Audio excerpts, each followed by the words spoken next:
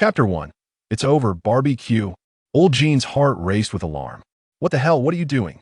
From all directions, a relentless tide of goblins surged forth, as if intent on devouring every last soul. Chirp chirp ah. This chaos all stemmed from that careless mage brother, who accidentally detonated the goblin's lair.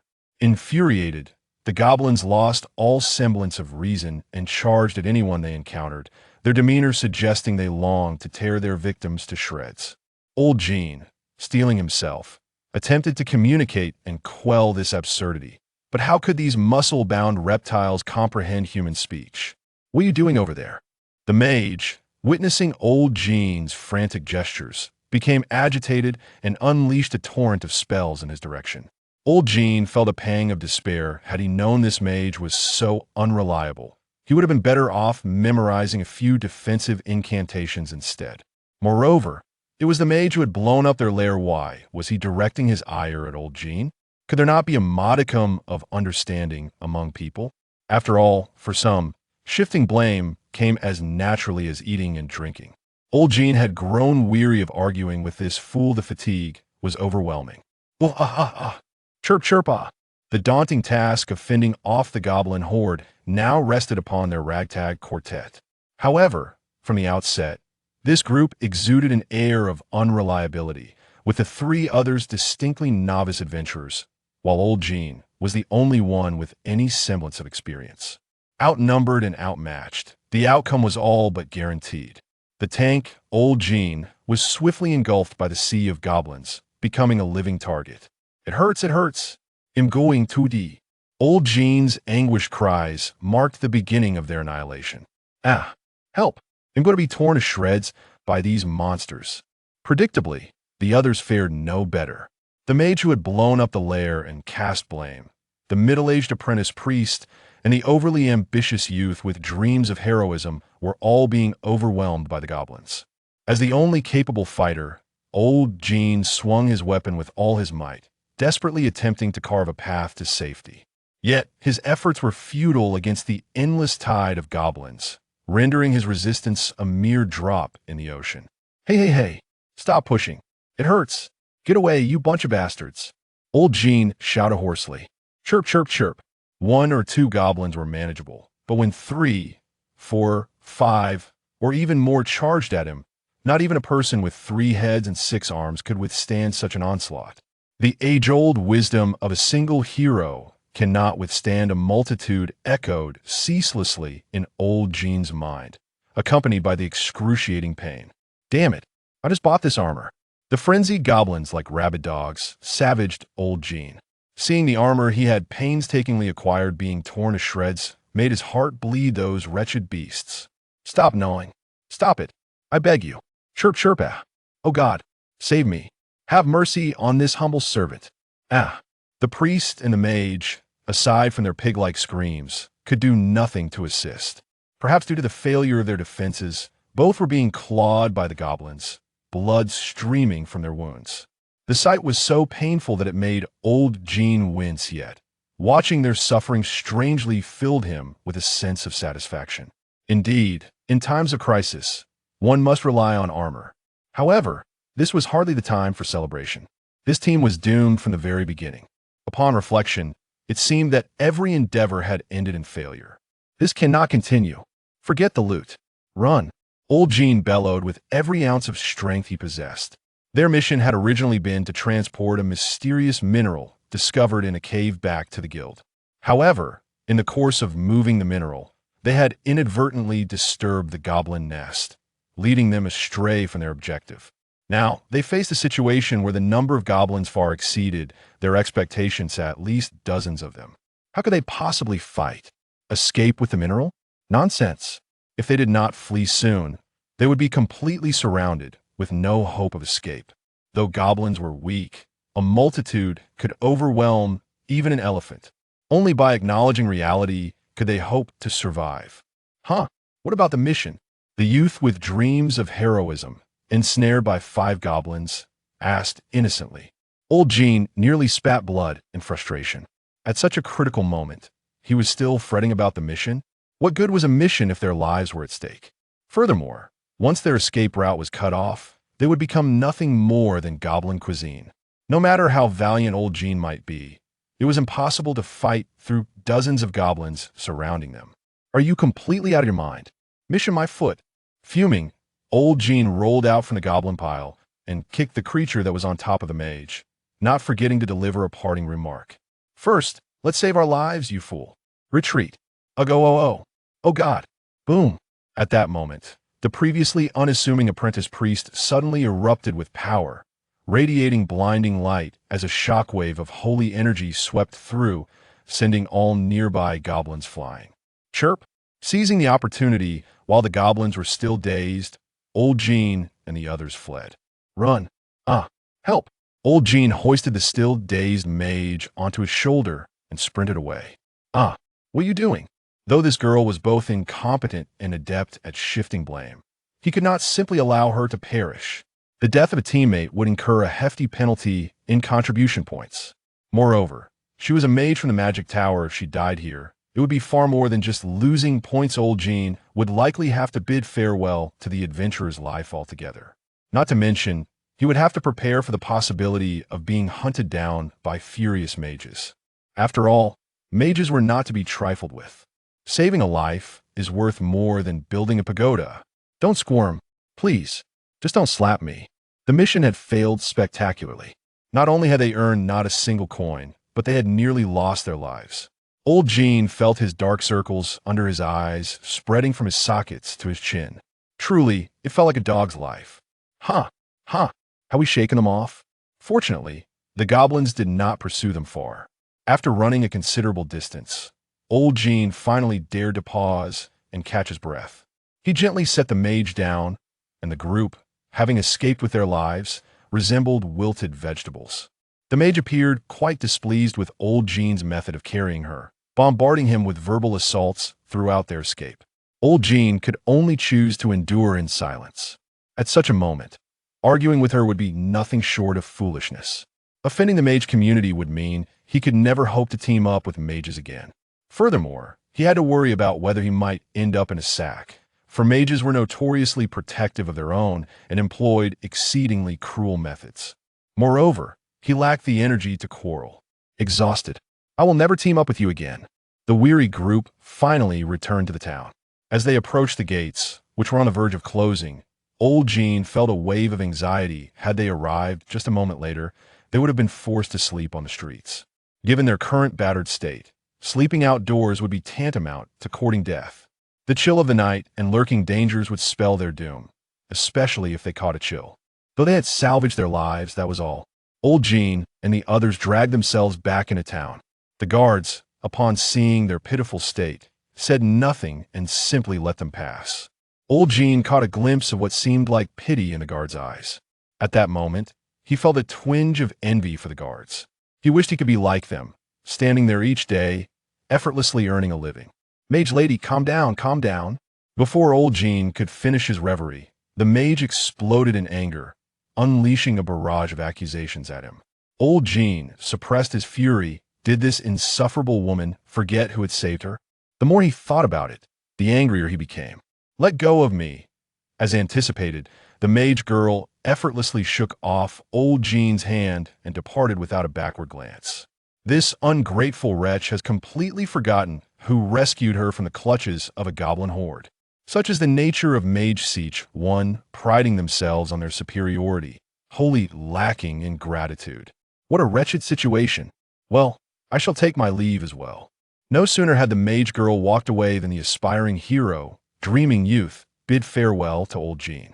It seems unlikely that they will cross paths again. Both parties were acutely aware of this reality. The boy vanished into the throngs, not even casting a glance back.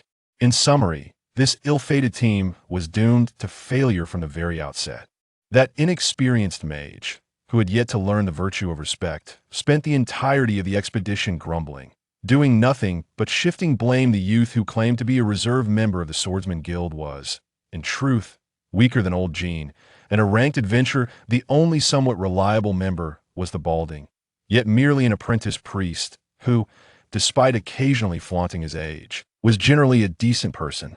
Unfortunately, The team's damage output was far too lacking, rendering the healer's efforts futile. As for old Jin himself, there were, of course, no issues. After all, a diligent tank is never in the wrong. All of this lay squarely on the shoulders of his teammates.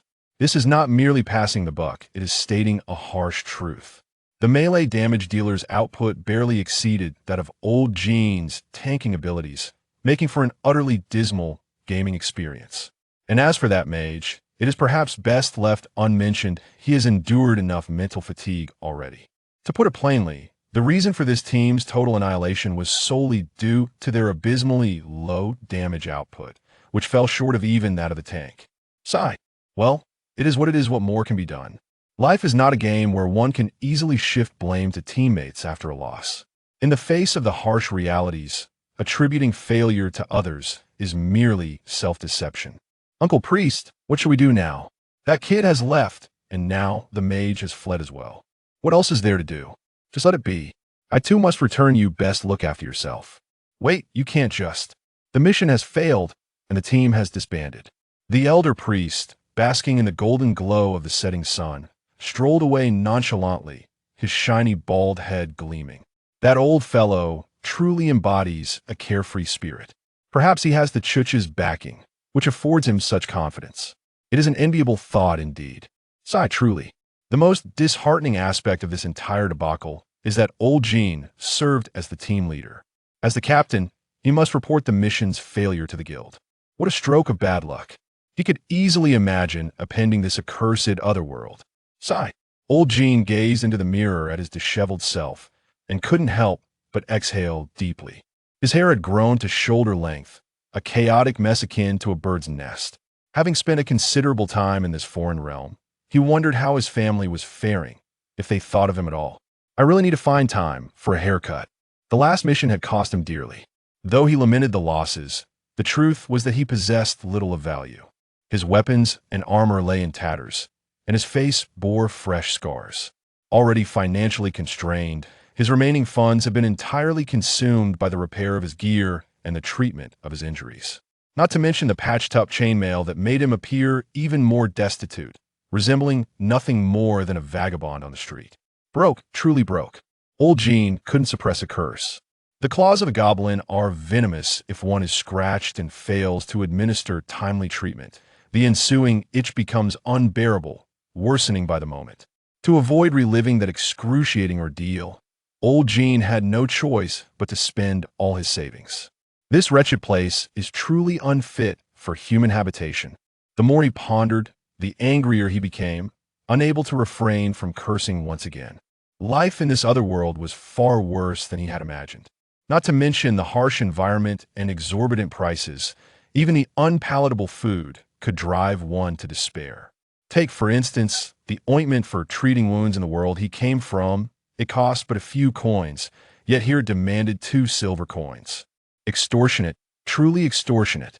It is worth noting that alchemical products are monopolized by the Alchemist Guild, leaving no alternative but to gamble in the black market. But given his unfamiliarity with the area, how could old Jin dare venture into such a place? Sigh, my face is ruined. What vexed old Jin even more was that since his arrival in this other world, he had not experienced a single day of peace. He was either battling monsters or en route to confront them. Years of conflict had left countless scars on his once handsome face, now marred and pockmarked, a sight most lamentable. If I ever return, will my mother even recognize me? Lost in such melancholic thoughts, old Jin sipped the bland vegetable soup provided by the inn for breakfast. Though labeled as vegetable soup, it was essentially a hodgepodge of various unidentifiable vegetables, potatoes, chunks of meat, dried fish, and even some unknown animal bones, all thrown together in a pot and boiled in a chaotic manner, touted as nutritious. Old Jin harbored serious doubts that the proprietor of this crooked hat and had any particular culinary inclinations otherwise. How could he possibly produce such abominable dishes daily? Alas, this cursed thing has become my daily sustenance. Lao Jin could not help but sigh once more. Ever since he arrived in this alternate world, he has truly come to appreciate the value of instant noodles. Nevertheless, the ability to fill his belly is a marked improvement compared to his previous days of wandering the streets. where he often found himself with a meal in hand, but no assurance of the next. To be alive, one must always cling to a glimmer of hope, mustn't one? Lao Jin consoled himself.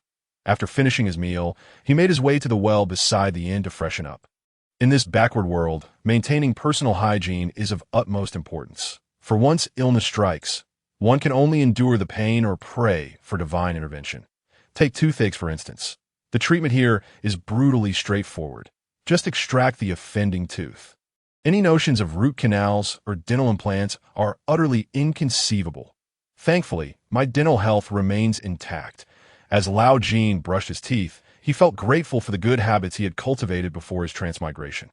Creak, creak. Once he had completed his ablutions, Lao Jin stepped out of the inn and found himself in the bustling square at the heart of the town. Alas, when will this life come to an end? Observing the throngs of people, Lao Jin was engulfed in confusion that he had once been an ordinary office worker, leading a mundane 9-to-5 existence.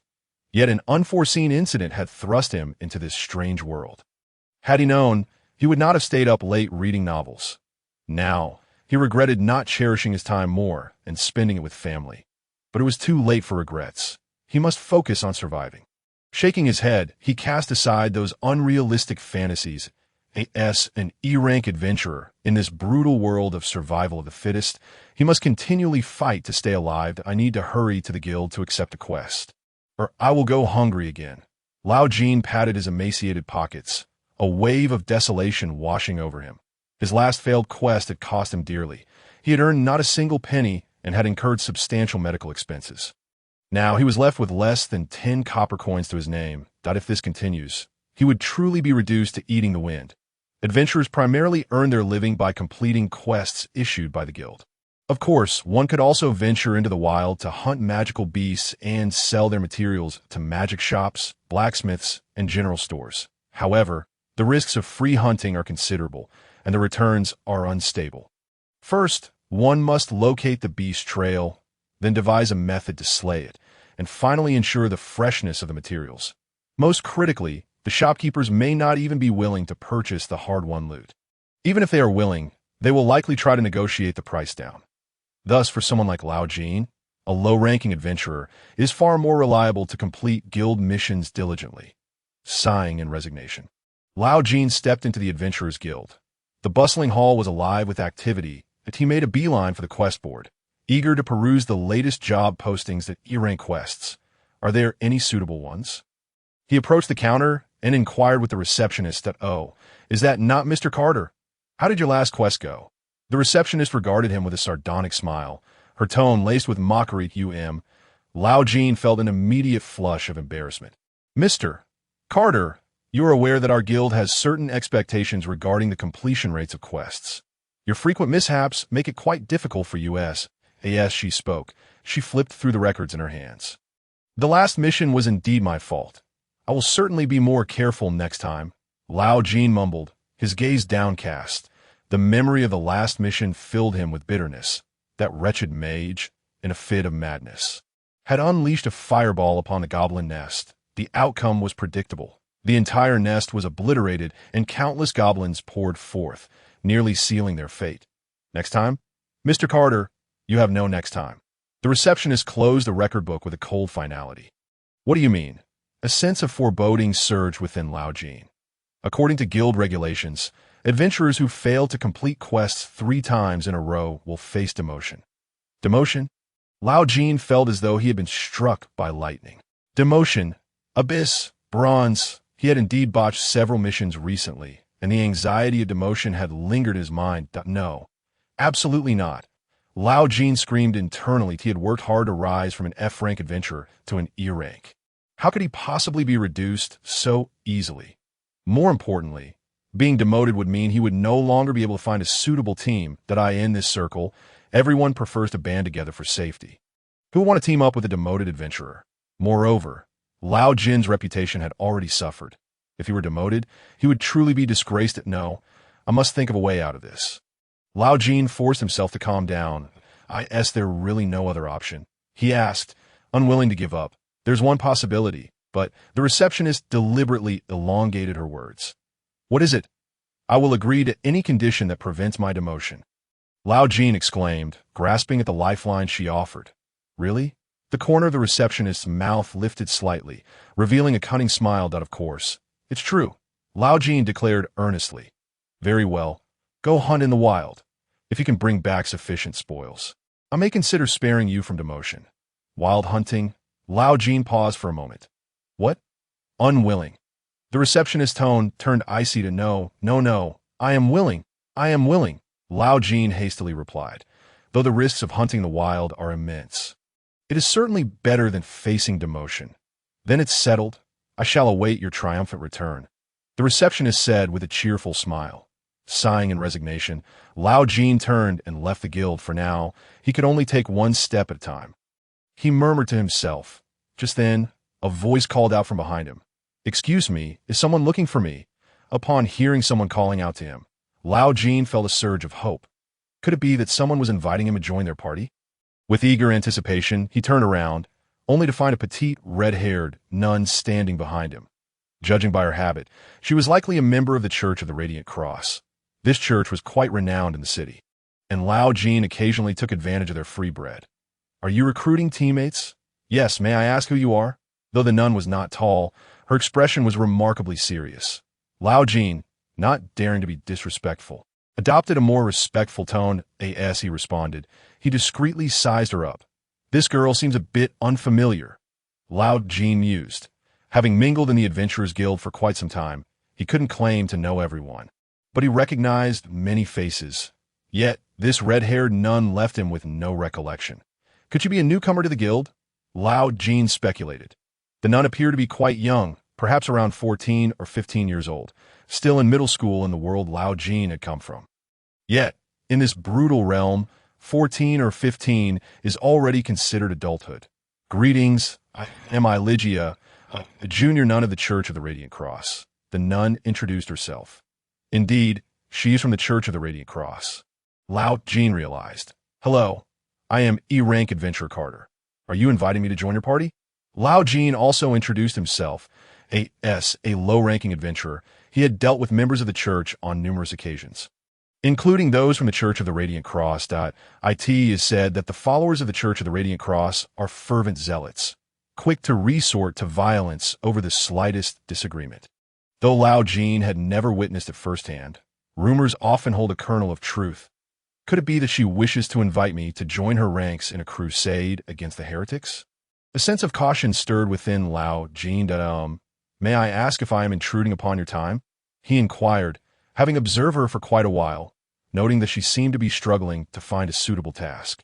Ellie asked politely, indeed. There are no commendable tasks available today, Lao Jin replied, feeling somewhat sheepish as he scratched his head.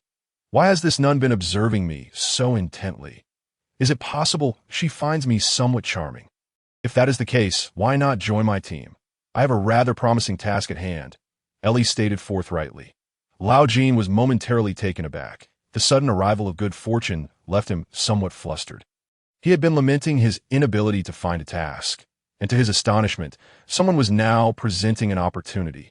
Pray tell, what is the nature of this task? Lao Jin asked, suppressing his excitement. It is as follows.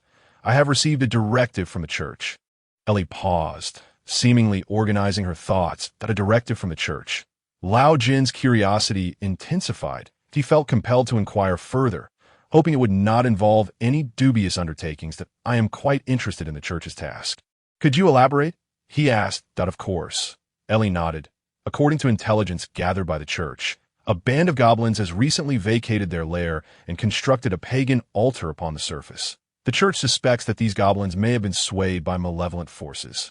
Thus, I've been dispatched to investigate. Goblins? Lao Jin blinked in surprise. Goblins are low-level monsters residing in subterranean caverns, roughly the size of human children, possessing limited intelligence and feeble combat capabilities. Such creatures typically do not stray far from their nests. Could it be that these goblins have undergone some form of mutation? Lao Jin mused internally. The church has allocated me a sum for operational expenses, should you agree to assist me with this task. I can offer you 1 silver coin as compensation. 1 silver coin. Lao Jin nearly leaped from his seat. 1 silver coin. That amount equated to the rewards he would receive for completing 2 or 3 E-rank tasks. I am in, without a moment's hesitation. Lao Jin agreed. Splendid. You have truly come to my aid. A smile finally graced Ellie's face. Observing her innocent demeanor, Lao Jin suddenly felt that his previous concerns were somewhat unwarranted. By the way, aside from myself, do you have other teammates? Lao Jin inquired. I had intended to recruit a few helpers, but Ellie's tone grew somber. But what? A sense of foreboding began to rise within Lao Jin. But I have asked several individuals, and none were willing to join my cause. Why is that? Lao Jin questioned, puzzled, I cannot say. They merely stated that they did not wish to associate with the Church of the Radiant Cross. Ellie's spirits visibly dipped. Lao Jin understood instantly. Although the Church of the Radiant Cross is one of the largest religious organizations on the continent, its followers have garnered a rather unsavory reputation, causing many to keep their distance. Furthermore, as Ellie's task was directly commissioned by the Church rather than through the Adventurers Guild, other adventurers were understandably reluctant to wade into such murky waters. Alas, it seems it shall be just the two of us. Lao Jin sighed. Really? You would accompany me? Ellie looked up, her face alight with surprise out of course. We are teammates after all, Lao Jin declared, thumping his chest. Despite the small size of their party, he felt no fear. Although goblins could be troublesome adversaries, they could be managed with caution. Besides, Ellie was a priestess. Should danger arise, she would be able to heal him in a timely manner. Thank you, Carter, Ellie expressed sincerely. What is there to thank? We are teammates. Lao Jin chuckled. By the way, do you think we should recruit additional allies? Ellie inquired. I believe adding 1 melee fighter and 1 mage would complete our team nicely. Lao Jin mused. Generally, a 4-member party is the optimal configuration for completing tasks, and in excess of members would dilute rewards and lead to disagreements, while too few would heighten the risks involved. However, I only have 2 silver coins for operational expenses. If we recruit 2 more, then... Ellie hesitated, clearly troubled. Lao Jin was taken aback. 1 silver coin per person means 2 silver coins for 2 individuals. My operational budget is just right. Ellie counted on her fingers, diligently calculating the sums. Lao Jin was left speechless. Could this girl truly be so oblivious to basic pricing? Miss Ellie, you may have a misunderstanding regarding adventure compensation, Lao Jin couldn't help but point out. A misunderstanding? What misunderstanding? Ellie looked at him with confusion. Typically, an E-rank adventurer receives only a few dozen copper coins for a task. 1 silver coin could easily hire several E-rank adventurers. Lao Jin explained patiently. Really? Is that true? Ellie gasped, her mouth agape in astonishment. That of course it is. Why would I deceive you? Lao Jin replied, exasperated. Yet, the church has provided me with merely 2 silver coins for operational expenses, Ellie said forlornly. Sigh. I suppose I shall consider it an act of kindness on my part to assist you. Lao Jin sighed. After all, he had no pressing tasks at hand. It seemed fitting to lend a helping hand to this unfortunate nun. Really? Thank you, Carter. You are truly a good person, Ellie exclaimed, gripping Lao Jin's hand excitedly, and no need for such formality. We are teammates, Lao Jin stammered, startled by her enthusiasm. Let us go recruit our allies now, Ellie declared, pulling Lao Jin into the throng of people. Wait, Miss Ellie, slow down, Lao Jin exclaimed as he was dragged along, feeling a mix of exasperation and amusement. Oh dear, what a spirited individual, he thought. And so, Lao Jin and Ellie embarked on their quest to find companions. However, the journey proved far more arduous than they had anticipated. They approached several individuals, only to be met with refusals that I apologize, but I already have a team. Sorry, I am not interested in this task. The Church of the Radiant Cross? No thank you. I wish to avoid trouble. As they faced a series of rejections, Ellie's spirits sank once more. Carter, it seems we truly cannot find any allies. She lamented, her head drooping. Oh, not lose heart. Let us continue to try, Lao Jin reassured her. But we have already asked several people, and they all refused to join us. Ellie's mood teetered on the brink of despair. Lao Jin sighed.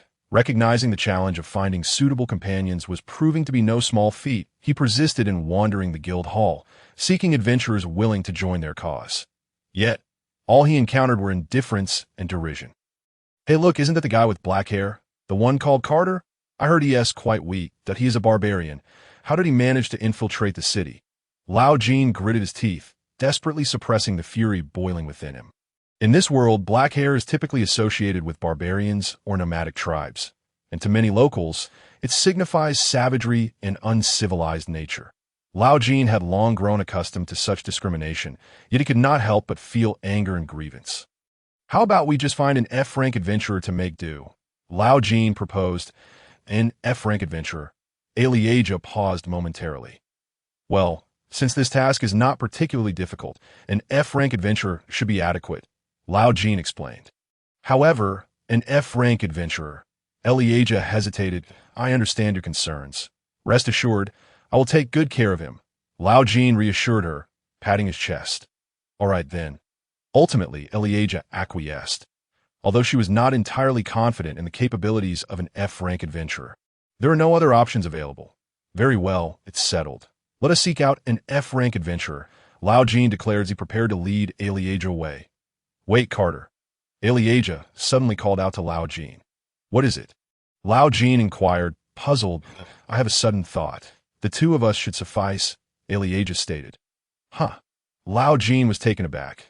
Considering this task is not arduous, I believe the two of us can manage, Elijah clarified.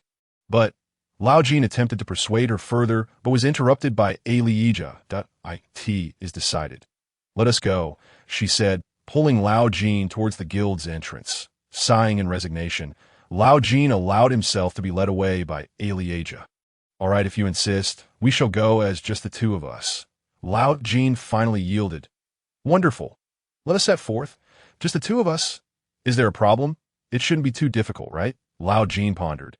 Assuming the task involved dealing with a few inept goblins and smashing a poorly crafted idol of an evil deity, then returning with the shattered pieces as proof, a handful of goblins daring to wander outside were hardly a challenge for him. Upon hearing Lao Jin's words, Elijah contemplated briefly before arriving at the same conclusion. Very well. If it is merely the two of us completing the task, we shall surely receive high praise. Indeed. Then without further ado, let us depart. Thus the two left the Adventurers Guild.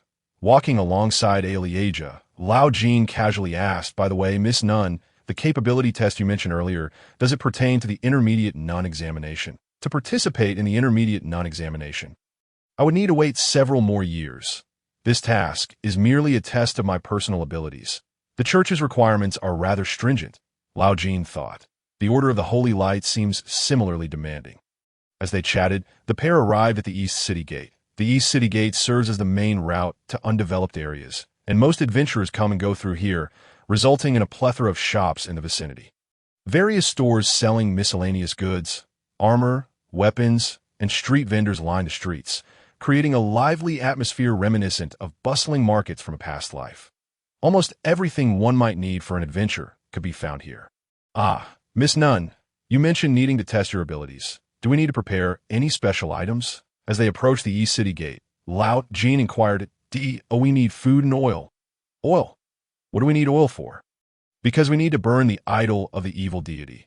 Nothing cleans up better than a good fire. Moreover, flames are always useful in battles against monsters, so bringing some along is certainly wise. Then let us purchase some oil and food. The pair entered a general store where they bought 2 hard loaves of bread and a bottle of oil, with the cost split evenly between them. In addition, Lao Jin and Elijah discussed acquiring a few other essentials. Are we ready to set off now? Before we depart, let us first examine the map together, Elijah suggested, pulling out a map from her pocket. A map? Lao Jin took the map, his initial reaction being disbelief that, is this truly a map? Scrawled across it were the city gates and a few crooked contour lines, a sight that was utterly disheartening. Who drew this? It's far too abstract. Lao Jin felt confident he could create a better rendition, even with his eyes closed, that the circled area your intended destination. Yes, Lao Jin strained to decipher the markings on the map. It seemed unrealistic to expect him to interpret it correctly. This was akin to those individuals whose handwriting resembled a chaotic scrawl. Even they struggled to read what they had written the following day. Such peculiarities were a common occurrence in every class. Truly vexing. It will take approximately 2 hours to walk from here to the destination. not to FAR.IT is said that the idol of the evil deity is nearby. So we should be able to locate it with ease upon our arrival point 2 hours. That makes for a total of 4 hours round trip. I guess it is nearing noon. Even if we act swiftly, we won't return until evening. Once the sun sets, the East City Gate will close, remaining shut until the following morning. Thus, adventurers generally aim to return before dark. If they cannot make it back in time, they must spend the night outside the city. Are we likely to spend the night outdoors? Miss Nunn, have you ever camped outside before? Lao Jin asked, knowing he frequently slept outdoors, but uncertain if Alieja had the same experience. It was best to inquire, as they might need to postpone their departure until the morning if she was unaccustomed to spending nights in the wild. Upon hearing Lao Jin's question, Alieja nodded in affirmation. I'm quite familiar with it. Furthermore, since we only need to locate the idol of the evil deity, if we manage our time wisely, we should make it back before dark. Even if they completed the task today, they would still need to settle for a night by the city walls after sunset. The timing was somewhat awkward. It appeared they would have to prepare for a night under the stars rather than in an inn. Let us set forth, Mr. Carter. Indeed, the two crossed through the city gate, and the guards did not impede their passage. Speaking of which, Lao Jin was uncertain what purpose these guards served standing there all day. He had never been questioned and felt they merely stood there, doing little more than observing. What an easy job. If given the chance, I would also like to switch to being a guard. After all, my greatest talent lies in doing nothing and daydreaming. Alieja led the way while studying the map. Lao Jin followed behind, observing her serious demeanor, and couldn't he help but wonder, with such a chaotic map, could she truly find the destination? Nevertheless, he reasoned that since it was her own drawing, it couldn't be so abstract as to lead her astray. So he chose to trust her in this otherworldly realm. Apart from the church members, whom could one truly rely on? Although these clergy members occasionally appeared eccentric, they were fundamentally good-hearted individuals who adhered to certain rules and order in their actions, starkly contrasting with the whims of mercenaries and adventurers. Those with a disciplined lifestyle generally possessed a purer heart. Mr. Carter, how long have you been an adventurer? Alieja asked as they walked. Lao Jin thought carefully about how long he had been in this world. Looking at his long hair that flowed down to his waist, he realized it must have been quite some time. Although he had never kept a precise count, he recalled having endured 2 winters, which would suggest at least 2 years had passed, perhaps even 3. His sense of time had become rather hazy. After completing his military service, he found himself serving in another world. Life had truly become absurd.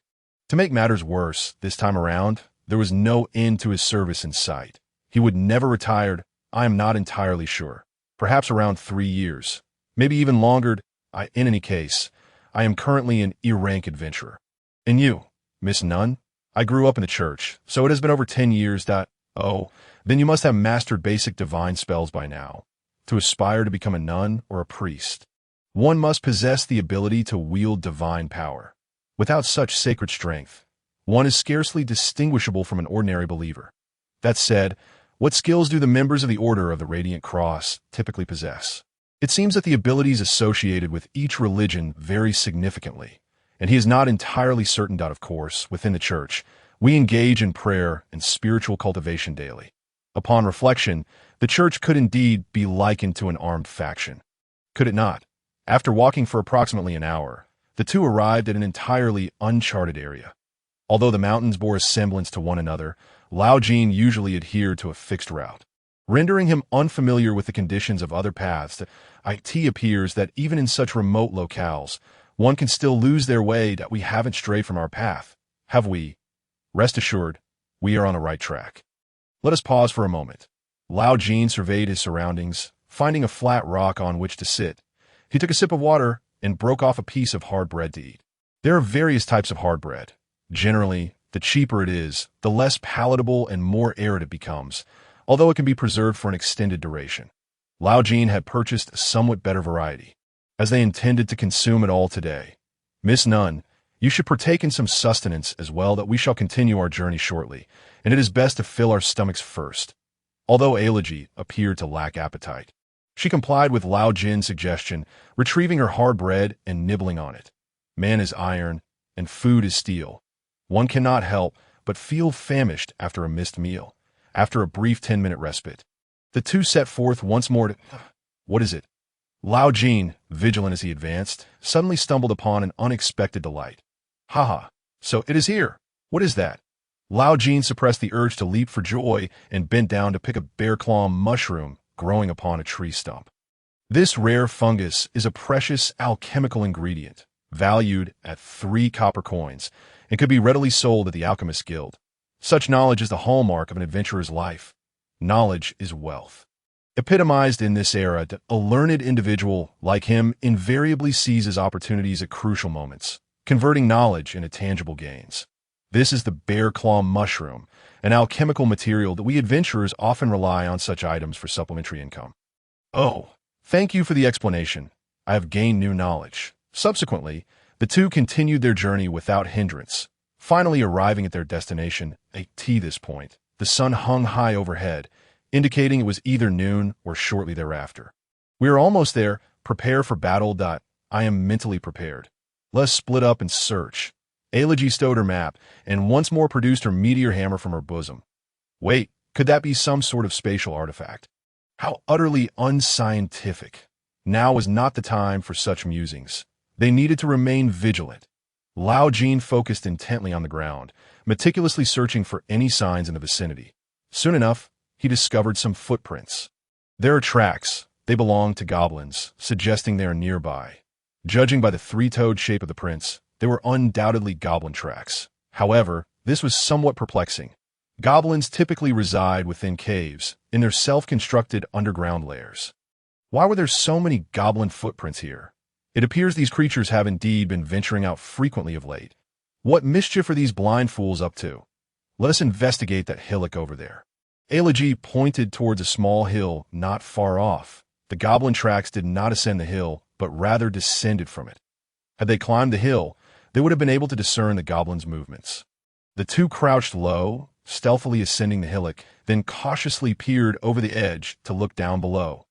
Bingo! Miss None, there they are. Yes, I see them too. At the base of the hill, they beheld their intended targets. Chatter, chatter, chatter, chatter, ah! 3 goblins were loitering at the foot of the slope. Their appearance was grotesque, resembling a repulsive rat's head grotesquely affixed to a hunched and twisted human torso, a sight that would send one's sanity spiraling. What abhorrent creatures! Mr. Carter, look at these blasphemous beings. Do not be deceived by their cries. Their voices can lead one to corruption. Lao Jin vowed that he had never before encountered such peculiar sentiments in his long life. However, now was not the time for sarcasm. He could only feign righteous indignation. Their very existence is a sacrilege against the divine. They must surely be creations of demons. How vile! Miss None, how might I quell this raging fury within? To deal with such clergy, one must adhere to their sentiments. They respond favorably to such flattery. You are doing splendidly. Harness that fervor and eradicate them. Eradicate them. Well said. However, these creatures appear to be scouts. What do you think about following them to ascertain their destination? By tracking them, we should be able to locate their lair. We can deal with them later. Onward. Oh, very well. Elegy brandished her meteor hammer and charged down the slope with fervor. Upon witnessing this, Lao Jin hastily unsheathed his long sword and followed suit. Chatter. At that moment, the goblins detected their presence and turned to face them. Alas, it was too late. These blind fools. This was not a confined cave. Sound would not echo here, and pinpointing Lao Jin and Elegy's location would not be so simple. Die, you filthy creature! Crack! Elegy's meteor hammer struck true, smashing the skull of the foremost goblin into a pulp. With its head shattered, the goblin's brain matter mixed with blood, and it fell lifeless to the ground. In the blink of an eye, Elegy had dispatched one goblin with remarkable efficiency, from the fluidity of her movements. It was evident that this was not her first encounter with such matters. Elegy was undoubtedly a professional butcher, a trained monster slayer. Such pathetic foes. The other 2 goblins, sensing danger, attempted to flee. Lao Jin would not grant them this opportunity.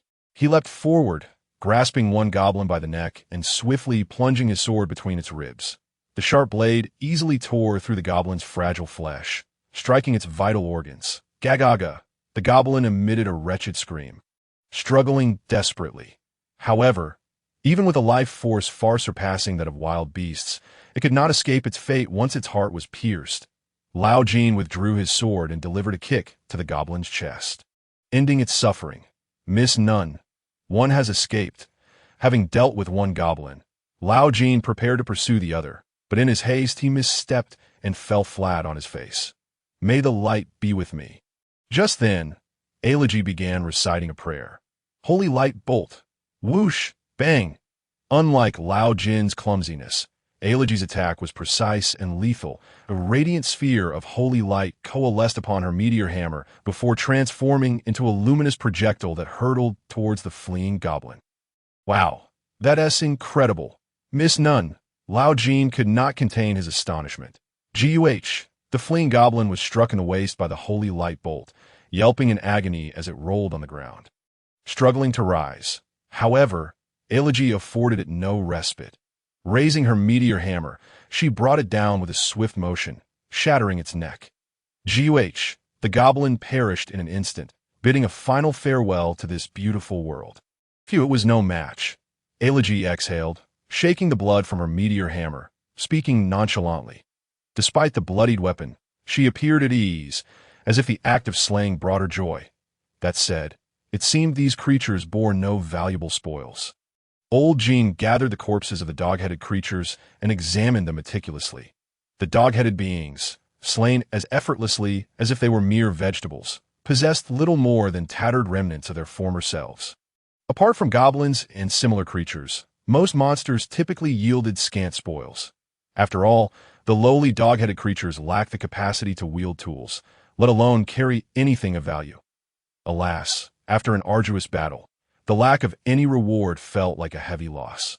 Were it not for the guild's extermination mission, such thankless tasks would scarcely attract any volunteers.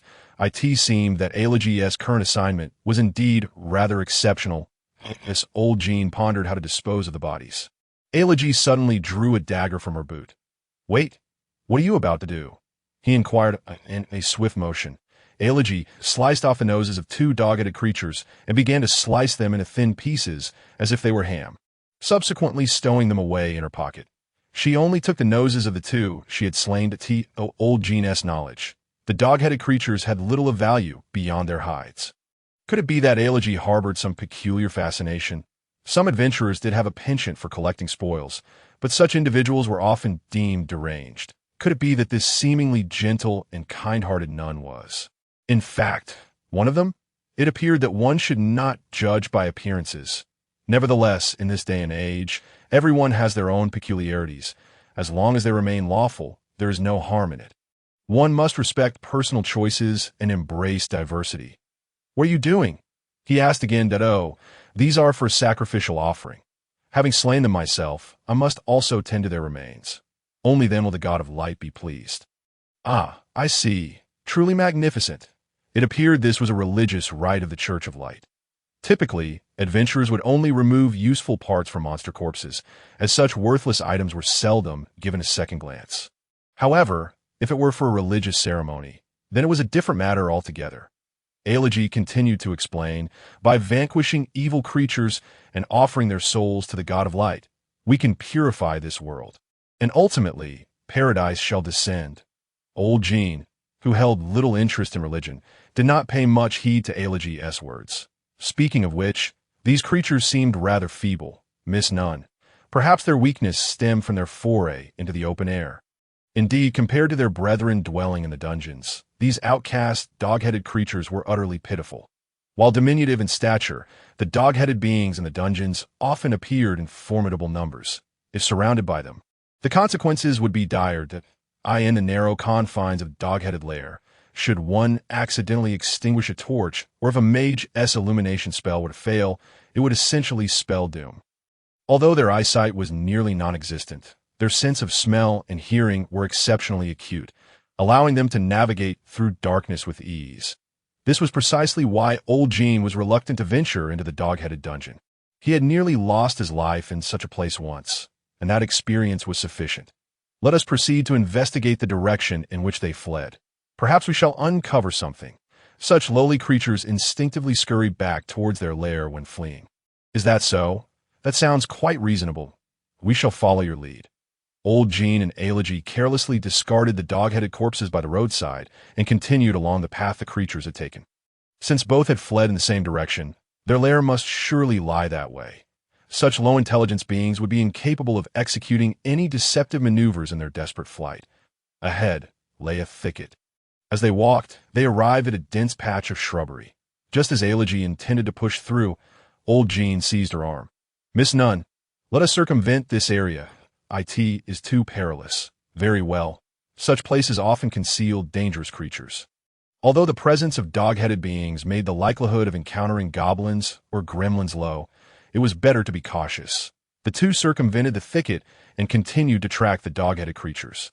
The dense foliage obscured the sunlight, making it difficult to gauge the passage of time. However, it was likely well past noon. "Time is of the essence," he remarked.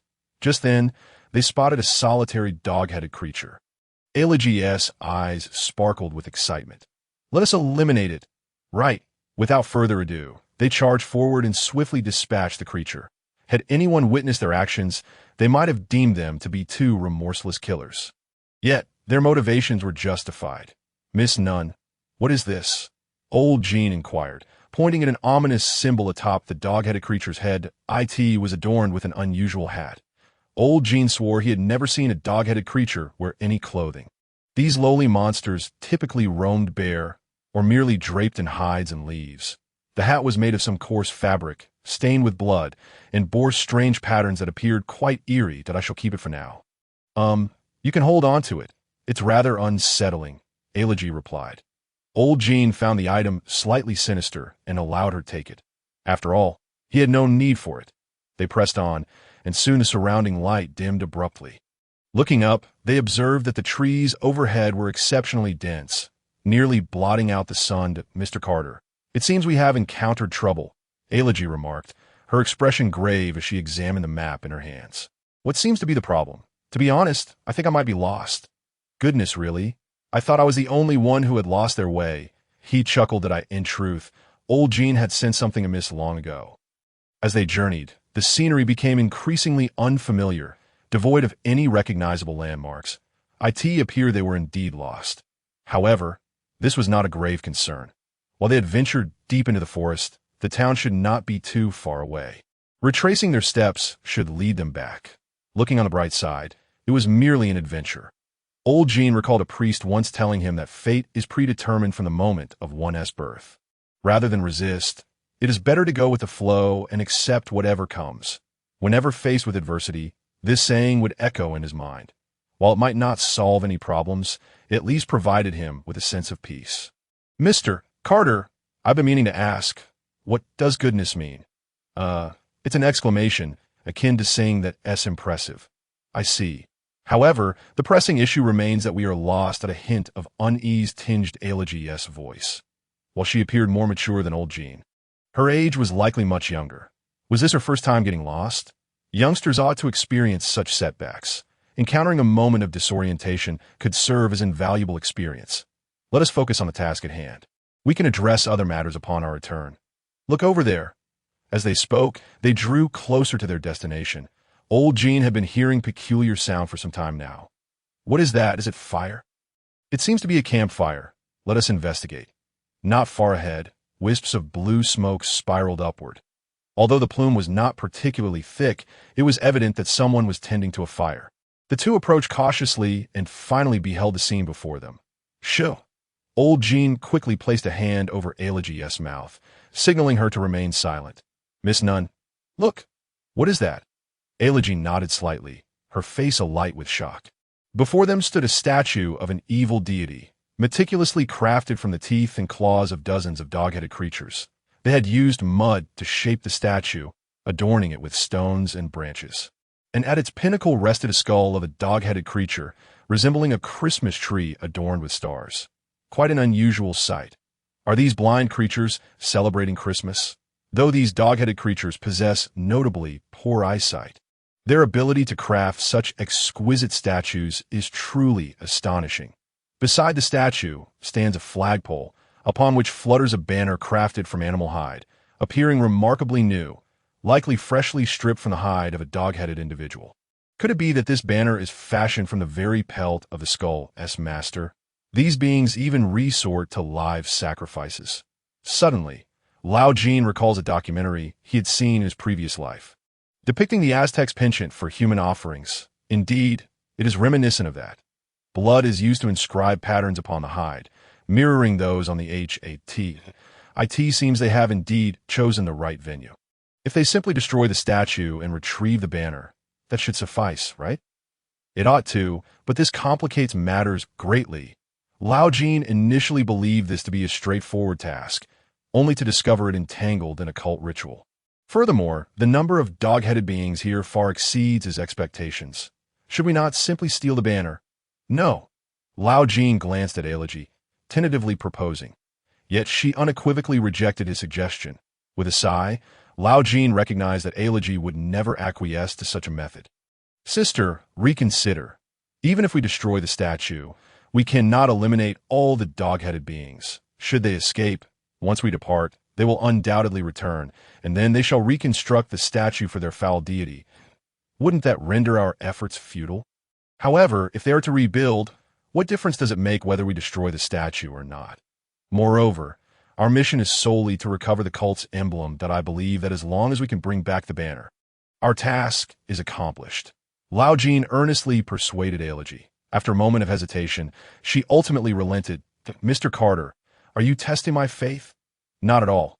I merely believe that you, sister, are a wise individual who should comprehend the need for flexibility. Elegy let out a soft laugh. It appears that dealing with such a rigid individual necessitates strategic finesse. The church, much like the military, is a hierarchical institution. Grasping this principle allows one to navigate it with ease. Then let us ignite a fire to draw their attention, and amidst the chaos, seize the banner. What do you think? The more Lao Jin contemplated this plan, the more feasible it seemed. Leave the fire to me. He meticulously surveyed the surroundings, plotting an escape route. Though he claimed the dog-headed beings were weak, a twinge of uncertainty lingered within him. After all, 2 fists cannot contend with 4 hands. Should these creatures encircle him, it would spell trouble. Upon calm analysis, Lao Jin deduced that he could manage at most 5 dog-headed beings simultaneously. Their weaponry, aside from sheer numbers, consisted solely of teeth and claws. With his chainmail, he should be able to withstand their attacks. Moreover, these creatures only reached his waist. Striking at his vital points would not be an easy feat. All right, it's settled. I will distract them first, and you look for an opportunity to set the fire while we seize the banner amidst the turmoil. Gripping his longsword tightly, Lao Jin cast a keen gaze across the environment. Beyond the lower-tier laborers, there existed a more formidable variant known as the dog-headed warrior. Lao Jin sought the presence of this elite foe, but felt a flicker of relief upon noticing the absence of any dog-headed warriors in the vicinity. Fortune seemed to favor him. Yet, one might ponder who instilled such audacity in these dim-witted dog-headed beings to orchestrate such a grand affair. Nevertheless, reflecting on it, there are far more intelligent beings than dog-headed creatures who frequently engage in foolishness. Ultimately, whether they are being manipulated or acting on a whim is of no concern to Lao Jin. Such trivial matters do not warrant his cognitive investment. Wait, could that hat-wearing, dog-headed creature be their commander? Truly, Lao Jin's intuition is remarkable. With the escape route confirmed and no elite foes present, he picked up a stone and expertly aimed at a dog-headed being engrossed in playing with mud. Magic missile. Crack. Lao Jin's magical projectile struck true. It is well known that stones are among humanity's most potent weapons, second only to the bow and arrow, based on his extensive combat experience. This strike possessed the power to rival an apprentice spellcaster's basic attack spell, a straightforward yet effective means of assault. Lao Jin had honed his throwing skills over the years, and given his status as a star pitcher on the school baseball team, this throw was swift, precise, and lethal, sending the dog-headed creature to its demise. With a pitiful cry, the struck dog-headed being collapsed to the ground. The surrounding dog-headed creatures, alerted by the commotion, turned to investigate. Seizing the moment before they could react, Lao Jin dashed toward the foul deity's statue. "Perish, you foul rodents! One dog-headed creature spotted Lao Jin and lunged at him with bared teeth and claws. However, before it could close the distance, Lao Jin delivered a powerful side kick to its midsection. Crack! The creature screeched in agony as it was propelled like a cannonball, crashing against the statue and struggling to rise. Chaos erupted among the dog-headed beings as they frantically rushed toward Lao Jin. Yet, could these mere minions hope to impede the human tank that is Lao Jin? Such a notion is utterly ludicrous. Grabbing a leg of the dog-headed creature he had just sent flying, he spun it around like a whirlwind. Rubbish! The advancing dog-headed beings toppled like bowling pins under Lao Jin's sweeping motion. In a burst of playful exuberance, he hurled the dog-headed creature as if it were a shot put into the throng of its comrades. Sister, at Lao Jin's call, Elegy accurately tossed a flask of oil at the foul deity's statue. Bang! The flask shattered, splattering oil everywhere. Following that, Elegy's voice rang in Lao Jin's ears. May the light be with him. Such a prayer was undeniably powerful. Holy light missile. Boom! A brilliant sphere of holy light crashed into the foul deity's statue, instantly igniting the spilled oil in a roaring blaze. Wait, this skill is fire-based. Lao Jin had always assumed the holy light missile was a light attribute spell, seizing the moment before the flames completely engulfed the foul deity's statue. Lao Jin swung his longsword, severing the flagpole and retrieving the banner. Upon witnessing this, the dog-headed creatures erupted in chaos. They howled in fury, recklessly charging toward Lao Jin. Their eyes blazed with a vengeful fire, as if he had slain their very parents. Yet, rather than fear, Lao Jin found amusement in the sight of these frenzied, dog-headed beings. You shall not prevail against me. Survival of the fittest. Activate before the weak. Lao Jin is an invincible force. His attack power would double against the weak, while his defense would have against the strong. This was his own psychological suggestion. Thus, he could maintain absolute confidence when facing the weak. Adventurers who flaunt their power before the weak seldom live long. Therefore, at least in the presence of the weak, Lao Jin would act with honor and without mercy. The foremost dog-headed creature collided with Lao Jin's foot. Bang! Its neck was snapped beneath Lao Jin's kick, sending it crashing into its companions. Seizing the advantage, Lao Jin executed a sweeping strike, cleaving another dog-headed creature in half. Next, he thrust his sword, accurately piercing the neck of a third dog-headed being. With a spray of blood, Lao Jin grasped the creature's neck and hurled it like a sandbag toward the others. The massacre was utterly one-sided.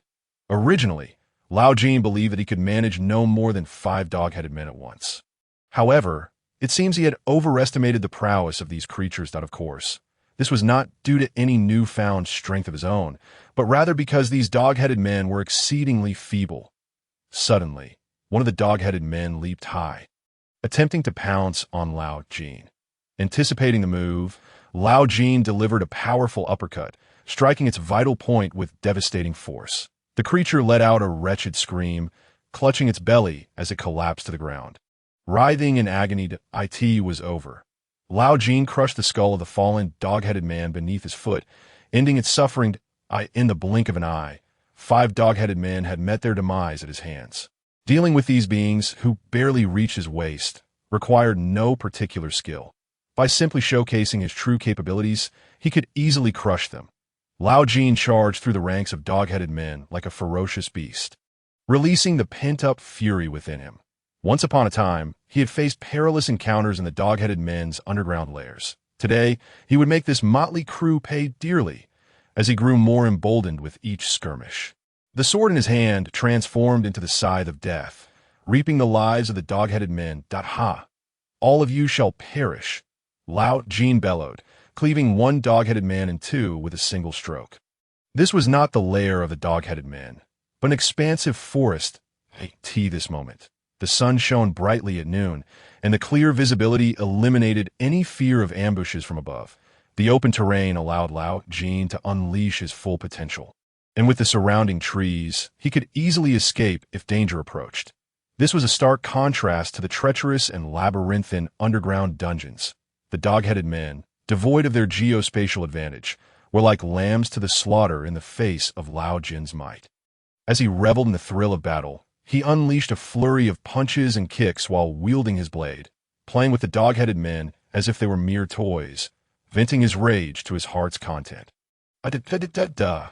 Loud Jin shouted with excitement as the surrounding dog-headed men transformed into lifeless corpses. "Mr. Carter, the area has been cleared," just as Lao Jin was basking in the joy of victory. Alicia's voice suddenly rang out beside him. That was quick." After dispatching the last dog-headed man, Lao Jin turned to Alicia, rendered speechless. What a sight! Surrounding Alicia lay the fallen dog-headed men, each one having met their end with a fatal blow to the head. Brain matter and blood spilling across the ground in a gruesome tableau. This was no battlefield. It was akin to a hellish nightmare. Alicia had, unbeknownst to herself, transformed into a human weapon. "Miss Nunn, you are truly remarkable. I am in awe of you," Lao Jin exclaimed sincerely. Observing the decapitated dog-headed man, an impulse stirred within him. Perhaps he should try a bludgeoning weapon instead. He had always felt that swords required too much finesse. Far less straightforward than a blunt instrument. Perhaps destruction and devastation were more in line with his combative style. "You are quite impressive as well, Mr. Carter," Alicia replied with a shy smile, then pulled a dagger from her boot. Approaching a dog-headed corpse, she skillfully severed its nose and tucked it away in her pocket. The bizarre ritual sent shivers down Lao Jin's spine. "Oh, you need assistance?" Lao Jin inquired as he approached Alicia. "No, I can manage on my own. Thank you for your kindness." "Very well, by the way, Mr. Carter." Your ear." Lao Jin instinctively touched his ear, only to find his hand smeared with blood. It appeared he had been scratched by a dog-headed man during the fray. The wound was just above his ear, near the back of his head, and it seemed rather deep. "Holy moly! Blood! So much blood! Don't move, Supreme God of Light. Please cleanse the world's sins with this blood." Healing spell. Alicia grasped Lao Jin's ear and began reciting a prayer. The flash of holy light enveloped him, and instantaneously, the pain in his wound vanished. This was the signature skill of a cleric. Healing spell, its efficacy rivaling that of the renowned Yunnan Bai Yao. Capable of swiftly mending wounds with no side effects, making it an essential skill for both everyday life and merciless encounters. To Lao Jin's astonishment, he too had experienced the miraculous treatment of divine magic. How profoundly moving! The speed of recovery is astonishing. "Thank you, Miss Nunn." Lao Jin expressed his gratitude with fervor, and no need for thanks. It was but a simple task. Upon examining his injury, Lao Jin found it had completely healed. Leaving only a faint scar, he cast a grateful glance at Alicia before rising to his feet. He checked his body and found no other injuries apart from the scratch on his ear. It seemed that his chainmail truly held up well. Indeed, for adventurers seeking longevity, having quality equipment was indispensable. Speaking of which, these creatures were remarkably weak, weren't they? Indeed, I initially believed this task would be perilous. I never anticipated it would be so effortless. It is all thanks to you, holy maiden.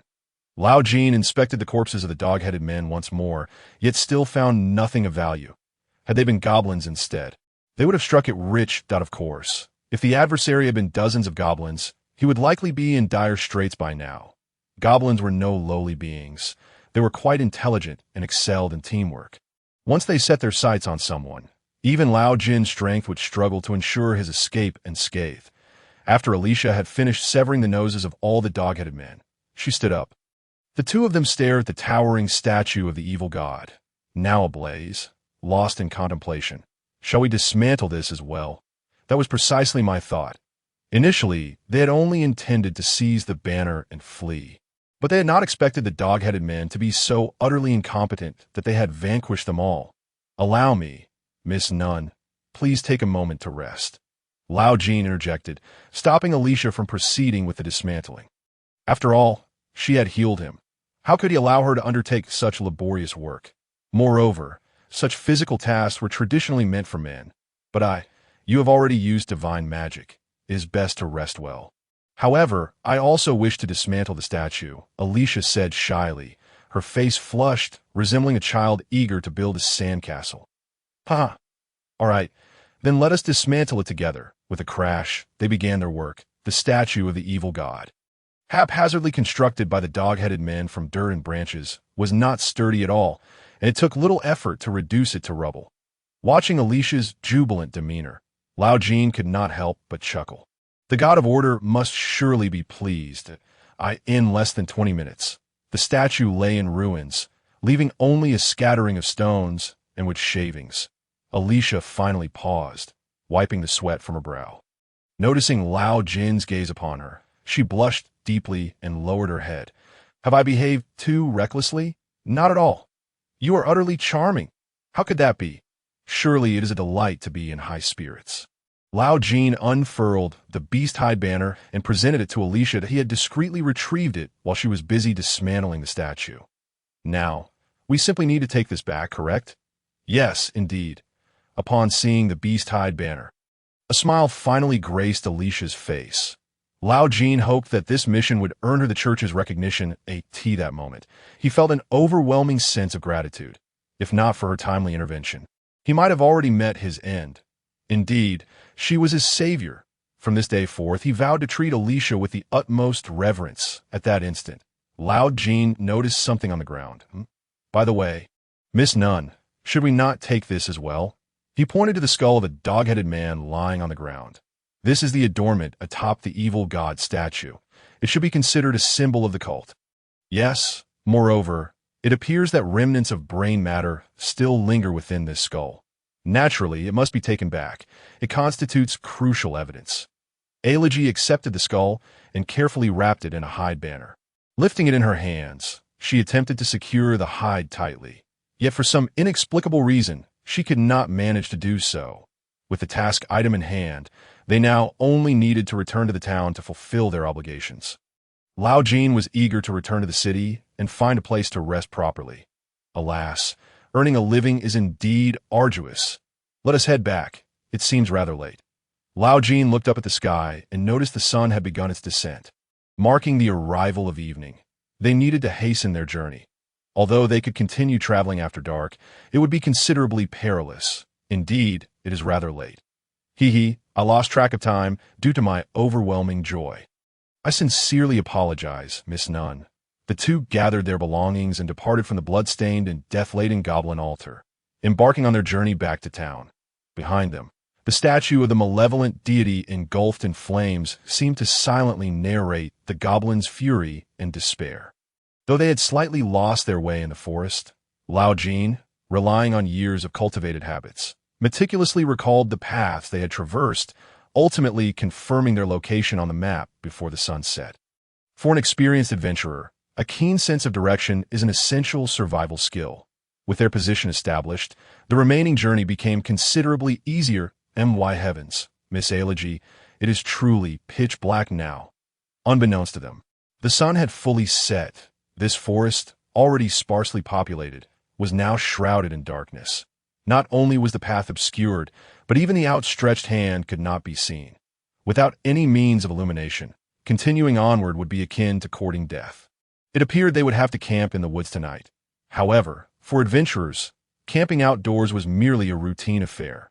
When funds were low in the city and stable fees were unaffordable, when tasks took too long, delaying them until dusk, or when long treks necessitated a break, camping had always been a part of an adventurer's life. Fortunately, Lao Jin was not overly concerned, as camping in this untamed land was second nature to him. Admittedly, the woods were not entirely safe. Nocturnal creatures roamed at night. Yet, those that lived near human settlements typically posed little threat, as the more formidable beasts had long been dealt with by adventurers. To encounter truly formidable foes, one would need to delve deeper into the region. Moreover, the most troublesome goblins were primarily active during the day. Additionally, the vast majority of monsters feared fire, as long as they built a fire and took turns keeping watch. They could safely weather the night. Finding a suitable spot, Elegy invoked, light, illuminate this darkness. Holy light as Elegy prayed, a halo of sacred light appeared above her head, dispelling the surrounding gloom. Such a remarkable ability, Lao Jin marveled inwardly.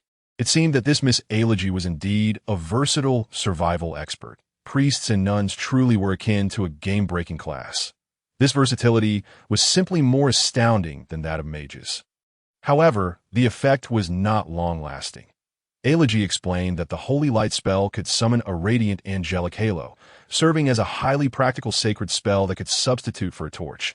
Its advantage lay in its ability to illuminate dark dungeons or nighttime surroundings while also possessing a certain efficacy in repelling monsters. It was said that most monsters feared or loathed this divine radiance. Although some claimed that powerful monsters might be drawn to this light, Lao Jin had yet to encounter such creatures. Presumably, only beasts of orc caliber would fit that description, but of course, orcs would not appear in proximity to a city unless permitted by the ruling powers. They would never allow orcs to encroach upon the city's vicinity. Impressive. Lao Jin could not help but applaud. Impressive? What does that mean? Ah, it is a term from my hometown dialect, meaning extremely formidable, splendid. I see. Faced with Lao Jin's clumsy explanation, Elegy merely smiled faintly. Had she known of this ability earlier, they could have saved on fuel. If they could spare a bit, they could easily craft a torch now. Although he carried a fire starter, it was useful only for igniting a fire, not for making a torch. Time passed. The effect of the holy light spell dissipated. Fortunately, they had not encountered any monsters during their journey. The nocturnal creatures near the city typically comprised solitary wolves, giant bats, or minor demons, though not particularly strong. They possessed excellent night vision, making combat in unlit environments rather challenging. Miss Elegy, can you use it again? I'm afraid not. It cannot be done at this moment. It seemed it was time to prepare for the night. Mr. Carter, let us camp here. Very well. Lao Jin retrieved a fire starter from his pouch and forcefully snapped it in two. With a soft puff, the fire starter emitted a wisp of smoke, igniting a flame. Speaking of which, although this item was called a fire starter, it bore little resemblance to an actual fire starter. Simply put, it was a bamboo-like tube filled with flammable materials, sealed to create the device. Once broken, the contents would ignite. For most adventurers, this was an essential survival tool. Dry twigs. However, the flame from the fire starter could not last long. Seizing the remaining light, Lao Jin hurriedly collected some dry branches and fallen leaves. With Elegy's assistance, they quickly established a bonfire. It seemed that this Miss Elegy possessed considerable wilderness survival experience, akin to a special forces operative. Miss Elegy, let us take turns resting. You can manage the time. No need for such trouble. I am quite alert while sleeping. Is that so? Generally speaking, in such a location, not arranging for someone to keep watch while camping was akin to courting disaster. But since Miss Elegy had stated it so, Lao Jin chose not to insist further. After all, he had always lived life on the edge, and if anything were to happen, he could always start anew 18 years later. Although life was precious, Lao Jin had increasingly felt that living held little meaning. In this world, survival was exceedingly difficult, almost a torment. While he still harbored dreams of returning to his homeland, was it truly worth continuing to struggle in this world that devours without mercy for an elusive goal? Nevertheless, it must be said that the strength of the clergy surpassed that of most monsters. Thus, it was settled. Miss Elegy, you should wear this. I am clad in armor and do not feel the cold. Lao Jin said, handing the goblin hide to Elegy. Regardless of its sinister connotations, falling ill from the cold would certainly be a greater loss. Should it escalate into hypothermia, it would truly be a dire fate. His armor, after all, was padded and provided warmth comparable to that of down jackets. He would bear the burden. To be honest, he wished he could remove his armor and give it to Elegy, but doing so would leave him freezing. Thank you. Elegy accepted the hide, casually tossing aside the goblin skull wrapped within, and then draped the leather around herself. Although the pagan patterns etched upon the hide made her uneasy, such concerns paled in comparison to the chill. And no matter how sinister the item, it must be donned before the cold. Falling ill would incur considerable medical expenses. This leather seems a bit large. Shall we share it? This piece of leather was originally intended for a banner, so it was indeed oversized. Moreover, it appeared to be sewn together from several pieces, which contributed to its excessive width. No need. I am fine. That said, this leather looked rather unsettling. It made her feel somewhat uneasy, and she worried about having nightmares at night. Although Elegy's suggestion was considerate, Lao Jin was somewhat superstitious and politely declined her kindness. Despite his robust stature, He had an irrational fear of ghosts. After all, he has been steeped in Chinese culture from a young age, and within this culture, superstitious beliefs are deeply entrenched. Thus, even now, he dares not sleep with his head facing north.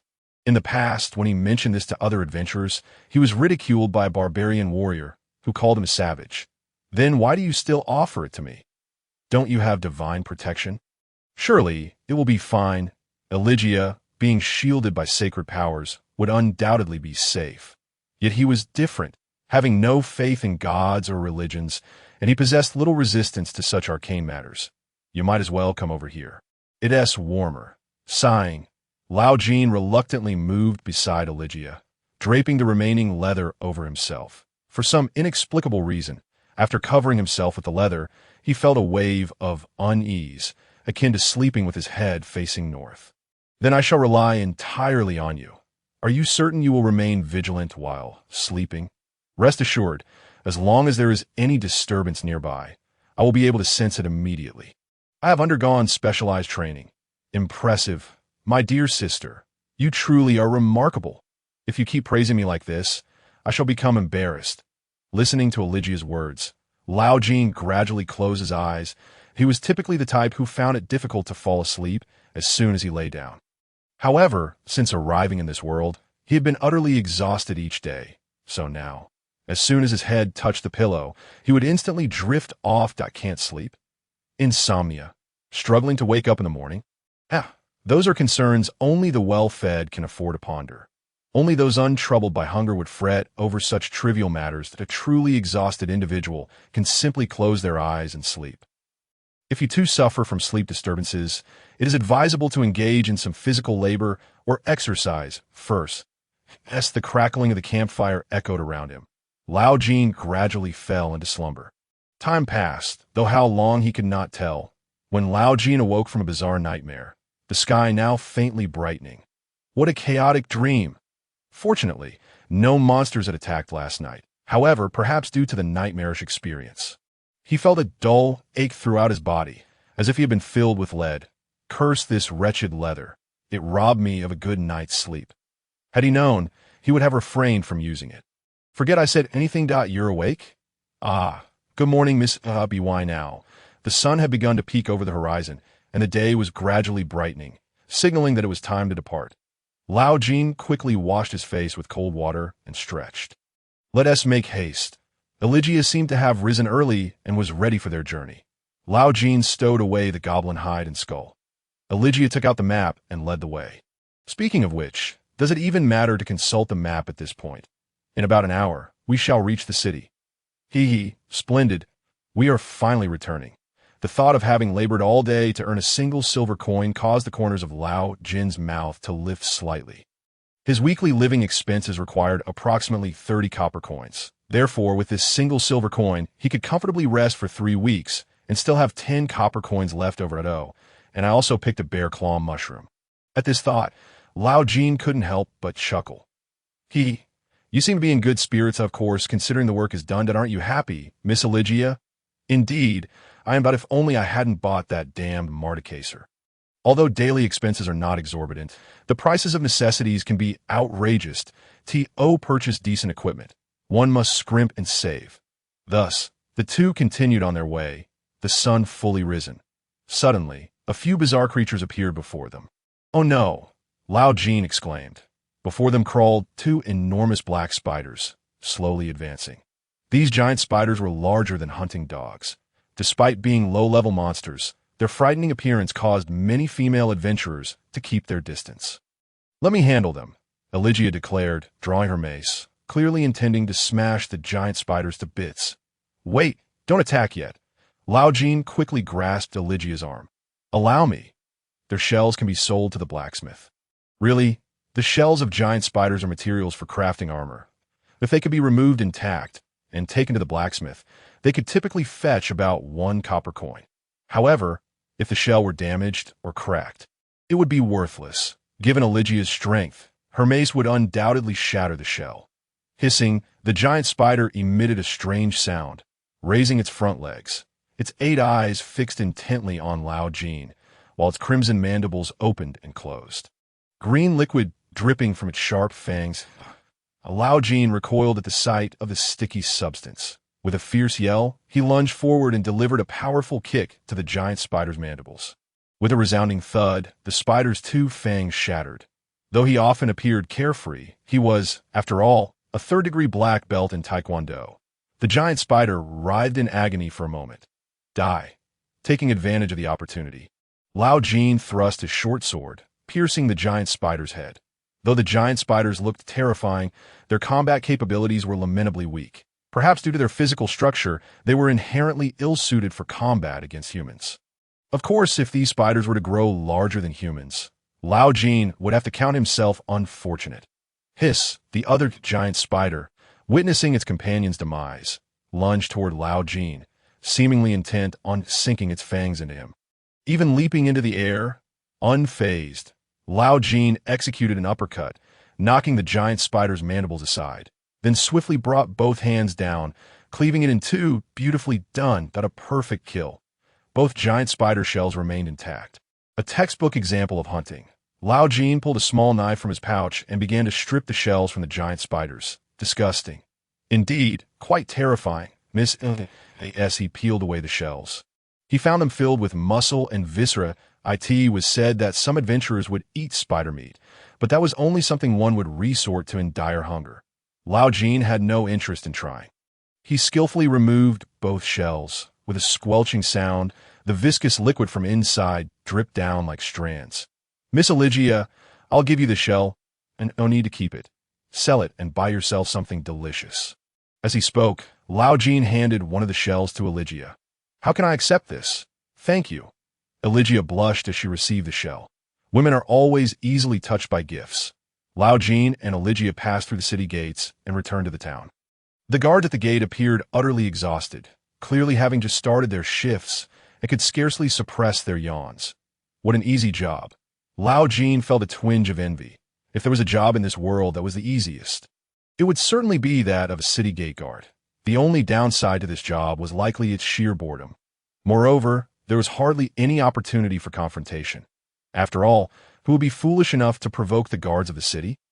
Mr. Carter, thank you for your hard work, Eligia said. If anyone deserves to be called hardworking, it should be you, Miss Eligia. You carried this mission from start to finish, Lao Jin replied with a smile. This mission had relied almost entirely on Eligia's divine spells. While his contributions amounted to little more than dispatching a few goblins, he would be sure to remember this favor. By the way, Miss Eligia, do you need me to escort you back to the church? Lao Jin inquired. No, thank you, Eligia declined graciously. Lao Jin handed the package containing the goblin hide to Eligia, who accepted it with a smile. Thanks to you, we were able to complete the mission so smoothly. Here is the promised reward. She spoke. Eligia handed Lao Jin a silver coin. That a single silver coin is equivalent to 100 copper coins, which is a considerable sum for Lao Jin. He was so overwhelmed with excitement that he almost couldn't restrain himself from performing a celebratory dance. In all his years, this was the first time he had earned such a substantial amount at once. He felt his hands and feet tremble slightly, and a surge of indescribable exhilaration welled up within him, as if he were on the brink of a euphoric episode. With this silver coin, he now possessed a total of 1 silver coin and 27 copper coins. The corners of Lao Jin's mouth nearly reached his ears. He stifled a smile and waved at Eligia. Please, take your time. Miss Eligia, I will surely repay your kindness today. You are like a second set of parents to me. There's no need for such formality. And Mr. Carter, you've worked hard as well. Farewell. Eligia, shouldering her bundle filled with goblin skins, turned to leave. After watching her depart, Lao Jin carefully tucked the silver coin into his pocket and strode with light steps toward the blacksmith shop. He still needed to dispose of the 2 giant spider shells he had acquired. Near the eastern city gate, various shops lined the streets, and Lao Jin casually selected a blacksmith shop to enter. Welcome! Upon hearing the commotion, a muscular man, busy at the forge, turned around. His thick arms seemed ready to burst through his clothing. Clearly a seasoned craftsman, Lao Jin hurried forward, presenting the 2 shells. Boss, take a look at this. Will you buy it? I just skinned them today. They're fresh out of course. 1 copper coin for each. How does that sound? The blacksmith set down his hammer, accepted the shells, and scrutinized them for a moment before producing 2 copper coins to hand to Lao Jin. These shells are of decent quality if you manage to hunt another giant spider. Be sure to come back to me. Absolutely. Lao Jin accepted the copper coins and wandered around the shop, but found nothing worth purchasing. Looking to buy something? I can offer you a discount, the blacksmith casually inquired while continuing his work. I'll just take a look for now. Lao Jin replied dismissively. To be honest, he was contemplating purchasing a shoulder guard or perhaps a breastplate.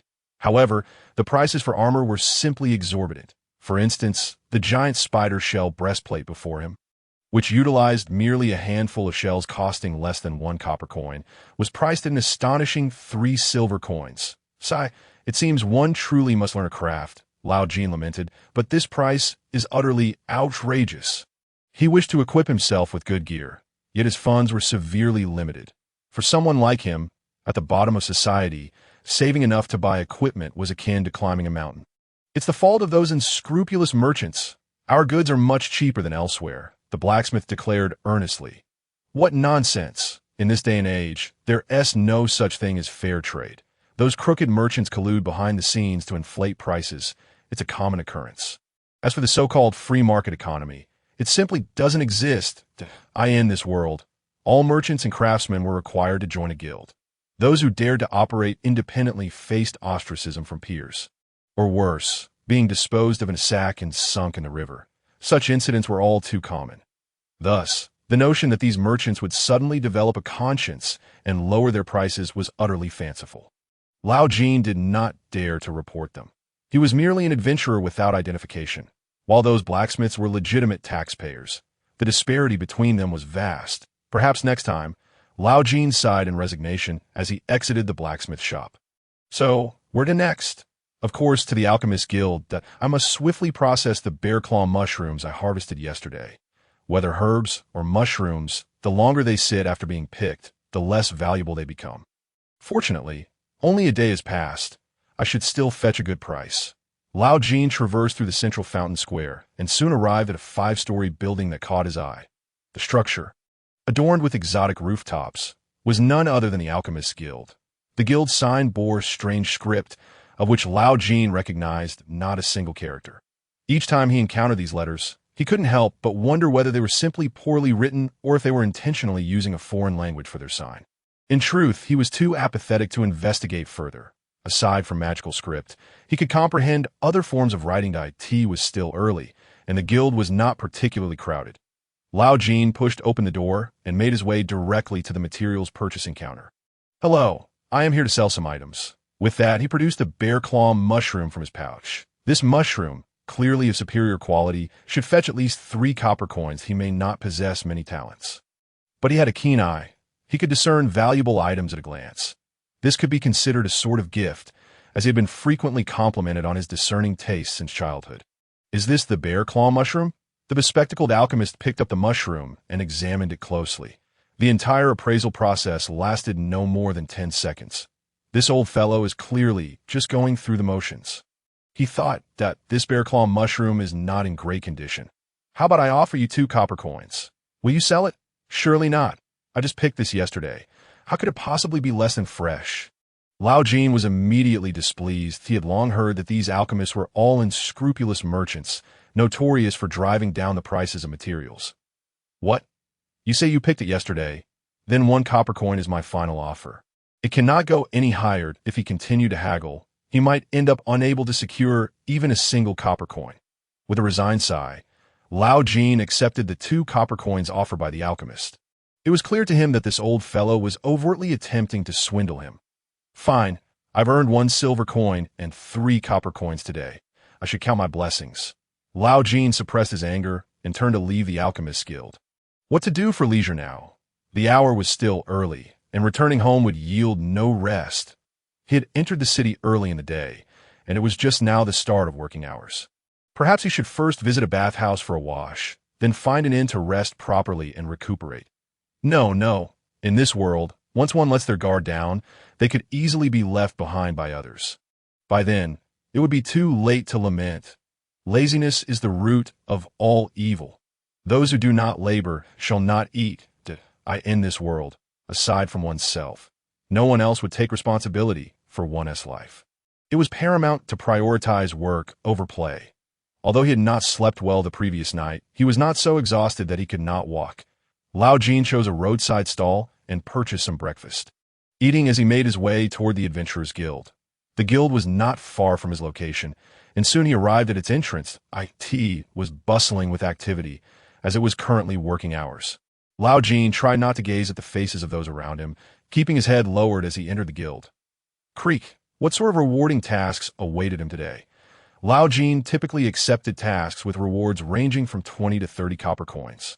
Completing 2 or 3 such tasks per week allowed him to maintain his basic living expenses that in truth, given his abilities, he could have undertaken more tasks. However, work had been scarce lately, and there were few willing to take him along, so he could only barely maintain his current situation. His weekly living expenses amounted to approximately 30 copper coins, meaning that completing just 2 tasks would ensure he would not starve. Yet if this continued, he would never have the chance to level up. Today, having finally earned 1 silver coin, he needed to work even harder to strive for an early enhancement of his abilities. Lao Jin approached the counter, prepared to see if there were any suitable tasks available. For reasons unbeknownst to him, every time he encountered the receptionist, he felt a flush of warmth spread across his back, a mixture of embarrassment and guilt surging within him. May I inquire if there are any tasks available today? When his turn came, he asked in a hushed voice, his face flushed. I assent that Mr. Carter, what brings you here today? The receptionist seemed entirely taken aback by Lao Jin's return, covering her mouth in feigned surprise as she exaggeratedly inquired. Lao Jin felt his face grow hot, wishing he could find a hole to hide in that. May I please ask if there are any tasks available? He stammered his inquiry. Alas, upon witnessing Lao Jin's pitiful demeanor, the receptionist let out a resigned sigh. Mr. Carter? Mr. Carter, let us make a pact. What kind of pact? Lao Jin was momentarily taken aback. To be frank, you have quite a record of botched assignments. The receptionist stated with utmost seriousness. Indeed, Lao Jin acknowledged awkwardly, nodding his head. According to his incomplete tally, he had at least mismanaged 5 tasks, and each time he believed he had committed no error whatsoever. As the saying goes, 3 cobblers can outsmart Zhuge Liang. Yet the companions he encountered were nothing but hindrances. In a team of 5, he invariably found himself bearing the burden alone, while the other 4 lagged behind. Thus, I had originally intended to refrain from introducing you to more tasks. However, the receptionist paused, continuing, if you promise me one thing, considering your pitiable state, I shall make an exception and present you with another assignment. I vow to complete the task. Just tell me. Lao Jin exclaimed, nearly bowing before the receptionist in his eagerness. He grasped her hand tightly, earnestly proclaiming, I promise, whatever you say, I shall comply. I have yet to finish my statement. The receptionist interjected, exasperated as she withdrew her hand. That requirement is that you must ensure, once you accept the task, to exert every effort to complete it without error. Do you understand? This is as easy as pie for me. Lao Jin assured, thumping his chest. While he may lack other virtues, he was resolute in his promises. That I still haven't finished. The receptionist interrupted him again. That I've inquired, and if you fail once more, you will be demoted to F rank. What? Lao Jin felt as though struck by lightning, freezing in place. You do understand what it means to be demoted from E to F, correct? You must have seen many adventurers who have fallen to F rank. Haven't you? You are well aware of their fate, I presume. The receptionist's tone bore a hint of compassion. Lao Jin certainly understood the implications of being demoted to F rank. Those adventurers relegated to F rank ultimately abandoned their identities as adventurers, resorting to menial labor within the city to barely make ends meet. Therefore, you had best take this seriously. Report to the guild before dawn tomorrow. There happens to be a team in need of personnel, and the remuneration is quite decent. It should suit you well. Lao Jin had long known he was on the brink of demotion, yet he never anticipated he had approached the precipice. If he truly fell to F rank, his life would be over. More precisely, it was a task to hunt a D rank beast. The team included a C rank mage, so it should pose no significant problem. Remember, you must arrive before dawn tomorrow. Just mention that you are joining the team to hunt the petrifying chicken snake. Petrifying chicken snake, C rank mage. Understood. Thank you. I shall repay this kindness. If you truly do get demoted, do not bother coming to see me again. Next, Lao Jin's legs felt weak as he stumbled away from the counter. During this period, he had not taken his previous failures to heart, but now, reflecting on it, he felt a profound sense of trepidation. This time, I must succeed. Lao Jin took a deep breath, clenched his fists, and silently vowed within himself. After leaving the Adventurers Guild, he made his way directly to the public bathhouse in the city, in preparation for tomorrow's task. He needed to rejuvenate himself thoroughly today.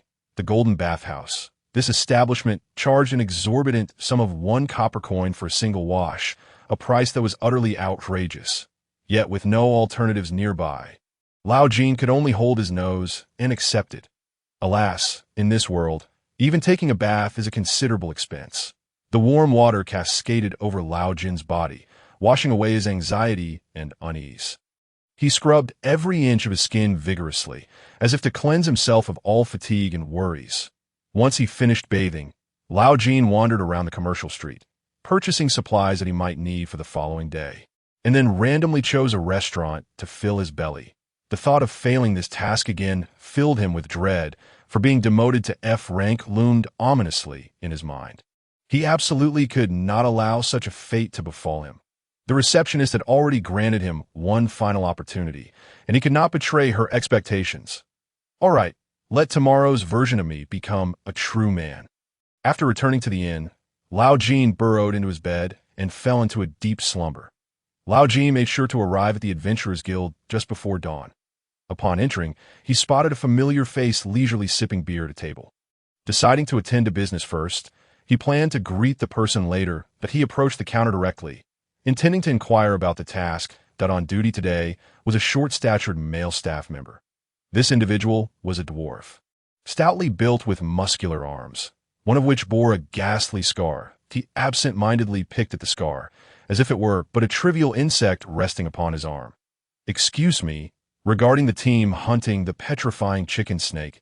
Ah, that one. It's over there, seated with that fellow. The dwarf staff member pointed to a nearby table. Following the dwarf's gesture, Lao Jin saw a man waving at him from across the table that, "Oh, isn't that barbarian, bro? Long time no see. Kebson, how have you become so increasingly sleazy?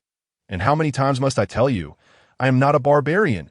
Kebson was an E-rank adventurer, with golden hair and a face adorned with freckles, who had ascended to E-rank on the same day as Lao Jin. They were somewhat of friends. They had known each other for quite some time, having frequently teamed up for tasks back when they were still F-rank adventurers. Lao Jin took a seat across from Kebson. "Barbarian bro, you dare to share a table with me for a meal. Do you want me to call the city guard to apprehend you?" Kebson said with a mischievous grin. "You seeking death, are you?" Lao Jin replied, exasperated. Kebson relished making racially charged jokes. While he believed this was a sign of camaraderie, Lao Jin found it exceedingly distasteful when referred to as a barbarian. "Speaking of which, barbarian bro, your gear is quite impressive. Where did you strike it rich?" Kebson scrutinized Lao Jin, his tone dripping with envy. Lao Jin's equipment had indeed improved significantly. He donned a helmet and breastplate, clearly indicating he had earned a fair amount of coin. "I recently visited the Meyervine pit and had some good fortune. Perhaps, in due time, I will elevate to D rank," Lao Jin boasted proudly. "You, attaining D rank? Spare me, I would rather anticipate the apocalypse. By the way, you're off to hunt the petrifying chicken snake today, right? It seems we should be fighting side by side once more. Oh, is that so? What a coincidence. Rest assured, my strength has undergone a remarkable transformation. You might not want to be frightened by my prowess, that if you truly have improved, I shall perform a backflip on the spot. How does that sound?" Kebson scoffed. The two engaged in light banter until it was nearly time to depart. By the way, didn't the receptionist mention that there was a mage in the team? Why hasn't he arrived yet? I wonder if he stood them up? Lao Jin pondered, unable to suppress his imagination regarding the mage's demeanor. In his view, mages were a selfish and arrogant lot. Just you wait, mage. This was one of Lao Jin's life principles. Deep down, he harbored a profound disdain for mages. His second life principle was simply, it's good to be alive. You know the specifics of this task? I only heard the guild's introduction, so I am not well informed. Lao Jin inquired that I am similarly uninformed. All I know is that a petrifying chicken snake has appeared in the granary district to the west, and the local self-defense forces are unable to handle it. Which is why the extermination task was issued. I heard they have even enlisted a C-rank maid for this mission. Tisich, you already knew all of this, didn't you? Lao Jin rolled his eyes. Then let us await the grand arrival of that esteemed mage. Shall we have a drink first? Of course, it's on you. Get lost. In this world, people have long grown accustomed to a lifestyle where drinking is as commonplace as consuming water. Thus, the notion that alcohol can lead to mishaps is largely disregarded. Naturally, this does not apply to Lao Jin. Are you the bunch hunting the petrified chicken snake? Just as the two were engaged in idle chatter, a woman's voice called out from behind. Has the esteemed magician finally graced us with her presence? Lao Jin thought to himself, quickly turning around to see who this tardy sorceress was. Though, isn't this the charcoal head? It's been quite a while. Upon seeing Lao Jin, the woman greeted him with a smile. Charcoal head? Who is this woman? Lao Jin racked his brain, trying to recall if anyone he knew would address him in such a manner. Wait a moment. Suddenly, Lao Jin sprang up as if someone had stepped on his tail, his eyes widening in terror, mouth agape yet unable to utter a sound. He felt as if he had been struck by lightning. Utterly dazed, standing before him was a sorceress with long pink hair. This magician was petite, a whole head shorter than Lao Jin, holding a staff taller than herself. She donned a purple robe, cut low at the chest, revealing ample, snowy white skin. Upon seeing her impressive figure, Lao Jin's memories were instantly stirred. Damn it, Lao Jin lamented inwardly. The sorceress standing before him was none other than Vanilla. Could it be that she is the C-grade magician? Why aren't you greeting me? Vanilla narrowed her eyes and inquired. I am very pleased to meet you, Lady Vanilla. Lao Jin stammered, his tongue tying itself into knots. His mind was a blank slate, utterly unable to accept the reality before him. Observing Lao Jin's anxious demeanor, the corners of Vanilla's mouth twitched slightly before she suddenly burst into laughter. Charcoal head, do we really need to be so formal with each other? Relax, relax, as she spoke. Vanilla patted Lao Jin's back with considerable force. Lao Jin nearly regurgitated his breakfast from that morning. This woman, despite being a magician, possessed strength surpassing his own. Just upon meeting, his HP had already dropped by half. No, I don't deserve such honor, Lady Vanilla, Lao Jin quickly replied. How could he dare to show disrespect to this formidable lady? Even if he had 100 lives, he wouldn't dare. I told you to relax. Did you not hear? Vanilla's tone suddenly turned icy. Yet, Lao Jin felt as if he had plunged into an ice pit, his entire being chilled to the bone. As I say. Vanilla's voice brooked no argument. A shiver of dread coursed through Lao Jin, and he looked towards Kobsun for help, only to find Kobsun gazing at them with a dazed expression, clearly oblivious to the situation. That guy has always been a bit dense. Did you hear me? Vanilla asked once more.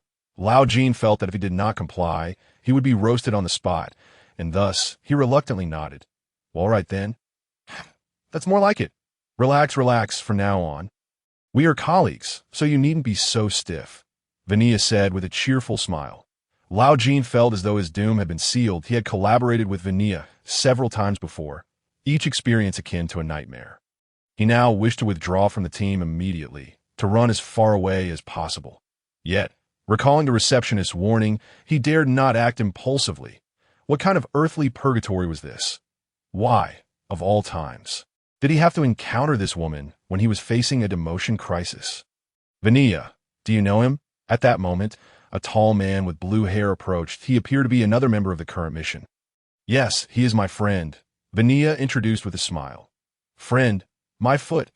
If you consider me a friend, then the whole world must be your friend.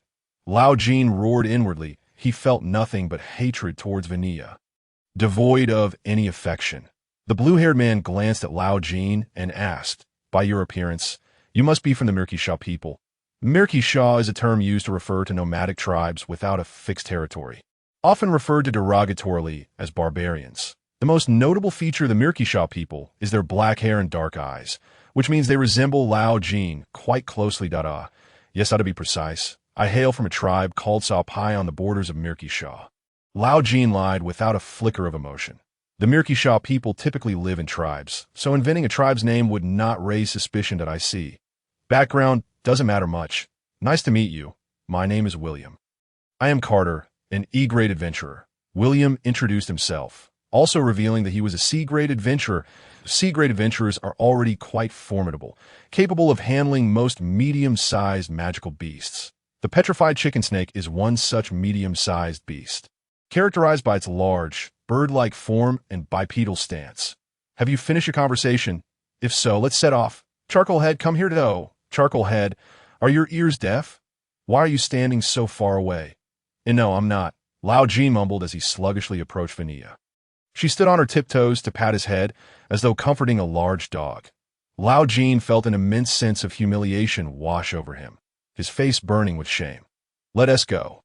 Under William's lead, Lao Jin trudged along, dejectedly trailing at the back of the group.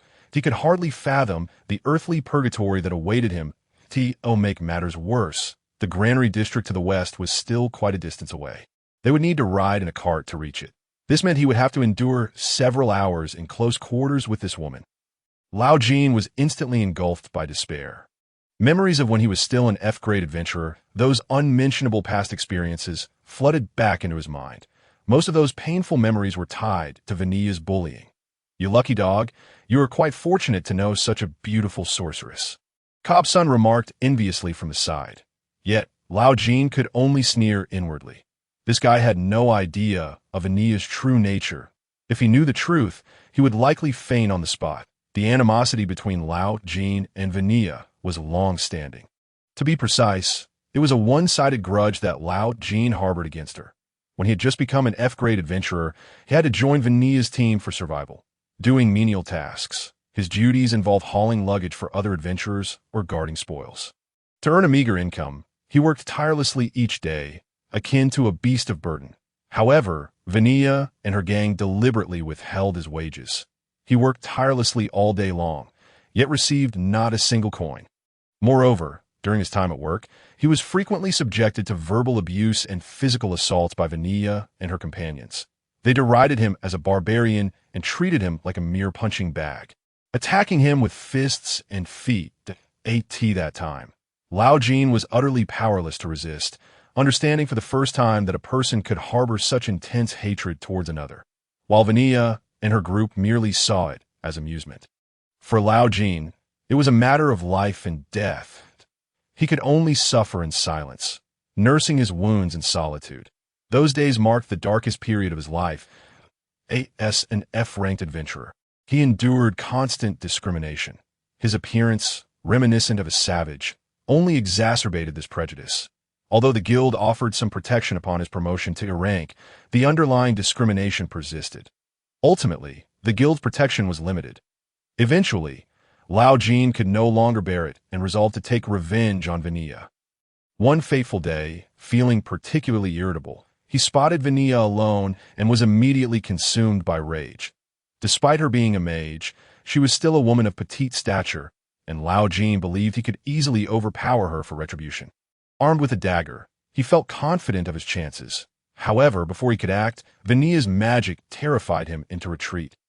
Damn it, that was a foolish mistake made when he was new to this world. Utterly ignorant. Although much time had passed since that incident, it lingered in his mind. He often encountered Vanilla in the guild, each time coerced into working for her, without pay under the pretense of her earlier provocations.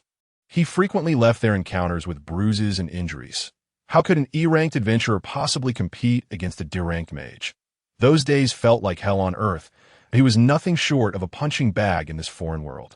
Thus, when he heard that Vanilla had gone to another city, he secretly breathed a sigh of relief.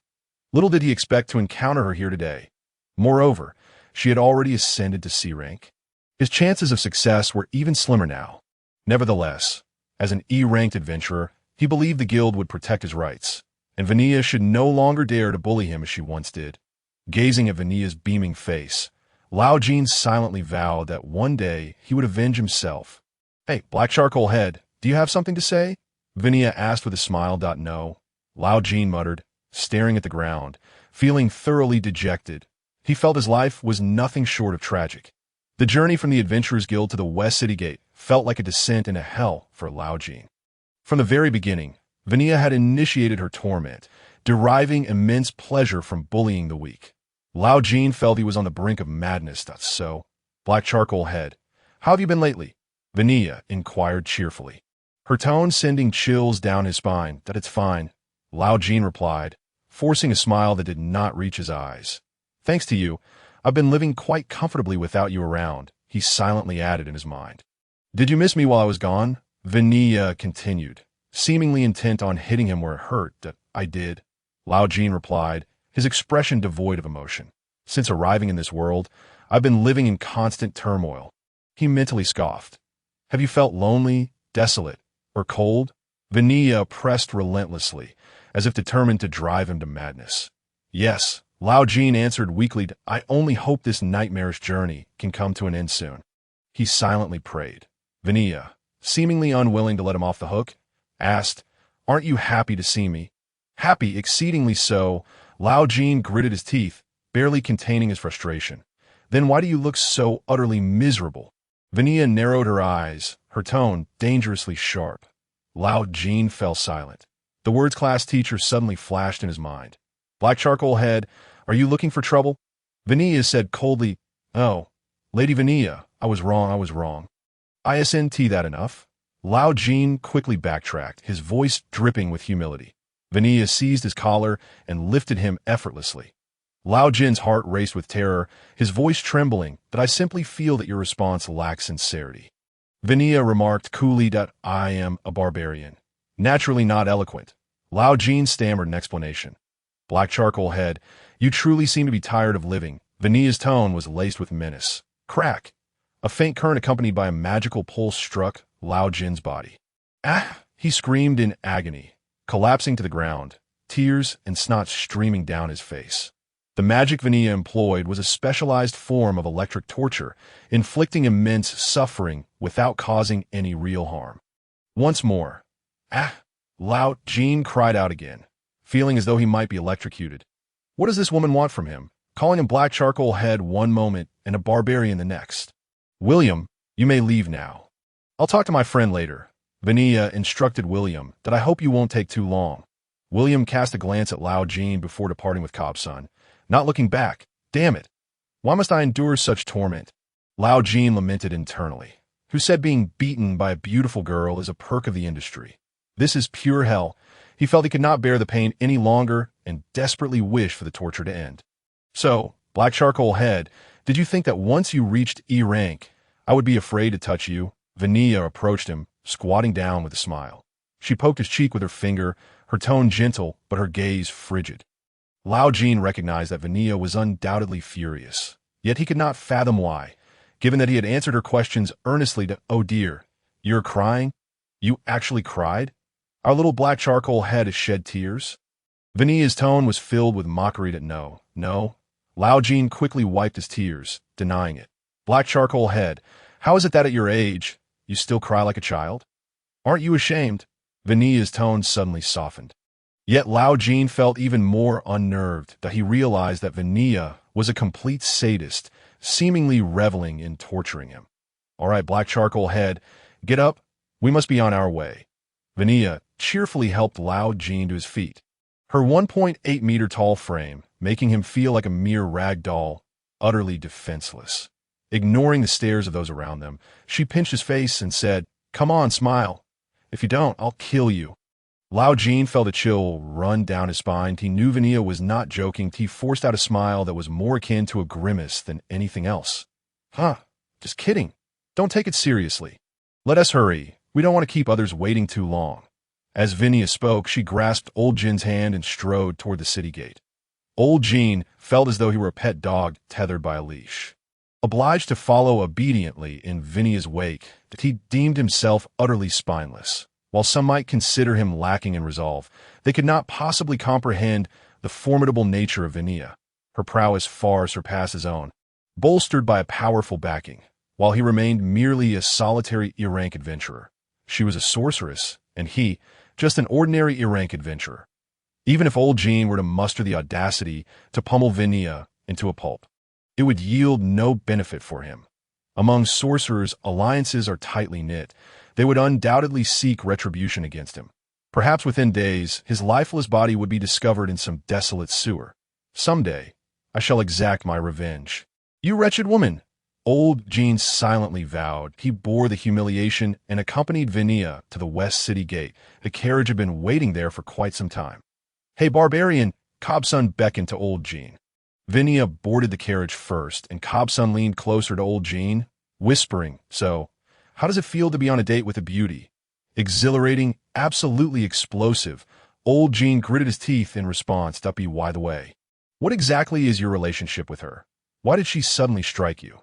Are you, perchance, playing both sides? Sigh, don't mention it. Cobsun seemed to have misunderstood, nodding knowingly before boarding the carriage himself. Duppy, why the way? How long will it take to reach the granary district? Old Jin inquired, having never traveled on this route before. About half a day, the coachman replied. Half a day was not excessively long. Old Jin gathered his thoughts and boarded the carriage. Inside, in addition to William, Vinia, and Cobsun, there were numerous pieces of luggage piled up. It appeared that the treatment for 8D rank mission was indeed exceptional. The guild had made thorough preparations. Black Hole Head, sit here. Vinia patted the seat beside her. Old Jin had initially intended to engage Cobsun in conversation and inquire about his recent findings in the Swamp Vine pit, but Vinia's command compelled him to abandon that notion. He dutifully took a seat beside her. Now that everyone is present, I shall briefly outline the specifics of the mission. William cleared his throat and stated, truly, as a C-rank adventurer, he spoke with remarkable clarity that, to be honest, Old Jin had never witnessed a C-rank adventurer in action. But judging by William's piercing gaze, he suspected that even if he summoned an entire truckload of assistants, he would still not stand a chance against William. D-rank adventurers barely managed to operate independently. While D-rank adventurers were seasoned veterans, C-rank adventurers, however, were genuine experts, their strength recognized by all. The petrified chicken serpent has appeared in the granary district, causing significant damage. However, it is merely a subspecies and shouldn't be too difficult to deal with. Vinia and I should be able to handle it together. Your tasks will be to assist us, primarily with transporting luggage and dealing with those smaller petrified chicken serpents. Understood? No problem. The juvenile petrified chicken serpents posed no threat to Old Jin. As for Cobsun, although his strength was not remarkable, he was at least on par with Old Jin and could be trusted as long as the two of them did not hinder progress. This mission should conclude successfully. Old Jin estimated that the battle plan would involve William restraining the petrified chicken serpent, while Vinia dealt damage, ultimately leading to its defeat. He and Cobsun merely needed to protect Vinia. Wait, protect Vinia? Old Jin suddenly felt that this task was more perilous than he had anticipated, that it might be preferable to face the petrified chicken serpent in single combat rather than remain by Vinia's side. Of course, should any unforeseen circumstances arise, I will issue new commands at any time, and you must comply with my orders, William added. With that, William reclined and promptly fell asleep. His ability to doze off anywhere at any time was indeed enviable. The capacity to restore energy and vitality at will is a significant advantage in battle. Unfortunately, Old Jin was not in the mood for slumber. He felt as though he were sitting on pins and needles, utterly unable to relax. Vinia placed Old Jin's head on her lap, gently stroking his hair. Yes, she hummed a little tune and played with his hair. Old Jin feared she might suddenly poke his eyes out or shove sand into his ears. His heart raced, terrified that Vinia might lose her temper. Cobsun, witnessing this scene, awkwardly averted his gaze. Black Hole Head, are you quite close with him? Vinia inquired, pointing at Cobsun. Old Jin considered his relationship with Cobsun to be one of friendship. However, according to Vinia's logic, she and Old Jin were also friends, which meant that Cobsun and Old Jin should be considered bosom buddies. Perhaps in Vinia's eyes, the entire world was her friend. Yes, he's my friend. Old Jin replied, that's so. Were you closer to me or him? Vinia's nails lightly grazed Old Jin's ear, sending shivers down his spine. To be honest, he did have a better relationship with Cobsun than with Vinia. Of course, you are closer, Old Jin said, albeit reluctantly. How could you betray our friendship? We were the best of friends, having ascended to E-rank together. You have truly disappointed me. Cobsun protested from the side. Actually, I have known Vinia longer than I have known you. Old Jin declared, a hint of emotion in his tone. Damn it, Cobsun was left speechless. Vinia seemed unfazed by old Jin's response, merely smiling faintly. Old Jin felt a twinge of curiosity about how Vinia would react if he had claimed to be closer to Kobsun. If you dare say the wrong thing, I shall rip your ear off, Vinia whispered in old Jin's ear. A cold sweat broke out on old Jin. That was a close call. He nearly met his demise. Thus, under Vinia's relentless torment, time ticked by slowly. Finally, they arrived at the granary district. Esteemed guests, you have finally arrived. An elderly man with a shock of white hair rushed forward, visibly agitated. This elder was the overseer of the estate. Despite his advanced age, he exuded vitality and vigor. That accursed beast has treated our farm as its own, trampling and consuming everything, ruining our crops. We beseech you, save us. We are on the brink of despair. The elder lamented, kneeling on the ground, tears streaming down his cheeks. Please rise. Take us to assess the situation. William instructed. Of course. Allow me to guide you. Under the elder's guidance, they arrived at a field ravaged by the petrified chicken serpent. The ground was marred by countless footprints, a scene of utter devastation and significant loss. It seemed that the beast's appetite was as colossal as its size. The farmers wore expressions of despair, as though hope had abandoned them. That wretched creature only eats until it is full, then departs, returning only when hunger strikes again. We cannot stop it. We implore you, swiftly slay that beast and save our farm. I understand. Please remain calm. The elder appeared to harbor an intense resentment towards the petrified chicken snake, incessantly grumbling, as if he sought to expel all his pent-up frustrations. The horrific cries still reverberated in my ears. Those wings. That beak. As the elder spoke, he was so frightened that he fainted. William paid no heed to the elder. Instead, he meticulously observed the surroundings and soon discovered several clues. Among the trampled crops lay enormous footprints. Moreover, beside those large prints were numerous smaller ones, indicating that the petrified chicken snake was accompanied by several younglings. The tracks extended in that direction. William pointed towards a forest and said, Vinia, we have two options. One is to track the petrified chicken snake, and the other is to wait for it to come to us. Which do you think is the better plan? I believe tracking is the preferable choice. That IT must have a nest, and if we can locate it, we can capture everything at once. I am concerned that while we pursue the petrified chicken snake, the farm might be attacked again. No worries, they should be able to manage a couple of incidents. With us personally involved, what is there to fret about? I'm far more interested in the petrified chicken snake's nest. After some deliberation, the two decided to pursue the petrified chicken snake. Before formally commencing the chase, the group sought out an abandoned building to have a bite to eat. Here, Heighten, take this. Vinia handed a large backpack to old Jin, one of considerable size. Old Jin accepted it with a grimace. In truth, he had long understood that he and Kobsun were merely here to be laborers. That it was said that hunting the petrified chicken snake would yield numerous valuable items, and their task was to haul these spoils back. We must take all the important items. If you dare let anything slip, you will be finished, Vinia threatened vehemently. I understand, old Jin replied, his face still troubled. The petrified chicken snake was notorious for the abundance of its drops. Feathers could be fashioned into arrow fletchings, bones, beaks, and claws could be used for crafting equipment, and it was rumored that even the comb and heart could serve as magical materials, not to mention the copious amount of meat. Just the thought of carrying all these items back made old Jin's legs feel weak. He estimated that this outing would cost them half their lives. Thus, with old Jin shouldering the large backpack and Kobsun carrying a smaller one, the group set forth. William led the way, responsible for tracking the petrified chicken snake. Kobsun followed closely behind, vigilantly scanning their surroundings, while old Jin and Vinia brought up the rear, tasked with ensuring their safety. Heighten, water. It's my waist. Heighten, water. Old Jin resignedly retrieved the water flask from his belt, unscrewed the cap, and handed it to Vinia. This woman was clearly doing it on purpose. Old Jin inwardly lamented. Although this mission was commissioned by the guild, and he should not have to worry about being taken advantage of, with Vinia's temperament, she would undoubtedly find ways to make his life difficult.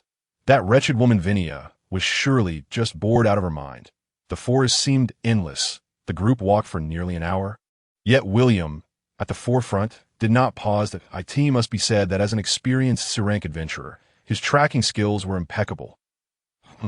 Quite smooth sailing. It is a typical wild monster, entirely oblivious to concealing its tracks. It seems not to be particularly bright. Having lost its territory and fled to the vicinity of the village, A.S. William observed the traces on the ground. He commented, "Oh, that is how it is. Brother William, your tracking skills are truly remarkable. I have learned so much." Cobson exclaimed with admiration, "At this rate, we should find it soon." William nodded in agreement. Listening to the exchange between William and Cobson, old Jin felt confident that this mission would likely proceed smoothly.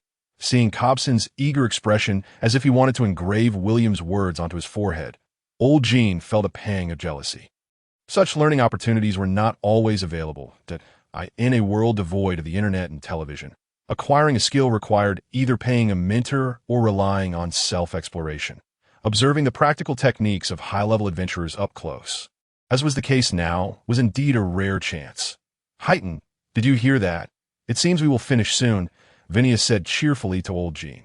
Yes, yes, old Jin replied nonchalantly. For him, completing this mission quickly and escaping this woman was of utmost importance. "Heighten, after this task is done, do you have time?" Phineas suddenly inquired. "Time? What do you want?" Old Jin asked suspiciously. "Since we rarely meet, of course, we should have a proper gathering," Phineas replied, as if it were the most natural thing. Old Jin couldn't help but roll his eyes at a gathering. He would rather go solo and grind dungeons. "Oh, I just remembered, I have something to do," old Jin stammered. "What is it?" Phineas' tone instantly turned cold. Old Jin felt a chill run up his spine, that he quickly racked his brain for an excuse to escape. "I need to go to the church." He suddenly recalled the news he had heard at the guild. "The church? When did you become religious?" Phineas asked suspiciously. "It's not that I am religious. The Bronze Angel Society is recruiting believers, and I heard this preaching will even distribute holy water for free." Old Jin said earnestly, spinning a tale. "Really?" Phineas was evidently intrigued. "Of course. I've been feeling unwell lately, and was hoping to drink some holy water for a boost. Free holy water, why not?" Old Jin asserted confidently. "All right," Phineas reluctantly acquiesced. Old Jin sighed inwardly in relief. The free low-grade holy water was practically useless.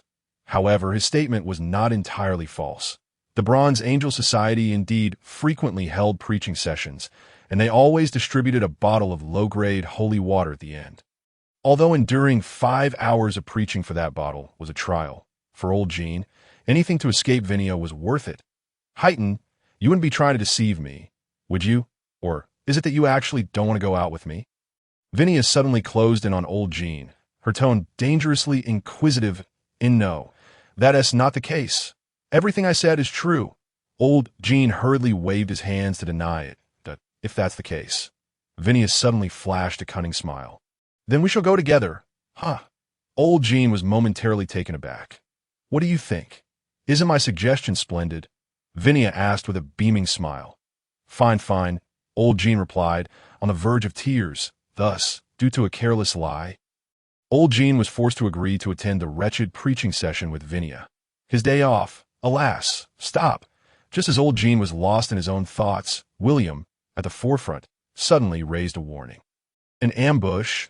Old Jin jolted, his muscles tensing instinctively. He subconsciously set down his empty backpack and tightened his grip on his short sword. Puffed, puffed. Before the group appeared 2 elemental creatures radiating a green glow. Judging by their appearance and size, they were undoubtedly the most common elemental beings in the forest. Moss specters. These 2 deadly creatures flapped their wings, swirling around the group like 2 gigantic green fireflies. "Elemental beings, why young specters, we are in trouble. I see them. Stop shouting," old Jin yelled, stepping in front of Phineas to assume a defensive stance. Cobson also shouted in alarm, drawing his dagger and rushing to old Jin's side.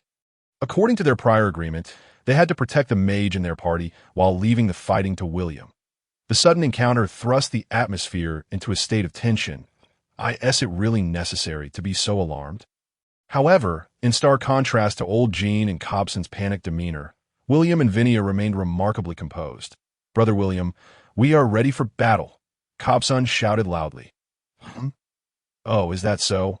William replied nonchalantly, while old Jean and Cobson were nearly terrified to the point of losing control. William and Vinia appeared utterly unconcerned. Could it be that C-rank adventurers had grown so powerful as to disregard such elemental creatures? These two are indeed monstrous killers. To be frank, such elemental creatures are quite a challenge for you. William remarked with an air of indifference. The Moss Spectre is notoriously troublesome, a veritable disaster for adventurers of their low caliber. The Spectre feeds on human souls. William, be cautious, Cobson urged anxiously. Yes, indeed. The Spectre can devour souls.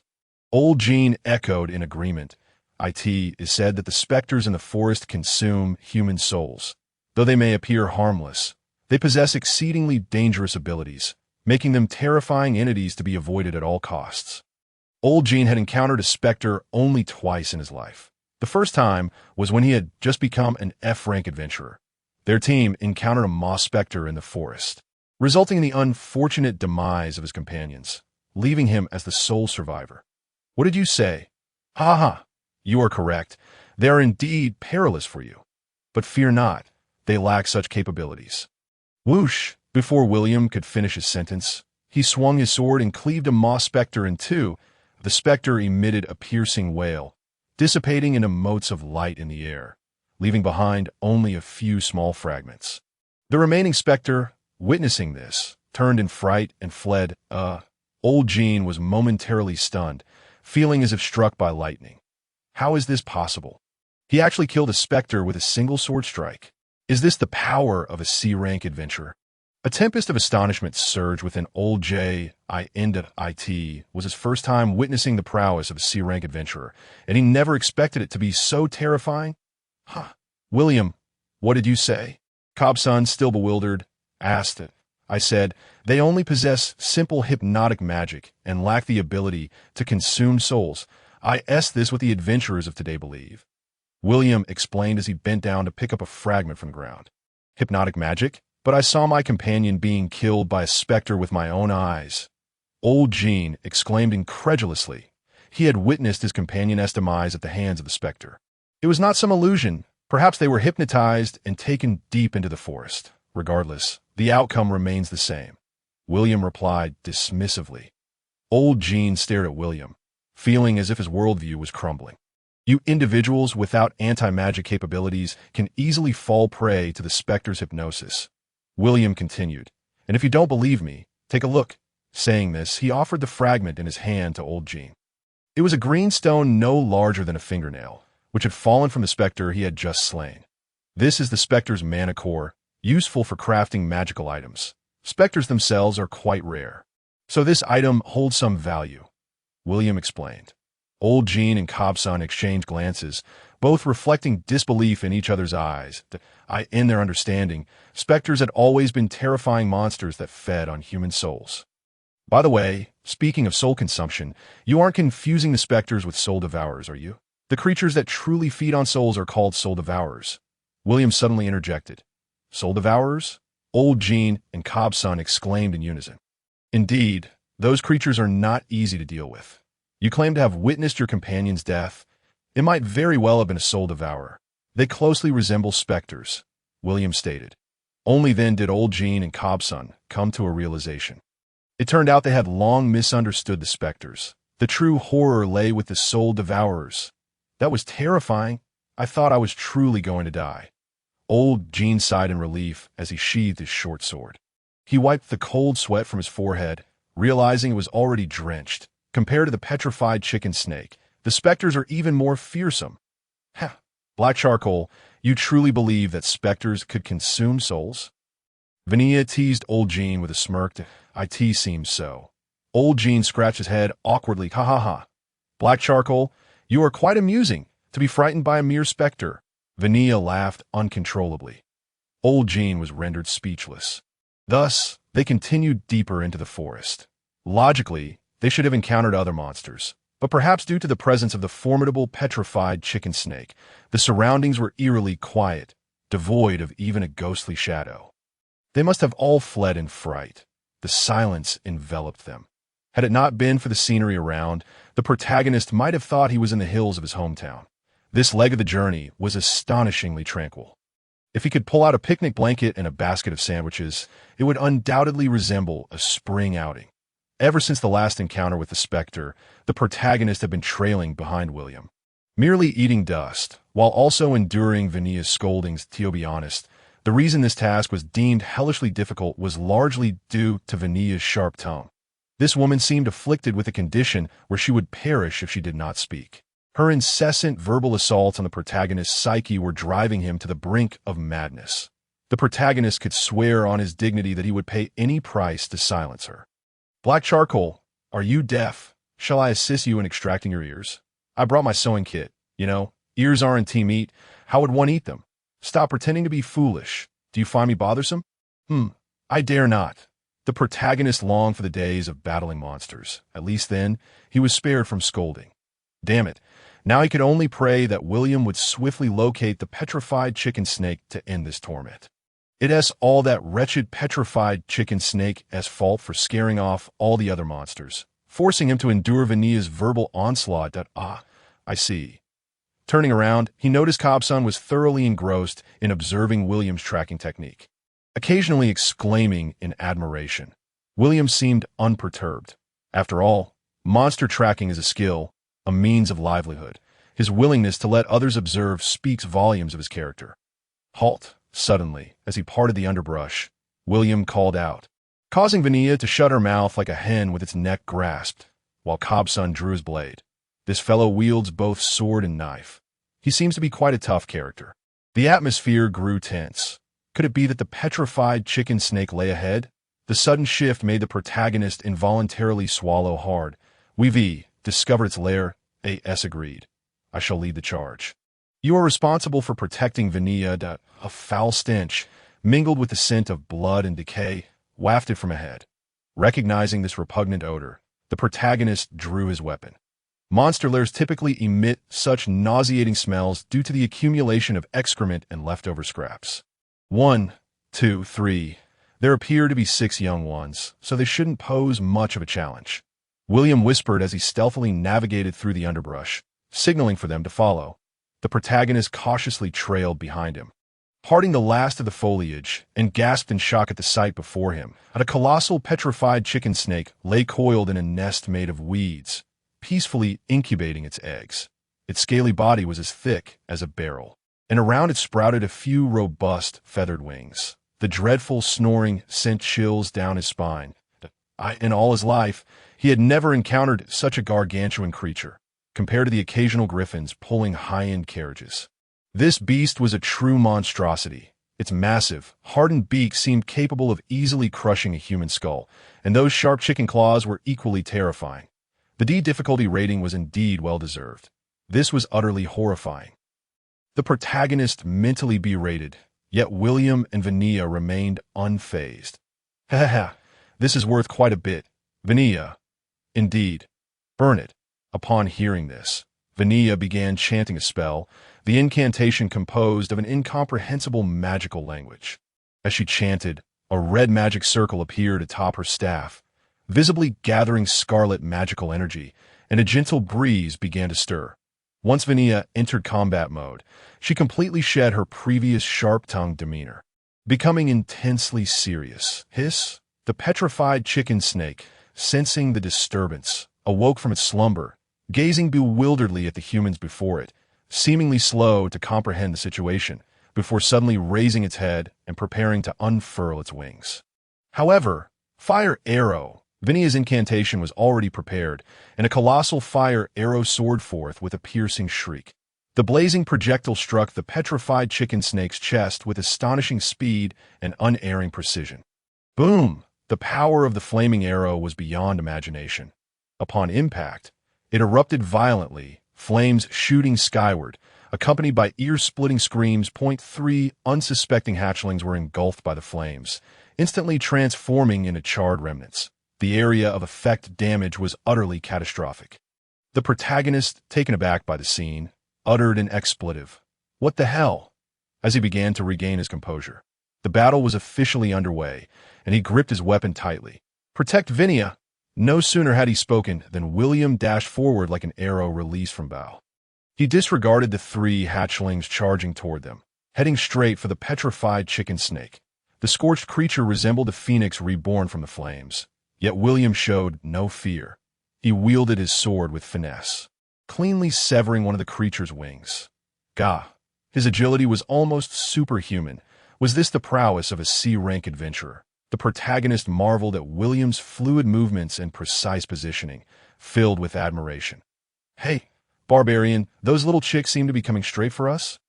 Indeed, Kobsun spat on the ground. The remaining three hatchlings charged at them with ferocity. The other three had long since been reduced to cinders, and the air was thick with the aroma of roasted meat. Such devastating damage from a single strike. Indeed, mages were monstrous beings, not to be trifled with. This was precisely why the protagonist had always hesitated to provoke Vinia. If struck by her magic, he would likely be reduced to mere dust. "I'm exhausted," Vinia sighed, plopping down onto the ground and stretching her limbs. She then poked the protagonist's cheek with her staff. "The rest is up to you, no problem, right?" Although he wanted to retort, he nodded in agreement. After all, Vinia had fulfilled her duty. The cleanup of the remaining minions would fall to him and Kobsun. "Leave it to me."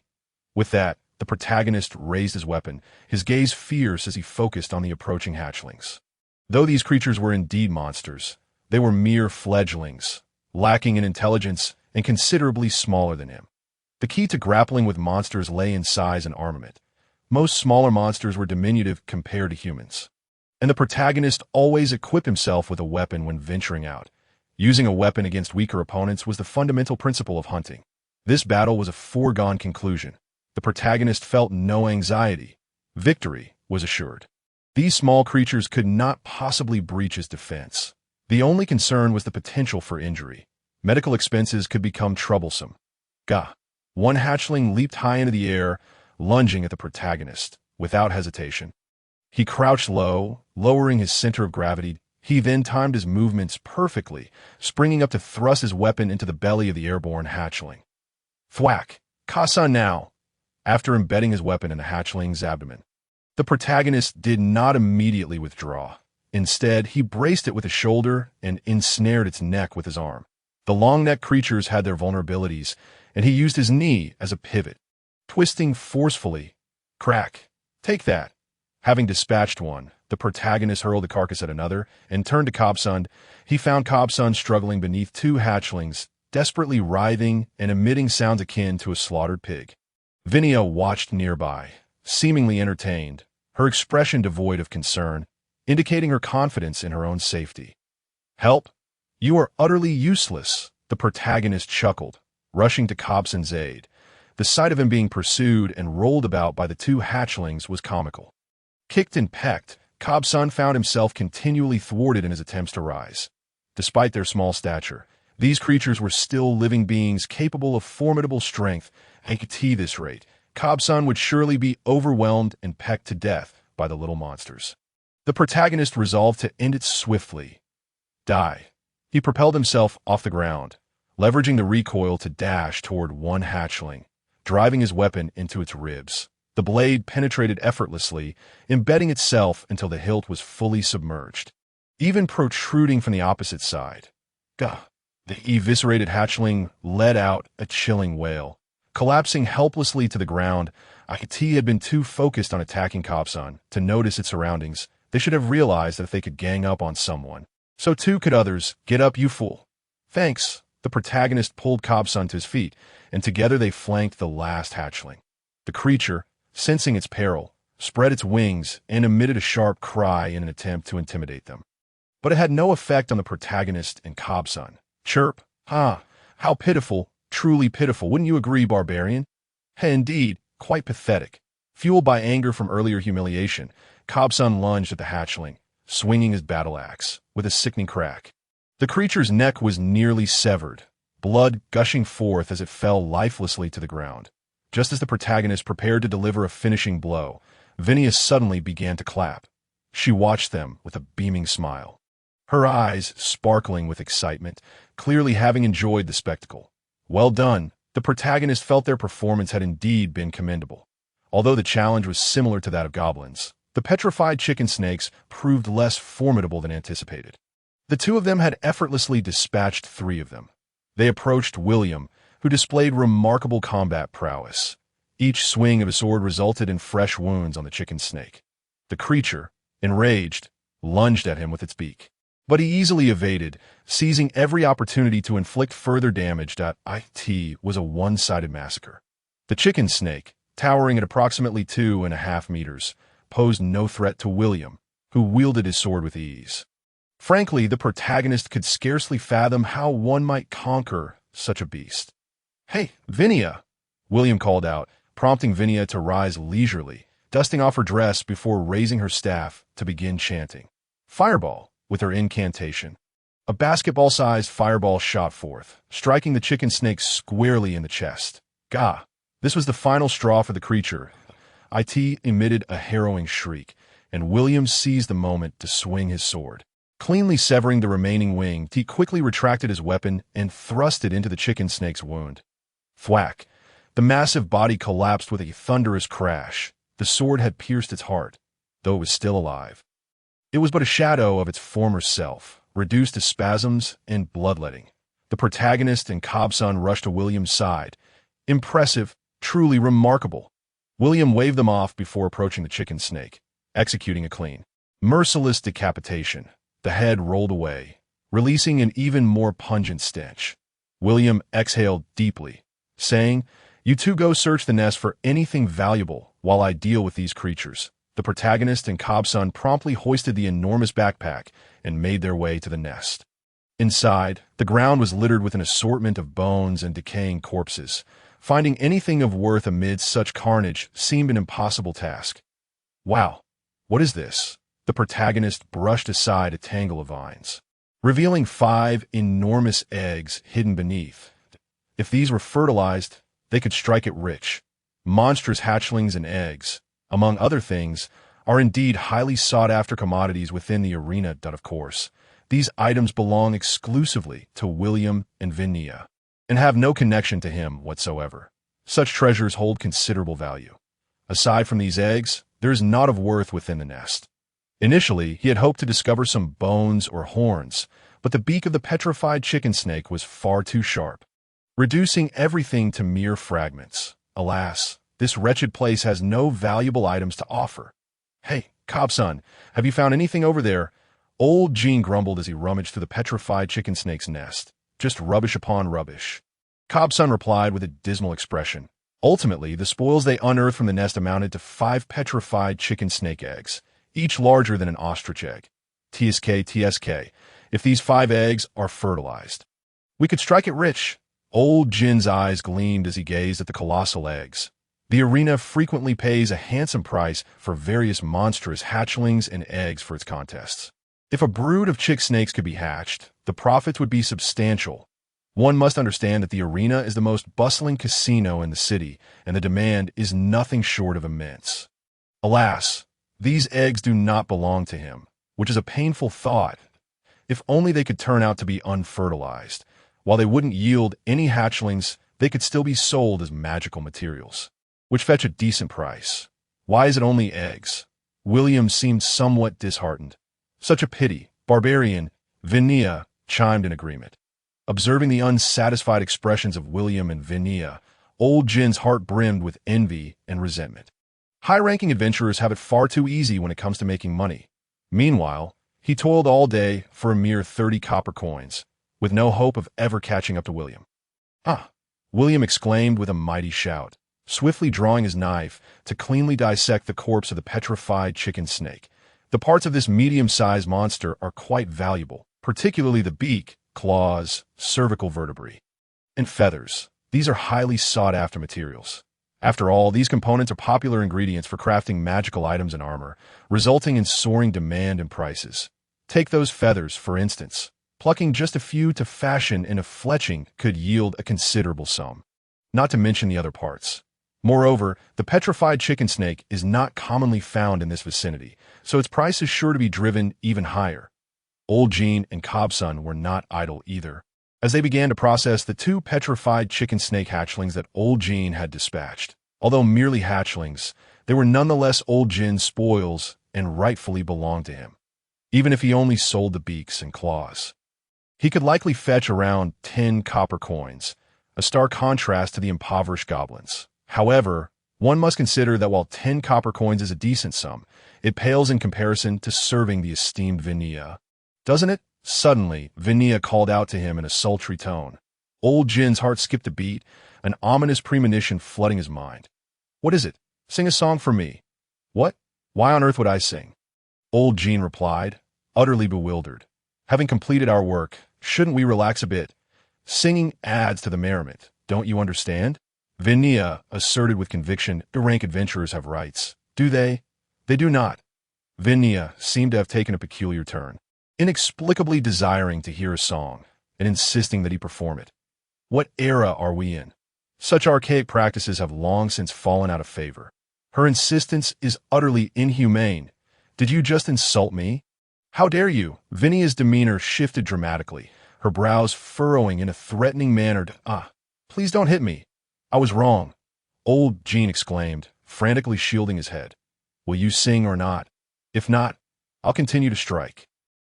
Please stop. I will sing. I will sing. Is that satisfactory? Without further ado, Vinia brandished her staff and began to strike him, laughing maniacally as she did so, resembling a true tyrant. Old Jin, terrified, stumbled and fell, landing face first in the dirt. Rather than cease, Vinia only grew more enthusiastic in her assault. Ha ha! Black charcoal, today is your day. I will sing. I will sing. Please stop. Upon hearing Old Jin's cries, Vinia finally relented as Old Jin struggled to rise, enduring the pain. He silently vowed that one day he would make this woman pay, yet he knew that in this lifetime it was impossible. One fireball spell from her could obliterate him. Seeking revenge in such a manner would be utterly foolish. Mages are masters of combat, possessing superior intellect and born for battle. Unlike those brutish warriors, sigh. If you wanted to hear a song, you could have simply said so. That I'm quite accommodating, so let me indulge you. Old Jin grumbled while clearing his throat. What did you say? Vinia shot him a sidelong glance. Cough, cough. Singing is singing. Who is afraid of whom? Speaking of which, since arriving in this world, I don't believe I've sung a single note. There are neither karaoke venues nor money here, no friends, and certainly no mood to revel in bars. Singing, as a form of entertainment, seems utterly preposterous to him. Upon reflection, when was the last time he sang? He couldn't quite recall. Are you ready? Old Jin inquired. Hurry up, Vinia urged impatiently. All right, prepare to witness the power of Old Jin's KTV. He took a deep breath and began to sing with passion. Oh, hi hi, oh, hi hi, the beauty of West Lake in the March sky. As he completed a heartfelt rendition, Old Jin couldn't help but reminisce about his hometown. How he longed for that place, though fraught with pressure and competition. In this moment, it felt particularly warm and inviting, akin to a mother's embrace. In those days, this song was all the rage, heard everywhere one went. This world of swords and magic is merely a deception. This alternate reality is hardly appealing. His hometown is the best. What on earth are you singing? Vinia's critique was succinct yet brimming with disdain, clearly indicating her utter disgust. This woman possesses no artistic sensibility whatsoever. It's a folk song for my tribe, Old Jin replied, unperturbed. What a dreadful tribe to have such an atrocious folk song. Old Jin, where on earth did you live? No wonder you turn out this way. That song is simply unbearable. Vinia unleashed her scathing remarks that, well, our tribe is rather impoverished. Old Jin meekly defended. Isn't that an obvious truth? Vinia seemed thoroughly defeated by Old Jin's singing, waving her hand dismissively, signaling him to cease. Old Jin felt as though he had been granted a reprieve, and he was more pleased than if he had received praise for his singing. This woman is truly venomous. Let us gather our belongings at tea. That moment, William had already finished processing the corpse of the petrified chicken snake. Following his instructions, Old Jin stuffed the severed head, bones, feathers, claws, and other spoils into the massive backpack. Even when divided between him and Cobb's son, it quickly filled to capacity. Good heavens, what a weight! Old Jin couldn't help but exclaimed, "It's incredibly heavy." Cobb's son concurred. Everything is packed. It's time to head back. This D-rank mission went exceptionally smoothly. And for the foreseeable future, We needn't worry about finances. Once they receive their payment, should they go out for a celebratory drink or invest in new equipment? If they could acquire a good pair of gloves, their monster-slaying efficiency would undoubtedly improve. Just as old Jin and Cobson were embroiled in a dispute over who would take 3 of the eggs, Vinia decisively silenced them both and handed all 5 eggs to old Jin. Then let us return, William declared. Under William's guidance, they retraced their steps, this time without the need to track the monster. Their pace naturally quickened. However, the heavy backpack weighed heavily on old Jin's shoulders. This sensation felt akin to an arduous training exercise. It seems that regardless of the task, physical strength is of utmost importance. The only regret old Jin harbored was not being able to taste the flesh of the petrified chicken snake. He imagined it would taste similar to chicken and would be quite delectable. Yet, lacking any culinary skills, even if he managed to separate the meat, it would likely spoil quickly in this dreadful weather. Black charcoal, you ought to engage in some exercise. Vinia mercilessly mocks I. Had I known, I would have trained more. This is far too exhausting.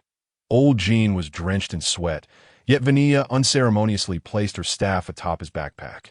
Incessantly lamenting his slow pace, "Stop messing around, it's really heavy." Old Jin protested. "What? Are you saying I'm heavy?" Vinia raised an eyebrow.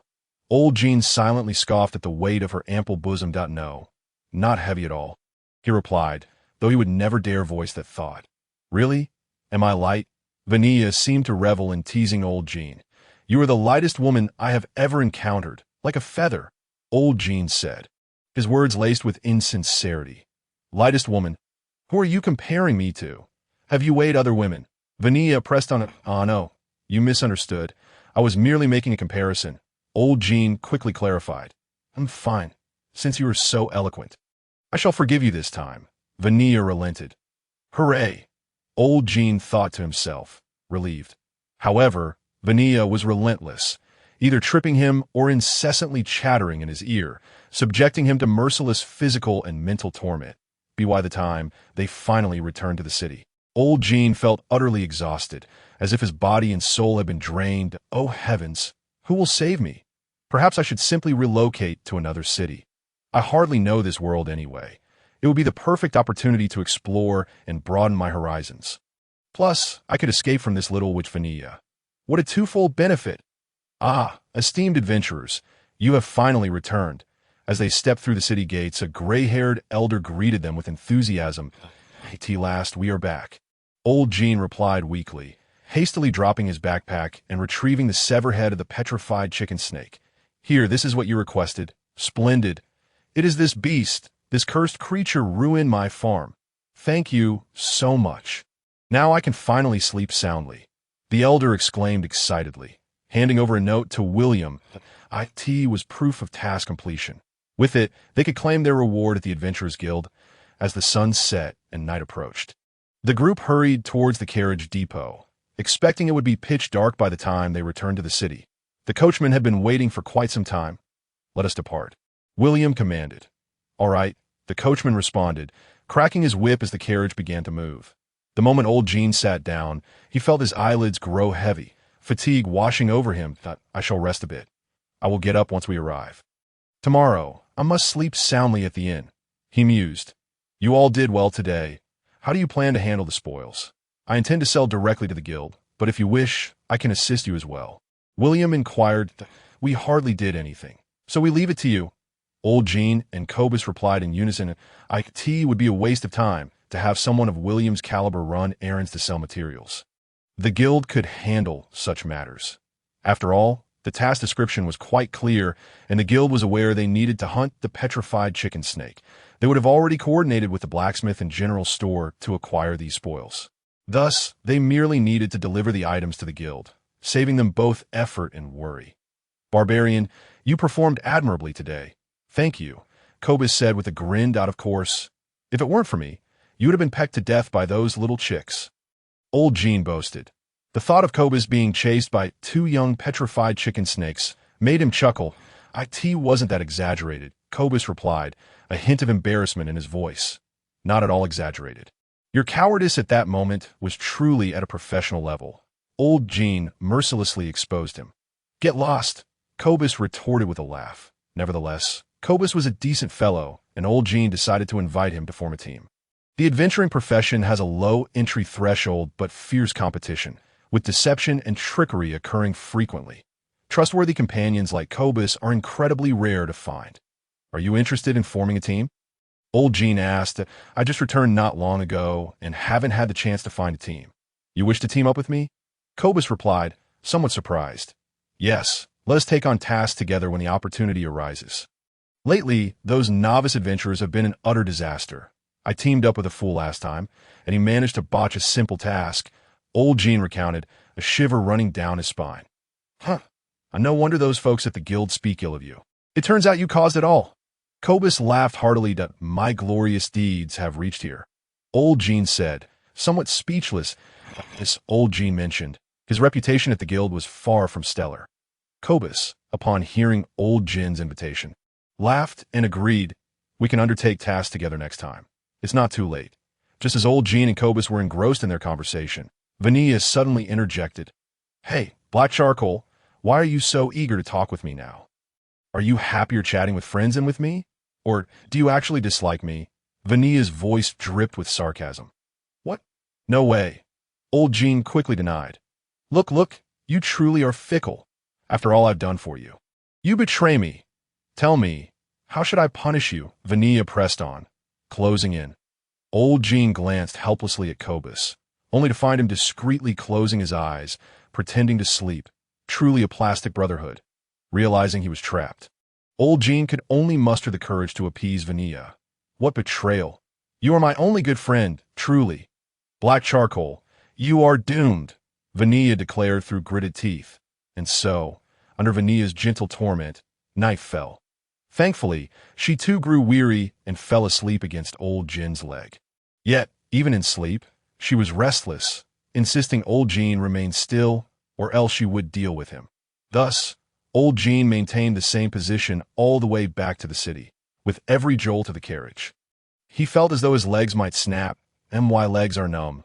Old Jin lamented silently. This cursed otherworld cannot allow one to live in peace. Why must the weak always be bullied by the strong? The Adventurers Guild was bustling with activity that night. The first floor, serving as a tavern, offered a variety of drinks and food, and it was far more vibrant at night than during the quiet daytime hours. Although the drinks here were pricier than elsewhere, adventurers loved to boast about their exploits after completing tasks. With a sack full of rewards, Old Jin struggled to squeeze through the throng in the guild. Good heavens, why are there so many people today? He squinted, spotting a muscular man animatedly recounting his daring exploits, surrounded by an enthralled audience. It was clear he had bought drinks for everyone. Isn't that someone I recognize? A Durank adventurer, Old Jin thought. Rolling his eyes at the familiar face, he approached the counter, setting down his heavy backpack. Merchants, who had been waiting eagerly, rushed in to inspect his treasures. William stood by, maintaining order and haggling with them. Wow, this beak is enormous. The color of this comb is splendid. I'll take these eggs. The materials from the petrified chicken snake were indeed in high demand, rapidly disappearing from the merchant's grasp. Vanilla and William observed the handfuls of silver coins in their hands. Their expressions unfazed, clearly accustomed to such scenes. The combination of a mage and a high-tier warrior makes earning money so easy. Old Jin mused enviously. Here, this is your 20 copper coins. Make tea that moment. William handed him a small pouch of money. Thank you. Old Jin eagerly accepted the pouch. William explained that due to Old Jin's timely handling, the materials from the chicken snake were exceptionally fresh, resulting in a good price. Selling 2 young chicks for 20 copper coins was quite a windfall. Old Jin grinned broadly, realizing that the petrified chicken snake was indeed rare in this vicinity, causing its price to soar. With the pouch in hand, he excitedly rushed to the counter to claim his task rewarded a D-level task. This is indeed the highest level of assignment he has accomplished to date. Although he is yet to receive his payment, Lao Jin has already begun to fantasize about how to lavishly spend this substantial sum dough. Is that not Mr. Carter? Behind the counter, the charming receptionist gazes at him with a radiant smile. A goddess, Lao Jin feels an overwhelming urge to kneel and serenade her with praises. If it were not for her assistance in introducing him to this task, he would still be wondering where to scrounge for his next meal. He must invite her to dinner later to express his heartfelt gratitude. At last, you have returned. I thought you might once again keep the receptionist giggling behind her hand, as if recalling some amusing incident. Haha, I have successfully completed this task to perfection. So, how about it? Did I not make you proud? Lao Jin declared with an air of triumph that it is truly splendid that you managed to complete the task without a hitch. I was quite worried that you would. The receptionist's words trailed off suddenly, as if she were reluctant to embarrass him. Ahem, did I not succeed? Worry not. I shall be more cautious in the future. Lao Jin replied, scratching his head awkwardly. In this unfamiliar world, the receptionist is the only one willing to lend him a helping hand. If he were to squander her goodwill, he would indeed become an ungrateful wretch. By the way, you are working quite late. It must be exhausting. How about I treat you to a late-night snack? Consider it a token of my appreciation for your care during this time. Lao Jin said earnestly, do not be so polite with me. Instead, think about how to preserve your E-level badge if you were to be demoted again. The receptionist, though initially refusing, softened her tone considerably. Rest assured, that shall not happen this time, Lao Jin asserted with unwavering conviction. Although the receptionist's words may be sharp, her heart is undoubtedly kind. Moreover, given the difficulty of this task, it is improbable that he would descend to an F level. Even if he were to slack off from here on out. Here is your bounty. 35 copper coins. I suggest you find a reliable team. Going solo is far too perilous, she remarked while counting the coins. Thank you for the advice. Lao Jin accepted the pouch of coins and joyfully departed from the Adventurers Guild. 55 copper coins. This marks the highest daily income he has achieved since arriving in this other world. A hot shower followed by a blissful slumber at the inn. Perfect, however, before that, he must greet William and the others, as they had assisted him greatly today. As for Vanilla, it would be best to avoid unnecessary trouble. Given Vanilla's nitpicking nature, should she discover that he had not greeted her, he could only imagine the repercussions. Brother William, I cannot thank you enough for today. Lao Jin expressed his gratitude as he approached William. No need for thanks. Just make sure to rest well, William replied nonchalantly. Lao Jin then turned to Vanilla, and, as expected, she was waiting with an inscrutable expression. Hey, Black Charcoal, when you speak to me, should you not greet me first? Vanilla said with a smile that did not quite reach her eyes that, oh, right, how could I forget? Miss Vanilla, you look absolutely stunning today. Lao Jin quickly replied with an ingratiating grin. Are you merely being perfunctory? Vanilla narrowed her eyes, a dangerous aura enveloping her. Not at all. I speak only the truth. You are truly radiant today, captivating beyond measure. With beauty that could make fish sink and birds fall, Lao Jin scrambled for various compliments. At least you know how to read the room. Vanilla finally nodded in satisfaction. Well then, Brother William, Miss Vanilla, I shall take my leave. After bidding them farewell, Lao Jin almost fled from the Adventurers Guild. Black Charcoal. Halt! Vanilla suddenly called out to him. Lao Jin's heart sank. He wondered what mischief she might be plotting now. What is it, Miss Vanilla? He asked cautiously. Where do you reside? Allow me to escort you home. Vanilla replied with a smile. Lao Jin immediately sensed trouble. Was this woman seeking revenge? No need. I can manage on my own, he hastily declined. You would not be deceiving me, would you? Where exactly do you live?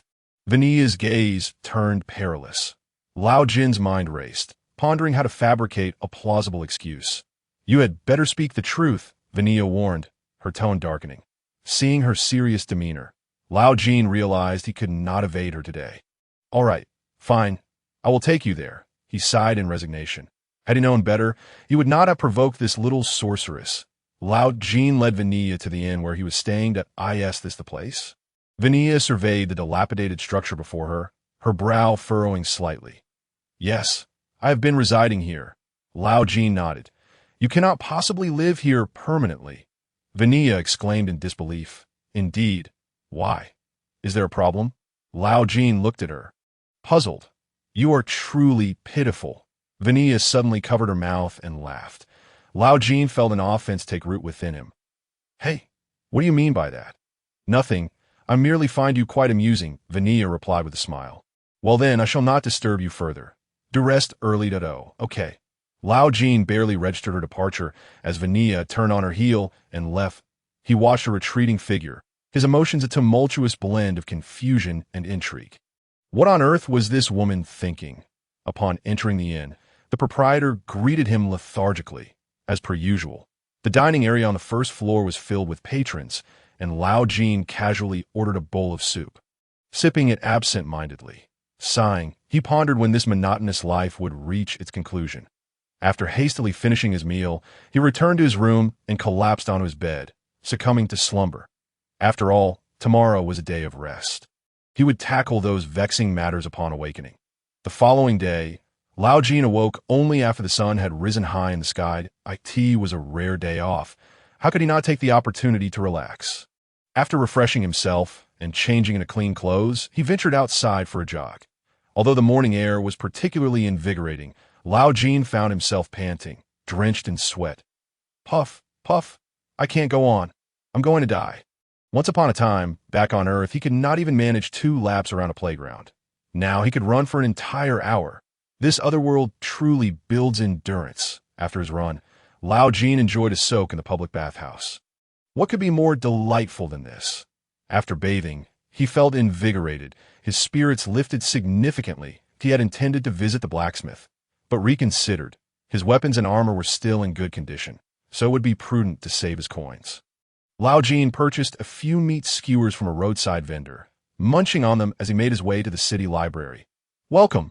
The library was open to all, as long as one's background was clear. One could borrow books free of charge.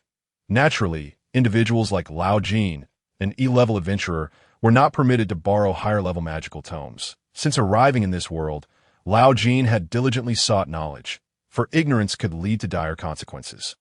What shall I read today? Lao Jin had developed a fondness for reading, especially in this cultural wasteland where literature was his sole source of entertainment, that he casually selected a beginner's book on the languages of different races and settled into a corner, engrossed in its contents. Although the material felt as incomprehensible as a foreign script, Lao Jin found immense joy in it. After all, this was the language of another world. Lao Jin spent the entire morning at the library, only leaving reluctantly when his stomach began to rumble. The next day, Lao Jin had planned to indulge in a leisurely sleep to savor the rare weekend. After all, weekends were meant for 2 consecutive days of rest. That was the righteous way of life. However, not long after he lay down, a sudden realization struck him. Goodness, today is the day of the Bronze Angel Church's sermon. This sermon is essentially a tactic employed by the church to recruit new members. They boast that joining the church guarantees a place in paradise, and that ascending to intermediate believer status grants free healing and other benefits, thereby deceiving the unsuspecting populace. Most importantly, attending the sermon allows one to receive a bottle of holy water for free. For the impoverished who cannot afford it and view holy water as a panacea, this is an irresistible temptation. The church exploits this method to cultivate low-level believers, who then contribute a tithe for the rest of their lives. In essence, it is a version of a pyramid scheme in this other world. Moreover, the holy water they distribute is of the most inferior quality, not even worthy of the title low level. It is estimated that it is not much different from plain water. Perhaps it is merely plain water. After all, we live in a barbaric era, rife with deceit, and even the church is not exempt from such practices. Those priests lack the ability to detect divine power. They could easily mislead the gullible masses with a mere bottle of plain water. After consuming it, a little psychological suggestion could lead one to believe that their aches and pains have vanished, allowing them to ascend 5 flights of stairs effortlessly. While self-deception can indeed serve as a form of therapy, the reality of their gullibility remains unchanged. Ahem, of course, I am not suggesting that all holy water is fraudulent. There are still good people in this world, especially within the church, which is a bastion of love and justice. However, I, old Jin, harbor no interest in holy water. I have never believed in deities, let alone those from other realms. If the church were to distribute bread, I might consider attending. After all, the last time I participated in a sermon, the holy water had no effect whatsoever. It would be wiser to save that money for something to eat. Moreover, if I do not believe in the gods of earth, how could I possibly believe in the deities of another world? It is said that the gods of that realm can manifest in our world, and their divine powers are indeed real. Yet, I remain skeptical, for I was raised in a monotheistic tradition, making it exceedingly difficult to accept the notion of gods of order or lunar deities. Alas, how did I stray so far from the point? In any case, my sudden recollection of this matter was not due to a desire to attend the sermon, but rather because I promised Vanilla that I would accompany her. Oh no, I am doomed. The very thought of spending the weekend with Vanilla sends my heart racing, as if ensnared by the tentacles of a colossal octopus, rendering me breathless. I suddenly have a foreboding feeling, as though I've fallen into a dreadful trap. Surely, this cannot be happening. Spending the weekend with Vanilla? How is that even conceivable? I refuse to believe that Vanilla would squander her precious free time to accompany me. An E-rank adventurer. She must be toying with me. However, upon further reflection, considering Vanilla's notoriously capricious nature, perhaps it is not entirely impossible. A shiver ran down my spine as I clung to the hope that Vanilla was merely jesting and had no intention of truly spending the weekend with me. After all, wizards are notoriously busy.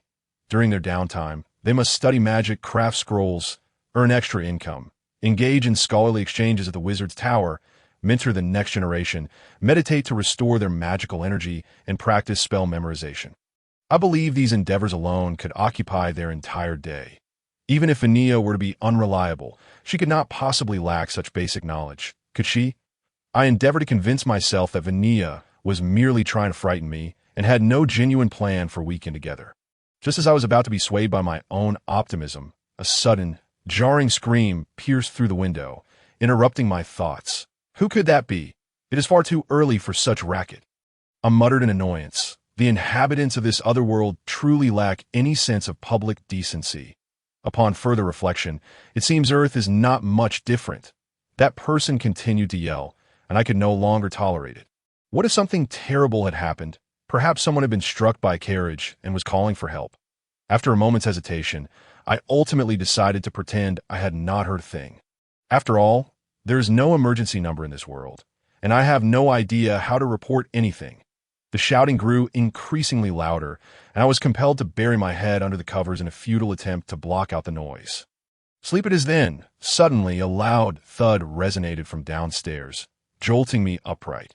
Which inconsiderate soul is causing such a ruckus in broad daylight? This world is utterly unfair. Why is it that every time I long for a peaceful slumber, someone must disrupt me? The people upstairs seem to delight in hammering nails into the walls at night and bouncing around the living room, while those below revel in drinking and causing a commotion during the day. What could possibly be going through their minds? I pondered in confusion, convinced that they were engaged in some malevolent ritual. As I was lost in these thoughts, bang, the door was abruptly flung open, and I jumped in fright, hurriedly throwing off the covers. Before me stood a charcoal black figure, a pink-haired sorceress. Vanilla, I called for you, and you dawdled. What on earth were you doing? I gazed at this unexpected visitor, my vision momentarily clouding over as I fainted. Smack! Sleeping again. You only know how to sleep. I let you wait, and you dare to feign slumber. Do you even regard me? Vanilla chastised me while mercilessly striking my head with her staff. It appears that the staff can serve not only to cast spells, but also as a means of physical assault. My head spun, and I grimaced in pain. Get up! Stop playing dead! Vanilla yanked me from the bed with surprising strength, demonstrating her prowess as a sorceress. Wait, where are you taking me? I mumbled groggily. Have you forgotten? We have a date today. Vanilla replied cheerfully. A date.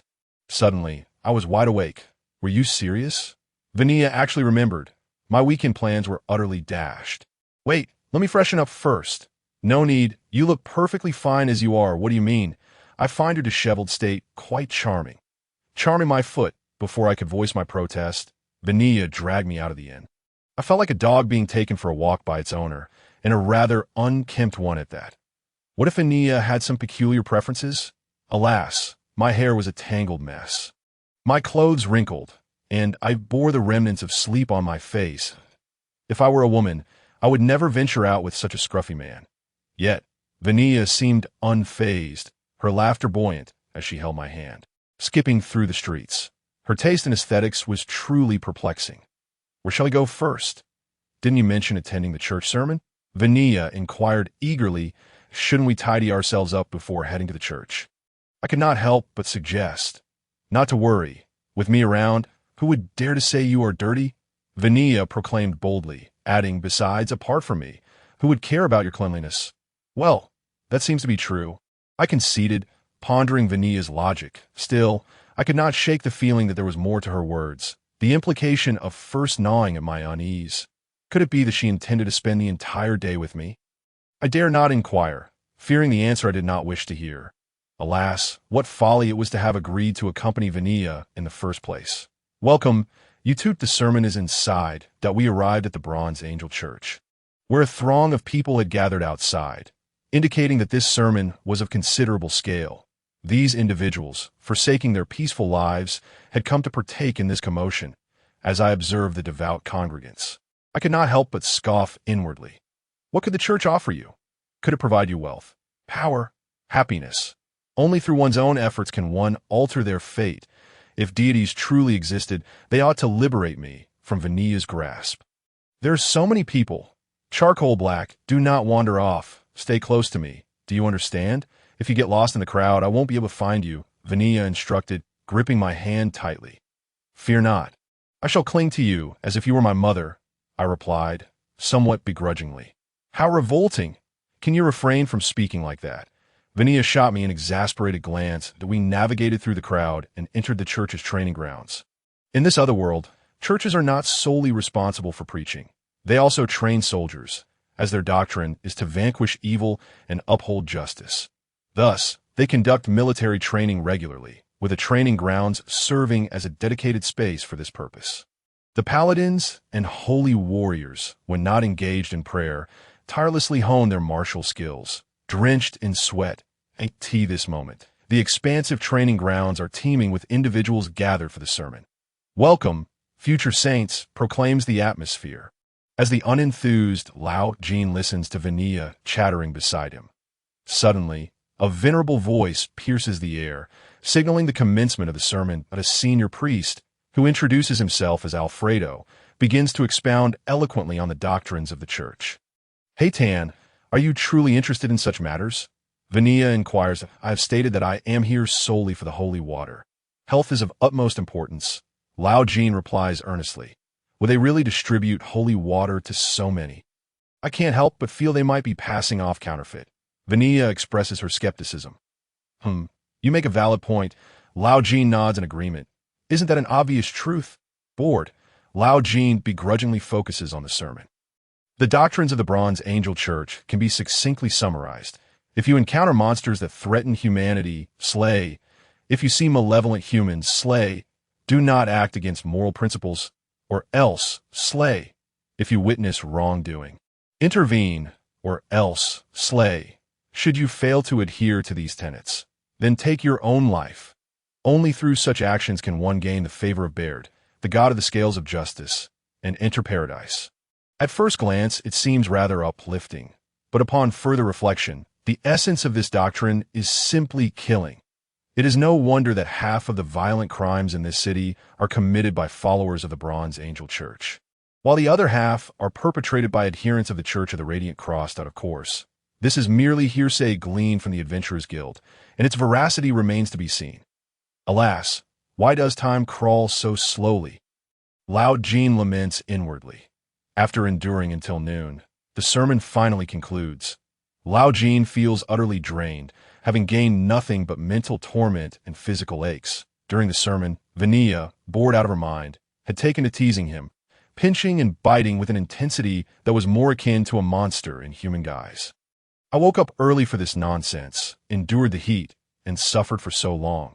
How delightful! Vania scoffs, glancing disdainfully at the bottle of holy water in her hand. It is rare that Vania shares Lao Jin's sentiments. He too believes the sermon to be a sheer waste of time. Had it not been for her insistence, he would never have subjected himself to such torment. Oh, come now. Do not be upset. This is holy water, a cure-all, as the priest claimed. God's blessing. Do you not desire divine favor? Lao Jin rambles in a bid to placate Vania. After hours under the sun, Lao Jin feels parched. At this point, Even plain water would be a delightful treat. Hey Tan, can you cease fabricating tales? This stuff wouldn't even kill a small imp, yet it dares to be called holy water. Vanilla sharply counters his deception. If you're thirsty, just drink it. What does it matter what type of water it is? Lao Jin declares, downing the holy water in one gulp.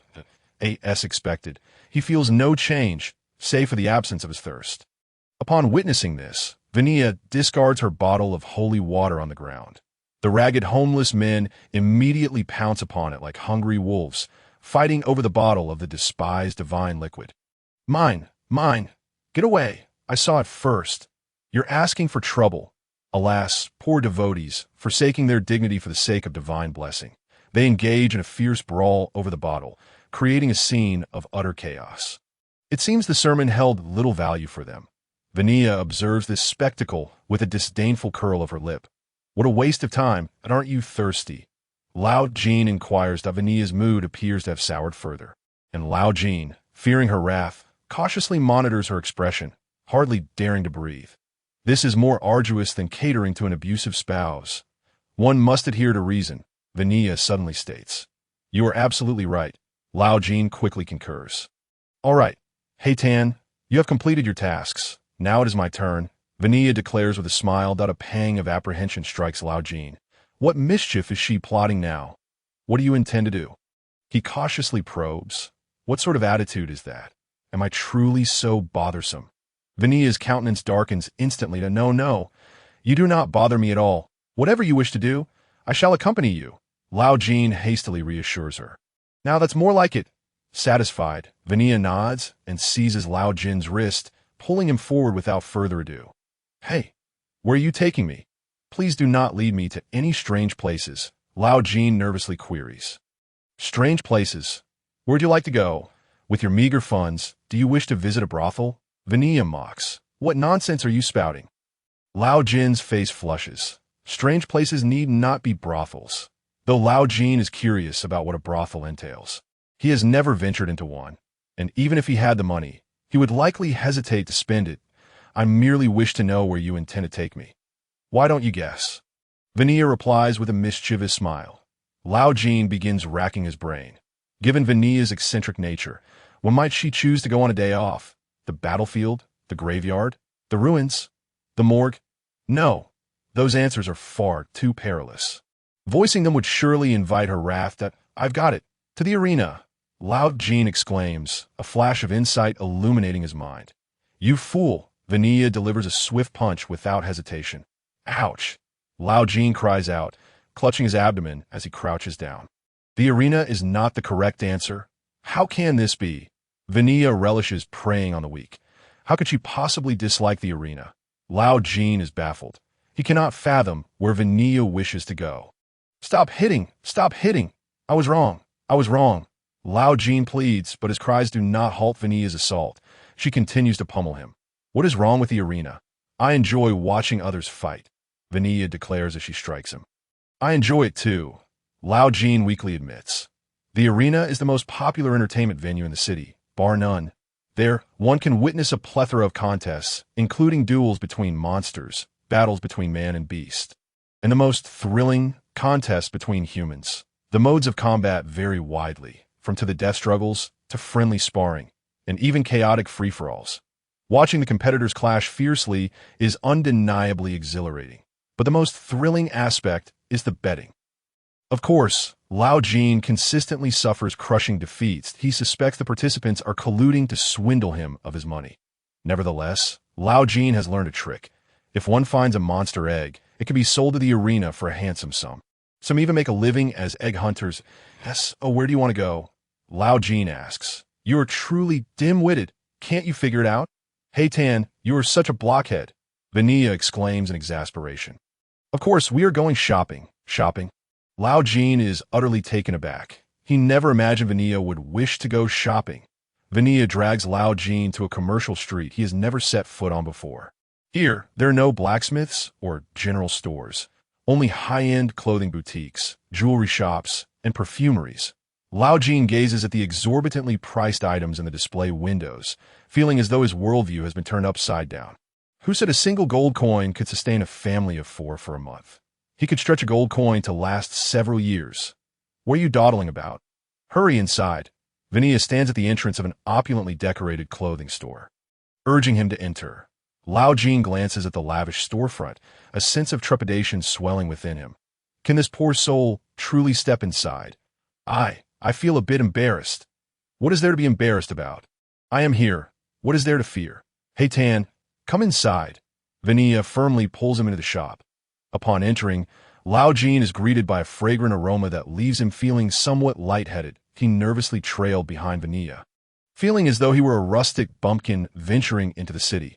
Vania appeared to take delight in his awkward demeanor, rising on her tiptoes to gently pat old Jin's head. Hee, black charcoal. You are simply adorable, so adorable that I feel an urge to slay you. Vania, you are the most charming person in the world. Old Jin hastily flattered her. When speaking, one must be sincere. Otherwise, Vania's gaze could turn perilously sharp. Yes. Old Jin quickly amended. Miss Vania, you are indeed the most enchanting person in the world. Now that's more like it. Vania smiled contentedly. Meanwhile, the shop attendants observed them with curiosity, baffled as to why such a beautiful sorceress would be accompanied by a ragged pauper. Vania seemed to notice their scrutinizing glances, handing old Jin her staff, hat, and cloak. Hold these for me. Then, she picked up a garment and stepped into the fitting room. Old Jin suddenly felt an ominous premonition. How does it look? Wow. Vania emerged in a completely new outfit, inquiring if it suited her. This familiar scenario, this damned sense of déjà vu. Why must he experience such couple-like antics? Does it look good? Vania had changed out of her usual purple low-cut robe and donned a pink lace dress.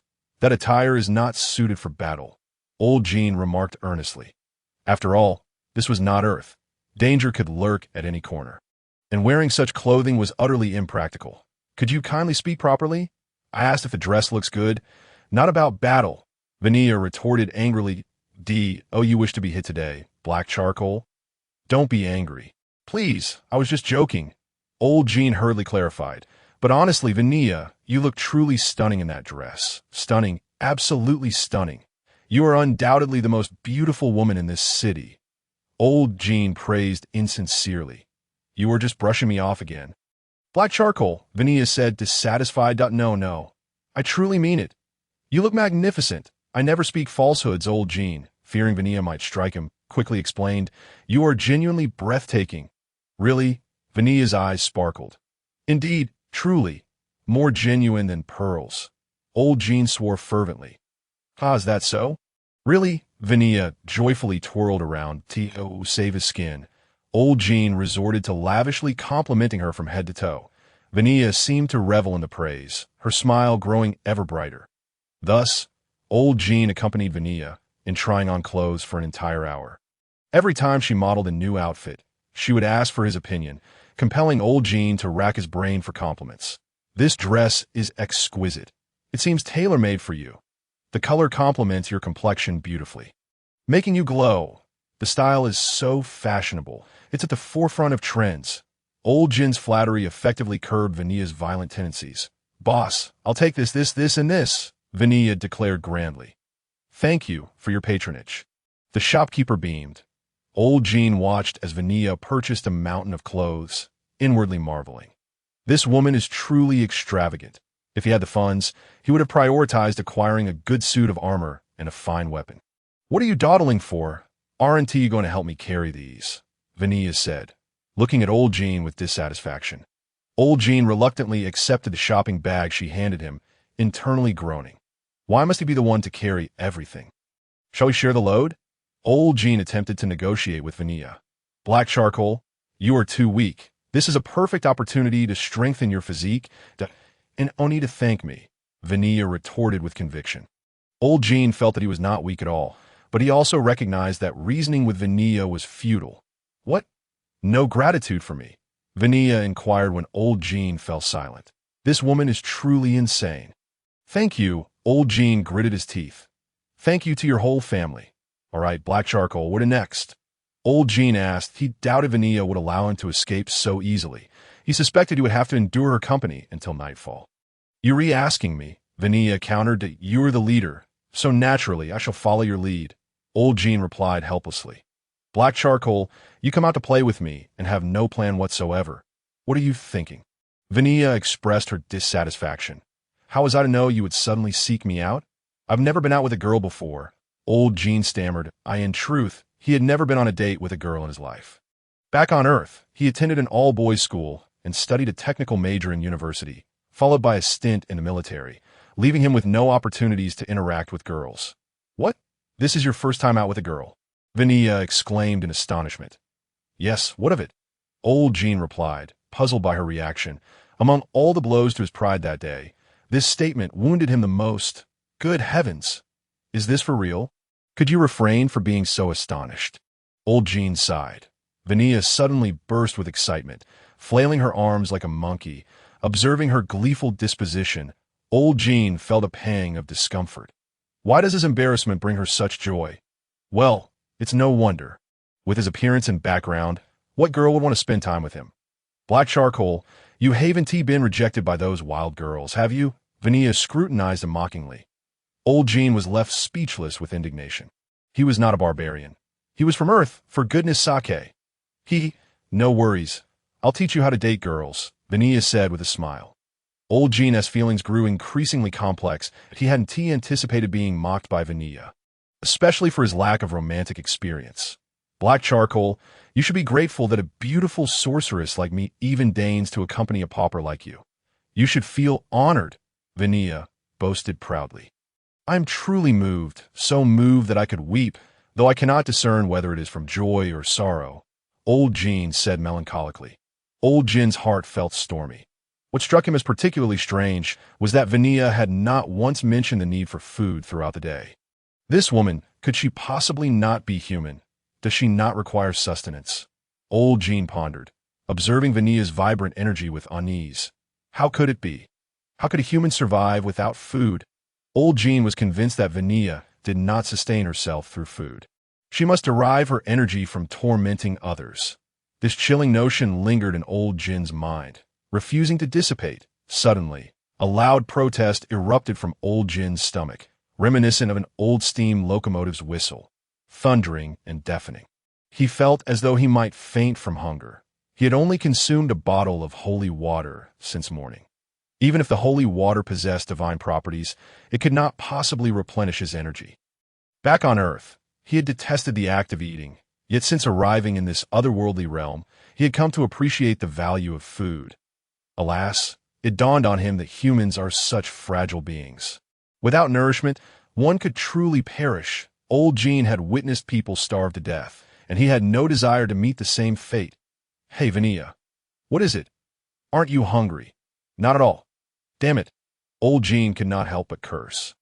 Black charcoal, are you hungry? Vanilla asked cheerfully, her smile seeming to mock him. Old Jin replied weakly, Do you want to eat? Of course. His voice brimmed with longing that I don't. Vanilla coldly rejected him. Thus, their brief conversation about food came to an abrupt end. She inquired only to refuse. This woman is undoubtedly doing it on purpose. Old Jin roared inwardly, feeling an overwhelming sense of humiliation. Indeed, a profound disgrace. He suppressed his anger and hunger, shouldering Vanilla's spoils and trailing behind her like a weary old dog. Following her every step, he was oblivious to Vanilla's destination and the reason for her extravagant purchases. Starved and dizzy, he could barely keep his footing. Had he known, he would have brought his small bag along, which contained some provisions to at least stave off his hunger. Regret gnawed at him. Vanilla led Old Jin down a street he had never encountered before. What is this place? He inquired, curiosity piqued. The Mage Tower District, Vanilla replied, her tone laced with a hint of pride. Old Jin was momentarily taken aback. The Mage Tower District was the wealthiest area in the city, a realm forever beyond the reach of someone like him. A destitute wretch. The district was aptly named, encircled by towering walls, akin to the Lord's Castle. That it was said that each mage tower established its exclusive domain to flaunt its owner's wealth and status. TSK, those mages truly knew how to indulge themselves. Old Jin thought bitterly. Ordinary folk could scarcely enter the Mage Tower District, much like the high-end residential areas, where guards stood sentinel at the gates. Vanilla, I can't go in. Let us find somewhere else. Old Jin pleaded desperately. He had no desire to subject himself to further humiliation. But I live here, Vania replied with a cheerful smile, a smile that seemed to invite trouble. What? You live here? Old Jin exclaimed in shock. Then I shall take my leave. You can return home, and we'll meet another time. With that, he shoved Vania's shopping bag in her hands and turned to flee. He had no intention of accompanying her inside. That would be courting disaster. Wait, Vania seized Old Jin by the collar, yanking him back. Black charcoal, are you trying to escape? Her voice was chilling, reminiscent of a frigid wind from the depths of hell. Old Jin was rendered speechless by fear. Humph, Vania scoffed, and without a moment's hesitation, she ensnared his neck with her staff. Old Jin felt the constriction tighten around his throat, making it difficult to breathe. Come with me, Vania commanded coldly. Thus, she dragged Old Jin into the Mage Tower district, resembling a person leading a pet dog. Let me go. Let me go. Others are watching, he shouted, struggling, feeling his dignity trampled beyond repair. As a mage, Vania faced no opposition from the guards, but they regarded Old Jin with suspicious eyes, as if he were a dangerous element. Black charcoal, do you care so much about the opinions of others? You should only concern yourself with my gaze, Vania whispered teasingly in his ear. It dawned on Old Jin that he had fallen completely under Vania's control, utterly ensnared. He felt akin to a tame pup, obliged to heed his master's commands. Fine, I will follow you, he conceded, his voice heavy with resignation. He trailed behind her like a sickly dog. The streets of the Mage Tower district were immaculate and well-ordered. The architectural style elegant and grand, a stark contrast to the dilapidated area where Old Jin usually resided. As he walked, he felt entirely out of place, akin to a stray dog wandering into paradise. The passers-by adorned in lavish attire moved with grace, casting disdainful glances at Old Jin, their expressions rife with contempt. His face burned with embarrassment. He wished he could disappear into the ground, clinging closely to Vania. He feared being recognized as an outsider. Black charcoal, why are you so close? Do you perhaps harbor feelings for me? Vania suddenly turned, her expression playful. Absolutely not. Old Jin hastily denied. I merely wish to avoid being discovered as an outsider and then being expelled by the guards. Ha ha ha. Black charcoal, you are truly timid. Vania laughed. Do not worry with me around. No one dares to harm you, really? Old Jin replied, half convinced out of course. However, you must first seek my permission to be this close, Vania said, a mischievous tone in her voice. Miss Vania, may I approach you a little closer? Old Jin inquired cautiously, his tone dripping with subservience. Very well, Vania nodded, her demeanor one of condescension. Thank you. Old Jin felt as though he had been granted a reprieve. Hey, Black Charcoal, you are so obedient. Vania ruffled his hair, as if he were a pet. Black Charcoal, you are so compliant. Thank you. You should praise me. Vania, you are quite lovely and very beautiful, Old Jin said reluctantly. Really? Vania's eyes sparkled, reminiscent of a child receiving a cherished toy. Indeed, Old Jin affirmed eagerly. Oh, Black Charcoal, you are such a charmer. Vania laughed joyfully. Old Jin longed to curse, but this woman was simply too fearsome. He felt like a stray dog that had wandered into a luxurious mansion, utterly out of place. Some claim that appearances do not matter, but that is mere self-deception. That if you were to enter a high-end restaurant clad in filthy garments, how would others perceive you? Here we are. This is my home, Vania proclaimed as she brought Old Jin before a building that resembled a student dormitory. At a sign next to the entrance read Savernal Women's Mage Dormitory. A women's dormitory? Old Jin gasped. Then I absolutely cannot enter. What? You cannot go in. Vania looked at him with a teasing smile, her eyes sparkling with mischief. But this is a women's dormitory. How can I, a man, enter? It's also illegal. Old Jin exclaimed, perspiration beading on his forehead, wishing fervently to vanish in a thin air that can't go in. Then I must carry all these things myself. Black Charcoal, can you bear to make a weak woman carry so much? Vania feigned a pitiful tone, her voice dripping with indignation. Old Jin was at a loss for words. Did you just retort? Vania's gaze sharpened, akin to a razor's edge piercing Old Jin's heart. No, I will go in right away. He quickly corrected himself, Having no desire to taste Vanilla's iron fist again, it was far better to comply than to argue. At least he would avoid a beating. That's more like it. Let's go. I can't wait to introduce you to my roommates, Vanilla said, seizing old Jin's wrist and dragging him into the dormitory building. Wait, I'm not prepared, old Jin protested, but his struggles appeared futile against Vanilla. No need to prepare. You look just fine as you are. Vanilla offered no chance for rebuttal, pulling him into the building. Old Jin felt like a lamb led to slaughter, utterly powerless. Black charcoal, kneel. Vanilla suddenly halted, commanding him with an undeniable authority. What? Kneel. Old Jin stared at her incredulously, doubting his own hearing. Did you not hear clearly? I said kneel, Vanilla reiterated, her tone growing more severe. Old Jin hesitated but ultimately yielded. He knelt, bowing his head, feeling his dignity crumble to dust. Black charcoal, now bark like a dog. Vanilla continued her command, amusement lacing her voice. What? Bark like a dog. Old Jin felt his dignity trampled anew. This was an unthinkable humiliation. What? Are you unwilling? Vanilla raised an eyebrow, her gaze threatening. Old Jin wrestled with his inner turmoil. Will you do it or not? Vanilla pressed relentlessly. Old Jin felt on the verge of collapse. How could a time traveler like him be coerced into barking like a dog by a woman? He took a deep breath, closed his eyes, and let out a woeful bark, his voice rife with humiliation and resignation. Huh, Black charcoal, you are truly obedient. Vanilla laughed joyfully, her laughter brimming with a sense of triumph and mockery. Lao Jin felt as though his life had plummeted to an all-time low. He resembled a pet dog, manipulated at the whim of Vanilla, devoid of any semblance of dignity. Just then, a voice suddenly pierced the air. Oh, Vanilla, a red-haired, bespectacled sorceress appeared before them. Upon seeing her, Vanilla greeted her with delight. Bessie? Hello.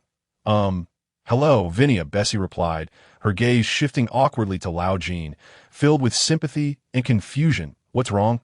Vanilla asked, perplexed. Is he your boyfriend? Bessie inquired, pointing at Lao Jin. Her tone tinged with skepticism that moment. Lao Jin was still on his knees, imitating a dog's bark, a comical sight indeed. No, he just my friend. Vanilla clarified, a hint of pride in her voice. A friend? Bessie looked doubtful, utterly unable to comprehend how Vanilla could associate with someone like him. Vanilla, your tastes are quite perplexing, Bessie remarked with a shake of her head. Exasperated, I rarely say this, but I genuinely think you've gone too far this time. What does it matter? Vanilla retorted dismissively, clearly unconcerned about others' opinions. Bessie sighed as she regarded Vanilla, realizing that in the eyes of her friends, Vanilla was also seen as an oddity. Right? Vanilla suddenly clapped her hands. Haida, come and say hello. What? Say hello. Lao Jin lifted his head, bewildered, unsure what she was up to now. Yes, this is my friend Bessie. Come greet her, Vanilla commanded. Lao Jin awkwardly raised his head to look at Bessie. Still kneeling, he could only gaze up at her. Bessie, too, looked uncomfortable, unsure what to say. What is the matter? Are you unwilling? Vannilla's eyes took on a dangerous glint. Well, hello. I'm Carter, Vannilla's friend, Lao Jin greeted reluctantly, his voice laced with resignation and humiliation.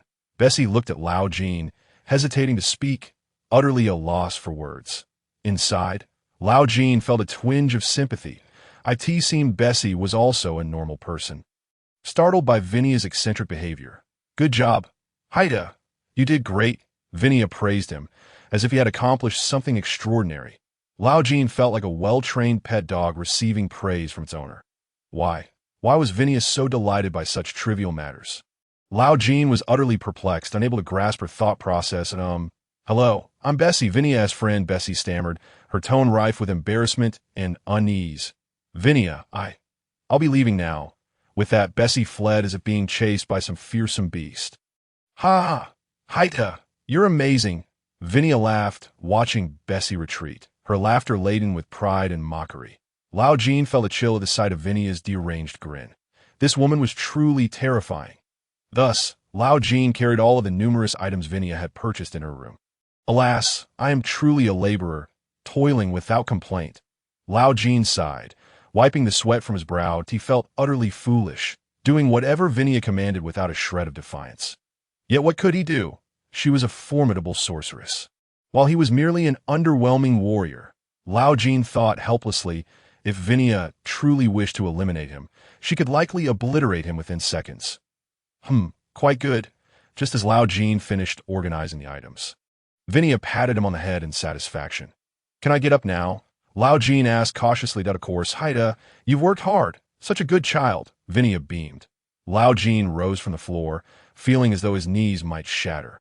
After kneeling for so long, his knees were scraped and bleeding profusely. If only I had worn my usual attire instead of this sleepwear.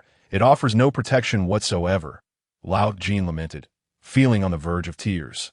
He gazed at his sole pair of pajama pants, the knees soaked in blood, deepening his resentment towards Vinia. This woman, no matter how beautiful or well-endowed, could not hide the fact that she was a demon. Lao Jin seethed with rage, wishing to rend Vinia into pieces. The bloodstains, he feared, would never wash out. Looking at the ghastly marks, he felt his heart ache. Recently, he hadn't sustained such severe injuries while battling monsters. He never expected to be so thoroughly defeated by a woman in such a manner. Fortunately, he had purchased a vial of healing ointment at the Alchemist's Guild last time, for just 2 silver coins. It would prove useful now. Haida, you can go now. I had a great time today. Let us play together again next time. Vinia cheerfully bid farewell. Bang. As soon as she finished speaking, she coldly slammed the door shut. Wait, I'm not out yet. Hey, Vinia. Open the door. Lao Jin frantically pounded on the door, but Vinia paid him no mind. This woman was truly heartless, using him and then discarding him. Lao Jin cursed inwardly as he found himself ensnared in this predicament. Abandoned in this wretched place? Oh no, this is bad. Lao Jin suddenly felt a wave of dread. He was now utterly alone in the sorceress dormitory. If discovered, he would have no way to clear his name. How did I end up in such a situation? Lao Jin lamented, a distinguished traveler like himself, trapped in a women's dormitory.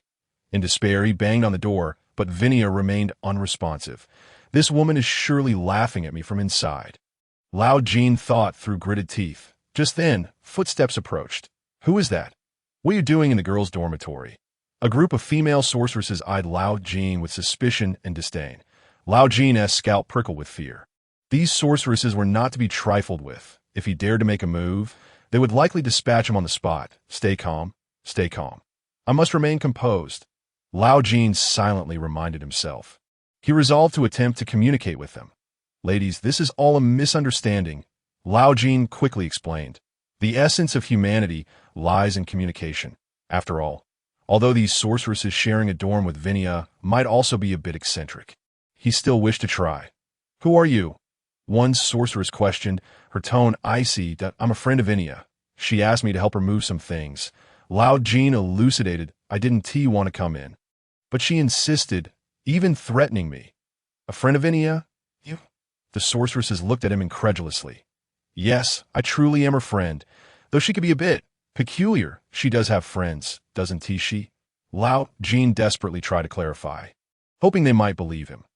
However, dormitory regulations state that males cannot enter the female dormitory, the sorceress replied, her tone unyielding. I understand, but I was left with no choice. Who would willingly wander into the Mage Tower district? Especially a girl's dormitory? I was practically set up by Vinia, Lao Jin said, his face etched with despair. The sorceresses, after hearing his explanation, appeared somewhat swayed and began to whisper among themselves. But, oh, forget it. I'm leaving. Lao Jin decided he didn't want to waste any more time and resolved to escape while he could. After all, he had clarified his position. This shouldn't make things difficult for him, right? Taking advantage of their distraction, Lao Jin turned and bolted. Stop! A sorceress seized Lao Jin by the shoulder. He whirled around, glaring at her. What do you want? The female mage was startled by Lao Jin's fierce gaze, instinctively loosening her grip. Seizing the opportunity, Lao Jin dashed down the staircase, not daring to glance back as he fled the dormitory building. Wait a moment. Lao Jin had no regard for them. His sole desire now was to escape this place rife with troubles. He ran desperately, finally breaking free from the Mage Tower district, panting heavily. Lao Jin came to a halt, feeling akin to a rabbit that had narrowly evaded the jaws of tiger. Vinia, you vile woman, I shall not let this rest. Lao Jin cursed through gritted teeth. As he stood before the familiar street, a medley of emotions swirled within him. Alas, this place still felt comforting. Wandering aimlessly along the street, he watched the sun dip below the horizon, his heart filled with a profound sense of loss and helplessness. He had intended to rest for a couple of days, but Vinia had turned that plan to ruin. Had he known, he would have foregone the rest and sought out a quest instead. Regret gnawed at him. Suddenly, he realized he had squandered an entire day, and his stomach growled with hunger. No, I must hasten to the Adventurers Guild to see if there are any tasks available. Lao Jin quickened his pace towards the Adventurers Guild. As night fell, the guild was ablaze with light and bustling with activity. Upon pushing open the door, a wave of warmth enveloped him, mingled with the enticing aromas of various foods and beverages. Approaching the counter, he addressed the dwarf staff member. Greetings, I am an E-rank adventurer. May I inquire about available tasks? Please hold on a moment. The dwarf replied without lifting his gaze as he rifled through the task list. I am an E-rank adventurer named Carter. It appears you have quite a few failures on record, the dwarf remarked, finally looking up at Lao Jin with a peculiar expression. Indeed, misfortune has befallen me. Lao Jin replied with an awkward smile that I asked there any task I can take on? Any task will suffice. Just so happens there is one, the dwarf said. The day after tomorrow, a merchant caravan will be departing for Isfant City, and they are in need of escorts. The daily wage for E-rank adventurers is 12 copper coins, totaling 60 copper coins for 5 days, with the guild taking a commission of 10 copper coins. Isfant City, a place not far from Clashim City, was a name Lao Jin had only heard of but had never visited. Isfant City. I've never been there. Will it really take 5 days to arrive? Lao Jin inquired. Typically, it does take about 5 days. The dwarf confirmed that you wish to accept this task. There are limited spots available. Very well, I shall accept it, Lao Jin decided after a moment's hesitation. He was in dire need of funds, and a trip to Isfant City seemed appealing, if only to distance himself from that which Vinia. Agreed then, the dwarf said, retrieving a wooden token from a drawer and handing it to Lao Jin. Take this. What is this? Lao Jin asked, curiosity piqued. Before sunrise the day after tomorrow, go to the West City Gate and find the Abunal Trading Company. Present them with this token, and they will arrange for you to escort the caravan. The dwarf explained. This serves as proof of the caravan's commission with our guild. Now I understand. Lao Jin thought, enlightenment dawning upon him. It appears the caravan pays the guild up front, who then recruits escorts, ultimately handing the token to the escorts as proof. Lao Jin examined the token closely. Please, I need to pay you 10 copper coins. The dwarf suddenly interjected, extending his hand towards Lao Jin. What? 10 copper coins. Lao Jin blinked in surprise. The commission?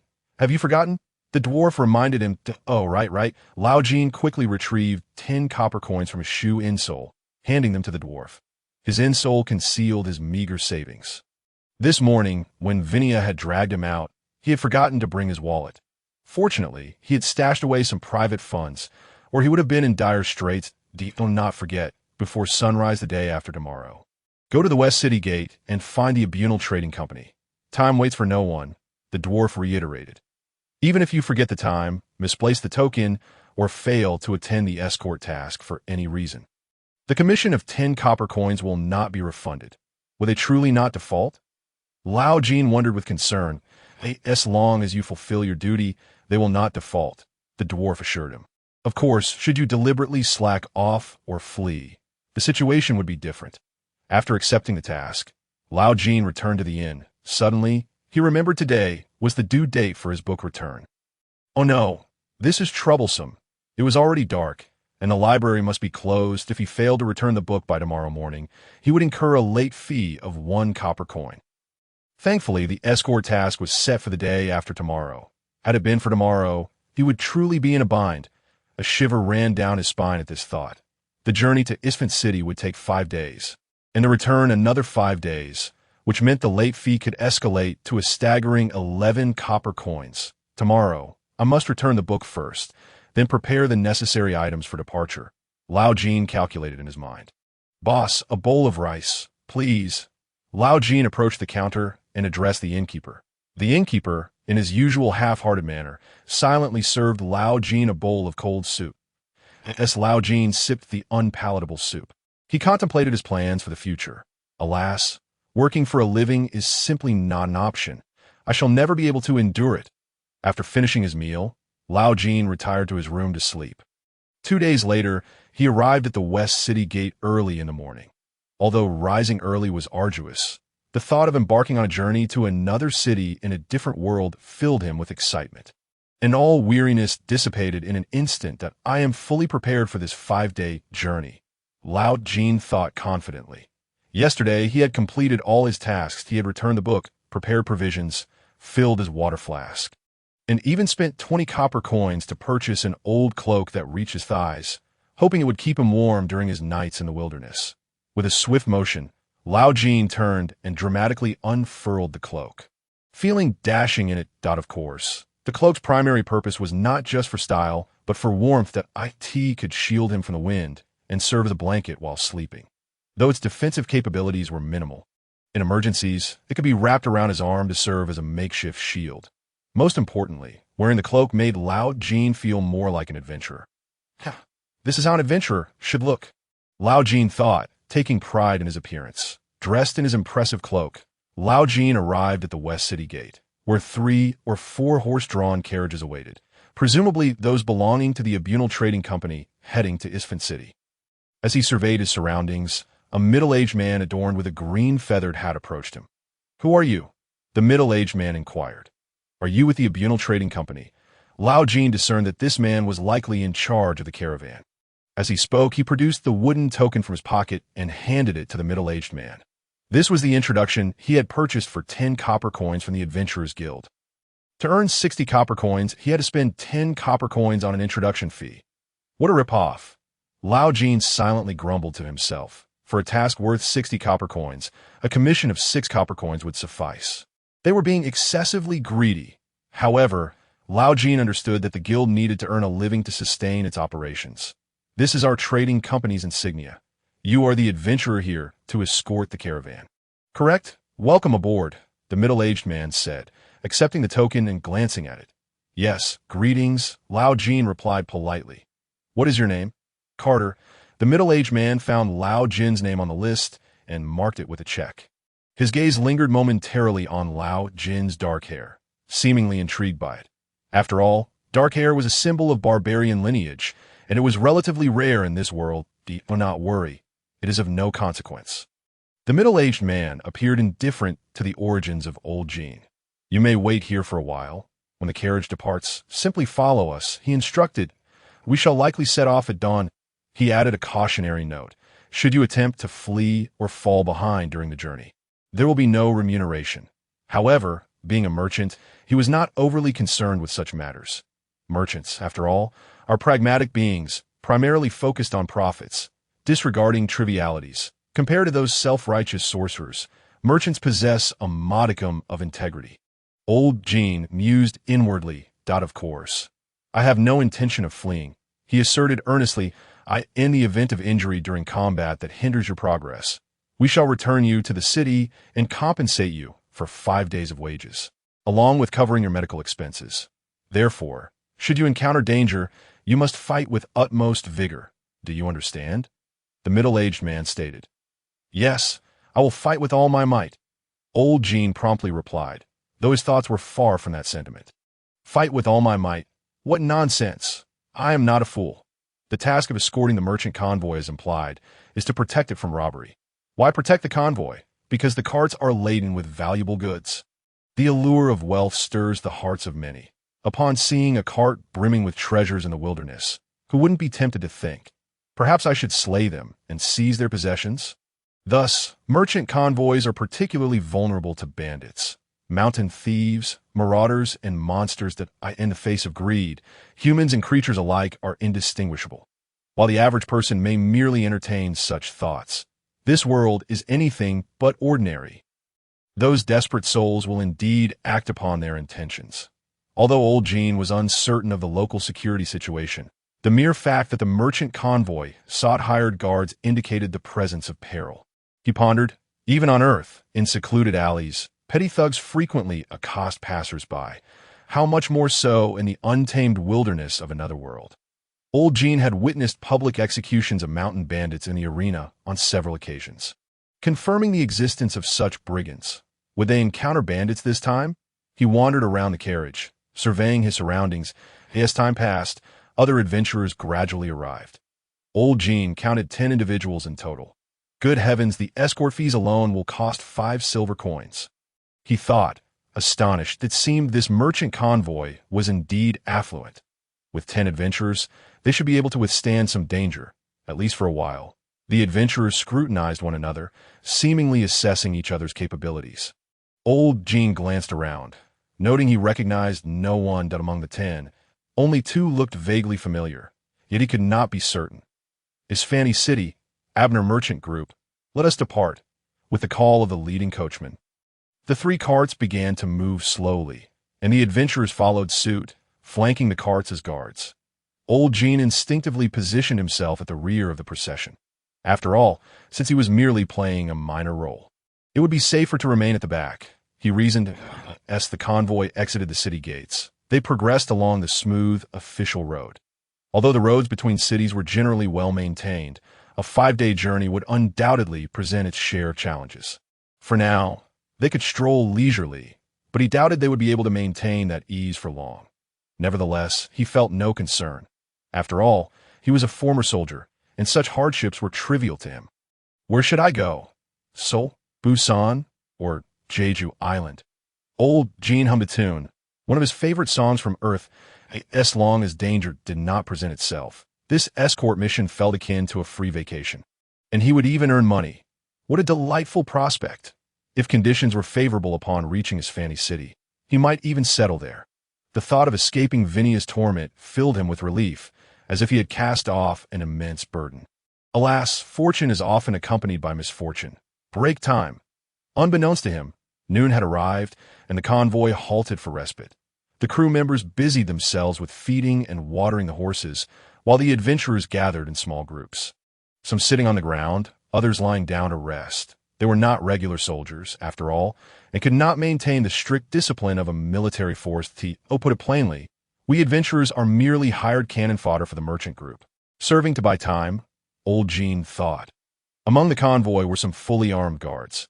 They were the true fighting force of the merchant group. Observing these guards, each exuding an aura of formidable experience, Old Jin felt a wave of reassurance wash over him. With their presence, there should be little cause for concern. Finding a spot to sit, Old Jin retrieved his water flask and took a few sips. In the wilderness, water is a precious resource, and one must not waste it. After finishing his drink, he took out some provisions to prepare for lunch. Suddenly, he sensed a gaze fixed upon him. Looking up, he saw a frail young man staring intently at him. This kid isn't planning to snatch my rations, is he? Old Jin thought warily. He met the young man's gaze without flinching, his eyes brimming with caution. The young man, undeterred, approached him. Hello, I am Jiro. The youth introduced himself. Hello, I am Carter. May I ask what you need? Old Jin inquired, keeping his guard up. He scrutinized the young man, golden hair, delicate features, and a somewhat effeminate appearance. This fellow is rather handsome. Old Jin mused inwardly. You have faith? Jiro suddenly asked. What? Old Jin blinked, momentarily taken aback, unsure if he had heard correctly. You have a belief, Jiro repeated. Old Jin felt as if his head had been struck by a hammer. Were it not for the several medieval-style carts parked nearby, he might have thought he had returned to Earth. This kid, I is trying to preach, is he? Old Jin thought, alarmed. You seem to lack faith. Jiro observed, noting Old Jin's expression. In these tumultuous times, if you have no belief, I can. No. Thank you, Old Jin interrupted, resolutely declining. If Jiro were a girl, Old Jin might have entertained a conversation, but since he was male, he would rather not waste his time. Carter, I genuinely wish to assist you. Please listen to me. Not interested, really, to go find someone else. Old Jin impatiently gestured towards an adventurer lying nearby, asleep. Ask him instead. Jiro glanced at the sleeping adventurer, but disregarded Old Jin's suggestion. Carter, you appear to be quite kind. That is why I wish to offer you this opportunity. Please, hear me out. What exactly are you? Old Jin pressed. Are you a priest? What faith do you follow? I've told you, I'm not interested. Please leave. Old Jin urged, growing increasingly annoyed. Jiro continued to smile at Old Jin, an earring adorning his ear, suggesting some religious affiliation that I'm not a priest. But the more Old Jin observed him, the more suspicious he became. Could he be part of a cult? Is he possibly infatuated with me? A chilling thought crossed his mind. You don't mean to suggest something inappropriate, do you? Old Jin sputtered, alarmed that you've misunderstood. Jiro hastily clarified. Get lost. Old Jin shouted angrily. Yet Jiro remained rooted to the spot, unyielding. Upon seeing you, I felt you possessed great insight, which is why if you don't leave soon, I will be quite displeased. Old Jin warned. Carter, why must you be so resistant? If you listen to me, it won't cost you a thing. Jin smiled cheerfully and said, The break is almost over. You should hurry and leave. I have no interest in you. Lao Jin replied impatiently to fix his gaze on Jin, ready to draw his sword at any moment. This brat surely harbors ill intentions. Who would entangle themselves with another without reason? Lao Jin mused inwardly that in the realm of adventurers, being underestimated spells utter doom. Especially for a black-haired barbarian like Lao Jin, who is already prone to discrimination. If he is seen as a soft target, his chances of survival are utterly lost. This brat must think I resemble a barbarian and thus seeks to bully me. Lao Jin thought, increasingly convinced. Get lost. Stop annoying me. Lao Jin said irritably. Oh, come on. Jin continued to smile at Lao Jin, showing no signs of departing. Lao Jin realized these religious zealots were hardly normal. On Earth, those missionaries were bothersome enough. What more in an alternate world? This brat suddenly approached him, likely either to recruit him into a cult or to swindle him. In any case, his intentions were far from benign. This lad is clearly a member of a cult. Lao Jin pondered darkly. Have you ever faced discrimination? Jin suddenly inquired. What? Lao Jin was momentarily taken aback. What on earth does this brat want to say? You must be a Mulkaiza, right? It's evident from your black hair and dark eyes, Jin remarked. The Mulkaiza are a nomadic people residing in border regions, commonly referred to as barbarians, characterized by their black hair and dark eyes. For convenience, Lao Jin had always claimed to be a Mulkaiza. Yes, what of it? Lao Jin asked, puzzled. Our Heavenly Way Society can save all cursed races, including the Mulkaiza. Our deity believes all sentient beings are equal. What? Cursed? What nonsense are you spouting?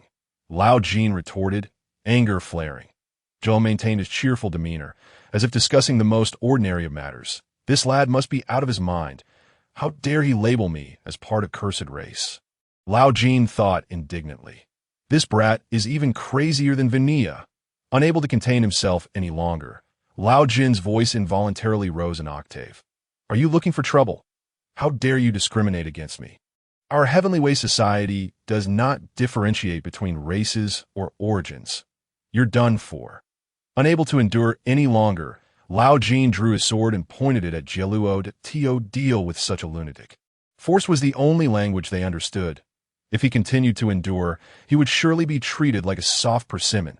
Lao Jin looked at the frail young man before him, filled with confidence. With this puny frame, I could take him down with a single hand. Jin was startled by Lao Jin's imposing presence and took a few steps back, but he seemed oblivious to the fact that his previous words had offended Lao Jin. Just as Lao Jin prepared to teach this fool a lesson, a voice boomed. What are you two doing? A burly man stormed over, clearly one of the guards from the merchant caravan. If you want to fight, get lost, the man bellowed. Lao Jin quickly clarified, no, we weren't fighting. I was just still trying to argue. You've drawn your sword. The man snapped. I merely wanted him to see my swordsmanship. Lao Jin quickly improvised. Swordsmanship? The man looked at Lao Jin with confusion. Indeed, we adventurers often exchange techniques. He seems quite interested in swordplay. As he spoke, Lao Jin gauged the man's expression. The man appeared to buy Lao Jin's explanation and turn away. Seeing this, Jin discreetly fell silent. All right, break time is over. Everyone get up, the man shouted. Lao Jin shot Jin a glare before sheathing his sword. Yet Jin remained undeterred, saying to Lao Jin, I'll find you tomorrow. What a lunatic! Lao Jin cursed inwardly. Today has been utterly unlucky. Why must I encounter such oddities? The subsequent journey was much calmer. After all, it was the first day. The road was relatively smooth, and no dangers befell them. Lao Jin's mood lightened considerably, and his steps grew lighter.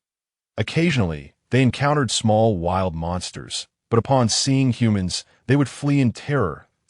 In this world, there are no ordinary wild animals, only various kinds of monsters. Perhaps those monsters are the wild fauna of this realm. Even the horses pulling the carts look quite different from those on Earth. Perhaps they're a type of monster as well. Lao Jin contemplated, in any case, in this world, all creatures must be approached with caution. That day, Lao Jin's task was simply to walk. That he walked in the morning, continued in the afternoon, and rested at night, earning 10 copper coins in a day. After calculating, he found that his daily consumption of provisions amounted to about 1 copper coin, meaning he could net 9 copper coins just from walking. Though his knees ached from the exertion, he had no choice but to endure for the sake of earning money. As he walked, he munched on his provisions. This travel food was hard and salty. While it could fill his stomach, Lao Jin felt that consuming too much would lead to stomach ailments. Alas, the impoverished must make do with such fare. He thought helplessly to survive. He had to endure the discomfort of his stomach. That night, they camped at the same spot. After the sun set, the caravan halted to prepare for camping. The drivers and crew busied themselves erecting tents and starting fires for cooking. The adventurers gathered together. Preparing to spend the night outdoors, we need to arrange for night watch. All adventurers, please come forward, the middle-aged man announced. I almost forgot about that. Lao Jin thought to himself. The adventurers were somewhat reluctant to volunteer for the night watch. But they understood it was for everyone's safety, so they raised no objections. After all, this was a task requirement. Refusing to keep watch meant forfeiting their reward, if it weren't for the night watch. This task would have been perfect. Lao Jin grumbled inwardly. For the night watch, we will form 5 groups, each led by 1 guard from the caravan and 2 adventurers as members, totaling 5 people. The middle-aged man explained 10 individuals, yet only 5 would be chosen. I have a 50 chance of getting a good night's rest. Lao Jin calculated his mind. The other adventurers were also mentally strategizing, their eyes darting about, lost in thought. Of course, tomorrow night, it would be the turn of those who did not stand watch today. The man added, just as I suspected. Lao Jin thought helplessly. Nevertheless, knowing he would also have to keep watch tomorrow, he was determined to delay it for as long as possible. Who wants to take the first watch tonight? The middle-aged man inquired. Lao Jin, seeking to assert his dominance, deliberately lowered his voice and asked, who wishes to volunteer? Please, whoever wants to come can come. I'm completely exhausted and just want to sleep. Lao Jin silently prayed. He scanned the surroundings and was surprised to see 2 adventurers raise their hands. One was a brown-haired man in training garb, and the other was a bearded man wielding a double-headed axe. Since we all must keep watch, we might as well finish it early, the brown-haired man said. I agree, the bearded man concurred. Lao Jin scoffed inwardly. These 2 fools have no grasp of the concept of striking first to gain the upper hand. What if someone dies, falls behind, or runs away tomorrow? Wouldn't they be at a loss for having stood watch tonight? Lao Jin's wise decision was soon validated when 2 more adventurers voluntarily signed up for the night watch. Now, only 1 spot remained. 6 individuals vying for a single position. It was nothing short of a life-and-death duel. In this predicament, the most prudent course of action would be to engage in a game of rock, paper, scissors. Unfortunately, the manner in which this game is played in this world is entirely dissimilar to that on Earth. There are but 3 gestures: rock, paper, and scissors. However, the inhabitants of this realm employ an astonishing array of gestures, leaving Lao Jin utterly bewildered that he once witnessed someone extend 3 fingers, only to emerge victorious. Furthermore, the rules vary from place to place. Lao Jin once saw 4 individuals simultaneously throw their hands, and astonishingly, they all chose rock. How on earth are they supposed to play like this? Lao Jin was on the verge of despair. How shall we decide? There are no tools for drawing lots here, remarked a middle-aged man. Whoever proposed this shall keep watch for the night, suggested an adventurer. A splendid idea. The other adventurers readily concurred. Who made the suggestion? It was I, Lao Jin said, raising his hand with a cheerful grin. Then it shall be you who keeps watch. What? Lao Jin was momentarily taken aback. You scoundrels, You've conspired to set me up? Lao Jin seethed inwardly. The adventurers looked upon Lao Jin with a glint of mockery in their eyes. This fellow is truly gullible. Jiro also stood among the crowd, silently observing Lao Jin. This brat dares to enjoy the spectacle? Just wait until I deal with you. Lao Jin thought to himself. You decide. Lao Jin said, pointing at Jiro. Jiro regarded Lao Jin without uttering a word. That weren't you quite loquacious just now? Why are you silent now? Lao Jin mused internally. Very well. Jiro ultimately acquiesced. He approached the 4 adventurers who volunteered to keep watch and declared, I shall watch over them. But tomorrow, you must listen to my preaching. Damn it. Lao Jin instantly felt cheated. Once the 5 night watchmen were determined, Lao Jin sought a spot to sleep that he carelessly selected a patch of open ground. Spread some hay, wrapped himself in a cloak, and lay down. With armor and cloak, it should not be too cold tonight, Lao Jin thought to himself, compared to the nights spent sleeping rough when he first traversed into this world. This was an experience akin to paradise. Gazing up at the starry sky, he marveled at the multitude of twinkling stars, particularly radiant in their beauty. This world is free from pollution, rendering the night sky exceptionally stunning. Strangely, this world boasts 3 moons, 1 large and 2 smaller ones, with the latter being green and purple. This celestial display is truly bizarre. Lao Jin mused. He turned over, facing away from the stars, and closed his eyes. This alternate realm is utterly maddening. When shall I return home? The surrounding clamor roused Lao Jin from his slumber, and as he groggily opened his eyes, he estimated it was nearly time to rise. His throat burned painfully, and he recalled how the temperature had plummeted last night, nearly freezing him to death. However, since everyone else appeared lively, it seemed they had not encountered any attacks. Lao Jin struggled to his feet. Yearning for warmth by a fire, his dismay. The bonfire from last night had long since extinguished, leaving only a few charred logs. Igniting his eye, that moment, he felt as cold as a block of ice. Wishing he could burrow into the ground. Yet, the fire had gone out. Was this not a deliberate attempt on his life? Early in the morning, Lao Jin was filled with frustration. What on earth happened to the fire? Yet, there was no time to rekindle it. Lao Jin resorted to performing a few stretches to limber up. This juncture, others began to rise, signaling that the time to depart was near. Shortly thereafter, the cart at the front of the caravan began to move slowly. The adventurers who had kept watch the previous night bore dark circles under their eyes, utterly exhausted. However, they would be rewarded with a restful night. While Lao Jin, having to stand watch today, felt a headache coming on. The experience of being roused from a deep slumber to stand guard, only to return to sleep afterward, is something that only those who have endured it can truly comprehend. It was evident that Lao Jin's mood would be dreadfully poor from this moment until the end of his watch. Lao Jin trudged along mechanically, following the main road. The nearest city lay approximately a day's journey ahead, so the road conditions were relatively decent. However, the forests and thickets flanking the path stirred a sense of unease. Who could say whether a monster might suddenly emerge to attack? Though Lao Jin's heart raced with apprehension, he was too fatigued to concern himself with such thoughts, his eyelids growing heavy. Monsters? Let them come, he thought, for he only desired sleep.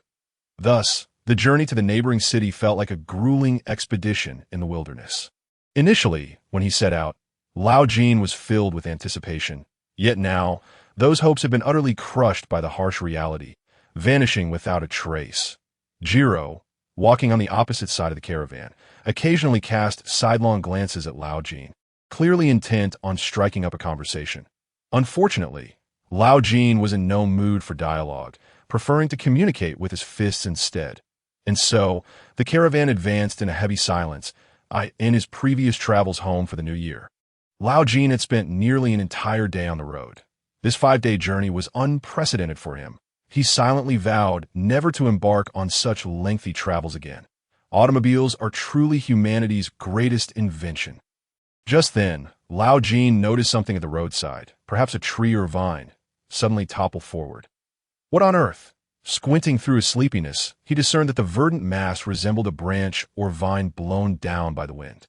However, 3 seconds later, what in the world? Before Lao Jin could finish his thought, a piercing scream shattered the air. The adventurer who had volunteered for night watch last night was now hoisted high, suspended in midair, his height exceeding that of the cart. This is bad.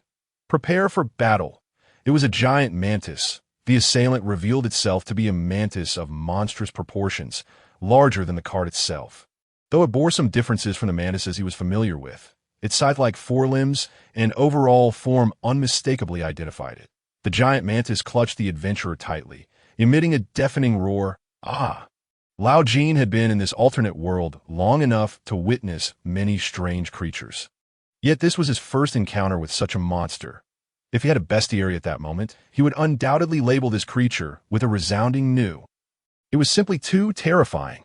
This enormous green mantis had seemingly emerged from some hidden corner and snatched the adventurer away. Help! The adventurer clung desperately to the mantis's forelimbs, issuing cries of despair. Lao Jin's heart sank. If this fool were to perish, they would lose a night watchman. No, this cannot happen. I must rescue him at all costs. With this thought, Lao Jin's blood surged, a strong sense of responsibility igniting within him. The giant mantis swaggered to the center of the road, while the adventurer could do little more than emit pitiful shrieks akin to a crab bubbling. Hisses! Hisses! Ah! This foolish creature, with so many capable fighters present, it chose to capture one individual and then stand there, opening its mouth as if to consume the adventurer. Yet, it appeared that the mantis' clothing was caught in its jaws, preventing it from biting down properly. Could it be that insect-like monsters are all this dim-witted? Everyone, surround it! A burly middle-aged man donned in a green hat commanded, and the caravan's guards charged forth. The adventurers, however, were daunted by the mantis' size, hesitating to advance. Why are you still standing there? Violating the contract will result in wage deductions. Upon hearing the mention of money, the adventurers sprang into action, drawing their weapons and rushing forward with fervor. Naturally, Lao Jin was not one to lag behind. He dashed to the rear of the giant mantis, seizing the optimal position to maximize his damage output. Positioning is crucial for inflicting high damage. Roar! Upon witnessing the grotesque visage of the creature, Lao Jin had anticipated that it would easily rend the martial artist in twain with a single bite. To his surprise, it merely grasped the warrior languidly, attempting to gnaw at him with its mandibles. Yet, judging by its demeanor, it appeared to be hindered by the martial artist's clothing, unable to make any progress. Were all insectoid monstrosities of such disposition? All units, attack! With the command of the middle-aged man, the guards thrust their spears towards the colossal mantis's body. At a spurt of viscous green fluid erupted forth, exuding a nauseating stench. The adventurers, too, swung their weapons wildly, targeting the mantis's limbs and torso with fervor. It seemed the giant mantis finally realized it was encircled. It violently hurled the martial artist aside and began to flail its forelimbs as if driven mad, the sharp edges resembling the scythe of death, sending shivers down the spines of onlookers. However, despite the ferocity of its assault, its aim was horrendously poor, allowing everyone to evade with ease. This was nothing short of a grand monster hunt. As the adventurers dodged the mantis's onslaught, they swarmed around it like flies, waiting for an opportunity to strike. With each successive attack, wounds began to mar the mantis's exoskeleton, green ichor gushing forth relentlessly. Lao Jin observed that the creature's movements were considerably slower than he had imagined, igniting his enthusiasm as he fixated on the mantis's slender hind legs. Insects typically possess fragile limbs, which should be easily severable. Die! He raised his long sword, aiming at the mantis's hind leg, and commenced vigorous sawing, as if cutting wood. Taste my severing strike. The mantis emitted a piercing screech of pain, thrashing violently, yet Lao Jin's blade had already sunk deep into its carapace. Realizing his success, he redoubled his efforts, and, at last, with a sickening crack, one of the mantis's hind legs was cleaved clean off. The sensation was far more exhilarating than when old Wong chopped wood. The now one-legged mantis let out a heart-wrenching wail, reminiscent of a sprinter who had lost a leg in an accident, a sound that sent chills through the listeners. Following its dismemberment, its turning ability was evidently impaired, and its movements grew more sluggish. Well done, someone shouted, and upon witnessing Lao Jin's triumph, other adventurers seemed inspired, rushing forth to mimic his actions, relentlessly assaulting the mantis's remaining hind legs. The scene bore a striking resemblance to a mantis besieged by a swarm of ants.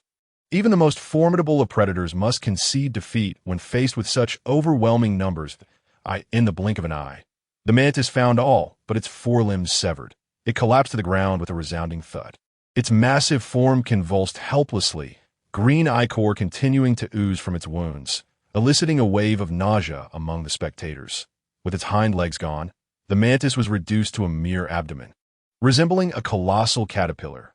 "Kill it!" the crowd roared in excitement, launching their final assault on the now defenseless giant mantis. Although such actions were largely futile, serving only to expend energy and soil their garments. For these weary travelers, violent catharsis was undoubtedly the most effective release for their pent-up frustrations. They vented their grievances upon the mantis's corpse, rendering it a mere mass of shredded flesh. "I thought it would be formidable. But is this all?" Lao Jin couldn't help but voice his disappointment as he gazed upon the disfigured carcass. The creature's size was indeed intimidating, yet strength left much to be desired. Perhaps the abundance of adversaries played a role. In Lao Jin's estimation, this giant mantis could barely be rated 2 stars. Mantis, clearly, size does not equate to strength at that moment. The martial artist, previously ensnared by the mantis, sprang to his feet, furious as he pummeled the creature's lifeless form. Although his garments were stained with green blood, he appeared to have sustained no serious injuries. Each strike of his fists or kicks against the mantis's carcass resonated with a dull thud, akin to hitting a massive sandbag. It seemed he was none the worse for wear, much to Lao Jin's relief. Thus, the remains of the giant mantis were reduced to a mushy pulp beneath the crowd's relentless onslaught. Lao Jin hoisted the severed leg of the mantis and approached a fellow adventurer. Curiosity piqued. "Why, friend, is there anything of value on this mantis? Aside from its head and forelimbs, nothing else holds worth. The hind leg you carry won't fetch much." Disheartened, Lao Jin felt his spirits plummet. This was not the answer he had hoped for. The notion of profiting from monster hunting was, in reality, rather disheartening. The investment versus reward ratio was entirely disproportionate. Only certain useful parts could be sold, such as organs suitable for crafting tools or weapons. Generally, the more valuable components included hides, shells, and bones. Thus, it was no surprise that this giant mantis was deemed worthless. Its exoskeleton was unsuitable for armor or weaponry and could merely serve as a decorative piece. Moreover, given how easily Lao Jin had severed its leg, the mantis's carapace offered little in terms of defense. Initially, Lao Jin had thought he would strike it rich, only to find himself disillusioned and filled with a sense of futility. He cast aside the severed leg in disappointment, his heart heavy with a sense of betrayal. Damn it, what a wasted endeavor. Merchants proceeded to detach the mantis's head and forelimbs, loading them onto a cart, while the remainder of the carcass was carelessly discarded by the roadside. And one wanted the hind leg Lao Jin had severed, which ultimately met the same fate. With a sinking feeling, Lao Jin lamented his hard-won victory, which had yielded nothing of substance, leaving him at a loss for what to do next. Onward, with a tinge of melancholy, the caravan resumed its journey. Although abandoning the monster's corpse by the road would contribute to environmental degradation, it wouldn't be long before scavengers arrived to clear it away. Lao Jin plucked a few leaves from a nearby tree, beginning to wipe the ichor from his sword. The blood of the giant mantis contained a corrosive substance. If not cleaned promptly, it could inflict permanent damage on his weapon, should he encounter a critical moment only to find his weapon rusted and jammed. The consequences would be dire. He carefully wiped away the green residue from the blade. His mind wandered, lost in thought. The brief respite soon ended, and the bothersome Jello approached once more. With an earnest expression, he addressed Lao Jin. "Our Heavenly Path Association has many compatriots from minority groups. I believe." Lao Jin mused that the Heavenly Path Association was likely a cult, adept at using sweet words to deceive marginalized individuals, extracting their hard-earned money. This Jello fellow was probably a recruiter, earning commissions for every member he enrolled. Get lost. Didn't you say that as long as I was willing to work the night shift, you would be willing to listen to me? I'll be on duty tonight as well. If you don't want to die, then get lost. Having lived many years, Lao Jin had encountered a myriad of individuals. Whether during his days As a vagrant or later as an F-rank adventurer, he had met many like Jello, who sought to entice him into their fold. Thus, he had long since grown weary of such tactics. He recalled an instance when he had been duped by a so-called shelter for the homeless. They lured a group of vagrants under the pretense of offering free lodging, only to force them into grueling labor. Lao Jin had been forcibly abducted. He had nearly been worked to death, managing to escape only after knocking out the overseer with a brick. That so-called shelter was nothing but a heartless factory, failing to pay its workers and scarcely providing enough food. Reflecting on his past experiences, Lao Jin felt a swell of emotion. Those days were a veritable tale of suffering. Individuals like Jello, attempting to exploit him, filled him with revulsion. Lao Jin suppressed his rage, glaring fiercely at Jello. Jello seemed to sense the ire emanating from Lao Jin and wisely chose to turn away. Lao Jin had always harbored the belief that there was nothing more exasperating in this world than working the night shift. No, to put it mildly would be an understatement. To be precise, the night shift was nothing short of sheer torment. Night shifts, damn it.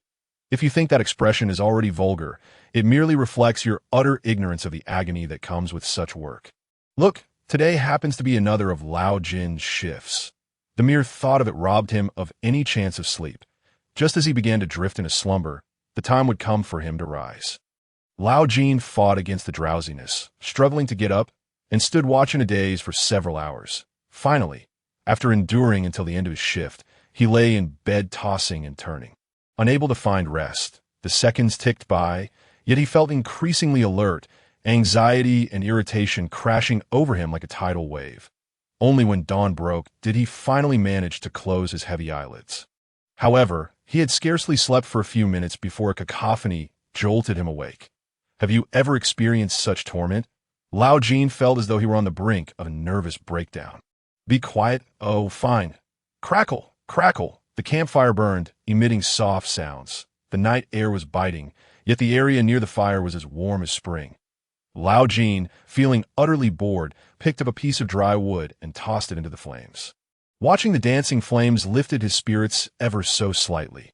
Accompanying him on duty was a guard hired by the merchant caravan, a burly bald man named Tuk. This fellow was taciturn, speaking little save for the occasional reminder to keep quiet. Lao Jin mused, could this man possibly be mute?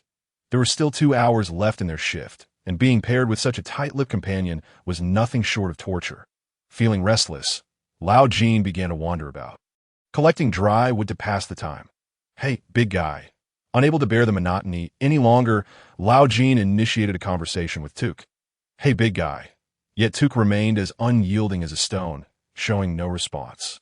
Lao Jin felt slighted, a surge of irritation bubbling within him. He longed to grab a stick and poke him a few times, of course. That was merely a fleeting thought. He had not yet lost his sanity. Big guy, since we're both idle, why don't we play a game? The game Lao Jin proposed was essentially a battle of wits, wherein each participant took turns telling jokes, and whoever finished first would lose, though there was no penalty for losing. It was merely a way to pass the time. Didn't I tell you to be quiet? Can't you see everyone else is asleep? Are you trying to wake them? Do you know anything about Hispani? Tuk replied flatly, but Lao Jin, undeterred, continued his inquiries that he believed in the adage that one should not strike a smiling face. As long as it got Tuk to speak, he would welcome any conversation. Isbanti is a city slightly larger than Clashium. What? Is this your first visit? Tuk, initially reluctant to engage, ultimately succumbed to Lao Jin's enthusiasm and responded. Thus, Lao Jin successfully established communication with the bald man. Yes, it's my first time. What's South that place like? Are there many adventurers? It's all right, but if we're talking about places suitable for adventurers to thrive, Clashium is the place to be. It is adjacent to undeveloped areas, with monsters lurking just outside the city gates. Far more than Isbani. That's so. So, Isbani has no attractions for adventurers. Not that it's devoid of them, but scale certainly pales in comparison to Clashium. Clashium was the place from which Lao Jin had set out, while Isbani was their intended destination. From Tuk's words, it seemed that if one wished to hunt monsters for profit, Clashium would be the more favorable option. However, if you have confidence in your abilities, Isbanti could also be a good choice. How so? I've heard there are several unexplored dungeons near Isbanti. What? Dungeons. There are dungeons there. I haven't been there myself, so I'm not entirely sure, but I've heard that adventurers, mages, and even lord armies have been heading in that direction lately. And so, amid their banter, the hours of their shift slipped by swiftly. Lao Jin discovered that Tuk was, in fact, quite loquacious once he opened up, rambling on without end. Lao Jin gleaned a wealth of useful information from Tuk, especially regarding the dungeons, which piqued his interest. The mere mention of dungeons reminded him of his own harrowing experiences as a novice, being mercilessly tormented in goblin caves. Yet now, he was no longer the same. His strength had grown immeasurably since those days. When time permitted, he would certainly seek out those dungeons for himself. I'm off to sleep. Lao Jin roused the next shift of adventurers and returned to his post, closing his eyes in preparation for sleep. He anticipated a struggle to find slumber, but perhaps due to the warmth from the fire, he quickly drifted into dreams. Goodness, how is it already bright outside? Lao Jin felt as though he had barely lain down before the day had dawned. Get moving, dragging his weary body upright. Lao Jin realized he had slept for no more than 4 hours, but he began to question why he had taken on this long-distance task. Should T1 work while others are sleeping? Burdened with regret and fatigue, the caravan pressed on. Lao Jin's eyelids felt heavy, his mind clouded with existential doubts. He found himself questioning why he was toiling away in this godforsaken place, and when he might return to Earth. With a deep-seated resentment towards the world, he trudged along, fatigue and drowsiness rendering him irritable and short-tempered. He felt an urgent need to vent his frustrations. Lest he explode, that it was then, around midday, that the unexpected occurred. What is happening? By the heavens, what is going on? Someone exclaimed. From their reactions, it was clear that these individuals were either inexperienced in combat or simply novices lacking in adaptability. A chill ran down Lao Jin's spine as he realized something was amiss. He discreetly picked up a stone from the ground and slipped it into his sleeve, a habit cultivated over many years. For the human body is fragile, and a mere stone could spell doom. Who are you? An adventurer brandished their weapon, shouting in defiance that a group of fierce-looking individuals had encircled the caravan, their imposing presence and weapons indicating they were no benign lot. By the heavens, bandits, we're doomed. Lao Jin intentionally raised his voice, calling out loudly to ensure those still in shock grasped the gravity of the situation. Even the dullest among them would understand the seriousness of the matter upon hearing the word bandits. Silence. Just then, a bandit clad in iron armor, clearly their leader, bellowed impatiently. The crowd fell silent. You're blocking our path. What do you intend to do? A middle-aged man in a green hat jumped down from a cart, hiding behind the guards, mustering his courage to inquire. Lao Jin inwardly scoffed. Did he really need to ask? Of course, they were here to rob them. Don't move, seeing the caravan members attempt to take action. The bandit leader barked a stern warning. The caravan members exchanged glances before finally turning their attention to the man in the green hat. He subtly gestured for them to refrain from any rash movements. Seeing the caravan comply, the bandit leader smirked with satisfaction and began, "Ha, my friends, it's been a while." Though his tone resembled that of old acquaintances catching up, it was laced with greed and malice, sending shivers down one's spine. Lao Jin's anger flared. Already fatigued beyond measure, he could not tolerate being accosted by these ruffians. In moments of extreme fury, individuals often lose their reason. However, Lao Jin was not overwhelmed by rage. He remained composed, keenly observing his surroundings. The sudden turn of events, with bandits wielding sharp blades, posed a perilous threat where a single misstep could cost him his life. This heightened tension rendered Lao Jin's nerves taut to the utmost. As for my name, it is of no consequence to you. For now, you need only heed my words. The number of bandits was roughly comparable to their own, and they held no significant advantage in terms of armament. Save for the bandit leader clad in iron armor, the rest were lightly equipped. They resembled a group of destitute adventurers who had turned to robbery for sustenance. Moreover, these bandits appeared frail, generally shorter than Lao Jin, who stood a towering height of 1.80 meters, having grown up on Earth where he lacked for nothing in terms of nutrition. The humans of this world were, in comparison, rather diminutive, akin to a band of hobbits. In combat, size is indeed a crucial factor. Thus, Lao Jin surmised that the strength of these bandits was likely lacking. He recalled his past encounters with street thugs in the slums. Dealing with these bandits should be a trivial matter. Allow me to present you with a choice, or rather, an ultimatum. You have likely heard of toll fees, yes? I expect no. I command you to hand over the toll fees immediately. After all, this road is our territory. Toll fees? What kind of jest is this? Do you claim this road as your own? The bandit leader's words had scarcely left his mouth when a middle-aged man in a green hat could no longer contain himself and retorted. Although his tone was laced with mockery, the bandit leader paid him no mind, instead responding with a grin. Ah, my friend, you must be the one in charge, yes? Excellent. Since you are unaware, allow me to enlighten you. Indeed, this road is now ours. Have you heard of claiming the mountain as king? That is precisely the situation at hand. Thus, you are faced with but two options. What options? Do we even have a choice? The middle-aged man squinted, discreetly sizing up the surrounding bandits. He was assessing the balance of power. Their numbers were comparable, perhaps even slightly disadvantaged. If the other side had an ambush, defeat was inevitable, at least. That was Lao Jin's belief. Should a battle commence, their side would undoubtedly suffer heavy losses. Either you engage us in a fight to the bitter end, only to have us seize all your possessions, or you obediently pay the toll and depart. The smile on the bandit leader's face vanished in an instant, replaced by a menacing glare. His demeanor indicated that he was no novice in such affairs. He was, without doubt, a seasoned and ruthless brigand. Of course, I shall not annihilate you entirely.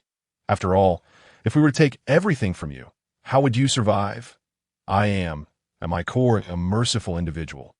Here is the proposal. You surrender half of your valuables, and we shall allow you to pass. Consider this a warning.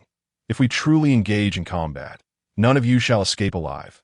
Therefore, it would be wise to comply swiftly, as we have no desire to indiscriminately slaughter innocents. With that, the bandit leader crossed his arms triumphantly, a smug smile adorning his face as he muttered to himself. Indeed, just so. Upon witnessing this, Lao Jin felt a surge of indignation boiling within him. These ruffians, robbing and yet presenting their actions with such audacity, how utterly preposterous. After toiling all day for a mere 10 copper coins, these scoundrels expected to claim half his hard-earned wealth. His patience was limited. He granted them but a minute to deliberate. Surely, they did not wish for demise, did they? Hurry and hand over the money. The bandits jeered, revealing their yellowed teeth as their greedy gazes roamed over the merchant group. Unable to contain himself any longer, Lao Jin resolved to step forth and save the day. No, to be precise, he had reached his breaking point. He retrieved a stone from his sleeve, believing it to possess the force of a spell cast by a novice mage.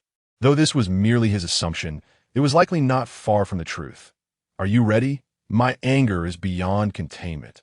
Launching now. Behold, the celestial stone. Lao Jin roared, adopting the stance of a baseball pitcher as he hurled the stone with all his might. Targeting the arrogant bandit leader. Whoosh! The stone sliced through the air, emitting a sharp whistle as it flew unerringly towards its mark. What is that fellow doing? Bang! A dull thud resonated, accompanied by the bandit leader's anguished cry. Thud! The leader collapsed, struck squarely in the face. Rendered unconscious by the blow, an ineffable exhilaration surged through Lao Jin as every cell in his body seemed to rejoice. Home run, he exclaimed, eliciting the attention of all present. The bandits stood agape, while the adventurers wore expressions of utter bewilderment. Ignoring their stares, Lao Jin unsheathed his sword and pointed at the bandits, shouting, "What are you staring at? Have you never seen a corpse? Why do you remain frozen? Charge at once. Murder." Such a chilling word, laden with grave sin. In Lao Jin's former world. Such an act was unequivocally forbidden, a horror only witnessed in news reports. He had always believed he would never find himself in such a predicament. Yet, this world was starkly different. It was a backward, savage realm devoid of human rights. Slavery was rampant. The majority were ignorant, and with monsters roaming freely, resources were scarce and wars frequent. Life was unbearable in such an environment. The law of the jungle prevailed. Only the strong survived. To endure, individuals were compelled to resort to desperate measures, robbing others of their belongings, and thus slaughter became a commonplace occurrence. Lao Jin could never forget his arrival in this world, where he too had to live a hand-to-mouth existence, just like the other vagabonds. Once, after laboriously acquiring a loaf of bread, before he could even take a bite, it was snatched away by another homeless man. Starved and undeterred by fear, Lao Jin hurled a stone at the thief. He lost count of how many times he struck. He only knew that by the time he ceased, the man lay lifeless in a pool of blood. Lao Jin felt no fear nor sorrow. He mechanically retrieved the unfinished bread from the man's mouth and stuffed it into his own, feeling a wave of fullness wash over him as he sighed in relief. His only thought being, "I have survived." He stripped the vagabond of his garments and adorned himself with them, then relieved the deceased of his possessions, though a twinge of unease lingered in his heart. The knowledge that the man intended to rob him assuaged his conscience. Indeed, his actions were solely for the sake of survival. With the bandit leader now incapacitated by Lao Jin's stone, an eerie silence enveloped the scene. "Boss, that kid has slain the leader. Kill him." The bandits finally snapped to attention, their faces flushed with righteous indignation as they drew their weapons and charged at Lao Jin. Observing this ragtag group, Lao Jin could not help but smirk. Their leader had fallen in a single blow. Did they truly believe these misfits could avenge him? He glanced at the merchant group's leader, who appeared equally stunned, seemingly still trying to grasp the situation. How could he be so slow to react? Immediate orders to counterattack were in order. They should strike while the bandits were still in disarray. This man was more hindrance than help. Just as Lao Jin was about to voice his concerns, the merchant leader suddenly regained his composure and bellowed, "What are you waiting for? Kill them. Annihilate every last one of these bandits. Kill." The merchant group, pent-up frustration surging within them, charged at the bandits with fervor, shouting wildly. Lao Jin seized the opportunity to slip away, not wishing to stand foolishly at the forefront as a target. His foremost desire at that moment was to strip the bandit leader of his armor. After all, he was clad in iron, which might fetch a decent price. The mere thought of it filled Lao Jin with excitement. "Oh, hell with you. You are an insufferable scoundrel." The adventurers and mountain bandits are engaged in a chaotic melee. Yet Lao Jin finds the spectacle utterly tedious, akin to witnessing a brawl among a group of elementary school children.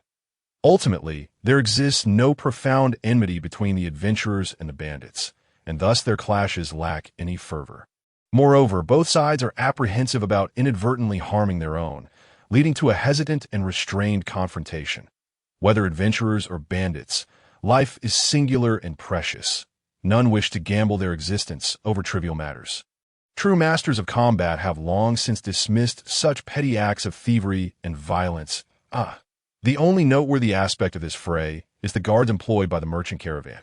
These sentinels are seasoned warriors, well-trained and experienced in battle, striking with lethal precision. Under their command, the bandits are forced into a retreat, swiftly disbanding. "Kill! Kill!" Lao Jin exclaims, darting through the throng like a nimble bat, seeking out isolated targets. He has no interest in one-on-one duels. Teamwork is the true path to victory. Soon enough, he spots an adventurer and a bandit locked in combat. Their exchanges are vigorous but ultimately lack substance, resulting in no real harm.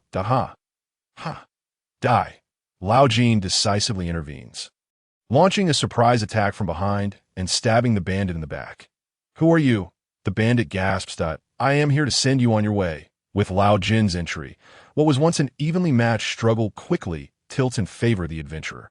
A one-on-two scenario is already challenging, especially against a formidable opponent like Lao Jin. You despicable scoundrels." The bandit realizes the dire situation and attempts to flee, but Lao Jin and the adventurer are not about to grant him such an opportunity. Ultimately, the bandit, outnumbered, falls to the combined might of Lao Jin and the adventurer. "Thank you, brother. It was but a trivial matter. I shall share the spoils with you. I appreciate it."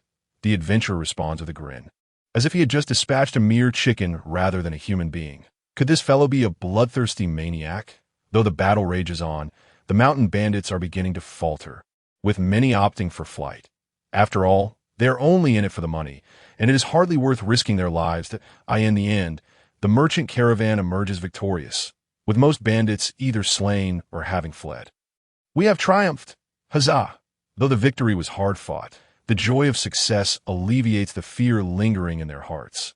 While the fleeing bandits may return, the likelihood is slim that if they possess such power, the Lord would have eradicated them long ago.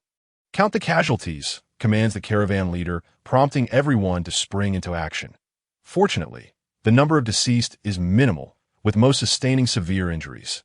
Lao Jin assists in transporting the wounded onto the carts, and, upon witnessing their grievous wounds, he feels a pang of sorrow. There are neither doctors nor priests here. The survival of these individuals rests solely in fate's hands. "Help! Help!" At that moment, Lao Jin hears a faint cry for help. Following the sound, he discovers a bloodied bandit lying on the ground, barely clinging to life. "What shall we do with this survivor?" Lao Jin inquires loudly, "And oh, need to concern yourself. He is my prey," replies an adventurer wielding dual axes coldly, "but it seems this bandit's life is forfeit." "Wait, spare me." The bandit attempts to plead for mercy, only to have his head severed by the adventurer's axe. Lao Jin shakes his head, choosing not to dwell on the matter, as his thoughts are consumed by the equipment worn by the bandit chief. "Let me see what treasures you possess." Humming a tune, Lao Jin approaches the corpse of the bandit chief, preparing to search his belongings, only to find another adventurer has beaten him to it, stripping away the armor. "It's you again." The adventurer is eagerly disrobing the bandit chief's armor, entirely oblivious to Lao Jin's hungry gaze. The bandit chief's face is crushed in a gruesome manner, yet the adventurer remains unfazed, skillfully removing the armor from the corpse. "Hey, what are you doing?" Lao Jin can no longer contain his curiosity, still harboring a sliver of hope that perhaps this individual intends to keep the armor for himself. It's thanks to you that we were able to win this battle. Look, I've helped you by removing the armor, saving you the trouble," he exclaims, warmly inviting Lao Jin to join him for drinks and celebration. While adventurers are often ruthless, they ought to understand basic etiquette. The spoils belong to the one who slays the foe.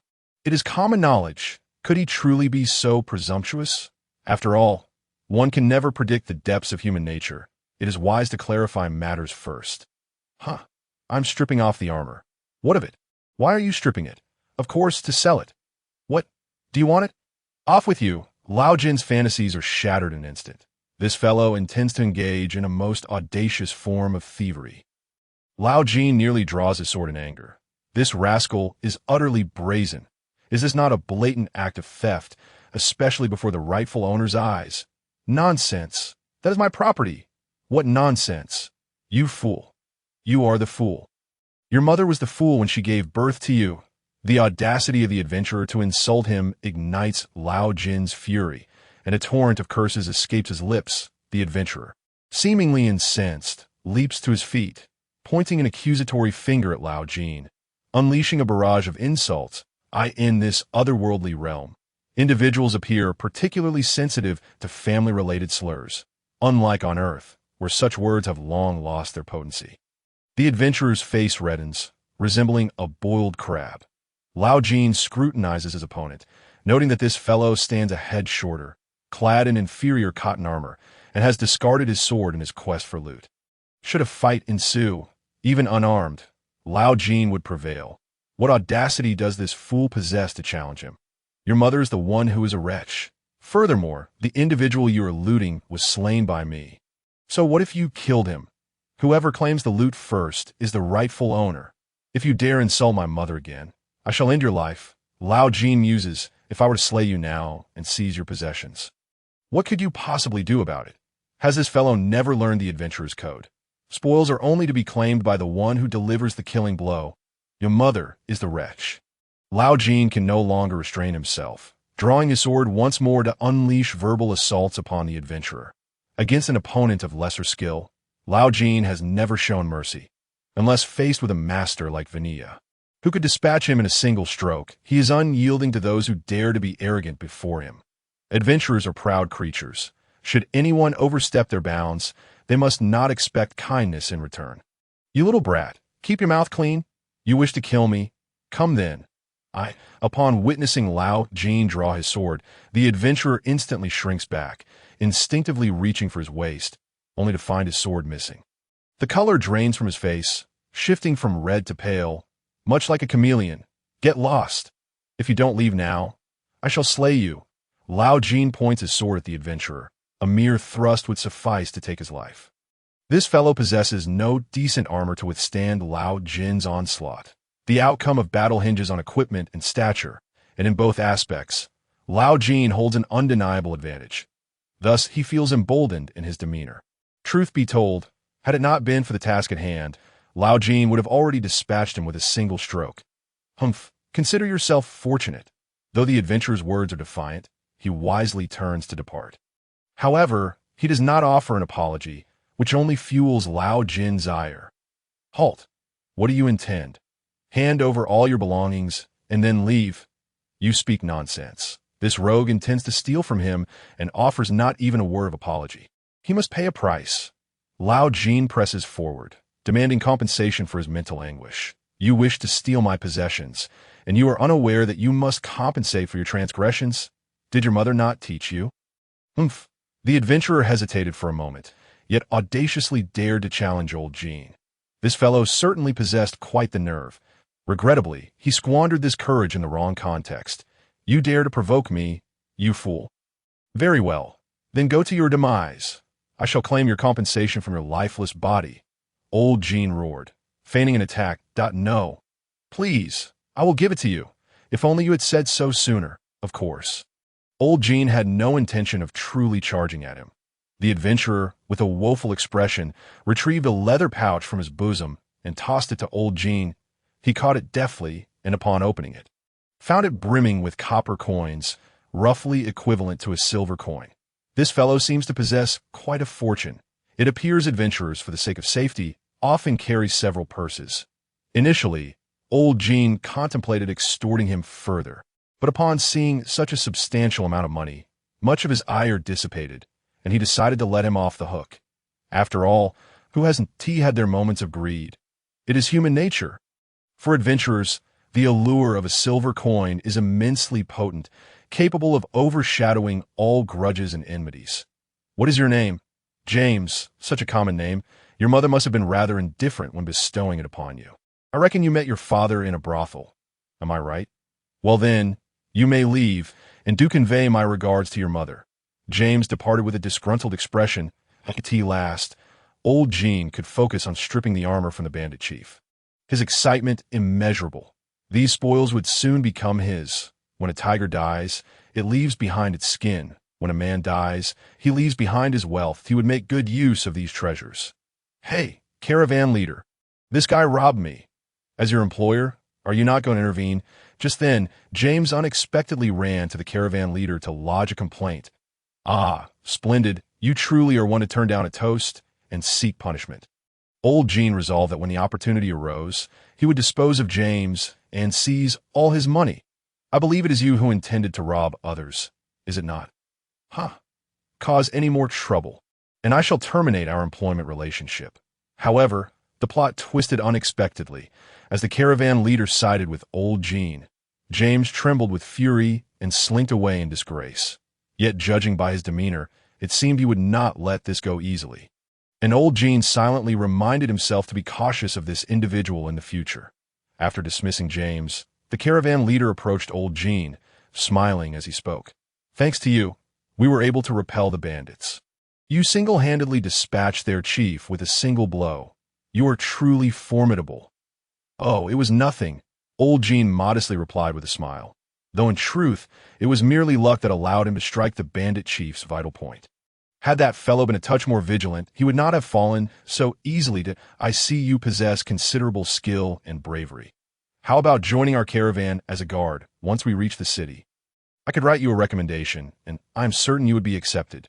Thank you for your kind offer, but I have had my fill of long journeys at IS. That's so.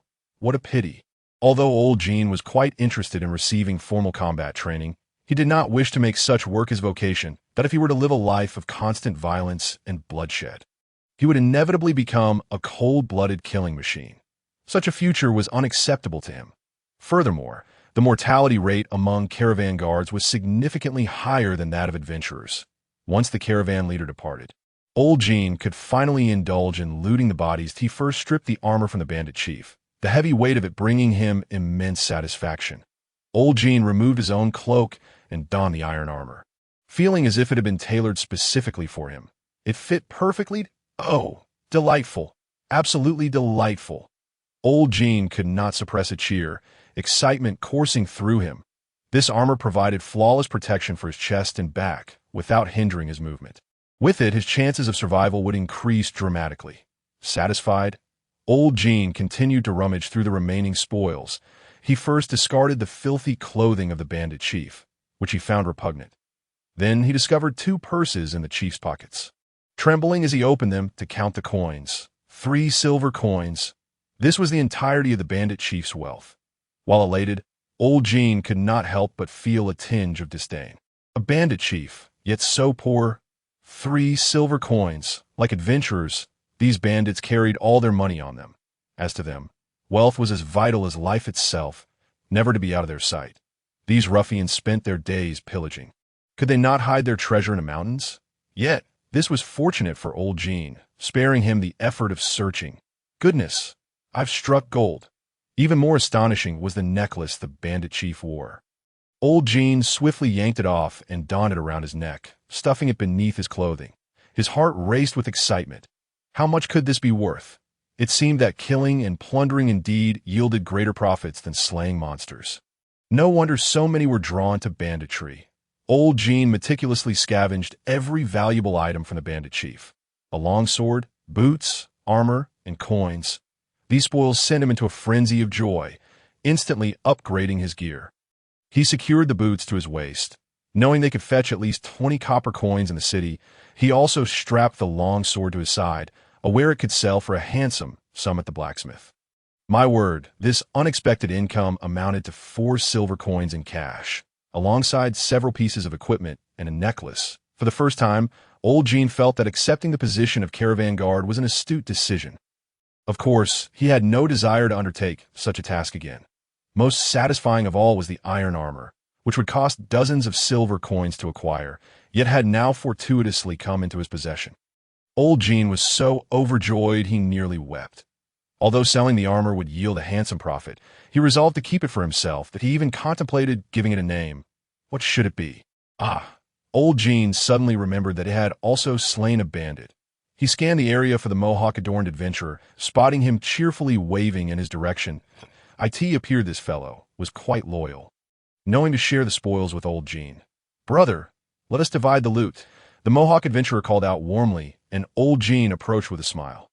"All right, let us split the cash in half, but how shall we divide this sword?" That is indeed a conundrum. Unfortunately, the bandit they had taken down together was a penniless wretch, possessing only 15 copper coins and a long sword. This sword posed a challenge for division, that if sold at the blacksmith, it should yield 30 copper coins. That ought to be worth more than 30 copper coins. Old Jin mused, proposing, "How about this? You give me the 15 copper coins we just split, and the sword will be yours. What do you say?" Really, that would be splendid. Although it felt slightly unfair, Old Jin did not wish to add to his burden. Once the spoils were divided, the battle was conclusively over. The remaining bandits fled, and 2 adventurers succumbed to their wounds along the way. Old Jin was set to take the night watch once more, yet his spirits were high. This minor inconvenience was of no concern. He had never seen so much wealth in his life and felt quite content. The journey ahead promised to be delightful. Didn't it? What sort of city would this bandy be? Old Jin brimmed with anticipation. Having earned such a fortune, he intended to indulge in a grand feast upon arrival.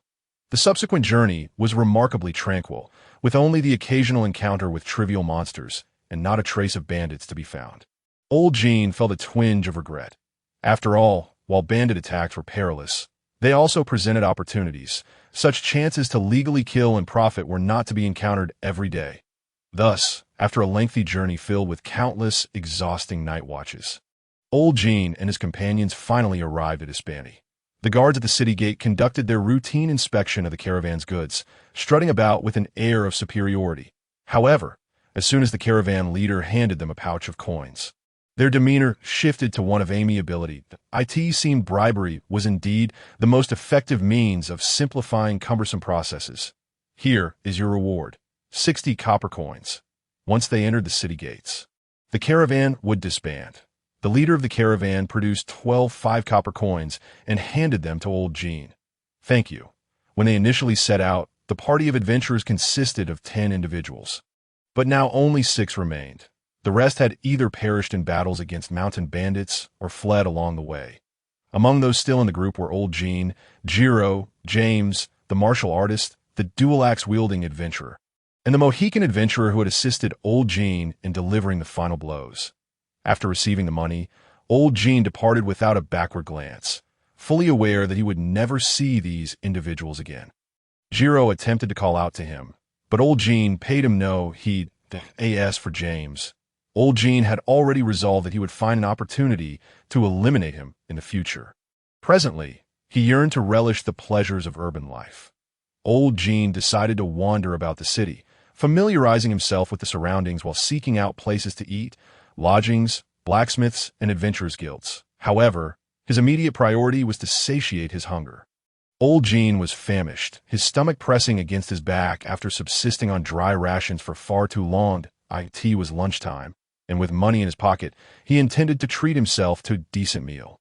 Indulging in something hearty and delectable, strolling aimlessly along the street, old Jin observed the city. The atmosphere of Espantor differed from that of Classium, yet armed adventurers were a common sight, indicating that in this world, violence was an inescapable reality. Indeed, survival without weapons was a formidable challenge. Old Jin found little intrigue in the other sights. He merely noted the occasional dragon-riding individuals soaring through the skies, but otherwise, there was nothing particularly remarkable. After approximately half an hour of walking, old Jin arrived at a bustling street. What should I eat? The thoroughfare was alive with activity, brimming with shops and a dizzying array of signs. A cursory glance revealed numerous restaurant signs, and he chose one that appeared to be quite popular. Stepping inside, the establishment was named Chef Patrick's Soup Emporium, a straightforward and unpretentious title. Old Jin mused that a chef bold enough to name a restaurant after himself must possess commendable culinary skills. Furthermore, the emphasis on soups suggested a high degree of confidence in their offerings. Since it was their signature dish, he decided to give it a try. Welcome! As old Jin entered the establishment, he was greeted by an enticing aroma. A red-haired young girl cheerfully approached him, evidently his server. Old Jin mentally criticized the hiring of child labor, deeming it a sign of a merciless employer. However, in this world, child labor seemed commonplace. Anyone capable of working, regardless of age or gender, was expected to contribute financially. Guided by the young girl, old Jin took a seat at an unoccupied table. The menu? He glanced around and noticed it displayed prominently on the wall. What would you like to order? What's the best dish? Old Jin, uninterested in perusing the menu, directly inquired of the girl. After all, he was unfamiliar with the options and preferred to avoid any culinary missteps. The best dish is undoubtedly the bacon potato bean soup. Is that so? How much for a bowl? The mere mention of the bacon potato bean soup made old Jin's mouth water. It surely contained ample carbohydrates and proteins. 3 copper coins. Old Jin's eyes widened in disbelief, his jaw nearly dropping to the floor. What? A bowl of soup costs 3 copper coins. After years of navigating this foreign world, he had never encountered a meal exceeding a single copper coin. Although he felt a twinge of regret, he quickly reminded himself that he was now wealthy, and indulging occasionally was not a crime, that he couldn't possibly subsist on meager fare for the rest of his life. Could he? As he placed his order, old Jin engaged in casual conversation with the young girl. Then I'll have a bowl of bacon potato bean soup. By the way, little sister. The girl looked at him curiously as old Jin retrieved a 1 copper coin from his pocket. Do you happen to know where I might find a blacksmith or a market nearby? As he spoke, he flicked the coin towards the girl, a small tip for her assistance that a few kind words and a coin would surely encourage her to share all she knew. Rather than wandering aimlessly, it was far more efficient to consult a local dada. I know, the girl exclaimed, gleefully accepting the coin and launching into an enthusiastic explanation. For a single copper coin, old Jin received a wealth of information, coupled with the girl's charming smile, a transaction that felt exceedingly advantageous. In the past, such a notion would have been beyond his wildest dreams, but now he was affluent. Thank the mountain bandits, the blacksmiths are located near the east city gate, and the markets are also in that vicinity. And what about inns? Well, There are many in the city center, but the closer you get to the center, the pricier they become. The young girl did not disappoint old Jin. Sharing all the information she possessed at IT seemed that money indeed held great power. Is the Adventurers Guild also in the city center? Yes. Is this your first time in Espanter? Indeed, it is that and I'd like to find a bathhouse to wash up. There are bathhouses everywhere, so they're easy to find. The nearest one is just outside our shop. Walk straight ahead until you reach a small square, and it will be nearby. Is there anything else you would like to know? The girl asked eagerly. Old Jin had many more inquiries. After all, a copper coin was no trifling sum, and he intended to extract its full value. He conversed with the girl for quite some time, only concluding their delightful exchange when his soup was served. The girl bowed politely and then turned to return to the kitchen. Old Jin hadn't enjoyed a proper meal in years, and he felt a surge of excitement, his hands trembling in anticipation. The aroma wafting from the restaurant was tantalizing, and he could hardly wait to savor the soup. Enjoy your meal. The girl returned with a steaming bowl of soup, and old Jin gingerly accepted it, a rich fragrance enveloping him. The soup truly lived up to its reputation, brimming with potatoes, bacon, and beans, and glistening with a sumptuous sheen that whetted his appetite. Old Jin was nearly moved to tears. So salty, so very salty. He took a sip of the soup, and a wave of familiarity washed over him. For those from Earth, the salinity of food was often directly correlated with its tastiness, a timeless truth. The saltiness of this soup was simply perfect, rendering old Jin blissfully euphoric as he polished off the bowl in a whirlwind of enjoyment. Wow, this is absolutely delicious. The hearty bacon and tender potatoes mingled in his mouth, producing an exquisite flavor. The 3 copper coins spent were well worth it. Old Jin resolved that whenever he felt downcast in the future, he would return here for soup. Moreover, the portion was so generous that he figured he could forego dinner altogether. Content and satisfied, old Jin exited the restaurant. Come again. The girl waved cheerfully as old Jin reciprocated with a smile and a wave, observing the joy that a single copper coin had brought to the girl. Old Jin was reminded of his own past. Now, it was time to find a place to wash up. Old Jin had not bathed in 5 days, a discomfort that accompanied long journeys, where one not only struggled with sustenance, but also with cleanliness. For a modern individual, 5 days without washing was nothing short of torment. As for the spoils of battle, he could deal with them tomorrow. After all, he had money now, and time was on his side. Following the young girl's directions, old Jin arrived at a bathhouse. The size of a bathhouse often reflected the level of civilization in a city. The more emphasis placed on cleanliness, the larger the establishment. After paying an entrance fee of 1 copper coin, he stepped inside. Entrance fee, 1 copper coin. Goodness, the prices in this city are exorbitant. Old Jin grumbled as he began to wash, having gone 5 days without a bath. He was emitting a rather unpleasant odor as he meticulously washed himself, using a wooden bucket to pour hot water over his body, scrubbing away layers of grime. After his bath, old Jin felt rejuvenated and utterly relaxed. However, the bath rendered little benefit, as he was still clad in his filthy battle attire. Even if washed, the clothes remained in disarray. Upon leaving the bathhouse, old Jin set out to find an inn. The little girl remarked that the closer one gets to the city center, the better the inns become. Thus, Lao Jin resolved to seek a modestly priced lodging on the outskirts of the city. However, he soon found himself lost. After much effort, he stumbled upon an inn that appeared quite dilapidated, a 3-story wooden structure that seemed to have withstood the test of time. The establishment was named the Prosperous Inn, a title that mirrored its unremarkable appearance, exuding a rustic charm. Lao Jin had a fondness for such inexpensive accommodations, as the rates were sure to be quite economical. Upon pushing open the door to the inn, he noticed a bald proprietor seated behind the counter, engrossed in a newspaper. How much for a night's stay? He inquired. 0.2 copper coins. Came the reply. 0.2 copper coins?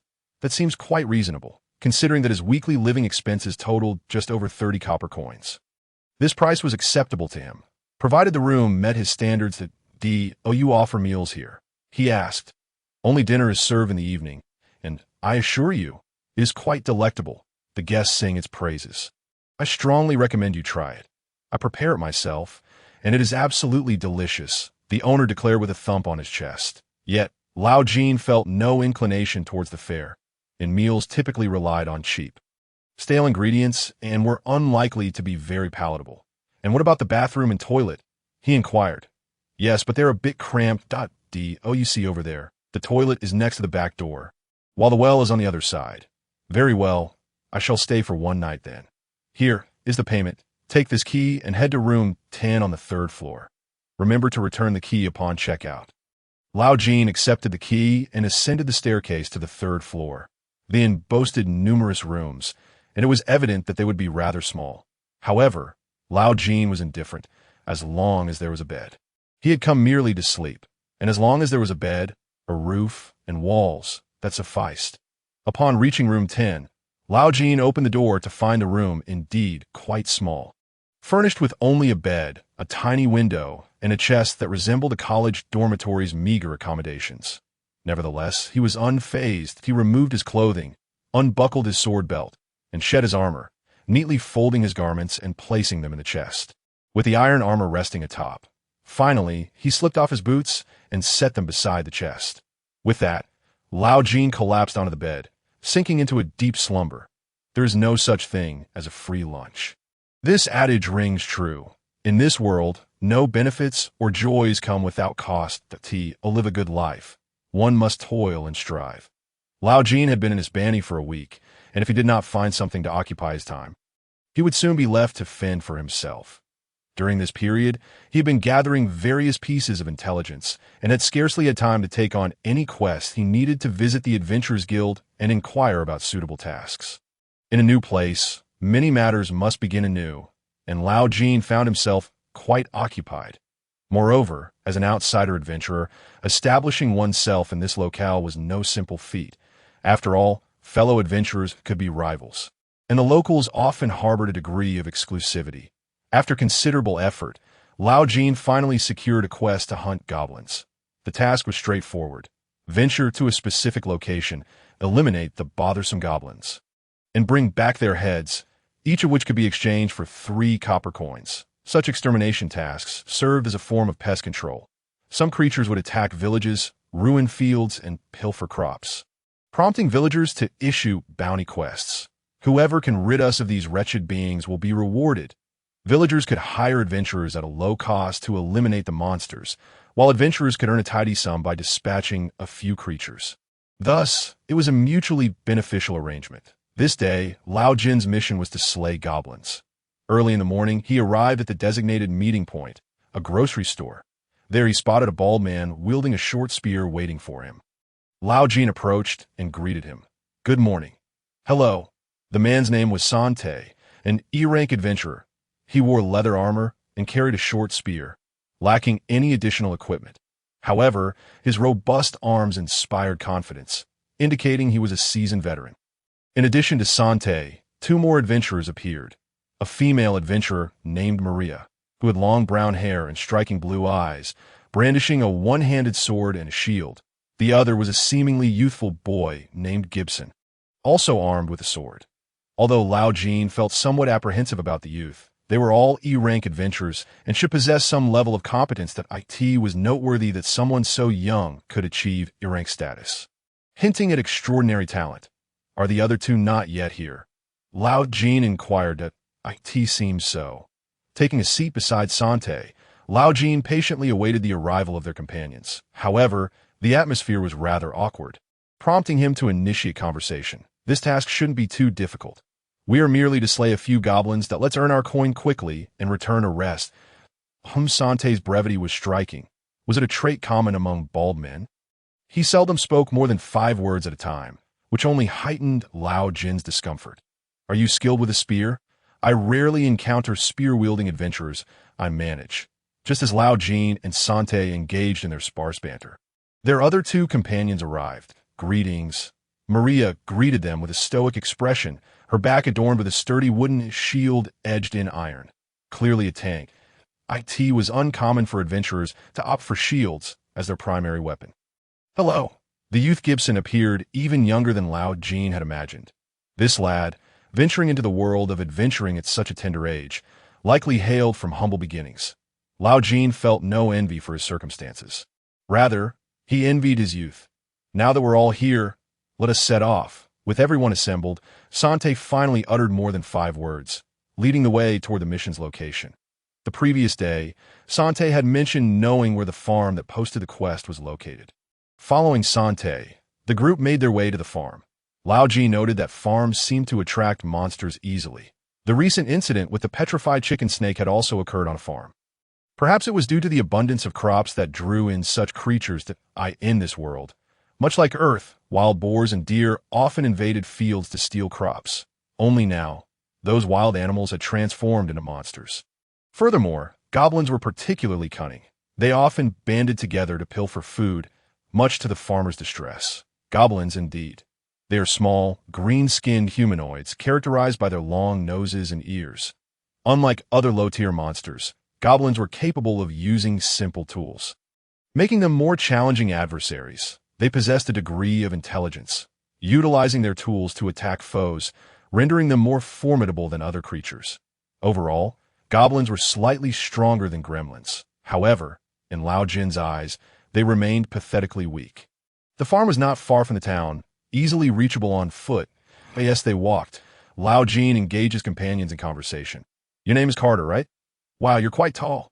What race are you? Maria seemed eager to chat, her curiosity prompting her to ask Lao Jin various questions. His distinct appearance often drew attention.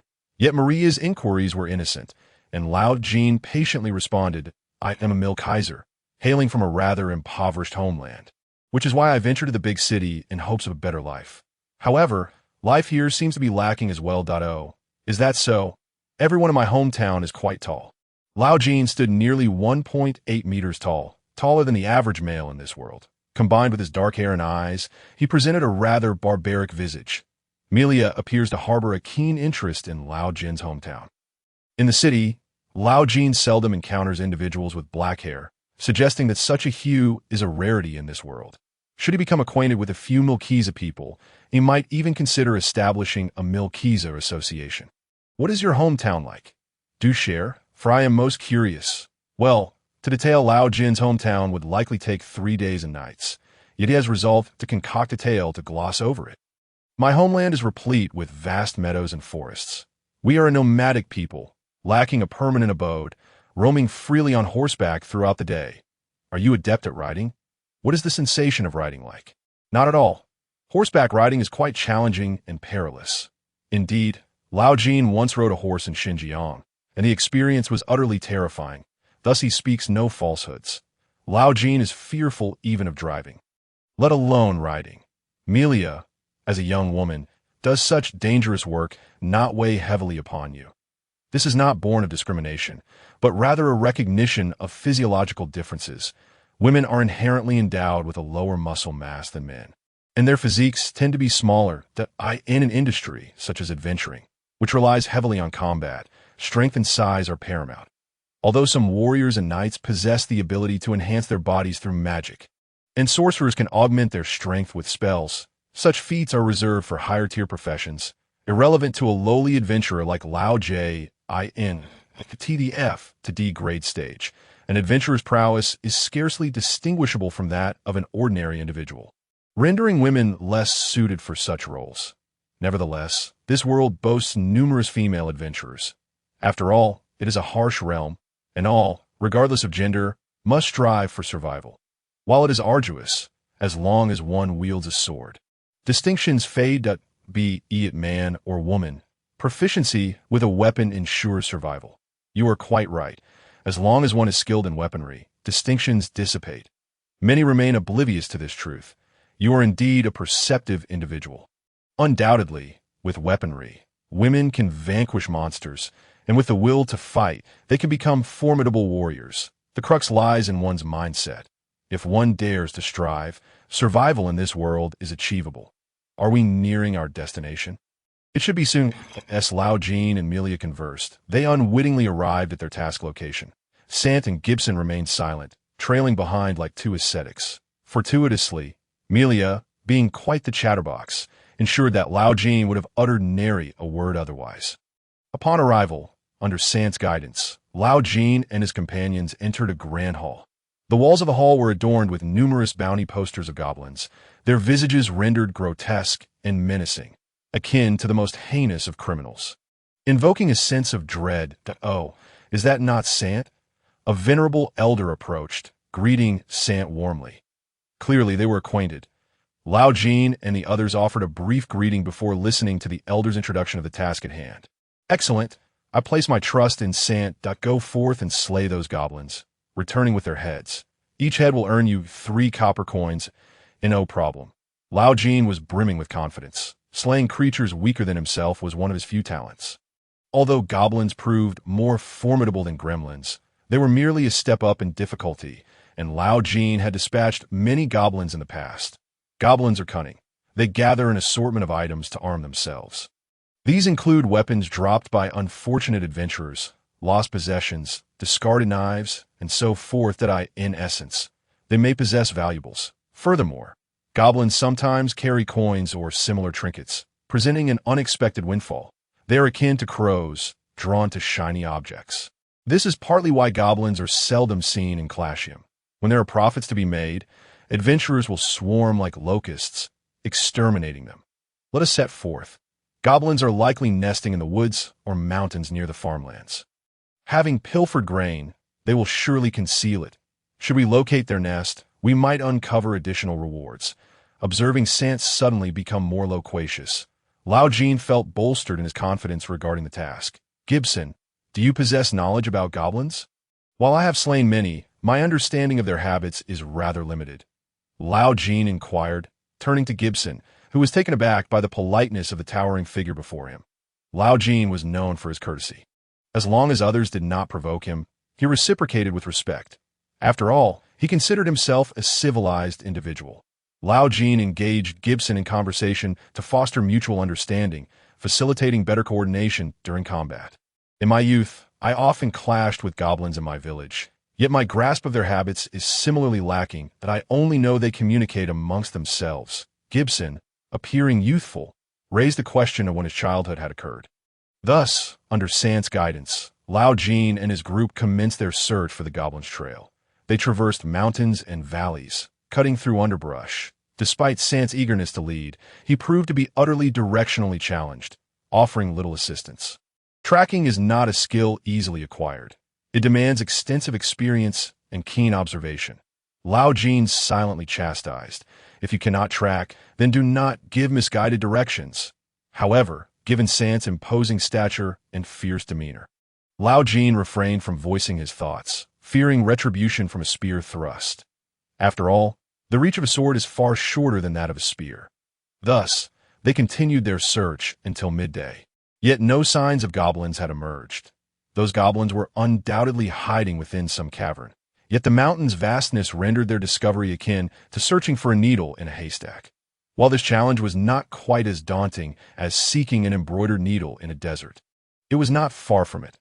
Lao Jin and his companions meticulously scrutinized the goblin's tracks, the disturbed underbrush, and any potential clues, but to no avail. Lao Jin pondered, perhaps we should simply lie in wait?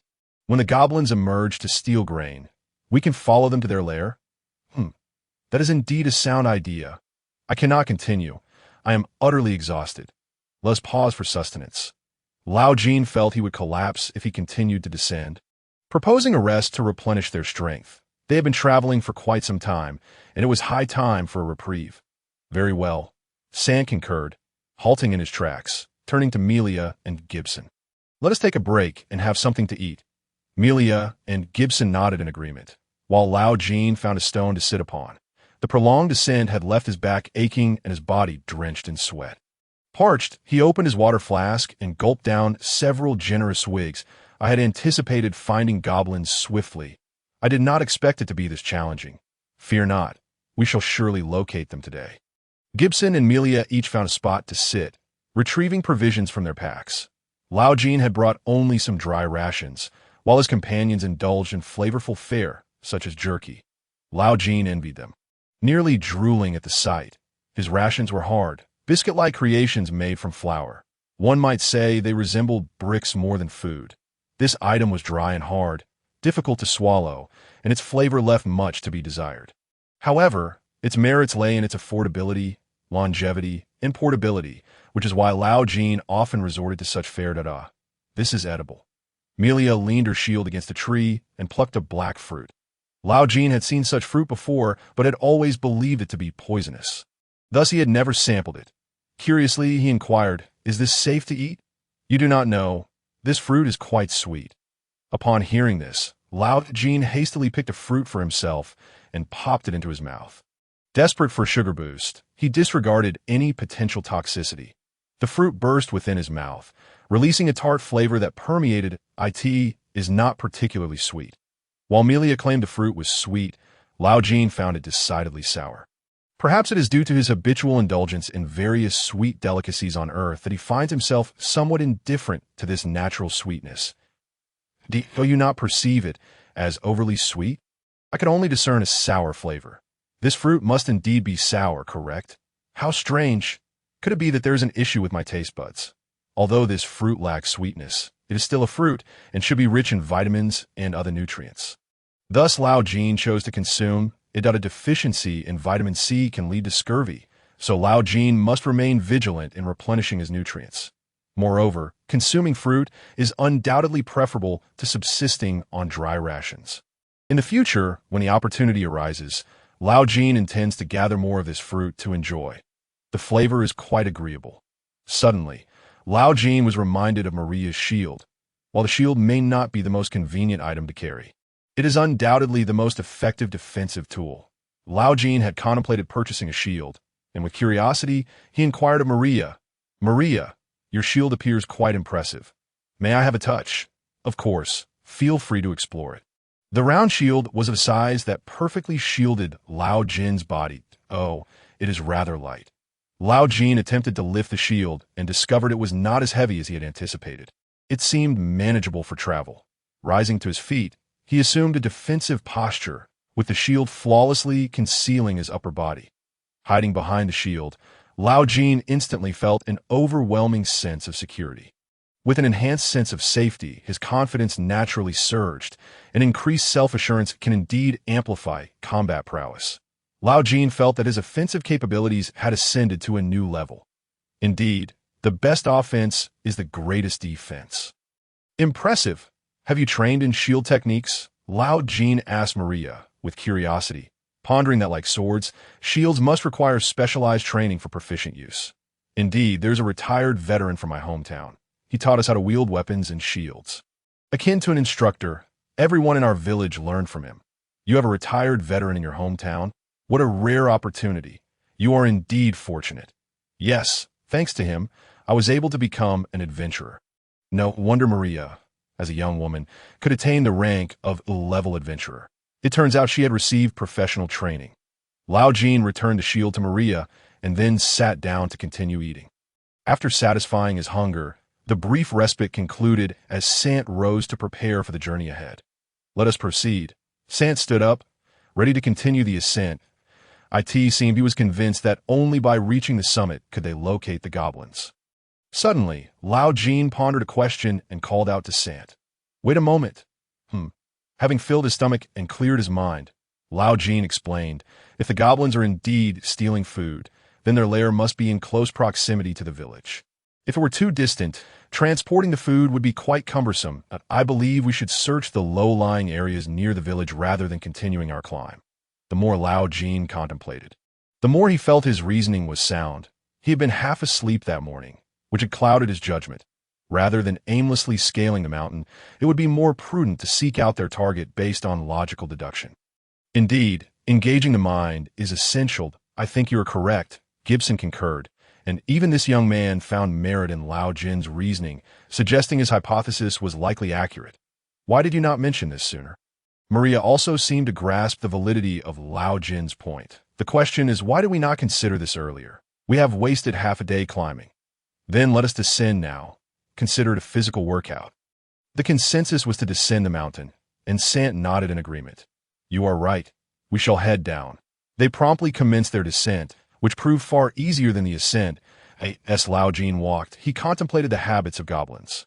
While goblins possess a modicum of intelligence, they are small and lack the physical prowess of humans. If they were to steal food, Where would they establish their lair?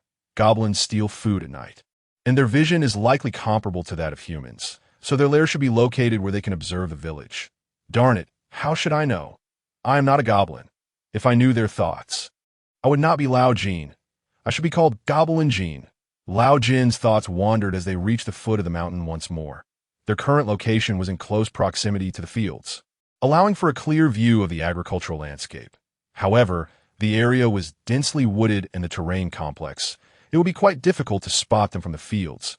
The goblin's lair could very well be situated here. Just then, hey, do you see that cave? It appears rather suspicious. Maria tapped Lao Jin's shoulder and pointed at a cave. Look over there. Where? Right there, that way. Lao Jin could not see it, so Maria had to gently turn his head to adjust his line of sight. This girl is rather bold. No, now is not the time for such thoughts. Following Maria's indication, Lao Jin indeed spotted a rather dubious cave. Oh, your eyesight is remarkable. It must be there. Is it not? It is clearly suspicious. Indeed, Lao Jin beckoned Sant and Gibson over. Sant, Gibson, it seems Maria has pinpointed our target. Sant and Gibson also noticed the cave and nodded in agreement. However, the entrance to this cave was quite small. Making entry for a search seemed somewhat challenging. Could it be a degenerate's den? Gibson remarked cautiously. While this was a possibility, Lao Jin felt it was unlikely if there were a degenerate's lair here. They would certainly clash with the goblins, and the villagers would undoubtedly be aware of it. Could it be the lair of an owlbear? Owlbear. What is that? I have never heard of it. Owlbear? What sort of creature is that? Just the name alone sounds terrifying. It must be a ferocious beast. If it is that kind of creature, we E-level adventurers would stand no chance against it. If it truly is an owlbear, we should flee post-haste. Did you not say you are from a nomadic tribe? How can you not know of the owlbear? What is an owlbear? The lair of an owlbear cannot possibly be so small. It should not be that's so. Maria and Gibson seemed well acquainted with the owlbear, while Lao Jin remained utterly perplexed. What exactly is this creature? Eager to learn more about this monster, Lao Jin anxiously inquired. What precisely is an owlbear? Sant patiently explained. An owlbear is a large, bipedal creature covered in feathers, with a head resembling that of a bird. Possessing large eyes and exceptional vision, including night vision, making it a formidable predator. However, such creatures are unlikely to inhabit areas near the village. If an owlbear were present, the villagers would have suffered long ago. Oh, is that so? Thank you for the explanation. I have learned quite a bit today. Cautiously, Lao Jin and the others approached the cave. The trees and underbrush surrounding the cave concealed it thoroughly, making it an ideal hiding spot. The ground at the cave's entrance was littered with disordered footprints. These are footprints. Judging by their size and shape, they should belong to goblins. Maria examined the footprints closely before affirmatively stating, since she claimed they were goblin footprints. They likely were. Lao Jin thought the prints did resemble goblin tracks. Pressing against the wall, Lao Jin discreetly peered into the cave. It was quite deep, and the entrance stood only 2 meters high, making it difficult to wield a sword inside. To enter recklessly would be perilous. In such narrow and dark spaces as caves or dungeons, human stature becomes a disadvantage, while small-bodied creatures like goblins have the upper hand. Moreover, this was the goblins' territory. They would undoubtedly possess the advantage of familiarity with the terrain. Lao Jin turned to the most experienced among them, Sant, and asked, Sant, what do you think we should do? It would be too dangerous to enter directly. Set it ablaze. Huh? Sant's expression was grave, as if setting fire to the mountain was as natural and justified as a person quenching their thirst. But one tea that ignite a forest fire? Old Jin could not help but inquired, it's autumn now. Lighting a fire at the cave entrance, one tea easily lead to a blaze, Sant explained. Old Jin surveyed the surroundings, where the verdant foliage thrived. Indeed, looking far from a place prone to wildfires. Well, summer was fine, and autumn should be even less of a concern. Tio put it plainly. It's merely a larger bonfire. Nothing to worry about. Setting a fire will cause thick smoke to billow inside. The goblins hiding within will surely flee, allowing us to strike them down with ease. Sant continued. Brilliant. What an absolutely ingenious idea. Old Jin exclaimed, clapping his hands in approval. The plan sounded reliable. Goblins, with their limited intellect, would hardly conceive of establishing a ventilation system in their lair. Once the fire starts, they would either be suffocated by the smoke or compelled to escape in a frantic rush. Truly an exceptional strategy. At first, old Jin had deliberated over whether to charge directly into the cave, but Sang's unconventional approach of luring the enemy out to confront them was unexpectedly clever. Once the smoke and flames drove the goblins out, they could then investigate the cave with significantly reduced risk. It was a case of killing two birds with one stone. What a splendid notion. Moreover, goblins had a penchant for hoarding valuable treasures in their lairs. The game's legendary loot-dropping goblins were not mere figments of imagination. Should we set some traps at the cave entrance? This way, they might easily trip and fall as they rush out, suggested Melia. Excellent thought, young lady. Your mind is quite sharp. Old Jin praised her, unable to contain his admiration. This idea was simply divine. Goblins, panicked by smoke and fire, would undoubtedly rush out heedlessly, and even a few simple ditches could turn their escape into chaos. They could stumble, trample one another, and perhaps even create a stampede, sending them to their demise. Even if they survived the trampling, those hindered by smoke inhalation would meet their end. Furthermore, the more congested the cave entrance became, the harder it would be for them to escape. Soon, they would be able to reap an easy harvest of goblin heads. This was merely basic strategy. Melia smiled with satisfaction at her clever idea, her joy illuminating her features and lifting the spirits of those around her. I think we could also set up some simple barriers. Amidst the enthusiastic discussion, Gibson chimed in with a suggestion akin to a young student participating in a class meeting, full of constructive spirit. Brilliant! How did I not think of that? Old Jin exaggeratedly gestured, lavishing praise upon Gibson. Indeed, if we had a few barriers, it would be even more perfect. Those goblins trapped in the inferno, and smoke would be left at our mercy. And no wonder teachers always encourage students to actively participate in class meetings. The best ideas often emerge in such settings. If only I could return to my student days, I would surely contribute actively to our class discussions, enriching our collective efforts. Then let us split up and gather materials, branches for burning, sturdy timber for the barriers, whatever we can find. Under Sang's direction, Melia and Gibson went off to collect wood. Leave the digging to me. I used to make a living with this skill, old Jin volunteered. Back in his military days, he had honed the art of digging, earning the title of the Pit King. Today, he would craft several exquisite traps to serve as the goblins' final resting place. Much appreciated, Sang replied. Old Jin eagerly grabbed a sturdy branch and a knife sheath to begin digging. Considering the goblins' diminutive stature, a pit just a bit deeper would suffice to send them sprawling, and no need to dig too deep. Just enough to trip the panicked goblins, Sang reminded. Understood, and thus they commenced their tasks in an orderly fashion. Even with Melia's presence, they had 3 strong men on their side, ensuring efficiency was not compromised. Melia piled the collected branches and shrubs at the cave entrance, while Sang and Gibson assembled appropriately sized wood to construct simple barriers. Old Jin, brimming with enthusiasm, quickly dug several traps. Are these creatures under some spell? Collectively asleep? With all this commotion outside, how can they not react? Old Jin wondered. Are these goblins akin to turtles hiding in their shells? Despite their efforts to remain discreet, the absence of any response seemed unfathomable. Do goblins inherently lack awareness? Old Jin's understanding of them was limited to a few skirmishes in the wild, leaving him uncertain of their habits. Don't they only raid at night? Perhaps they're napping during the day. Melia speculated that they lack even a lookout. Gibson asked, they're not orcs. They don't possess that sort of intelligence, Sang replied. True, I suppose old Jin is overthinking it. Clearly, there's a reason goblins never amount to anything significant. Never mind. No need to ponder too much. They are merely wretched creatures. After all, the priority was to finish digging the traps promptly. It's nearly done. After some time, their preparations were finally complete. Old Jin had dug several small, but sufficiently deep traps at the cave entrance, while Gibson and Sang erected waist-high barriers behind them. Melia had stacked the collected shrubs and branches deep within the cave, ready to ignite the fire. These fellows are surprisingly swift in their tasks. Everything is in place. We just need a spark. Old Jin turned to Sang, ready to ignite the flames. Initially, he had doubts about this older gentleman, but now it was clear he could shoulder the responsibilities of a leader. Experience speaks volumes, muscle never lies. Let us begin, Sank nodded. Old Jin retrieved the tinder from his pack, a tool he had previously used while camping with Sister Elia, convenient and essential for any outdoor excursion. I am a bit nervous that there a pyromaniac among us who enjoys setting fires. This is a rare opportunity. Don't let it slip by. Old Jin joked. The response was a chorus of silent eye rolls.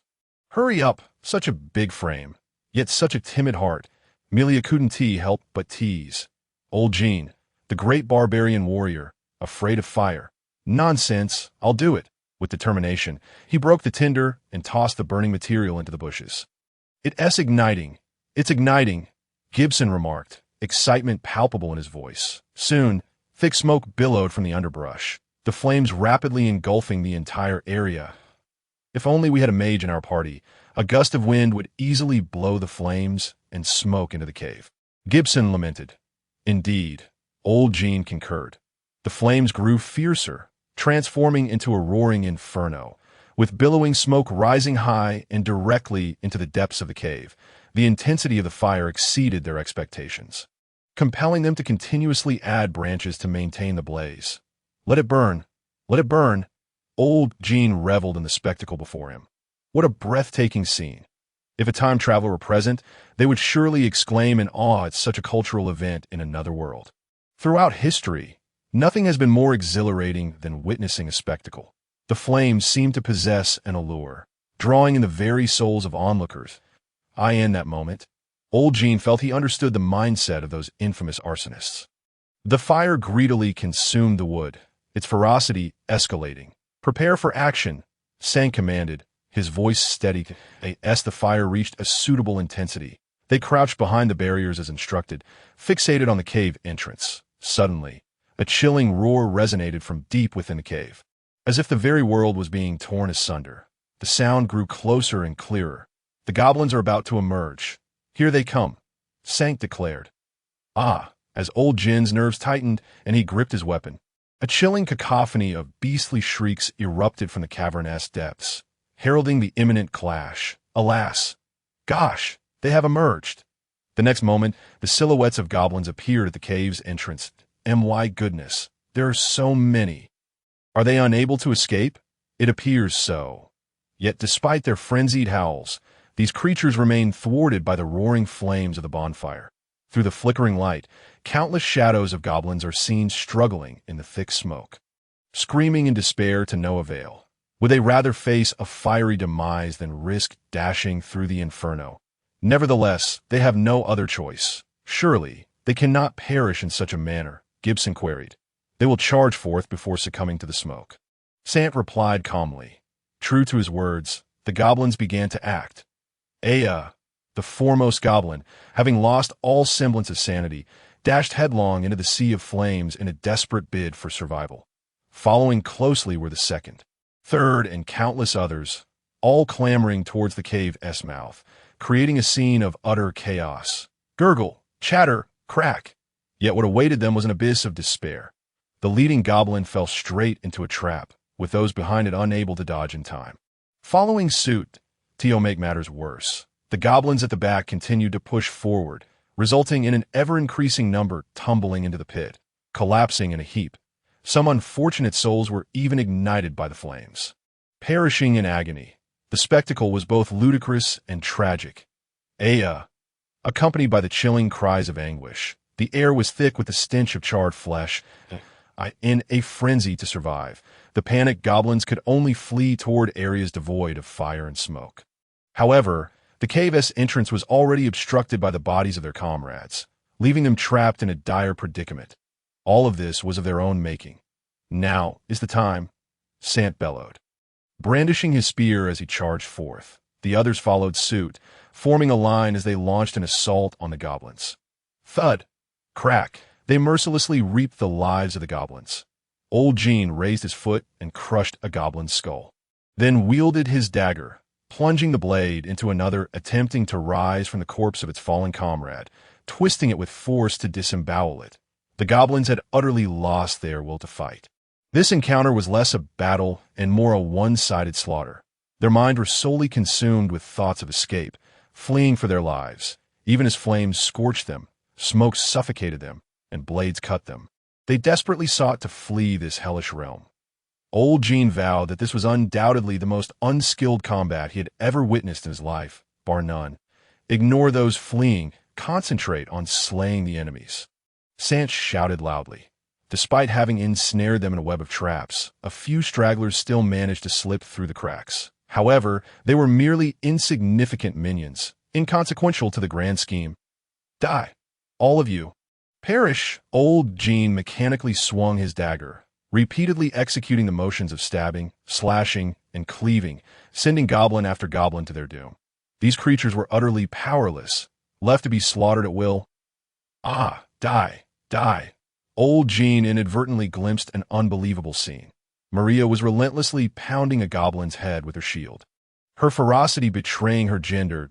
It seemed that combat truly could awaken a person's latent strength to Sant, wielding his short spear with finesse, pierced one goblin after another, reminiscent of a seasoned general. Living beings can be frighteningly fragile. A mere puncture can lead to a torrent of blood and a painful demise. This was not a matter of sustained damage, but rather a direct, lethal strike. Even Gibson, who appeared to be but a child, showed no mercy, efficiently reaping goblins' lives. Before long, the cave entrance was piled high with goblin corpses. My goodness, is this an excessive number? Old Jin exclaimed as he gazed upon the towering heap of goblin bodies. After this one-sided slaughter concluded, they counted their spoils. Goblins burned, suffocated, trampled, and dispatched like mere vegetables totaled 40. Initially, they thought eliminating 4 goblins each would suffice for their task, yet they had astonishingly exceeded that by more than double. With each having dispatched at least 10, given that each goblin bore a bounty of 3 copper coins, it meant that each of them had earned at least 30 copper coins today. This was far more lucrative than climbing mountains or setting fires. This roasted meat smells delightful.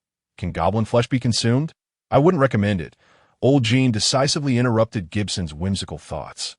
Oddly enough, the meat did indeed smell quite appetizing. Old Jin could hardly recall when he last had meat. Though goblins are also beasts, surely if properly cooked, they could be palatable. However, the ones before them, charred to a crisp, were certainly inedible. Should we not sever their heads? Gibson inquired. Indeed, to claim the bounty, the goblin heads must be brought as proof. Yet this quantity is rather excessive, isn't it? Had I known, I would have brought more sacks. With so many heads, how shall we transport them back? Perhaps we should make a couple of trips? After all, the village isn't far. It seems we must resort to that. Thus, they commenced this unprecedented grand endeavor, severing the heads of 40 goblins one by one. Though old Jin had acclimated to life in this other world, deep within, he remained a modern individual. Slaying 1 or 2 goblins did not faze him, but facing such a multitude of corpses and having to dismember them was indeed a challenge to his psychological endurance. His movements inevitably slowed. In contrast, Sant, Gibson, and Maria deftly dispatched head after head as if slicing through tofu, leaving him feeling somewhat ashamed. Maria seemed to tire, letting out a disgruntled groan.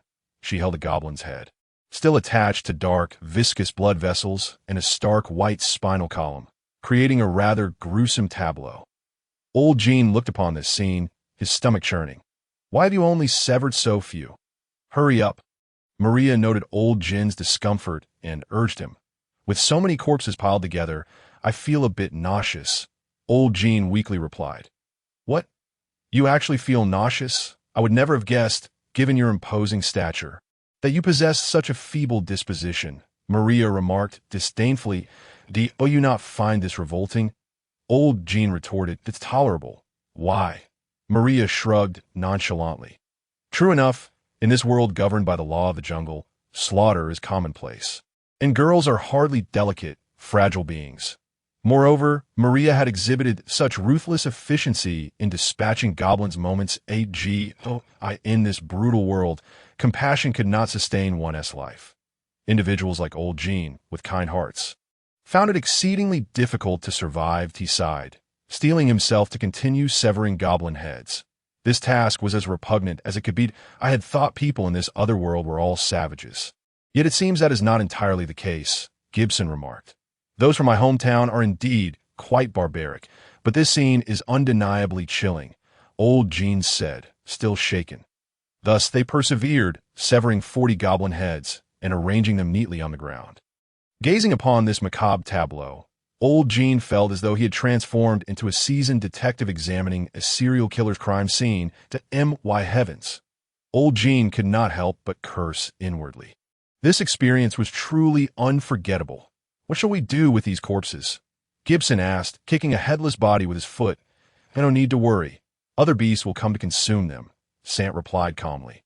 After all, they were no friends of the goblins, and there was no need to extend kindness in collecting their remains. Furthermore, leaving the corpses behind could indeed be seen as a contribution to the ecological balance of nature.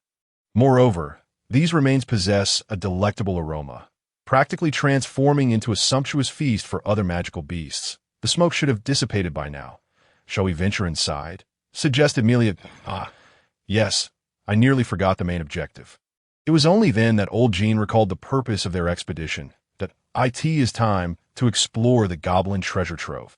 Although these creatures may lack intelligence, their obsession with collecting is quite pronounced, often hiding valuable items within their lairs. Now, the goblin den has become a ghost town, presenting a splendid opportunity for their enrichment. Let us wait a moment longer. Caution is the mother of safety.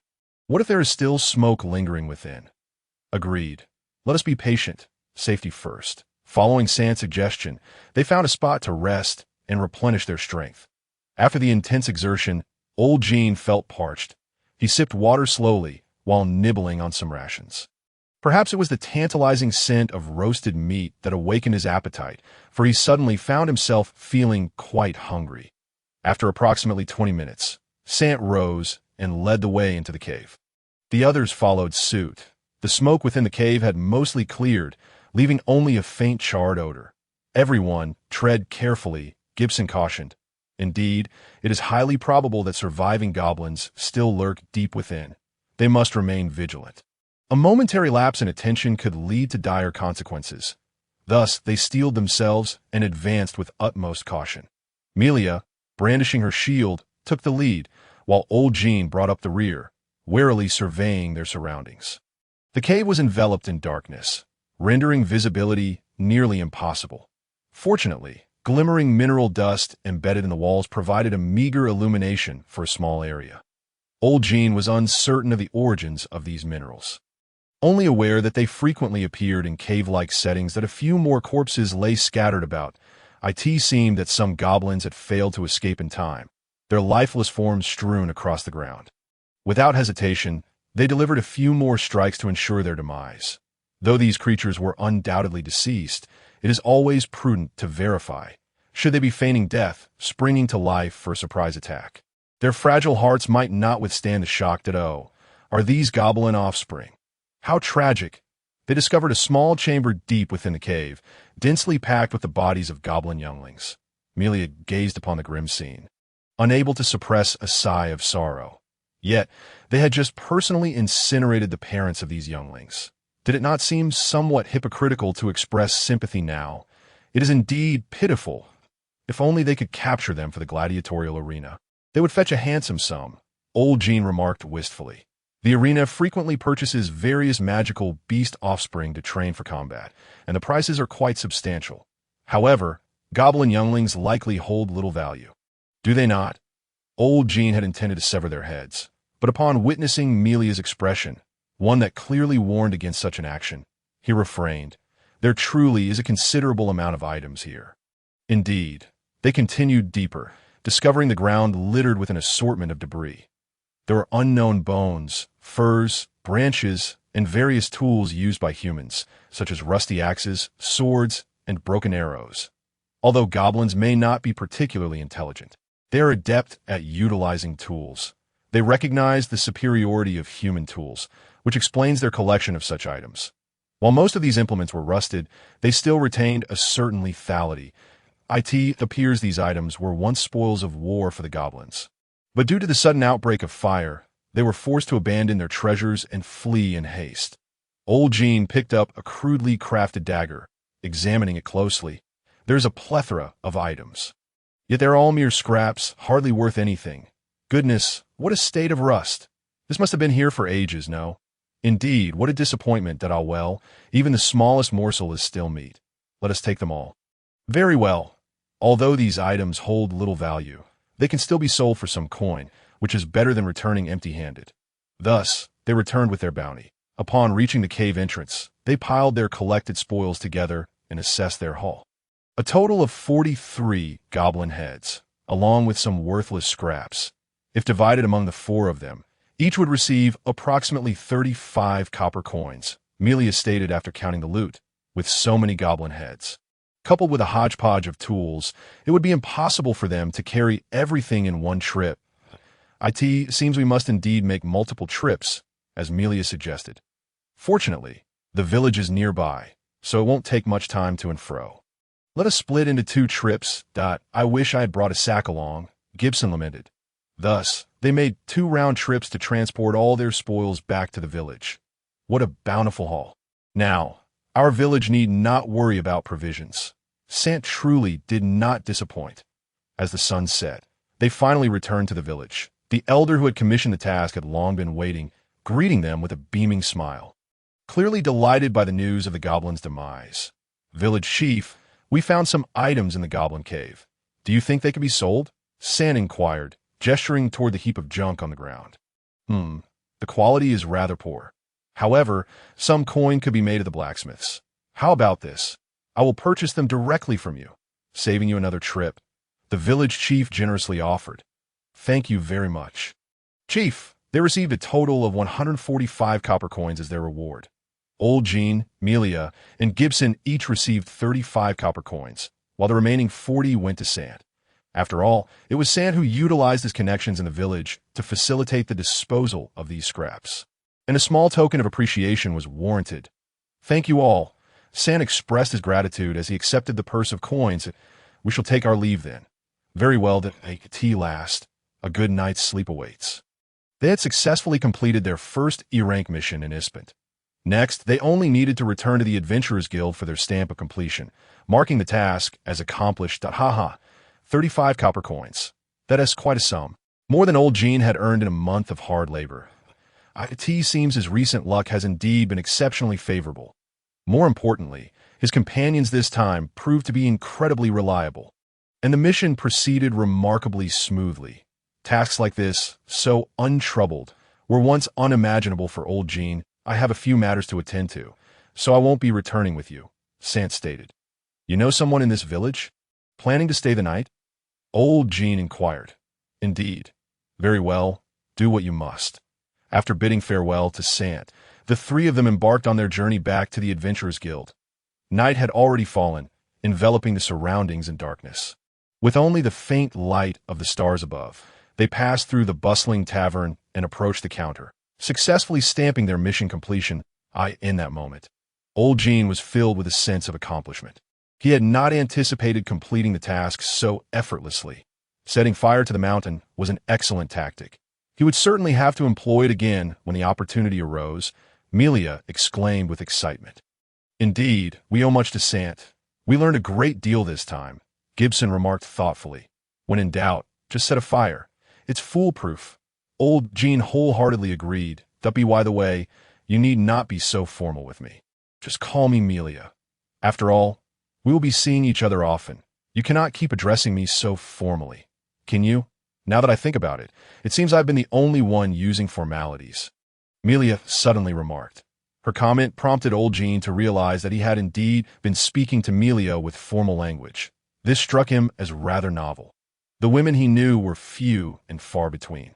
Aside from Vania, there was only Sister Elegy, and those 2, one a lofty noble sorceress, the other a gentle and virtuous nun, had never spoken to him in such a casual, friendly manner as Melia did. This sensation was truly delightful. It appears Melia is a wonderful person. Yes, that's so. Then I shall gladly oblige. Farewell, Melia. Lao Jean chuckled and remarked, you, my friend, are quite adept at changing your demeanor. Goodbye, Lao Jean. Melia smiled as she waved her hand at him. Thank you so much for today. It is thanks to you that we were able to complete the task so smoothly, Gibson sincerely expressed. no need for thanks. Everyone worked hard to achieve this swift completion. You should return and rest early, Gibson. Perhaps we shall team up again in the future, Lao Jin replied. All right, goodbye. After bidding farewell to Gibson, Lao Jin returned to the inn alone. It was his first encounter with such a well-coordinated team. As the saying goes, 3 monks have no water to drink.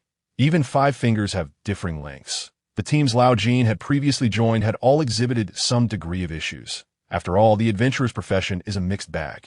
Populated by all sorts of individuals, he had not anticipated that this mission would go so smoothly. In high spirits, Lao Jin hummed a little tune as he made his way back to his room. Meanwhile, the inn's lobby was still bustling with voices. It was the dinner hour. The landlady warmly inquired if Lao Jin required a meal, but having earned a tidy sum today, he decided to indulge himself and graciously declined her offer. He purchased a large mug of beer and returned to his room, where he luxuriated in a hot bath before reclining on his bed, savoring the beer and relishing the rare leisure time. That night, he slept exceptionally soundly. Recently, Lao Jin had accumulated quite a bit of wealth and intended to treat himself. Humming a cheerful tune, he entered the tavern, only for an incident to occur that very evening. The tavern was not crowded, and the atmosphere was just right. Lao Jin had intended to enjoy a meal alone, so he unabashedly claimed a large table. Upon glancing at the menu, he found the prices quite reasonable. Prompting him to order beer and skewers without hesitation, he sat contentedly at the table, reveling in the intoxication of the alcohol, only to discover that the skewers were surprisingly delectable. It was hard to discern what kind of beast the meat came from. But after being grilled over charcoal, it exuded an enticing aroma, enhanced by a sprinkle of salt that rendered it utterly irresistible. To make matters even better, the skewers were substantial in portion, yet modest in price. Lao Jin was completely captivated, his wallet inexplicably lightening, ultimately indulging in a long-lost bout of gluttony. Generally speaking, one does not expect quality in cheap fare, and small portions are the norm. Yet this tavern felt like a dream. With prices, flavors, and portions all meeting one's expectations perfectly, Lao Jin was in high spirits. The beer was delightful, the meat was exquisite, and the comfort he felt was simply euphoric. However, it was precisely at that moment that an unexpected turn of events occurred. Hey, move aside. While Lao Jin was pleasantly tipsy, a group of burly men suddenly surged into the tavern. This, in itself, was not alarming, but one of them inexplicably shouted at him, which was simply intolerable. Are you deaf? I said to move. Where had this ruffian come from? Lao Jin, the alcohol emboldening him, thought he must have misheard, but upon reflection, it was indeed directed at him. The muscle-bound brute was glaring at him with a displeased expression. This was no trifling matter, and Lao Jin couldn't help but sigh. Should he draw his weapon? But this was the city, not the wilderness, and certainly not the tavern where drawing a blade over a mere disagreement would be no different than a street thug's behavior. Moreover, causing a ruckus in the city center could lead to dire consequences. This world does not look kindly upon troublemaking adventurers. The city guard, akin to the police, often dealt ruthlessly with them. Though Lao Jin was indeed an adventurer, albeit uncertain of the distinction between adventurers and thugs, he resolved to clarify the situation first. Why should I make way for you? Did you not see? We are numerous and have no space, the burly man replied, glancing back at his companions, as if to imply, see, this fellow is being ungrateful. Lao Jin was indeed occupying a large table, but had they approached him politely, saying, hey buddy, we're a bit crowded, could you possibly move? He would have readily complied. Instead, they acted as if their numbers granted them some superiority. Suppressing his anger, Lao Jin attempted to remain calm as he explained, are you out of your mind? If there's not enough space, perhaps your parents should have had more children. What did you say?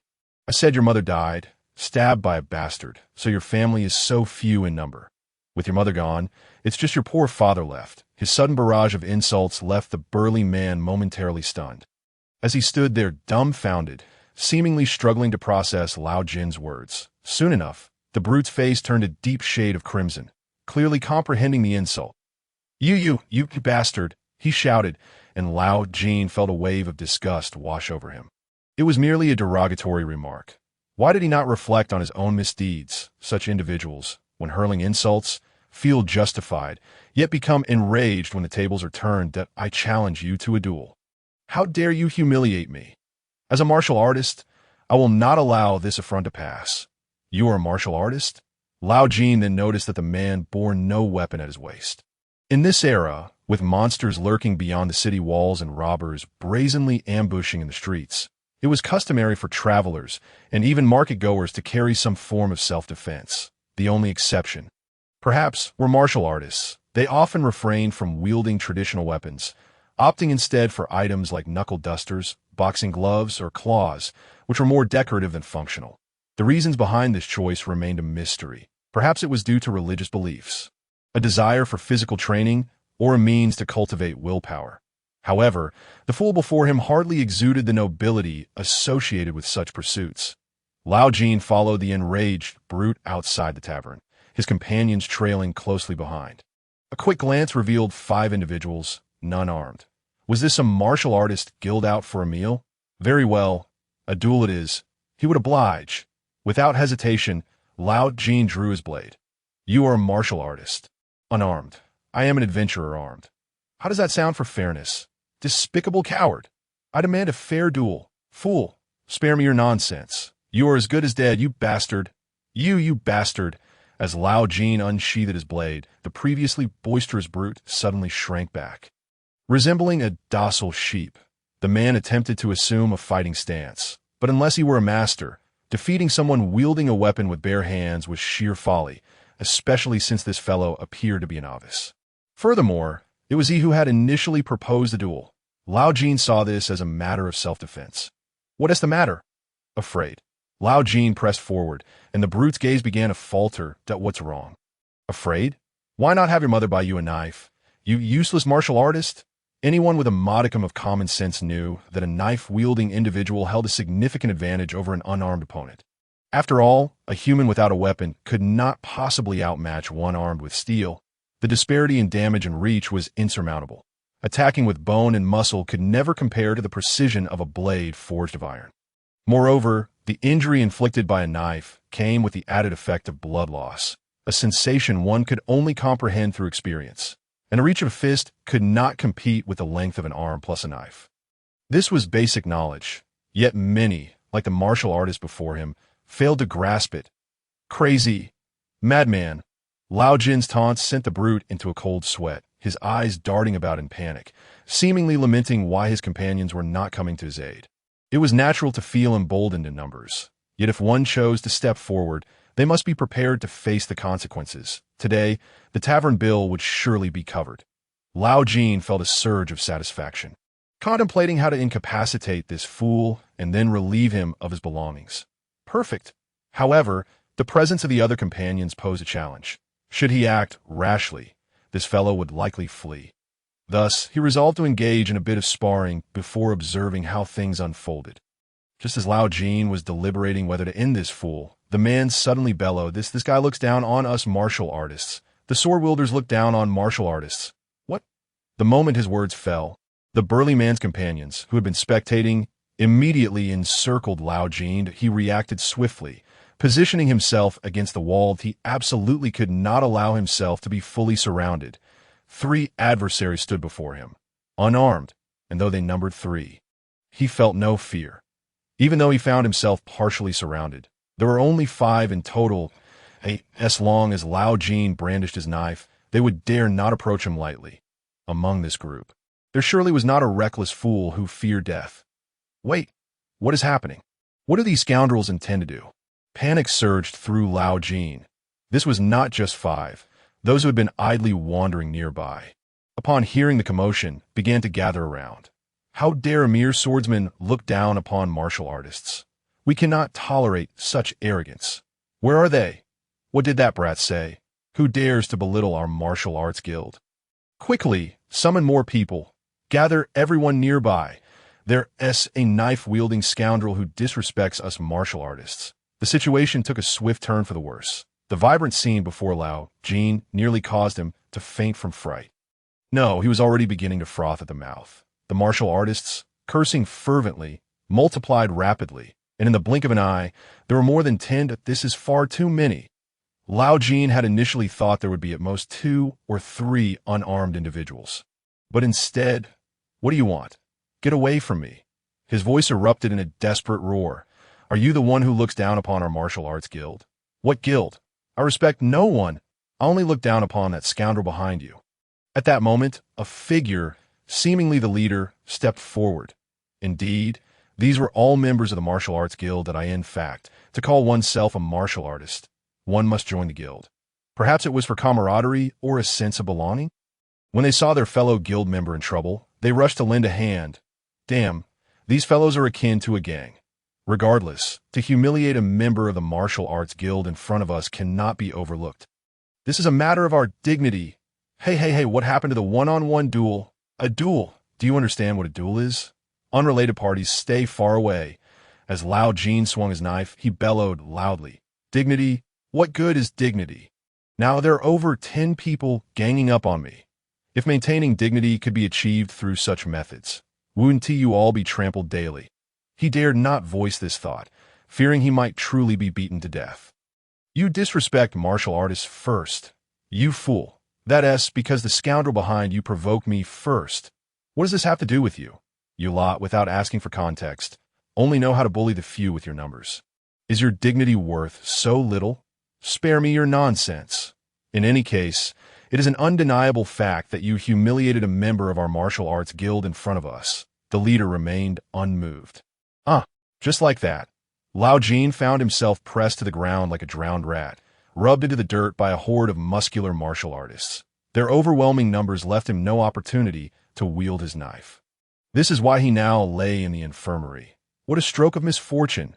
The medical expenses drained him of an entire silver coin. Lao Jin's body ached all over, trembling with rage. Against the sheer number and relentless onslaught of those martial artists, his knife felt as powerless as a toy. Before the city guards arrived to intervene, he fought desperately to protect his possessions. But his body bore the brunt of their assault, leaving him bruised and battered. Their fists fell upon him like a relentless rain, mercilessly striking him. Unarmed, one could never prevail against an armed opponent. Likewise, an individual could never overcome a collective. Even if those fellows were formidable, in a one-on-one scenario, Lao Jin could hold his own against them. However, once they swarmed him, even with a knife, he was rendered helpless. How do you feel? Are you feeling better? A blue-haired nun inquired as she treated him. Truly, in this fantastical world, Lao Jin's injuries began to heal at a visibly rapid pace under the treatment of a single silver coin's worth of healing magic. In an unexpected stroke of luck, those brutes relied solely on brute force and did not employ any joint techniques, which was reasonable. After all, they had no intention of permanently incapacitating him. It still hurts a bit. Higher level healing will incur additional charges. Wow, suddenly it doesn't hurt anymore. Can I leave now? Let me help you out. Supported by the nun, Lao Jin exited the infirmary. His body was largely unharmed, compared to the alchemist's guild, who charged 2 silver coins for a vial of antidote. This infirmary offered a truly reasonable price. The nun helped him to the door, smiling as she waved goodbye, that you're welcome to come again. Come again. If I return, I might just get beaten to death. What a stroke of bad luck. Lao Jin left the infirmary, his face filled with discontent. What troubled him most was that he'd been beaten by a group of martial artists, which inflicted a ton of damage on his already fragile pride. It is worth noting that Lao Jin had always looked down upon martial artists. In his view, in this perilous world, it was utterly absurd for anyone to forsake their weapons in favor of honing their physical prowess. Yet he had been bested by this very group, suffering not only physical pain, but emotional turmoil as well. In a one-on-one scenario, he feared no one. However, it seemed that being part of an organization held significant importance. A sense of belonging. Yes, that was it, belonging. Those fellows had the audacity to act so brazenly solely because of their affiliation with the martial arts guild. The various organizations in this world certainly did not exist without reason. For instance, the church. Those brigands would not dare to provoke its members, for once they did, a swarm of paladins, holy warriors, and divine judges would descend upon them like a swarm of bees. As for the Adventurers Guild, it was essentially a brokerage. Relying on them for assistance was akin to expecting a pig to climb a tree. Why not find a church to join? Although the church offered excellent benefits, it also imposed many rules. A free-spirited individual like him would likely find such constraints unbearable. As he pondered whether to seek an organization to join, his peripheral vision caught sight of a sign. It was a grand building, adorned with an exaggerated image of a large sword. The sign read, Swordsman Guild, Stray Dogs. The bold letters proclaiming the Swordsman Guild instantly captivated Lao Jin's attention. Stray Dogs? What a wild name. Perfectly suited for a group that brandished blades and weapons all day long. Lao Jin would wager that the guild was filled with fearsome, intimidating men, each one more terrifying than a serial killer. The Swordsman Guild. Lao Jin mused, this world truly featured a plethora of professions.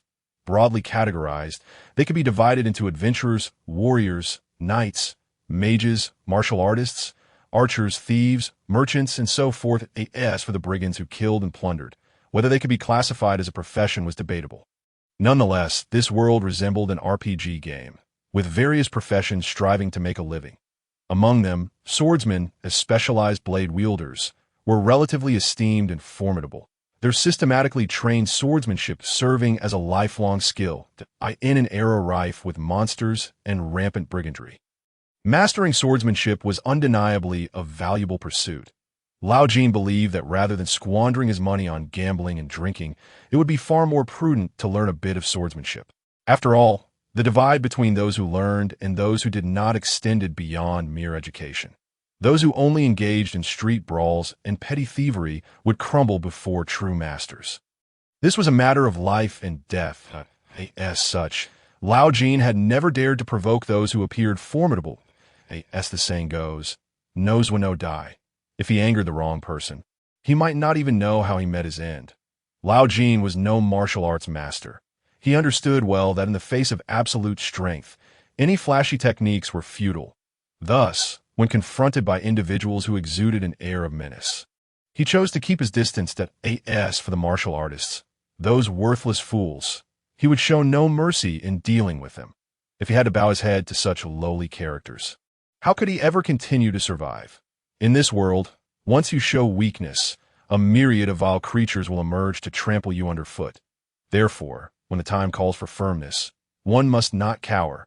Of course, if the opponent is numerous and powerful, then employing the 36 stratagems to retreat is the wisest course of action. A brave man does not suffer immediate losses. This lesson has been etched into Lao Jin's heart.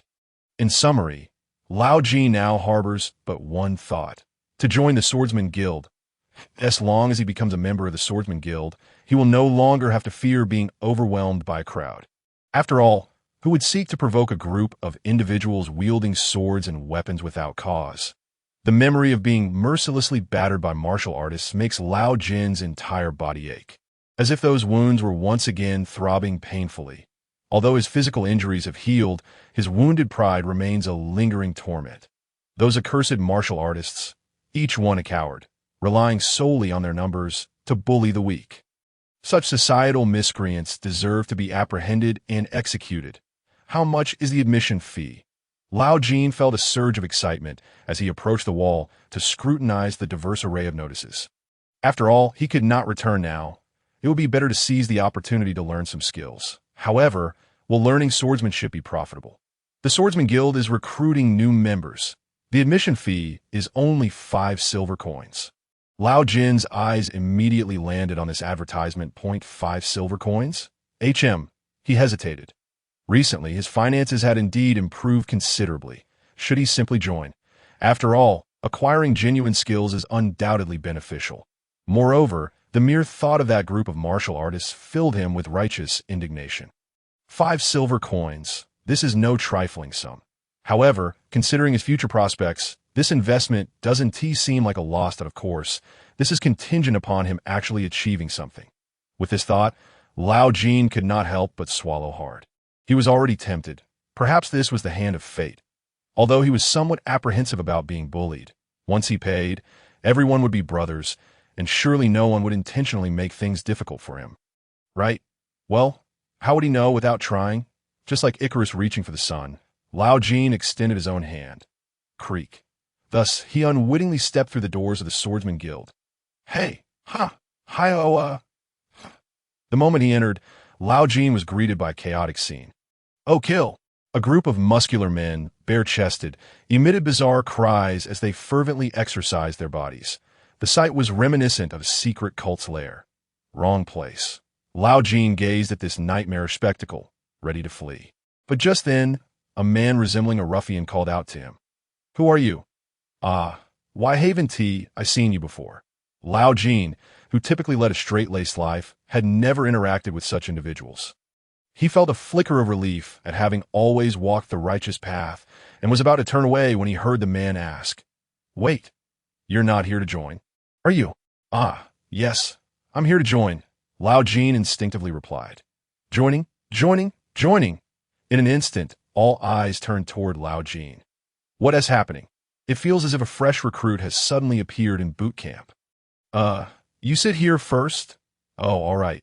The ruffian-like man gestured toward the ground, and Lao Jin had no choice but to obediently sit down. He began to question whether spending 5 silver coins to learn swordsmanship might not be as wise as purchasing a shield. Knuckle dusters and leg guards instead. That moment, a woman's voice rang out from afar. "What did you say?" "Joining." Lao Jin looked up, momentarily stunned.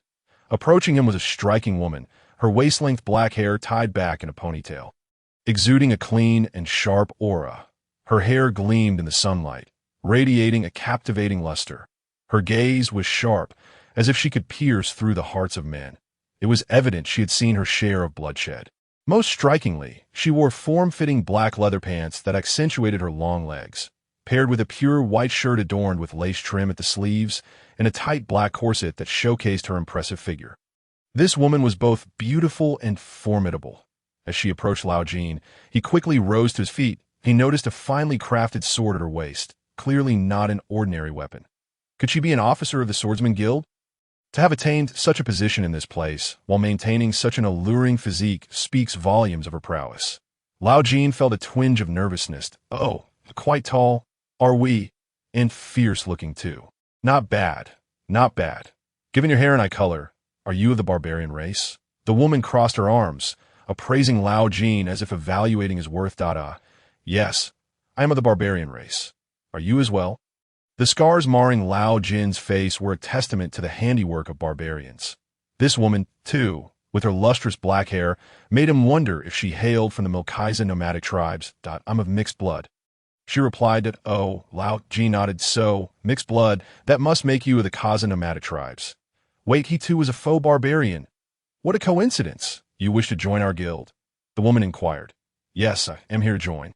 Lao Jin affirmed. "All right, I'm Kareem Bestart, the president of this swordsman guild. What is your name?" "I'm Lao Jin," he responded. "Good, follow me," Kareem said, leading Lao Jin toward the guild headquarters. They traversed the training ground, arriving at a building deep within the premises. Lao Jin followed quietly, curiosity bubbling within him. "Let me ask you a question first.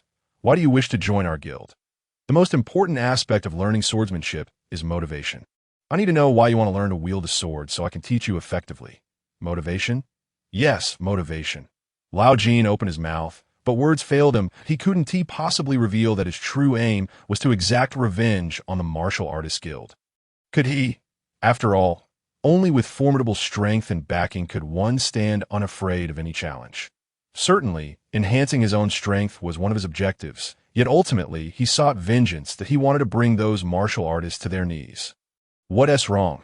"Unwilling to speak. Are you planning to learn swordsmanship to become a bandit?" "I'm indifferent, as long as you pay your dues on time. However, I suggest that rather than becoming a bandit, it would be better to become a mercenary." "You'd earn more. No, I don't want to be a bandit. I mean, can I not say?" Lao Jin hastily denied. Indeed, some individuals learn swordsmanship solely to become bandits. Moreover, those skilled bandits often earn more than adventurers, as they tread the razor's edge of danger. In this world, it might be more lucrative to rob humans than to hunt monstrous beasts. However, now is not the time for such discussions. A few days ago, while I was drinking at a tavern, a group from the Martial Artists Guild assaulted me. They provoked me first, insisting on a duel. As a man, I certainly couldn't back down, so I agreed. Yet, those ruffians claimed I, armed with a blade, looked down upon the martial artists, and then summoned a whole crowd. Lao Jin grew increasingly animated as he recounted his tale. What could I do? My fists were no match for their numbers. They left me battered and bruised, nearly knocking the breath out of me. Since then, I have resolved to join a powerful guild. Lao Jin poured forth his experiences, his tone earnest and his emotions raw, as if he had been grievously wronged. Therefore, my motivation is revenge. I want vengeance. I want to learn the sword. I want to grow strong. Kareen listened quietly, then suddenly burst into laughter. Ha! Oh dear, you crack me up. Ha ha! Was what I said so amusing? It seemed nothing short of a tragicomedy. What are you laughing at? I was beaten. Is that funny? This is far from amusing. Not one bit. Lao Jin felt a surge of irritation. Could it be that the president of the Swordsman Guild had become so dull-witted from sword training that her sense of humor had gone awry? What normal person would find humor in being assaulted? Perhaps she was inherently drawn to violence or was simply insane. However, the ability to amuse a beautiful woman brought a touch of pride to Lao Jin's heart. Haha, just a few days ago, I heard about a foolish swordsman who was beaten up by a group of martial artists. It turns out that it was you. Kareen's words immediately plunged Lao Jin's spirits into despair. Goodness, has this incident spread so widely? He felt a burning shame on his face, wishing he could find a crevice to hide, and that it's no wonder. For a swordsman, hearing about a fellow being brutally beaten by martial artists must be quite embarrassing, right? You have been accepted. It is imperative. I absolutely cannot stand idly by. Hurry and sign here, and once you do, you will officially be a member of our guild. By the way, you brought 5 silver coins. Right? As Kareen spoke, she handed Lao Jin a piece of paper. IT was an application form for joining the guild. Lao Jin picked up the pen, ready to sign, when he suddenly asked, "Will you teach me swordsmanship properly?" "Nonsense. I will personally instruct you." Kareen laughed heartily, seemingly in high spirits. Lao Jin had no idea what she found so amusing. However, receiving guidance directly from the guild leader was indeed a tremendous opportunity. "I absolutely will not allow my members to be bullied by a pack of martial artists. It seems she truly cares about this matter. I initially thought I could handle 1 against 3. But those ruffians kept multiplying, and in the end, there were over 10 of them. I couldn't even draw my blade before they knocked me to the ground." Upon hearing this, Kareen laughed even louder, tears streaming from her eyes. "All right, from this moment on, you are a member of our Swordsman Guild. The entrance fee is 5 silver coins, and the training period will be 1 month. That a month? Isn't that too short? Can one truly learn swordsmanship in just a month?" Lao Jin expressed his doubts. "If you undergo my devilish training, would you still utter such words? A month is ample time for you to grasp the fundamentals of swordsmanship. Coupled with my practical guidance, you will swiftly become a competent swordsman." Kareen's words were filled with temptation, and Lao Jin was nearly swayed to nod in agreement. Nonetheless, he retained a semblance of rationality. "Of course, a month doesn't mean training every day. We will schedule a few sessions each week, and we can discuss the specific times later." "All right, I understand, guild leader." Lao Jin nodded. He recalled that when he learned Taekwondo, he also paid tuition once a month, training 5 days a week for an hour each day. It seems that sword training is quite similar to Taekwondo. The day after joining the Swordsman Guild, practical training commenced early in the morning. Despite his body aching and feeling lethargic, Lao Jin was filled with anticipation. Perhaps this was his golden opportunity to turn his life around and reach the pinnacle of success. Of course, he did not expect that merely learning swordsmanship for 5 silver coins would grant him sudden prowess like a protagonist in a novel, transforming him into a sword saint. However, he firmly believed that with diligent study, he could carve out a niche for himself in this brutal world of adventurers. After all, most adventurers were complacent, indifferent to the enhancement of their own abilities in such a scenario, as long as he was willing to invest in acquiring real skills. He would undoubtedly surpass others by a considerable margin. The mere thought of one day being able to assert authority over adventurers of lower levels made Lao Jin's lips curl into a smile. By then, even someone named Vanilla would hardly dare to provoke him lightly. In this world, power is everything. Only by possessing formidable strength can one live with dignity. Swordsmanship can generally be categorized into 2 types. Kareen stated while seated on a wooden barrel, polishing her sword with a white cloth. The blade gleamed with a chilling light, clearly not an ordinary weapon. Its body emanated a faint purple glow, likely forged from legendary rare metals. This world differs from Earth. Here, mineral resources are abundant, and in addition to common gold, silver, copper, and iron, there are rare metals like mithril, refined gold, and orichalcumite. It is said that weapons crafted from these metals can slice through iron like mud and sever hair with a mere breath. Possessing astonishing power. Two types, Lao Jin quickly redirected his gaze, forcing himself to focus on Corinne. Although her figure was indeed alluring, he had not come merely to admire beauty. He had spent 5 silver coins not to hear platitudes about saving the world. He sought to learn the art of killing. Precisely, there are indeed 2 types. That Corinne's statement made Lao Jin's heart race suddenly. Surely, this woman wouldn't suddenly go off on a tangent about righteous swords and guardianship. Would she? If so, he vowed he would feign on the spot. Whatever you do, don't mention those childish concepts. He had long since dismissed such nonsense in middle school. He had spent 5 silver coins not to listen to useless drivel. Those who tread the path of bloodshed only need to master these 2 forms of swordsmanship. But oh, is that so? Lao Jin's interest was piqued. Corinne spoke with such solemnity. Could it be some world-shattering technique for killing without a trace? However, based on his experience, it was likely something akin to striking first or launching a sneak attack, common tricks of the trade. After all, in any situation, the one who strikes first always gains the upper hand. This is an unchanging truth, and also one of Lao Jin's life principles that in roughly equal conditions, the one who makes the first move wins half the battle. Listen, swordsmanship is divided into 2 categories, one for dealing with humans and the other for combating magical beasts. The essence of swordsmanship lies in protecting oneself while eliminating the enemy. You remember? Lao Jin sighed in relief. Thankfully, Corinne was speaking in comprehensible terms that I was worried you would delve into some esoteric philosophy. But this is pleasantly practical. What do you think our swordsman guild is? Corinne shot Lao Jin a glance. Though both types utilize swords, there are significant differences between dealing with humans and magical beasts. After all, the physiological structures of humans and magical beasts are entirely different, and their modes of attack naturally vary. Put it simply, humans and magical beasts are not the same. For instance, a chicken-snake beast and a bandit may appear similar at first glance.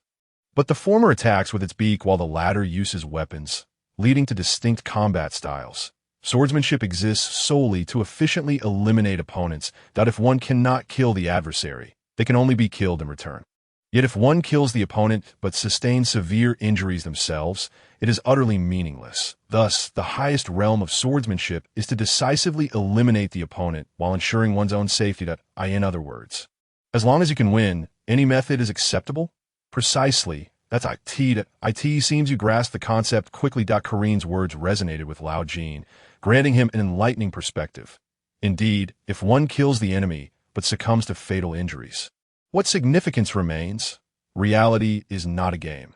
No matter how many you slay, once you die, everything is lost. Therefore, survival is of utmost importance. Today's youth tend to favor superficial techniques, favoring flashy swordplay and extravagant blade arts. How laughable. Such techniques are utterly ineffective in real combat. Rather than pursuing those ostentatious movements, one might as well swiftly sever the opponent's head. Although Corinne's words sounded somewhat twisted, they only increased Lao Jin's trust in her. To him, a person truly obsessed with the sword path would inevitably possess a mindset distinct from the ordinary. After all, those who constantly engage with blades are either killing or on the path to killing. How could they maintain a conventional way of thinking? It reminded him of the swordsman in the manga Rurouni Kenshin. Which type do you wish to learn? The training period is 1 month. And you may only choose one. Only one. In a month's time, how could one possibly master 2 forms of swordsmanship? Corinne countered. Even if we invited a sword instructor from the King's martial arts group, it would be impossible to teach someone 2 forms in just a month. Certainly, the fundamental principles of the 2 types are interconnected, yet their emphases differ. So, which will you choose? Well, Lao Jin fell into contemplation. This was akin to playing a game with only 1 skill point, while facing 2 distinct skill trees. He primarily made his living by hunting magical beasts, so logically, he should learn the swordsmanship tailored for combating them. This armor I wear. Lao Jin touched the iron armor adorning his body. He had recently acquired this fine piece from a bandit. Such treasures were generally beyond the reach of ordinary adventurers. Only those who engaged in murder and pillaging would possess them. Upon contemplating this matter, Lao Jin felt an immense sense of satisfaction. It was indeed exhilarating to have slain that robber and stripped him of his possessions. "Oh, is that true? I never would have guessed you possess such prowess," came the response that in this world, the true terror lies not in the beasts, but in humanity itself. And no matter how formidable the monsters may be, there is always a way to contend with them.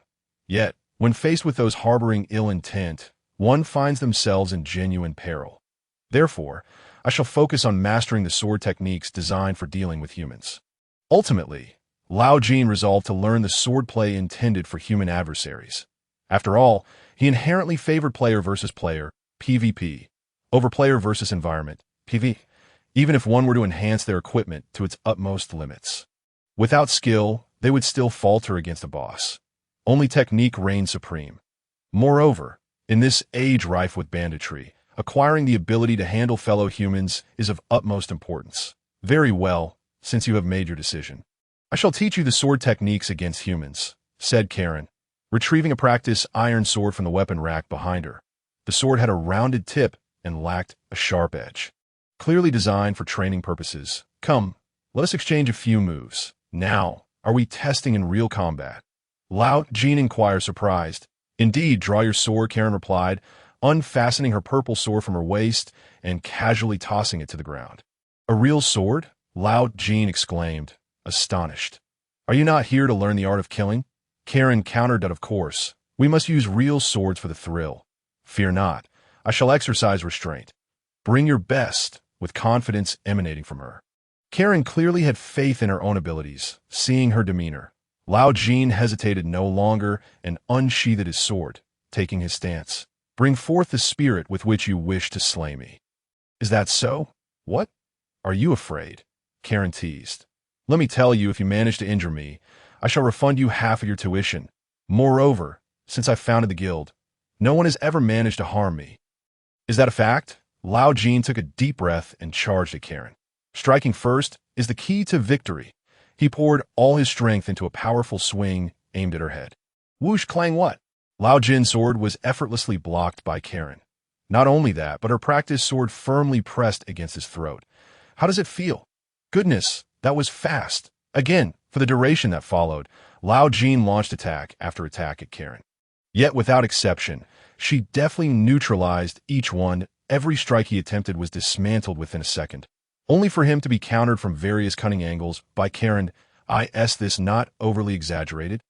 Karen's strength is simply unfathomable. Lao Jin felt akin to a feeble ant, powerless before her. To be frank, if he were to contend with another of similar skill using the same techniques, he would be at a loss. Yet Karen, despite her height and weapon disadvantage, easily suppressed him. It was evident that as the president of the Swordsman Guild, she was indeed formidable. This was Lao Jin's first encounter with such a powerful opponent, leaving him utterly astounded. "Well, have you found your rhythm? You are incredibly strong, but I still do not comprehend how you achieve this. Can you truly see through my movements? How should I put it? You must learn to observe your opponent's actions and respond accordingly. As long as you employ the right techniques, the sword handle and guard can be used for defense without fear of injuring yourself. Be bold. Swordplay begins with blocking." Lao Jin nodded, half understanding. Observing an opponent's movement sounds simple, yet executing it is a different matter entirely. It requires remarkable dynamic vision and reflexes. This what is referred to as cultivation. It seems exceedingly difficult. Your movements are too large and rigid. As a novice, this is entirely normal. However, should you encounter someone with even a modicum of sword skill, you would be swiftly defeated. None of the individuals I have met are as formidable as you. That is to be expected. Had they possessed my level of skill, you have perished long ago. Karen raised her practice sword once more. The essence of swordsmanship lies in memory and reaction. You must memorize the counter techniques for various moves and respond swiftly in battle. Observe my actions and emulate them. As Karen thrust the sword tip into the air and then turned her wrist to position the blade horizontally. Lao Jin imitated her. "Raise your hands a bit higher and tilt your wrists slightly." Is this correct? "Yes, that is the feeling. Do it again." After several repetitions, Lao Jin's movements began to flow more smoothly. Excellent, just like that. Now, I will gradually strike at you, and you will block using the movements we practiced. Strike. Do not be tense. I will take it slow. Remember, once fear sets in during battle, death is not far behind. Despite Karen's words, Lao Jin felt a twinge of apprehension as he watched her slowly lift the practice sword, then suddenly bring it crashing down. Whoosh! Lao Jin quickly executed the earlier movement to block Karen's sword. Her blade slid along his, ultimately being halted by the guard of his sword. Simultaneously, the tip of his sword pointed directly at Karen's brow. Oh, wow. Well done. Do you understand now? If your opponent lacks swordsmanship and relies solely on brute force, you can easily neutralize them using this technique. Lao Jin was struck with enlightenment. So that was it. He had always been puzzled by the purpose of the guard on the sword handle. But now he understood it was for blocking. As long as the opponent is an amateur, one can swiftly claim victory. Against those who only charge and recklessly, technique is essential. This technique is simply exhilarating. This is swordsmanship. So, have you found your rhythm? Do you have confidence? I am now brimming with confidence. Spending 5 silver coins was truly worth it. By the way, can I now address you as president? Of course, the Swordsman Guild. Lao Jin's daily routine consisted of receiving one-on-one guidance from Karen, followed by grueling physical training in the training grounds. Physical training is of paramount importance, ultimately, in a fight. Strength and endurance hold the advantage that is this not obvious? Yet why do so many people shy away from exercise? As Karen urged Lao Jin to train, she incessantly emphasized the significance of physical fitness. Lao Jin mused that the Swordsman Guild resembled a gym. However, having already paid, he could only obediently follow Karen's directives and commit to rigorous training. By building his body, he could enhance his strength, improve his endurance, and foster overall health. This is common knowledge, yet those truly willing to invest time and effort into training are few and far between. After all, exercising is genuinely exhausting. The true strong are those who have conquered their inertia and persistently trained to attain formidable power. Lao Jin stripped off his shirt and began jogging around the training area. Running enhances cardiovascular function, boosts endurance, and strengthens lower body power, making a universal exercise for improving combat capability. Good. Maintain this pace. How about running another lap? I can't go on. Excellent. Now you are beginning to act like a man. Keep it up, my young brother. I have faith in you. Karen jogged alongside Lao Jin. Although he was nearing exhaustion, Karen was relentless, akin to a car with failed brakes. Run another lap had become her mantra. Hey, your form is incorrect. Be careful not to strain your back. Lao Jin snapped back to reality, realizing he had begun lifting a wooden beam without noticing. Had he just blacked out? The intensity of this training was beyond human endurance. What had possessed him to pay for such torment? Clearly, some mysterious force was at work. Indeed, you show promise. You possess quite the tenacity. I admire that. Your appearance and this fierce spirit of yours grow increasingly pleasing to my eyes. Karen observed Lao Jin's pained struggle, a satisfied grin spreading across her face, while she claimed to take pride in witnessing her student grow stronger. Lao Jin could not shake the feeling that she relished his suffering. As Lao Jin sweated profusely in the training grounds, Karen busily guided other students and corrected their techniques, clearly dedicated to her responsibilities as president. Is physical training complete? Next, we shall learn close combat techniques. Lao Jin was utterly exhausted, yet Karen showed no signs of relenting.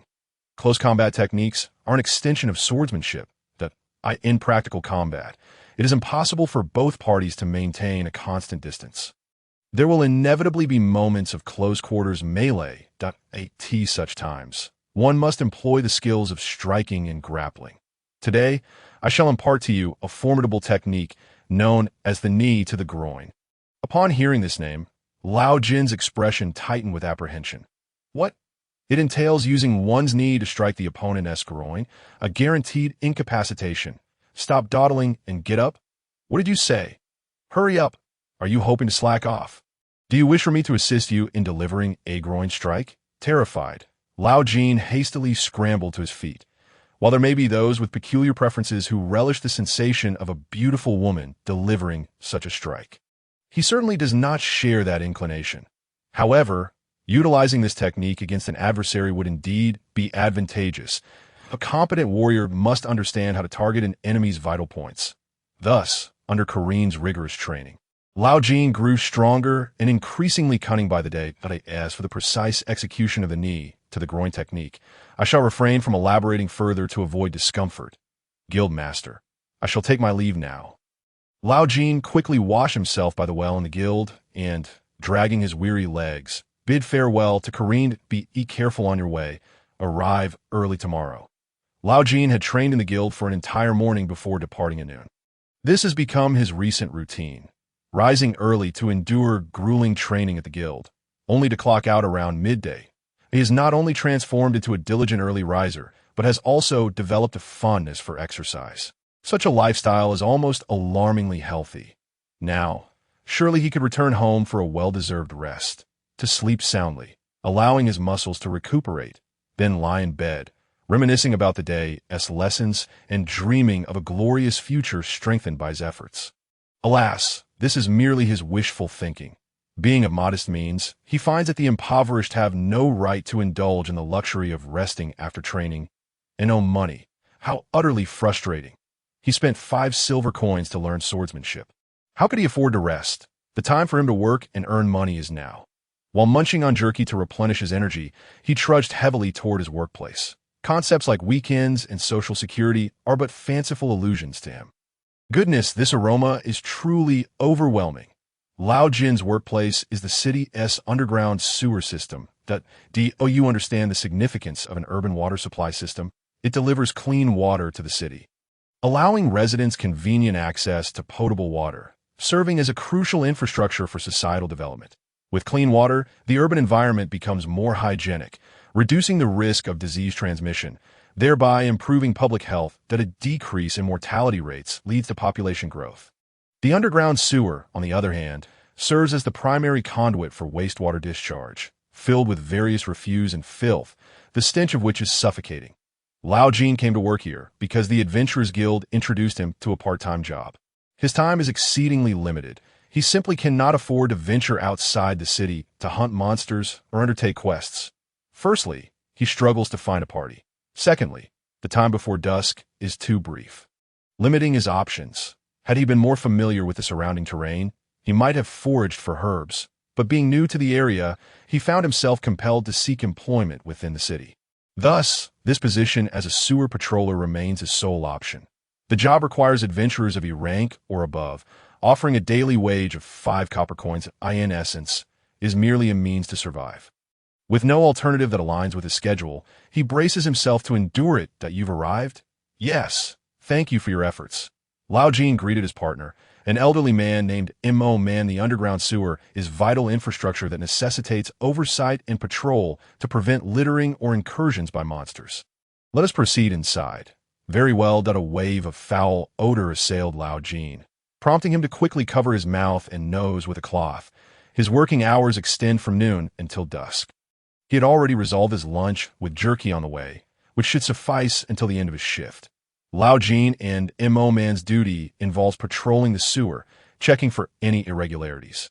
The darkness enveloping the sewer is nearly absolute, with only occasional sunlight filtering in from surface vents to provide meager illumination. However, descending another level would render even that light non-existent. They would require lanterns. Before descending to the second underground level, Mo Man ignited a lantern. With the dim light as their guide, they resumed their patrol through the sewer. Wow, that is a massive pile of garbage. Yes, indeed, they stumbled upon a colossal heap of refuse. Originally brown, it had now transformed into a sticky black mass. Lao Jin felt a wave of nausea wash over him at the sight, wishing to avoid contact altogether. They marked the location of the garbage. Knowing a cleaner would come to address it later, it appears there is nothing of value here. Who would discard something valuable in such a place? You make a valid point. Let us take a break. Haha, you truly understand me. In all honesty, it is unreasonable for anyone to work for hours on end without respite. Work is about balancing labor with leisure. In this regard, Mo Man, the old man, is quite agreeable. They found a relatively clean spot wherein Mo Man spread out his cloak and lay down. Lao Jin mimicked his actions, lying beside him. Sleep well, the Mo man, evidently seasoned in such matters, navigated the situation with ease. Experience speaks volumes. Good night. Although the odor within the sewer is unbearable, Lao Jin has grown accustomed to it. Moreover, after a morning of training, he is utterly fatigued. Closing his eyes would bring him immediate slumber. He could feign patrol for a while longer and still collect his 5 copper coins. Though he feels guilty towards the Adventurers Guild, he never fancied himself a virtuous individual. Just as Lao Jin was drifting into a deep sleep, an icy chill surged through him, jolting him awake. Oh no, there's a fire. In the darkness, Lao Jin fumbled to ignite his lantern. Then he saw it. Lao Jin could not suppress a scream. It was slimes. A whole swarm of slimes. It was an army of slimes. While slimes are the most basic of monsters, their sheer numbers rendered them a different matter entirely. The slimes were slowly inching their way toward them. What in the world is happening? Oh man, get up quickly. Slimes were everywhere. On the floor, the walls, the ceiling. These gooey creatures were packed tightly together, sending shivers down Lao Jin's spine and raising goosebumps all over his body. Oh man rubbed his bleary eyes and, with a languid tone, remarked, "Oh, it's the sewer slimes. Judging by their coloration, they must be toxic slimes. We should flee. But there are too many of them." Stay calm, stay calm. I've encountered such situations before. As long as they do not touch our skin, we will be fine. True to his experience as a veteran patroller, Oh man remained unflustered. He skillfully dodged the slimes on the ground. Weaving through the sewer, slimes primarily feed on decaying corpses and plants, moving sluggishly and possessing weak attack power. They likely regarded Lao Jin and Oh man as potential food. It seems we've slept too long. How about we slay a few slimes and return to report, saying the slimes have overrun the sewer and we could not proceed, barely escaping after a fierce battle? Excellent idea. Oh man, you're truly clever. After spending long in this profession, one naturally learns the ropes. Thus, they commenced their slaughter of the slimes. The slimes moved at a slow pace, making them easy targets while locating their semi-transparent cores and striking them. They could swiftly dispatch the creatures. They managed to eliminate quite a few slimes until they were satisfied before returning to the surface. Oh man feigned a look of shock as he reported the situation to the guild. And Lao Jin successfully received his 5 copper coins as payment. 1 copper coin went toward bathing, 3 for lodging, and 1 for a meal. Lao Jin mused to himself that his life was truly stretched thin. Tomorrow he would rise early once more to train at the guild. Excellent, excellent, remarkable progress. You are truly cut out for the life of a killer. After exchanging 5 moves with Kareen, Lao Jin finally managed to land hit on her. Kareen nodded in satisfaction, acknowledging his talent. Certainly, Lao Jin exerted every ounce of his strength, while Karen barely utilized even 1% of her prowess. Although Lao Jin struggled to comprehend the disparity between them, he suspected that Karen had spared him some face. However, the term assassin, President, could you refrain from speaking in such a frightening manner? What do you mean by assassin material? It sounds rather eerie. Those unaware might think I'm some sort of deviant. This is meant as a compliment, you silly boy. In this world, those who excel in killing tend to enjoy a life of luxury. Karen's words plunged Lao Jin into contemplation. Upon reflection, this indeed seemed to be the case. Powerful knights are often battle-hardened individuals, ruthless in their lethality.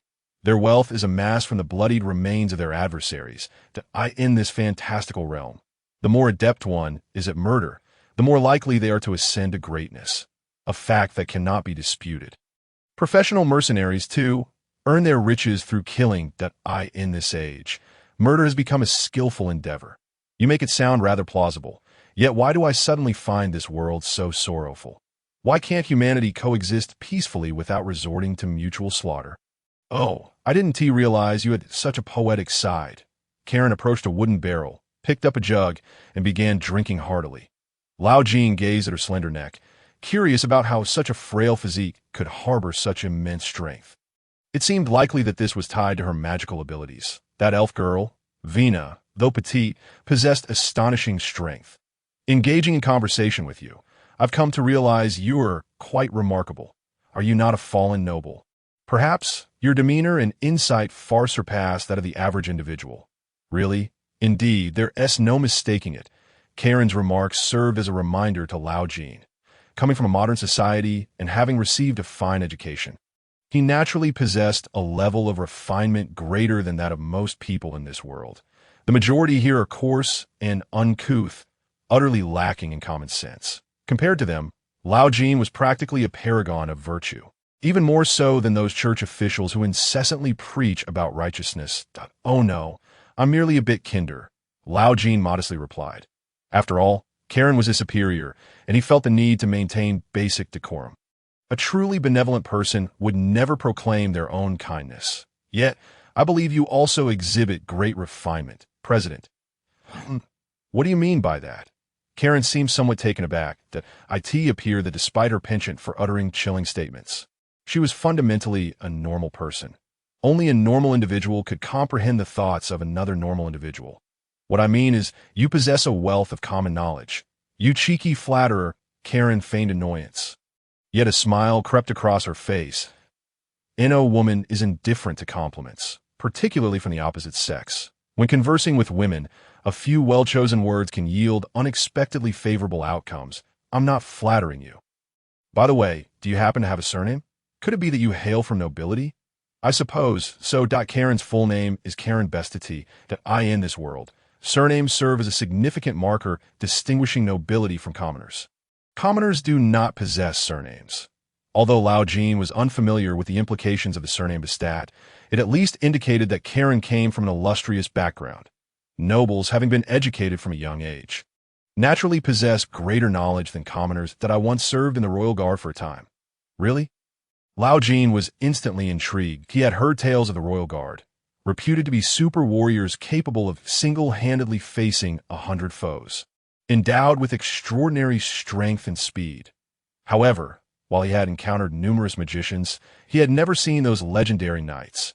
Yet, based on Karen's capabilities, those tales must hold some truth. That I spent a while in the royal guard and even rose a few ranks. But due to my mixed heritage, I was never given significant responsibilities. In the end, I resigned. Subsequently, I worked as a mercenary for several years before founding this guild. Who would have thought you had such a rich history? Lao Jin expressed his surprise. Karen had indeed served in the royal guard and had even advanced a few ranks, indicating she had spent considerable time in the military. Afterwards, she became a mercenary for a few years before establishing the Swordsman Guild. Time is an unerring measure. One's achievements are often proportional to the time invested. Time neither hastens nor slows.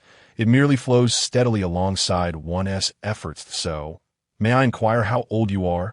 If it's not too presumptuous, how many years have you graced this world? Do you wish to court death?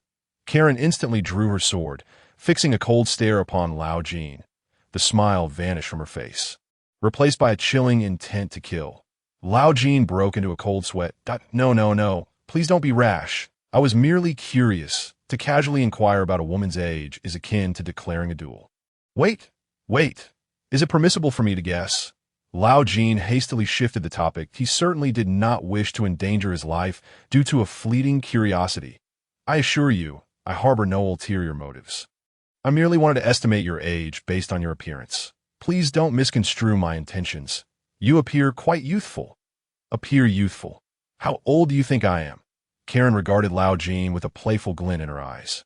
Lao Jin scrutinized Karen once more. She wore light makeup, suggesting her natural beauty. Moreover, she appeared to be in her early 20s. Her taut skin and lustrous black hair made her seem even younger than Lao Jin, who was 25 years old and had traversed into this world for 2 to 3 years. Was it possible that Karen was only in her early 20s? Or perhaps even younger than that? From her looks, either possibility seemed plausible.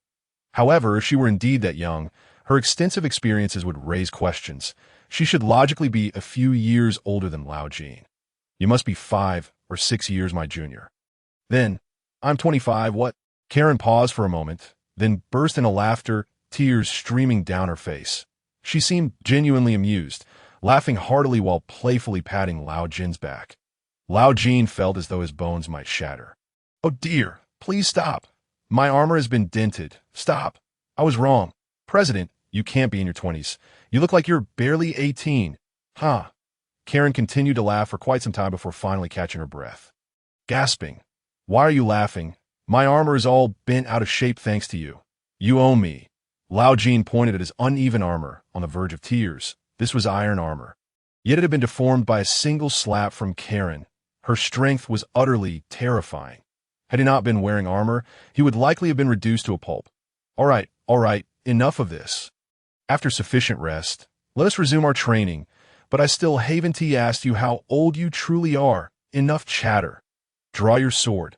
I have yet to comment on you. It's simply unbelievable that you look this way and are only 25. What is wrong with my appearance? Wait a moment. Is 25 considered young? Could it be that you're already in your 30s? Lao Jin swallowed that question. He understood that some matters were better left unexamined. Just look at Karen's smile. She appeared to be in excellent spirits, as he had made her realize that she looked much younger than her actual such a moment. It was best not to dampen her mood. Following this, Karen seemed to adopt a gentler demeanor during training. It appeared that Lao Jin need not worry about muscle soreness today. After nearly a month of rigorous training, Lao Jin's swordsmanship advanced by leaps and bounds. He transformed from a mere novice who could only hack aimlessly into a skilled practitioner who had mastered the fundamentals of swordplay.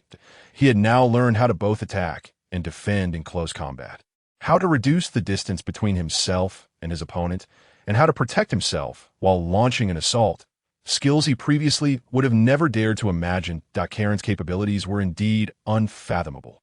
Lao Jin consistently exerted himself to the fullest, earnestly attacking her, yet Karen effortlessly neutralized his strikes. It seemed that practical experience was the key to enhancing one's strength. Karen remarked that swordsmanship bears no name. As long as one can wield a sword to slay, that suffices. In any case, Lao Jin has now mastered the art of killing with the sword, although he has learned techniques aimed at human adversaries. Those precise slashes and thrusts are equally effective against magical beasts that he no longer swings his sword haphazardly as he once did. Beyond swordsmanship, Lao Jin's strength and endurance have seen significant enhancement. He can now effortlessly employ various sword techniques, with stamina ample enough to endure prolonged combat. Coupled with his newfound knowledge of targeting vital points and some basic grappling techniques, the 5 silver coins he spent have proven to be exceptionally worthwhile. 5 silver coins is no trifling sum. With frugality, Lao Jin could sustain himself comfortably for several months on this amount.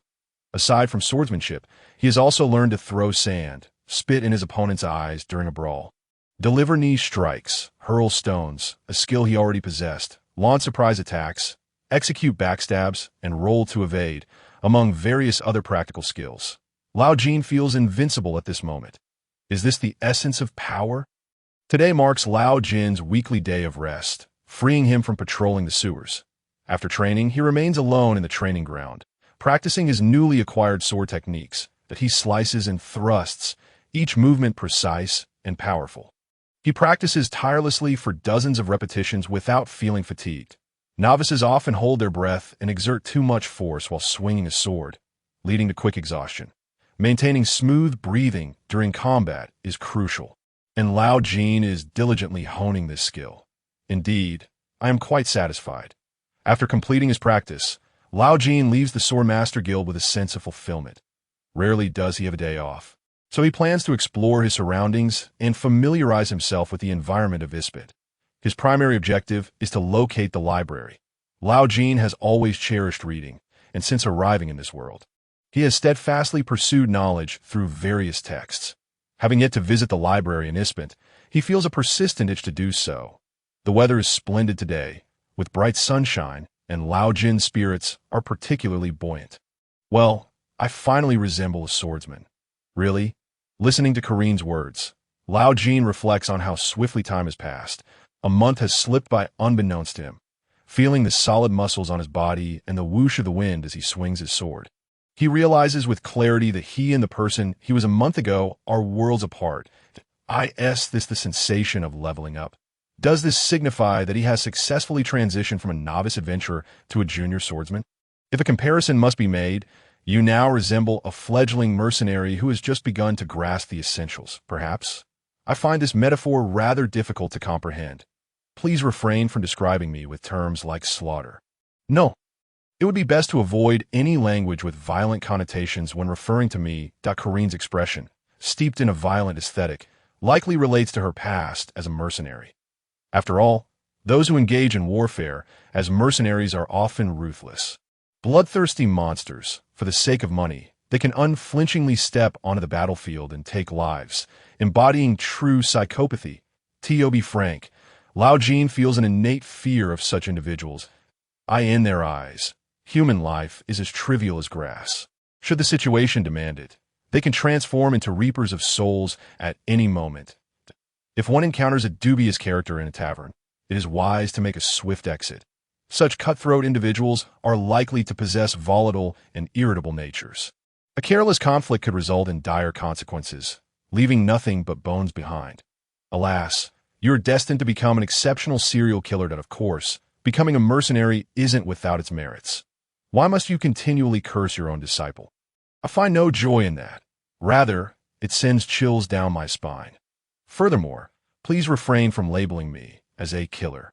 I have a strong aversion to taking lives. Moreover, I believe that being a mercenary is hardly a noble pursuit. Lao Jin reflects that each person he has slain had a compelling reason for their demise. He does not kill for pleasure, amusement, or gain. Only when absolutely necessary, when survival is at stake, does he strike at another's throat. Otherwise, he wouldn't dare lay a finger on them, but he is, after all, a kind-hearted, upright individual brimming with compassion and a sense of justice. However, Kareen seems indifferent to Lao Jin's innermost thoughts, continuing to speak cheerfully. This is not a curse, but rather a compliment. And isn't this suit of armor you or something you acquired after slaying bandits? In that moment, Lao Jin finds Kareen's smile astonishingly beautiful, almost causing him to exclaim, "Ah, so you are praising me?" Thankfully, he regains his composure, avoiding being blinded by beauty. Is this the allure of violent beauty? Indeed, humans are creatures of sight. I suspect that apart from you, no one else would consider such matters complimentary. Certainly, my acquisition of this armor was not without reason. It was a necessity. What a meticulous thinker you are. Why all this unnecessary chatter? Is the guild master's praise not sufficient? Just listen obediently. Yes, that is Kareen spoke. She retrieved an object from her pocket and presented it to Lao Jin. Here, put this on. What is this? It is the emblem of our guild. What Kareen handed him was a simple black circular earring, devoid of any embellishments. Upon reflection, Lao Jin realized that both Kareen and the older men he trained with wore similar earrings. Initially, he thought it was merely a fashionable accessory, only to discover it symbolizes guild membership. Come here, I will help you put it on. Kareen approached Lao Jin with the earring. In that instant, he felt a surge of inexplicable fear. Piercing an ear, without the proper tools and sterilization, infection is a distinct possibility. No. Piercing an ear could easily lead to infection. I am not inexperienced in helping others with ear piercings. Wait, too late. Before Lao Jin could protest, Kareen effortlessly subdued him. In terms of strength and skill, he was no match for her. Apart from emitting screams reminiscent of a slaughtered pig, he had no opportunity to resist. All done. Unlike Lao Jin's anguished cries, the entire procedure concluded in the blink of an eye. There, it's finished. Your screams are quite theatrical. Remember, in actual combat, you must not shout like that. Once you reveal a hint of cowardice, death is not far behind. Is that it? Lao Jin touched his ear and found the earring securely in place on his earlobe. Not only was there no pain, but not a single drop of blood had been shed. It was astonishingly clean and efficient. The black earring seemed as if it were destined to adorn his ear. A gentle poke with sword energy sufficed. It is quite simple. What did you say? Using sword energy to pierce an ear, Lao Jin resolved to abandon his thoughts and silently accept this premise. After all, if sword energy can cleave through rock and sever steel, then using it to pierce an ear must be a trivial matter. At this rate, he would inevitably be pushed to his limits one day. There are quite a few members of our guild in this city. Next time you find yourself in danger, try seeking help from those around you. Perhaps a guild member will come to your aid. After all, we're the only swordsman guild in the vicinity, and with the guild master striking looks, the number of members is considerable. Lao Jin mused that if guild members could assist one another in times of peril, he would never have to fear being overwhelmed again. Damn those fighters, just you wait. Thank you for your advice. It seems that Kareen, as a mentor, genuinely cares for him. Furthermore, what you currently lack most is equipment. Now that you have learned swordsmanship, hurry to earn money and purchase gear. Leg and arm guards are essential, and it would be best to acquire shoulder armor and a helmet as well. If conditions permit, a shield would be advantageous. Only with proper equipment can one be deemed a qualified swordsman. Kareen patted Lao Jin on the shoulder, speaking earnestly. Indeed, when the power levels are comparable, the party with superior equipment often gains the upper hand. Even if the opponent possesses slightly greater strength, as long as their equipment is sufficiently formidable, they are not without the capability to engage in battle. After all, the might of an ordinary individual can never hope to rival the defensive prowess of steel. The Stray Dogs of the Swordsman Guild is a pragmatic band of violent realists, imparting only practical skills. Perhaps it is due to their philosophy aligning with old Jin's belief in the preemptive strike, strike first to avoid calamity, that his learning progressed with remarkable speed. I have consistently emphasized that an unarmed individual cannot triumph over one wielding a weapon, that an uninformed person cannot outmatch the learned, that a solitary individual cannot best two adversaries, and that one lacking armor cannot prevail against one clad in protection. You speak the truth. Moreover, when it comes to combat, as long as victory is achieved, the means employed are of little consequence, correct? Indeed, you've finally grasped the concept. Now I can rest easy. Old Jin felt a twinge of regret. He yearned to learn more, yet he was currently devoid of funds.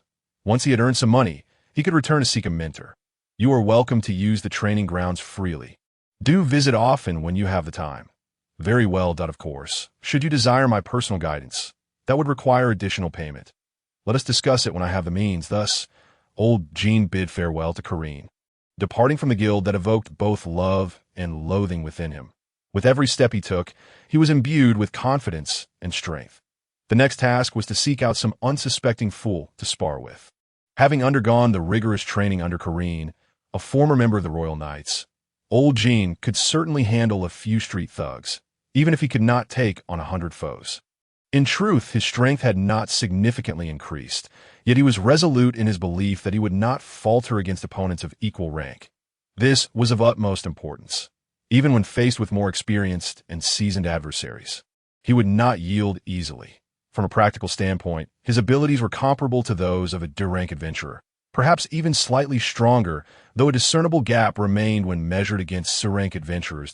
In summary, old Jin had resolved to resign from his duties patrolling the sewers. Now he had ample time to pursue lucrative quests at the Adventurers Guild. Thus, he stepped once more through the doors of the guild after several days. Are there any worthwhile quests available? It was lunchtime, and the guild was relatively quiet. The Adventurers Guild typically buzzed with activity during the early morning and evening, coinciding with the rush of arrivals and departures. Only at midday did the guild experience a brief lull. Old Jin casually glanced around and noticed some individuals drinking beer in broad daylight, while others gathered around the bulletin board, seemingly engrossed in something. Judging by their idle demeanor, they were likely a group of unoccupied adventurers without any tasks, possibly forming teams. The person strumming a guitar appeared to be a bard, perhaps. Intrigued by the contents of the bulletin board, old Jin moved closer. Those present were shorter than him. He easily read the announcements. Recruiting Dungeon Expedition team members, E-rank adventurer team, seeking members, recruiting new dungeon investigators, dungeon porters, daily wage, 5 copper coins. What? Dungeon exploration. That sounds familiar. Yes, I heard about it while escorting a merchant caravan. It was said that a new dungeon had recently been discovered, drawing many adventurers to it. Could these announcements be related to that dungeon? Old Jin meticulously read the notices, realizing that many individuals had voluntarily formed teams to prepare for dungeon exploration. After all, dungeons promised wealth, and those avaricious adventurers surged toward them as if in search of their own graves. He recalled when he was an F-rank adventurer and had stumbled into a goblin nest, nearly losing his life there. In fact, a few had perished during that expedition, yet old Jin survived. Hence, the mere mention of dungeons now sent chills down his spine. Yet on the other hand, he had now mastered swordsmanship. Excuse me, Could you please step aside? Old Jin pushed through the crowd to stand directly in front of the bulletin board. The board was densely filled with the names of adventurers signing up for the dungeon expedition. While it seemed unremarkable at first glance, finding suitable teammates would allow for group registration. Old Jin began to browse the names, hoping to spot someone familiar. Huh. Is that not Cobsun? Could it be a namesake? He spotted a name he recognized. Cobsun. Is it a common name? However, Cobsun was known to be a wanderer, so it would not be surprising if he had come to his banny upon hearing of the dungeon's emergence. If it truly was the Cobsun he knew, perhaps he could invite him to join. Huh. Is that not Carter? Just as old Jin was lost in thought, a familiar feminine voice called out from behind him. He did not know many women, so he quickly recognized the speaker. Turning around, he saw a young woman with long brown hair, wielding a sword and shield, smiling brightly at him. Her sapphire-like, clear eyes were unforgettable. Is that not Melia? The newcomer was none other than Melia, an acquaintance of old Jin, a female warrior skilled in sword and shield combat. They had met a month prior during a goblin extermination task. Melia was cheerful and sociable. It was no wonder she approached him so readily after such a short time. Yes, it seems we have not seen each other for nearly a month, have we? Approximately. How have you been lately? Same as usual. And you? What brings you to the bulletin board? I heard about the recent discovery of a dungeon, so I thought I would check for any recruitment notices. Even at this hour, she still had the leisure to wander the guild. It seemed she had been quite free lately.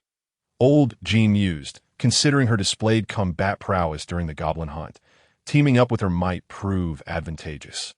You are not thinking of venturing into the dungeon, are you? It is not out of the question, that's so. You intend to go? Melia nodded. Should I invite her along?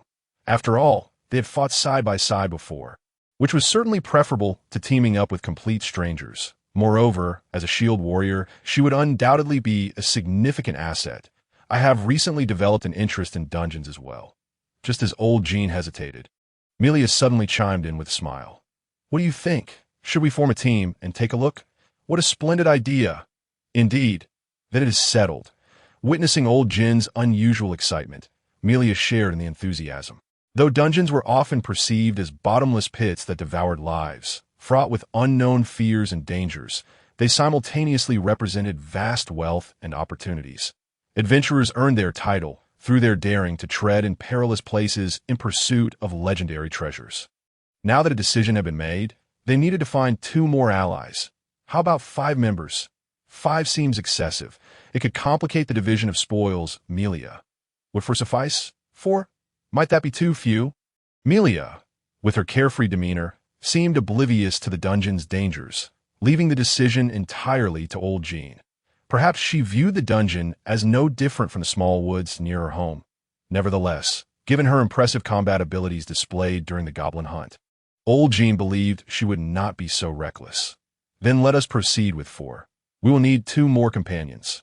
Old Jin contemplated that if they formed a party of 4, even without a mage, they at least needed a priest that he would handle damage output and tanking. Melia would take on damage absorption, and they just needed to find a priest and a sturdy frontliner to complete the team. However, where could they find a suitable tank?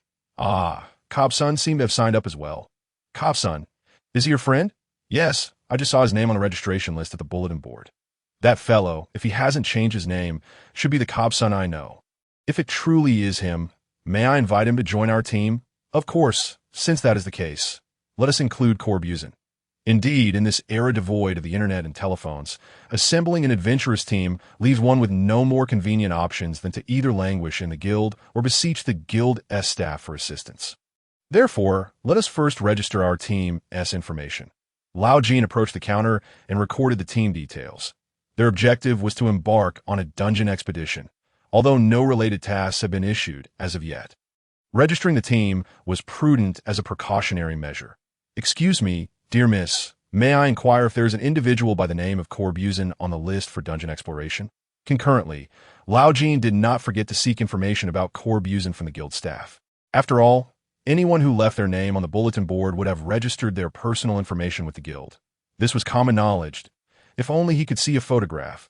But alas, such privileges were reserved for the nobility. A luxury that common adventurers like them could hardly dare to imagine. Please hold on. I will assist you with that inquiry. Lao Jin received the list handed over by the staff and meticulously scanned through it. Amidst the multitude of names, he finally spotted Corby's name, accompanied by a brief personal description: blonde, clad in a breastplate and helmet, with freckles adorning his face. Indeed, that is him. Kindly leave him a message on my behalf, stating that I wish to invite him to join my team and that he should await me here tomorrow morning. Certainly, no problem. When will he be able to view the message? Every evening. We update the latest news on the bulletin board. If he visits the guild tonight, he should be able to see it by tomorrow. That fellow Corbusian would undoubtedly frequent the guild in search of a team, so he would likely see the message soon. Given that the guild would update the news in the evening, as long as he visited tonight, Lao Jin's message will be visible by tomorrow. Mylia, I have registered the team information and sent a message to another teammate. Splendid work. Let us gather here tomorrow morning. Lao Jin estimated that he still had numerous preparations to make, so he prepared to set off. Undertaking a dungeon expedition of such duration necessitated considerable preparation. First and foremost, they needed provisions for at least several days, followed by fire, oil, and tinder. Essential tools for kindling a fire. It appeared that the supplies they needed were not dissimilar to those required during their previous escort of the merchant caravan. In summary, purchasing consumables was an indispensable investment. Are we leaving now? Why the rush? After all, you have nothing in particular to attend to today, do you? I have no special arrangements. Aside from shopping, Lao Jin truly had no other tasks at hand. He planned to visit the general store to procure some essentials, then perhaps head to the blacksmith's. And of course, he needed to linger near the church to see if he could recruit a priest. Regardless of what he did, it would require spending money, and given his current financial situation, he could only manage some basic preparations. Once they entered the dungeon, he could devise ways to earn money. Mylia seized Lao Jin's arm and smiled. Since we are going to explore the dungeon, shouldn't we prepare thoroughly? Indeed, thorough preparations are paramount. Rushing into a dungeon unprepared is akin to courting death. Lao Jin concurred with Mylia's reasoning, preparing to gather supplies. Let's go together then. Where to? To procure supplies for the dungeon expedition. Don't you need to buy anything? I do need to purchase some items. Then let us go together. Observing the candid and unreserved demeanor of the girl before him, Lao Jin's mind momentarily faltered. What was this natural rapport between old friends? Was she perhaps harboring feelings for him? Noticing Lao Jin's shocked and bewildered expression, Mylia could not help but furrow her brow. What is it? Are you unwilling? No, it's not that.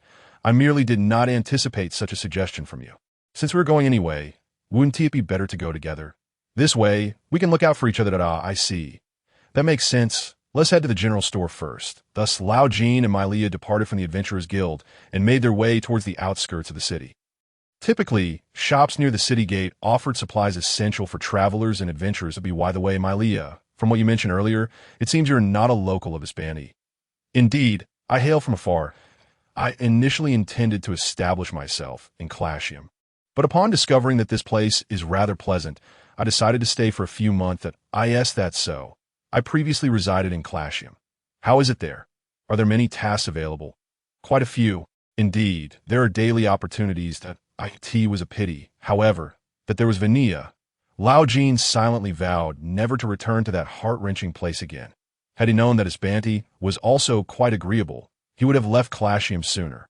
The living conditions here were evidently superior to those in Clashium, not to mention the presence of Karen, the exceptional master. As they walked and conversed, they unknowingly arrived at the commercial street. Shall we first purchase some dry rations? Fire, oil, and tinder. Dry rations were indispensable. After all, Lao Jin needed to eat daily. Fire, oil, and tinder were essential tools for adventurers. Besides these, it seemed there was nothing else that required special preparation. As for potions, after having been thoroughly beaten by goblins earlier, Lao Jin had spent 2 silver coins to buy a substantial amount from the Alchemist Guild, which should suffice for the time being. Regarding cold weather clothing, the cotton armor he wore, paired with a cloak, will be adequate. With these 2 items, he could rest anywhere. He just wondered if Mylia could endure the cold. She was not dressed very warmly either. However, women generally had a higher cold tolerance than men, so it should not pose much of an issue. It appears there is nothing else to purchase. Let us buy what we usually do. Lao Jin and Mylia acquired some essential from the general store and then departed. For him, Embarking on a dungeon expedition was akin to camping in the wilderness, necessitating similar preparations, with all items procured. They now awaited their departure tomorrow. After their shopping was completed, Lao Jin suddenly found himself at a loss for what to do next. It was akin to going out with friends only to discover there were no internet cafes, no billiard halls, and no bowling alleys, leaving him with a sense of both unfamiliarity and nostalgia. Mylia, it is still early. Where shall we go next? Lao Jin initially considered visiting the blacksmith, but upon reflection, he realized he had nothing in need of repair or purchase. They couldn't just stand there staring blankly at the church waiting for a priest. Could they? Indeed, I had hoped to accompany you for a bit longer. What should we do now? Mylia also found herself in a quandary. Shall we go for a meal? Lao Jin tentatively suggested. I discovered a delightful soup shop previously. Would you care to try it? Sure. I'm a bit hungry as well. Which place? It's the soup shop I visited when I first arrived in Hispania. The flavors were quite exceptional, though I haven't been frequently since I wanted to save money.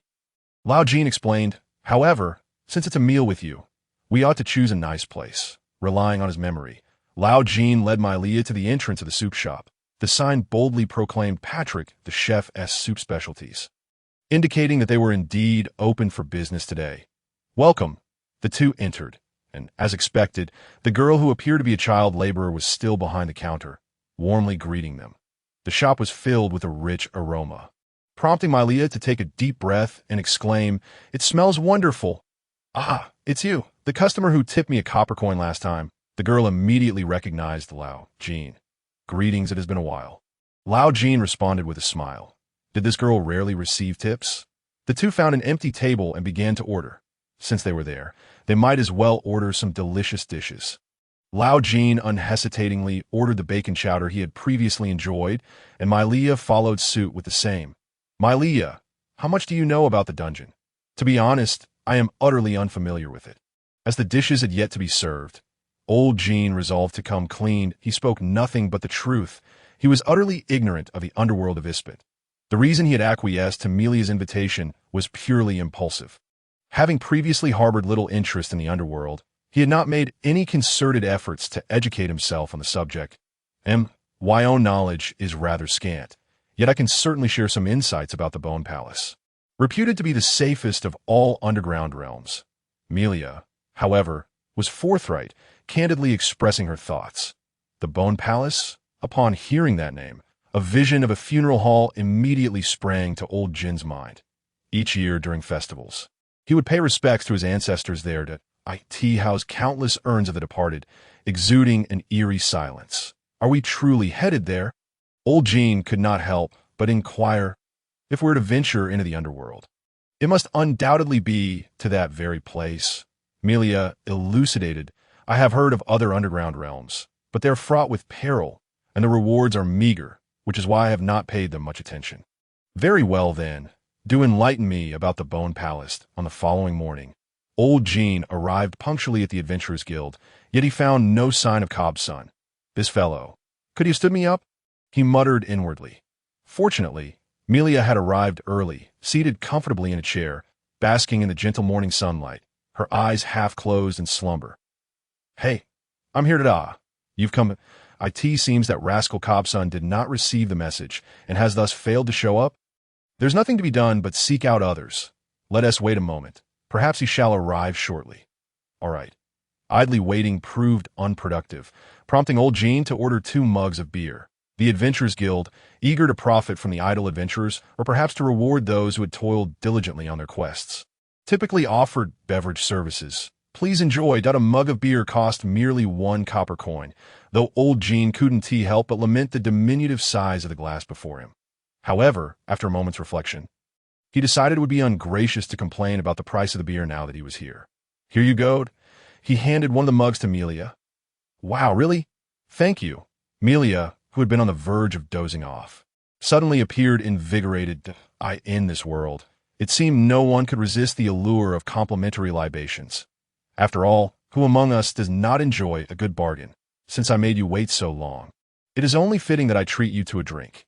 Indeed, you are quite considerate. Mylia's words brought a sense of warmth to old Jin's heart. Cheers! The two clinked their mugs together and tilted their heads back to savor the beer. The flavor was indistinguishable from that of earthly brews. Indeed, human taste buds are universally aligned, ultimately evolving to favor the same flavors. After one mug, old Jin felt a lingering desire for more. "Another, please," Melia exclaimed, raising her empty mug with a cheerful smile. "All right." Old Jin shook his head in resignation. The girl was certainly unreserved. Thus, the two unwittingly indulged in morning drinking. With several mugs consumed, their conversation flowed freely. Melia, brimming with curiosity, began to inquire about the underworld. "I have ventured into the underworld before." Old Jin decided to regale her with tales of his past exploits. "Let me recount the time I bravely infiltrated the goblin nest." At that time, he had been a fledgling adventurer, naive and inexperienced, a mere F-rank adventurer about a year or two ago. "Didn't you mention the Bone Palace yesterday? Allow me to share my own experiences from an underground realm I once visited." To this day, old Jin vividly recalled how he had nearly perished in that dreadful place. Memories flooded back, as if they had occurred just yesterday. The story began several years prior when he was a mere novice. Accompanied by a few fellow F-rank adventurers, they set out to challenge a vast goblin nest discovered near Kellersheim. I know. Melia nodded enthusiastically that a few years ago, a massive goblin nest was uncovered near Kellersheim, promptly developed into an underground realm, drawing countless adventurers eager for exploration. That I have heard that goblins have a peculiar habit of piling up all the obstacles they unearth while digging in one location. To them, these are mere refuse, but to us humans, they are treasures. It is said that within those heaps of junk, one can frequently find magical crystals and stones. So, did you go in search of those treasures? Melia asked, her curiosity piqued. Of course not. I was utterly broke at the time. I had no courage to even consider such things. Old Jin chuckled wryly, shaking his head. I merely heard that one could earn money in the underground realm. So, I decided to tag along with some friends. Our objective was simple, to earn a little extra. Even if each of us only made 10 copper coins, that would still be a considerable sum. Moreover, even if we found nothing of value, scavenging discarded items could yield a decent profit. Truth be told, I was quite frightened deep down, but there is strength in numbers, so I managed to suppress my fear and felt a twinge of excitement instead. Who could have foreseen that this very adventure would render him a solitary soul? They had all presumed goblins to be feeble creatures, easily dispatched by an F-rank adventurer, and thus they had lowered their guard. And then what happened? What transpired next? "Oh, are we not here drinking? I wonder why I hadn't seen you lately. Turns out you've been hiding here indulging." Just as old Jin was about to continue, a familiar voice rang out from behind him. Clearly, it was not a case of sharing a name. Old Jin turned to see a familiar figure appearing at the entrance. The IT was Cobb's, with his golden hair and freckled face, unchanged since their last encounter. "Why are you so late? Hurry and tell me what happened next." Cobb's inquired impatiently. "I'll tell you later." Old Jin noticed Cobb's gaze fixated on Melia and quickly shifted the conversation. "Let me introduce you. This is Melia." He gestured towards Melia. "Hello, I'm Melia. Pleased to meet you." Melia greeted Cobb's with poised awe. "So you found yourself a new girlfriend, have you?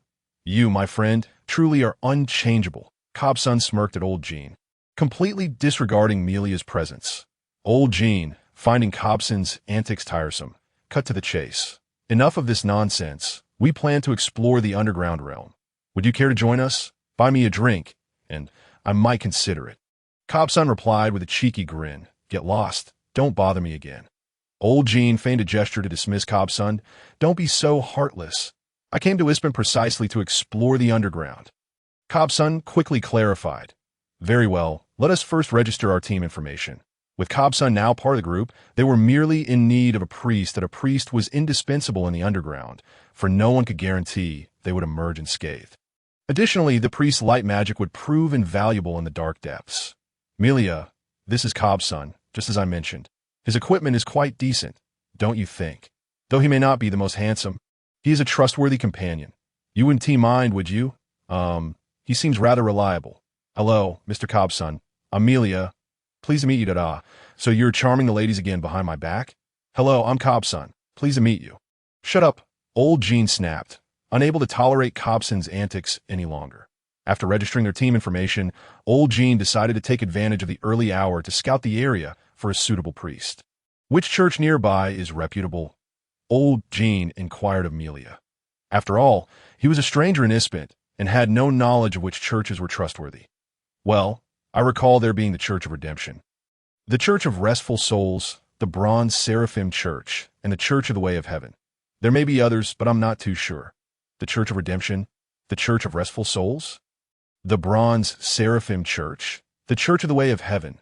What on earth are these names? They all sound like cult organizations. However, upon reflection, it is only natural that this world is one steeped in polytheistic beliefs. With an abundance of peculiar churches, each church possesses its own unique characteristics and specialties, and to truly comprehend them, one must consult a local resident. Yet, neither Lao Jin, nor Kobsun, nor Maria are natives of Hispania. So where can they find a local to gather information? I recall that the priest of the Church of the Bronze Archangel seems to wield healing magic. I attended one of their sermons previously. Lao Jin reminisced. The priest of the Church of Redemption also possesses such abilities. I undertook a mission with them before, but they appear somewhat reluctant to offer healing to others, Kobsun added. Let us first visit these two churches then. Just as the trio deliberated on which church to visit, the door of the Adventurers Guild was suddenly thrust open. Thud, thud, thud. Judging by the heavy footsteps, the newcomer must be well equipped. Lao Jin curiously turned his head to see who was approaching. Oh, a petite nun was striding towards them with measured steps. Dressed in a blue and white habit, adorned with a lightweight chainmail, and wielding a spiked mace at her waist, she exuded an air of elegance. A cross necklace emitting a faint glow hung around her neck, likely a symbol of the Church of the Radiant Cross. Wait a moment. The Church of the Radiant Cross? Just then, Lao Jin noticed that the nun possessed long hair that shimmered like rubies, appearing particularly enchanting under the sunlight. Wait a minute, that red hair. Isn't that Mr. Carter? Sister Eligia? It has been a while. How have you been lately? Sister Eligia greeted Lao Jin with a smile. It has indeed been a long time. Lao Jin quickly replied. What a remarkable coincidence. It feels like a scene from a television drama. Maria and Kobsun exchanged glances, curiously observing Lao Jin and Eligia, unsure of their relationship. The enormous spider hide you gifted me last time has been entirely used up. I sincerely appreciate your generosity, Eligia remarked with a smile. That's so. That is good to hear. Lao Jin smiled awkwardly. He vaguely recalled that when they last parted, he had casually given the spider hide to Eligia, suggesting she sell it for some coin. Speaking of which, what brings you to Hispania? Lao Jin inquired with curiosity that I received a task from the church, which is why I've come to investigate certain matters. Eligia explained that it related to the kobold idol incident from last time. Lao Jin asked. He remembered Eligia mentioning her role in handling such occurrences. Indeed, I have heard that there seems to be a connection between the Bone Palace and that kobold idol, which is why I was dispatched here to investigate. Eligia elaborated. The Bone Palace? Is that not the very underground city we intend to visit? Upon hearing Eligia's words, Lao Jin felt a surge of hope, as if he had grasped a lifeline that if he could persuade Eligia to join their expedition, the safety of their adventure would be assured. After all, Eligia's prowess was well recognized. I was just lamenting the difficulty of finding suitable companions. Your arrival is fortuitous, Lao Jin exclaimed. We also plan to explore the Bone Palace. Why not join forces? Eligia paused for a moment, then replied with a smile. I could not wish for anything more. Then it is settled, Lao Jin said excitedly. It seems we are truly fated to meet. With Eligia successfully recruited, Lao Jin's party was finally complete with 4 members. He resolved not to recruit a 5th. For with 5 members, there is always one who lagged behind.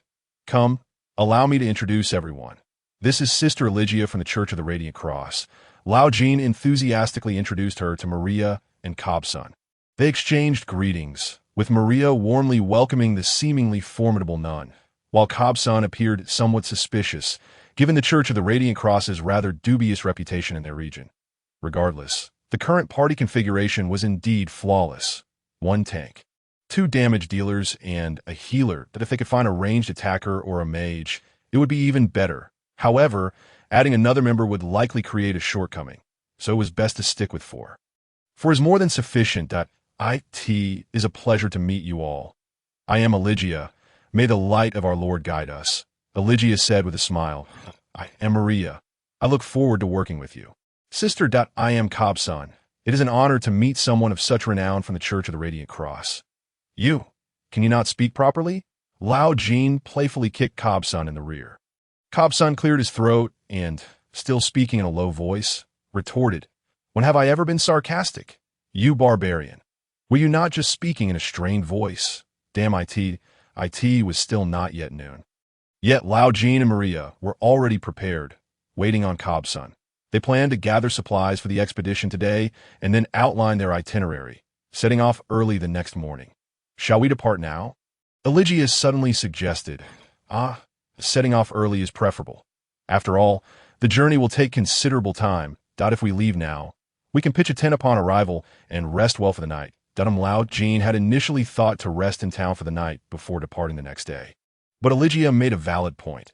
After all, exploring an underground city is no trivial matter. An earlier start would allow for more preparation time.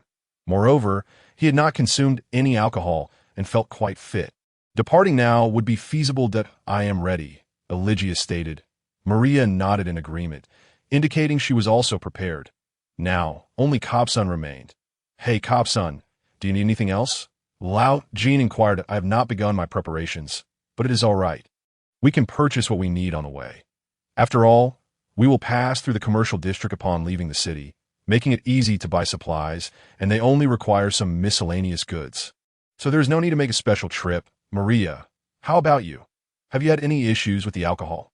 No problem. This little bit of alcohol is nothing to me, since everyone agreed to depart now. It was settled. Let us hurry, then. Thus, Lao Jin and his companions set forth with great enthusiasm towards the city gates. According to Maria, the Bone Palace, also known as the Al-Kota Catacombs, is a recently discovered underground city near Ispandi.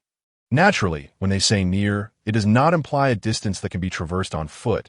They would need to take a carriage to reach there within a day. Let us purchase a lantern. It is quite dark in the underground city, and having a lantern will be quite helpful, Cobb-san suggested as he entered a shop to buy one. After all, the underground city is shrouded in darkness, and relying solely on torches and Eligia's light-based magic would undoubtedly be inadequate. Lao Jin was about to pay for the lantern when Cobb-san stopped him. And oh need, I will carry the lantern. We can share the cost of the oil.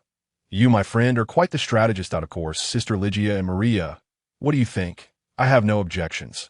All right then. Thus, Lao Jin used the money he saved to purchase additional oil bottles. After completing their shopping, the group arrived at the city gate, where several carriages were waiting. Considering the long journey ahead, they decided to select a more comfortable carriage. How about that one? Maria pointed to a carriage. The carriage was covered with a light beige canvas and appeared quite clean. Lao Jin approached to inquire about the price, deemed it reasonable, and decided to take that carriage. And so, after noon, they officially embarked on their journey to the Bone Palace. Kindly take us to the Ispandi Forest. We are headed to the Bone Palace, Eligius said, producing a map for the driver. It is said that the Bone Palace lies deep within the Ispandi Forest. Neither Lao Jin, Maria, nor Cobb-san had ever been there, so they would have to rely on Eligia's guidance. Although her map appeared rather unreliable, it was certainly preferable to having none at all. Recently, there seemed to be quite a number of adventurers heading into the dungeon. The coachman remarked as he urged the horses onward. Have you ever visited the necropolis? Asked Eligia. Of course. I have been there several times. You need not worry, he assured them. It appeared that the necropolis was quite popular among the adventurers. The group pooled their money to pay for the fare, and then climbed into the carriage, beginning to discuss their plans for the expedition. Are you saying that undead creatures might appear in the dungeon? Old Jin asked, his face a picture of shock. Indeed, Eligia replied calmly with a nod. Undead creatures. Is that for real? Although Old Jin had accepted the existence of magic and monsters in this world, the notion of undead beings was still somewhat difficult for him to comprehend. Perhaps it was merely a misunderstanding or a result of exaggerated tales. It was also possible that those so-called undead were simply frightening-looking monsters. Despite having lived for so long, Old Jin had never encountered a true undead creature. Those pitiable souls were once human in life. That my task is to uncover the truth of the dungeon and to guide those wandering spirits to peace. Eligia stated in a tranquil tone. Cobb-san, have you ever seen an undead being? Old Jean turned to Cobson and inquired, "And why hometown is quite remote, and zombies often appear there. We frequently organize militia groups to cleanse those monsters." Cobson replied, "What? Such things really happen?" This was the first time Old Jean had heard of such occurrences. Could it be that Cobson's hometown was a place of supernatural phenomena? Why would there be zombies wandering about? "Is your hometown a nest of zombies? How could there be so many?" Old Jean couldn't help but scoffed at what's so strange about that. Such events have happened throughout history. Perhaps the remnants of the evil magic from the ancient war between gods and demons caused those corpses to rise as zombies. Wandering at night, drawn by the lights of the city, Cobson explained, "I haven't read much, so don't deceive me." Old Jean replied, feeling utterly exasperated. Thus, as Old Jean's worldview continued to be challenged, they finally arrived at the Ispent forest by evening. Given the existence of magic and monsters in this world, it seemed rather unsurprising that undead beings could also exist. Old Jean decided to abandon further contemplation, realizing that overthinking would bear no fruit. So, there truly are undead creatures in this world, he mused, considering that if gods existed, then the resurrection of the deceased might not be entirely impossible. "We must disembark and proceed on foot," he announced. As they stepped down from the carriage, they were greeted by a lush and verdant primeval forest. Deep within this forest lay the necropolis, said to be an ancient edifice. Although it was described as ancient, it had undoubtedly been abandoned for many years, likely inhabited by all manner of bizarre entities, hence its designation as a dungeon. The group began to weave through the forest. Wow, how disgusting! So many bugs. Old Jean detested insects more than anything. In his youth, he had enjoyed playing with them. But as he grew older, his fear of them intensified. This was his first time in such a humid and oppressive rainforest. And the squirming, slimy insects sent chills down his spine that he led the group at the front, along with Cobson, wielding their weapons to clear a path. Suddenly, Old Jean felt something drop onto his shoulder. He looked down, and his scalp prickled with revulsion. "How disgusting! You little coward! How easily you frighten!" Cobson exclaimed, unable to suppress his laughter at Old Jean's pale countenance. "And now," Cobson said, tossing the insect in his hand toward Old Jean. "Ah, don't throw that at me, you scoundrel! Ha ha, scaredy cat!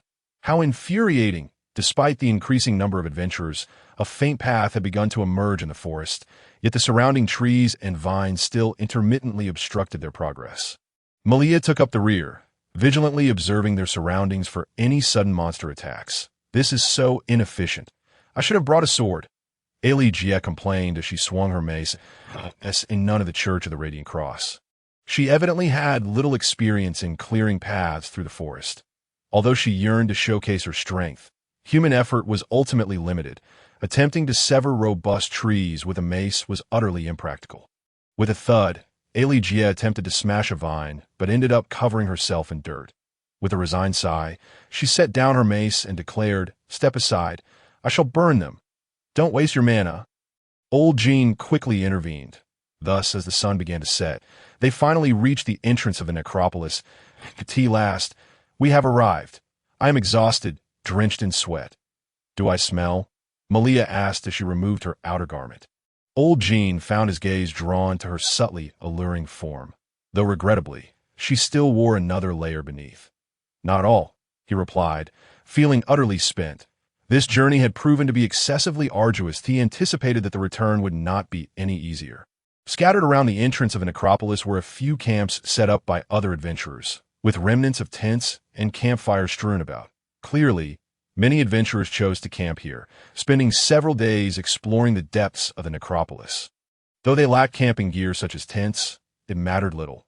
They could make do with materials at hand to construct a simple shelter. After all, adventurers were experts in outdoor survival.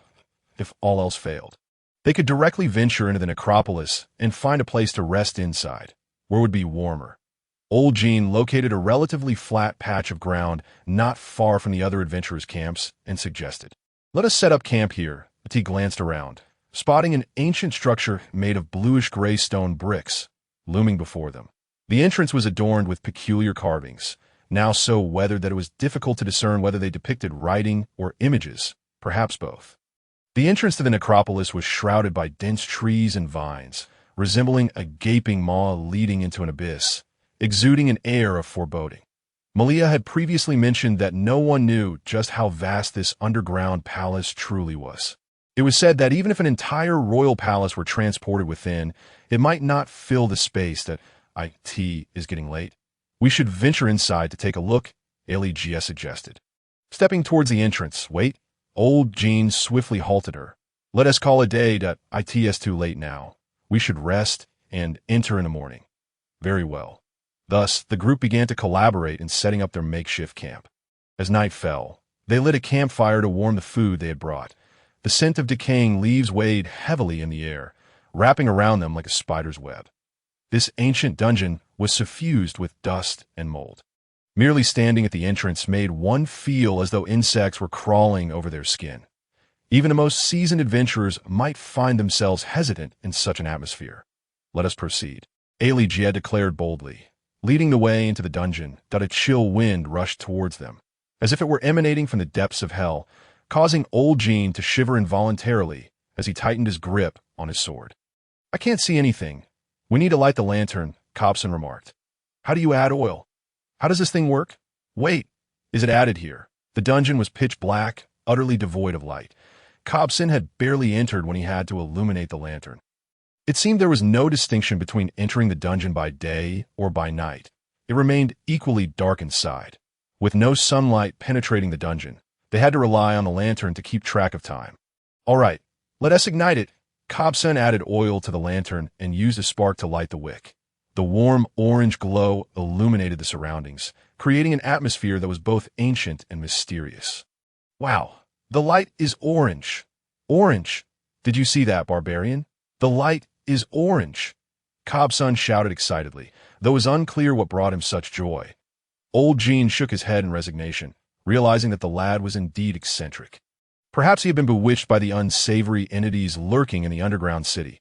The group, illuminated only by the faint glow of their lanterns, cautiously descended the stone steps into the abyss below. None could fathom the dangers concealed within the shadows. Suddenly, an unexpected incident transpired. Ah, what the hell?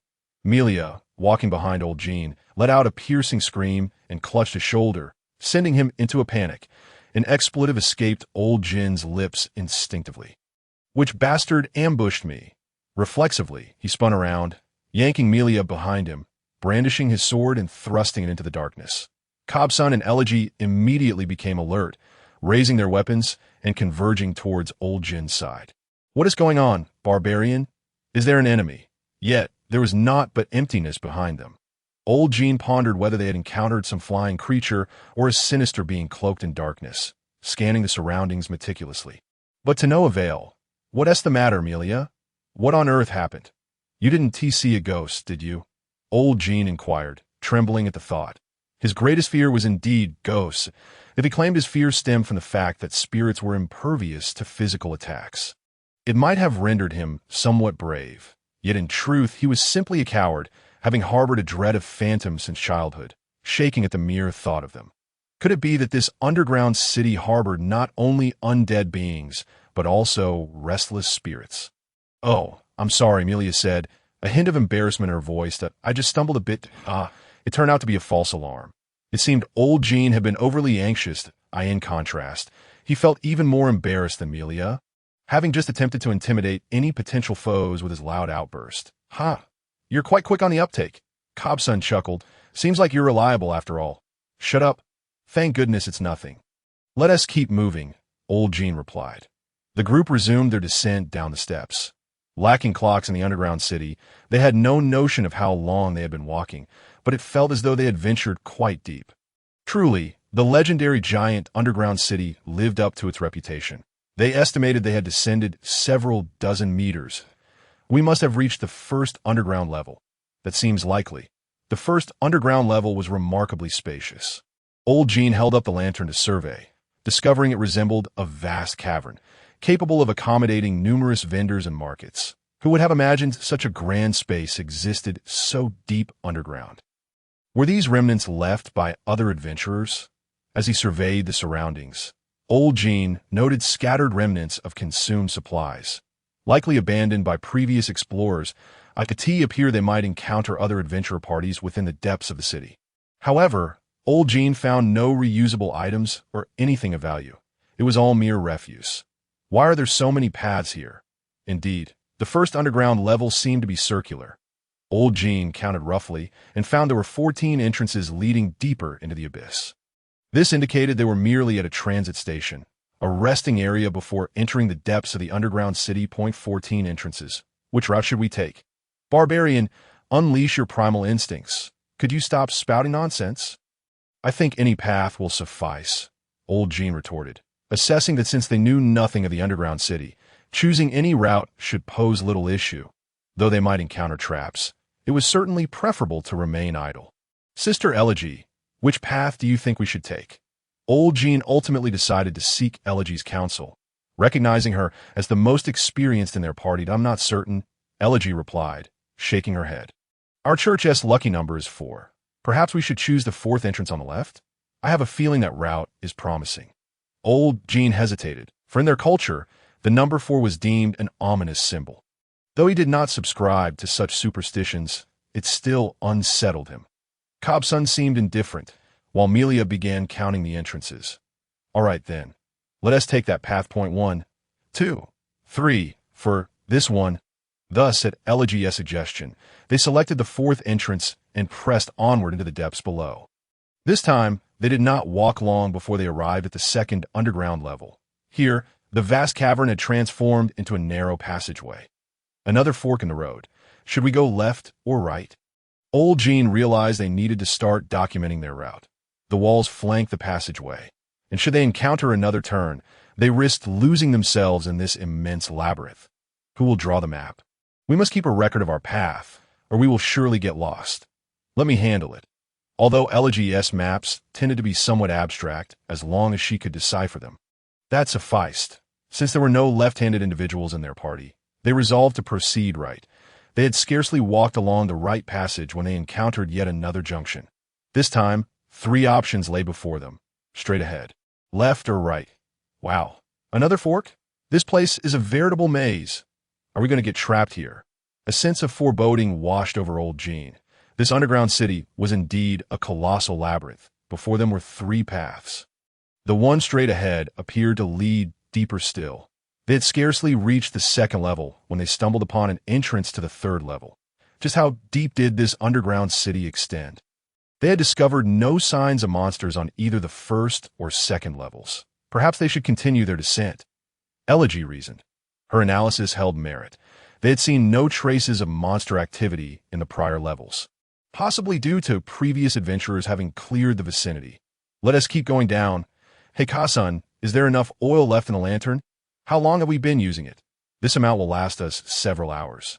Thus, they continued their journey towards the 3rd underground level. This time, a heavy stone door loomed before them. The group exchanged glances, then nodded in unison, collectively pushing against the stone door. It was exceedingly weighty.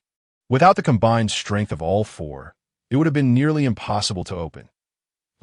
This appears to be a room that has so many rooms. As old Jin pushed open the stone door, he discovered a multitude of chambers lining the passageway. Could it be that this once served as an ancient dormitory, or perhaps a military barracks? Each room was merely a few dozen square meters in size, furnished with decaying furniture and chests. Wow, this is better than the room I stay in at the inn. What kind of pigsty are you living in? I've been a bit strapped for cash lately, so I had to settle for a cheaper inn. Cobsun and old Jin, both financially challenged, had to be frugal when it came to lodging. As they explored the rooms, they shared their impressions. Melia curiously peered into the chambers, examining the furnishings, while Elegy traced her fingers along the walls and ceiling. Pondering aloud, what was this place used for? It certainly looks like a living space. It couldn't possibly be a prison, could it? The layout resembles our church's dormitory, Elegy remarked, noting that ancient people were not so different from themselves. These rooms appeared to be single occupancy, indicating that those who once resided here were likely individuals of high status. The passageway was lined with countless rooms, extending beyond sight. Surely, in such a living space, there must be valuable items left behind, perhaps ancient tomes or some essential supplies. If they could uncover such treasures, they would strike it rich. Let us search each room one by one. All right, barbarian. No problem. They resolved to begin their search in the first room on the left. Originally, they could have divided into two groups to simultaneously search the rooms on either side, but they possessed only a single lantern. Although Eligia could illuminate the surroundings with her divine magic, that was meant for emergencies and should not be squandered casually. There was nothing of value to be found. Indeed, the room was utterly bare. Devoid of any precious items, save for a few rotting wooden planks, it seemed that this place had long been ransacked by other adventurers. Just as disappointment began to settle in, old Jin suddenly let out a startled exclamation. "What on earth is that?" he exclaimed, nearly leaping in fright as he pointed to a corner of the room, his voice trembling. The others turned to see an ancient treasure chest resplendently appearing before them. A treasure chest! Old Jin's eyes sparkled with excitement as he dashed toward it. A thrilling sensation coursed through him like electricity, leaving him on the verge of frothing at the mouth. Oh heavens! His luck had finally turned. Reflecting on his time since arriving in this world, he had endured a life of relentless hardship, his tears nearly exhausted. Could this be a reward from the heavens? Truly, good deeds reap good rewards. Surely, the chest contained gold coins. Golden coins, gleaming, radiant coins. Each coin glimmered like the sun in the desert, equivalent to 100 silver coins, while his monthly living expenses amounted to no more than a single silver coin. In other words, one gold coin could sustain him for 100 months. If he could just find one gold coin, he would be able to enjoy years of a carefree, happy life. Wait, just as old Jin excitedly rushed toward the treasure chest, an ominous premonition surged within him. His steps involuntarily slowed, his grip tightening around his sword. After a month of grueling training, his swordsmanship had progressed remarkably. Once he regained his composure, he swiftly assumed a perfect combat stance. How could such good fortune be possible? Old Jin murmured to himself. As he spoke, he cautiously approached the chest, his sword angled toward the ground. Indeed, how could he possibly have such luck? Throughout his life, he had never encountered anything fortunate, so he understood well that no free lunch exists. Everything about this situation seemed suspicious. In this desolate room, there existed only one treasure chest, and it appeared to be in pristine condition. It was simply too strange, igniting an irresistible urge to open it and discover the treasures within. However, could this be a trap? Although he might be overthinking it, caution is the mother of safety. After all, immense fortune often conceals great peril. It was also possible that the chest had already been emptied, leaving nothing but an empty shell. Yet old Jin still felt uneasy. He approached the chest and gently prodded it with the tip of his sword. "What has gotten into you? Why the sudden caution? Have you lost your mind?" Cobson teased from his side. "Quiet. There is something peculiar about this chest. It's just an old box. What is so strange about it? We'll find out once we inspect it." Old Jin and Cobson kicked at the chest and poked it with their sword tips. Conducting a thorough examination, it seemed that something was indeed inside. As it felt quite heavy and resisted their kicks, it appeared there was something within. Could it be that it truly contained treasure? Old Jin could not help but swallow hard. "Then let us open it and see." Tentatively, old Jin and Cobson reached for the chest, finding no abnormalities. It likely wasn't a trap. With trepidation, they extended their hands toward the lid, slowly and cautiously lifting it as if unveiling a box of cookies on the verge of expiration. Just as their hearts raced, Eligia suddenly shouted, "Stop! Is it really a trap?" Old Jin quickly withdrew his hand, preparing to retreat, but to his shock, the chest lid opened on its own. Click! There was no time to react. Snap! The chest suddenly yawned wide, revealing sharp teeth within. Those fearsome fangs resembled the tusks of a beast, sending chills down their spines. It even extended a long, sticky tongue, dripping with viscous liquid, lunging at old Jin. He could only curse under his breath before, unable to dodge. He found himself sitting on the ground. He watched in horror as the toothy chest lunged towards him. Would stabbing it with his sword kill it? Old Jin was uncertain, but he had no other choice. That if he remained passive, his head would surely be bitten off. That he had to act. So he raised his sword and aimed for the chest's mouth. It's a mimic. Get away! Bang! Just then, Eligia rushed forward, delivering a mighty blow to the chest. Roar! The hammer in Eligia's grasp was no ordinary weapon. It was a formidable tool designed to crush foes. The mimic was sent hurtling against the wall with her strike. Boom! You damned beast! Seeing this, old Jin immediately sprang to his feet and charged at the mimic. Whatever it was, he would eliminate it first. How dare it ambush him? I'll help you. Cobson followed suit, rushing in as well. Eligia raised her hammer, pursuing the mimic with the intent to obliterate it completely. Her ferocity rivaled that of a general leading an assault. Die! Perish! May my lord bless us! Bang! Crack! Smash! The trio unleashed a barrage of punches and kicks upon the mimic pressed against the wall. Old Jin and Cobson thrust their swords into its body, delivering powerful kicks, while Eligia swung her hammer down upon the chest with the intent to shatter it to pieces, which splintered and blood splattered as the mimic emitted agonized groans, its body convulsing until it lay still on the ground. Finally, it's over. We completely finished it off. Not long after, the chest, or rather, the mimic-s disguise, was reduced to rubble. The creature-s remains resembled nothing more than a puddle of goo, far less appealing than the filling of dumplings discarded by his mother during the New Year. You wretched beast, at last you're dead. Old Jin vented his anger as he turned to thank Eligia. Phew, that was close. Thank you, Sister Eli. And no need to thank me, are you all right? I'm fine, it's all thanks to your timely intervention. You read truly my savior. Once I return, I must donate to the Church of the Radiant Cross. No need to be so formal. May I refer to you as Savior? Just call me M.Y. Savior. Sister Eligia, enough with that. Old Jin, while calming his racing heart, stammered his gratitude to Eligia. Truthfully, he had genuinely believed he was on the brink of death. This was the first time he had encountered such a bizarre creature. And to think it could disguise itself as a treasure chest. Who could withstand that? If Eligia hadn't intervened in time, he would surely have been gravely injured or worse. Taking a deep breath, he endeavored to compose himself. Phew! Melia had remained on guard at the back, and upon seeing the battle conclude, she approached and gently prodded the mimic's remains with her toe, inquiring, Is this a slime? It resembles a slime. This is a mimic, an evil creature that specializes in disguising itself as a treasure chest to deceive adventurers. Eligia explained, Such creatures exist. How terrifying. It was indeed unsettling that it could masquerade as a treasure chest. Upon hearing Eligia's explanation, Cobson couldn't help but shudder. Eager to learn more about the mimic, old Jin began to sift through its remains. The creature's body had already turned into a puddle of mush, appearing far less appetizing than the filling of dumplings discarded during the New Year.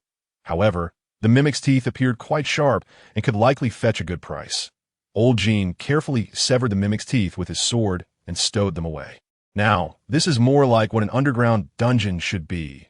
A fine sheen of sweat broke out on old Jin's forehead. Indeed, labor is the most honorable pursuit.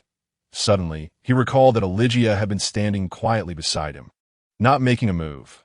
Wait a moment, doesn't she have a penchant for collecting the corpses of monsters? She ought to be eagerly gathering the chunks of flesh scattered on the ground. Why hasn't she done anything? My savior, Sister Eligia. Just call me Eligia. Curiously loud, Jin inquired, Aren't you going to collect its corpse? I remember you used to be quite fond of gathering such things. You mean collecting monster corpses? Lao Jin recalled her previous obsession with collecting goblin noses and ears. A sight reminiscent of patients in a mental asylum that we killed the mimic together, so there's no need to collect its remains, Eligia explained it. If we killed it together, there's no need for collection. Indeed, only when I vanquish an enemy alone can I seize their soul and offer it as a sacrifice to our Lord. Which is why I collect their corpses that I see. Oh, that's how it is. Lao Jin had thought Eligia harbored some peculiar preferences. Eligia continued to elaborate, seemingly eager to draw Lao Jin into the embrace of the Church of the Radiant Cross. Such a bizarre ritual would likely be deemed a cult in modern society. Yet, speaking of which, the customs of burning incense and worshipping during festivals back in his hometown also seemed rather superstitious. In the subsequent exploration, Lao Jin and his companions thoroughly searched every room and eliminated 3 more mimics. They concluded a valuable lesson. Whenever they encountered chests or similar objects, they should smash them relentlessly. Regardless of whether they were mimics or not, strike first to gain the upper hand. Unfortunately, the three mimics only yielded some ancient coins, relics of bygone eras, and ancient debris, rendering their efforts futile. How did ancient people construct such magnificent edifices? Perhaps it was achieved through the sacrifice of lives. Based on Lao Jin's experience, as long as one is willing to exert themselves, there is nothing that cannot be accomplished. After they had thoroughly scavenged the area, they pressed onward, encountering several forks in the path and entrances leading deeper within. They decided to explore this level thoroughly before descending to the next. Flap, flap. It was giant bats. How could they possibly be here? Perhaps they are ancient giant bats. Could you refrain from adding ancient to everything? Scoffed another. A few massive bats swooped overhead, and Eligia gazed at them for a moment before turning to ask, "May I go and slay them?" It seemed she was quite eager to kill something for her cravings. However, those giant bats were flying high, and they had no means of ranged attack to reach them, unless Eligia employed the holy magic of the arrow of light, which would be an imprudent waste of mana for merely a few bats. Let us follow them. They likely reside here, and perhaps we can locate their nest. If we can't find it, we can always slay them later. You make a valid point. Let's follow them for now. As they trail the bats, they encountered numerous forks, underground entrances, and doors leading to unknown destinations. This underground city was akin to a vast labyrinth. If they lost their way, they might never escape. Every so often, they would pause to draw a map, fearing that a moment of inattention might lead them astray, turning them into phantoms of the underground city. Nonetheless, Lao Jin believed that even if they were to truly get lost, Eligia would find a way to lead them out. After all, a nun from the Church of the Radiant Cross was quite reliable. Those bats seemed to have flown into a corner. As they followed, they discovered a spacious room. Although it was referred to as a room, its full extent remained obscured by the dim light. It could merely be a wider corridor. The bats appeared to have congregated on the ceiling. Could it be that their nest was here? Wow, there's so many things moving around. It was slimes. Scattered throughout the corners of the room were slimes, seemingly feasting on the excrement of the giant bats. Eligia paid no attention to the slimes. Instead, she gazed up at the bats on the ceiling and asked, "Is there any way to bring them down? We seem unable to reach them." It appeared she had not abandoned her desire to slay those bats.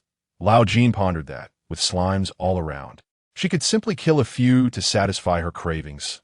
Why was she fixated on those bats? Did she not consider slimes worthy trophies? Let us first search this room, perhaps aside from the giant bats and slimes. There are other treasures to be found. This place seems to have formed a unique ecosystem, and we might uncover something of value. I concur. Everyone unanimously agreed with Lao Jin's proposal. All right then, let's search this room first. Let us proceed. Everyone follow me. To guard against unforeseen dangers. This time, Milia took the lead, holding her shield as she walked at the forefront. Cobsun walked in the middle, responsible for illumination, while Eligia walked to the left, and Lao Jin brought up the rear.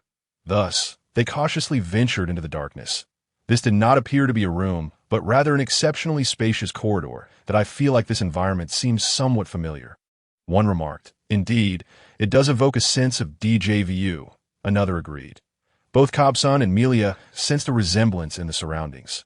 Lao Jin also felt this way, as if he had encountered a similar scene before. "This resembles a church at night," Eligia remarked. "Exactly. That's a feeling. I remember now.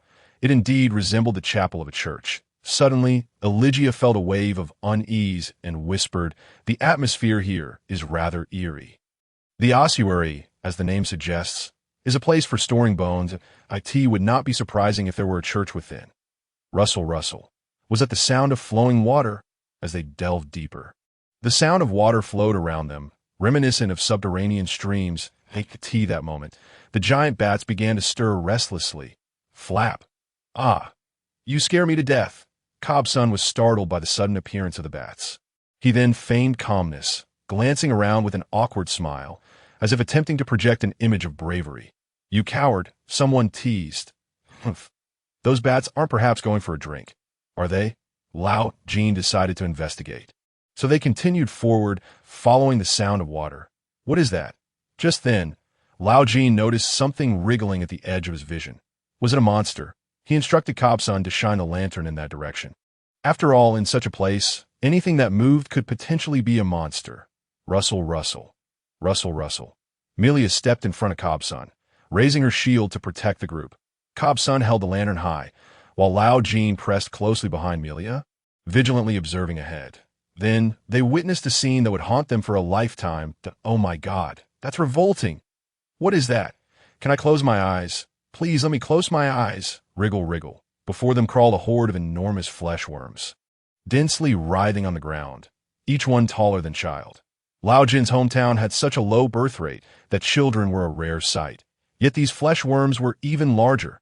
The sight was far more terrifying than having insects crawling on his neck, sending chills down his spine. Wriggle, wriggle. The bodies of those flesh worms resembled pulsating masses of flesh, covered in folds, as they opened their gaping maws, oozing viscous slime.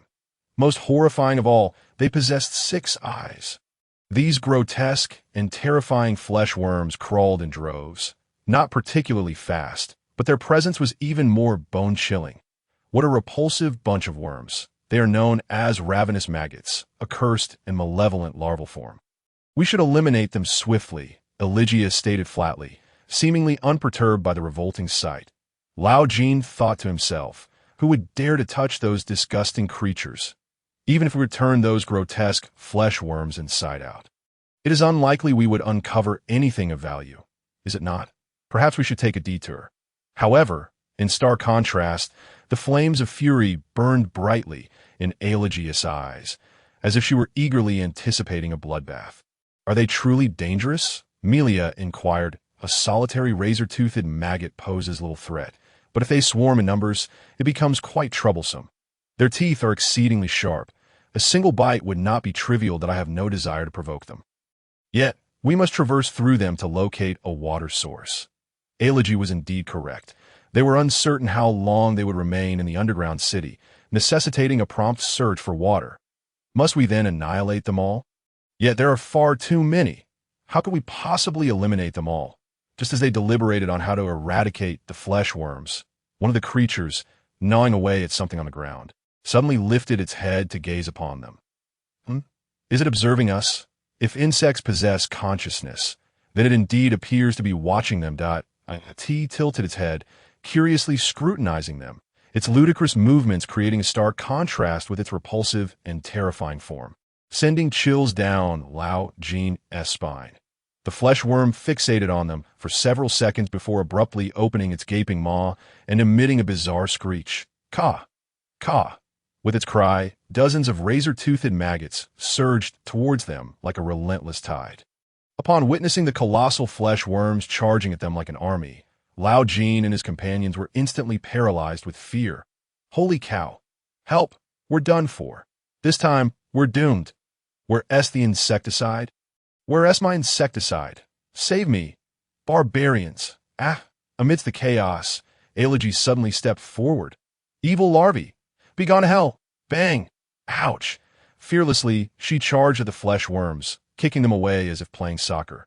The one she struck let out nauseating bursts, exploding into a mass of pulp. No, we cannot let Eligia fight alone. Lao Jin and the others rushed to her aid. Die.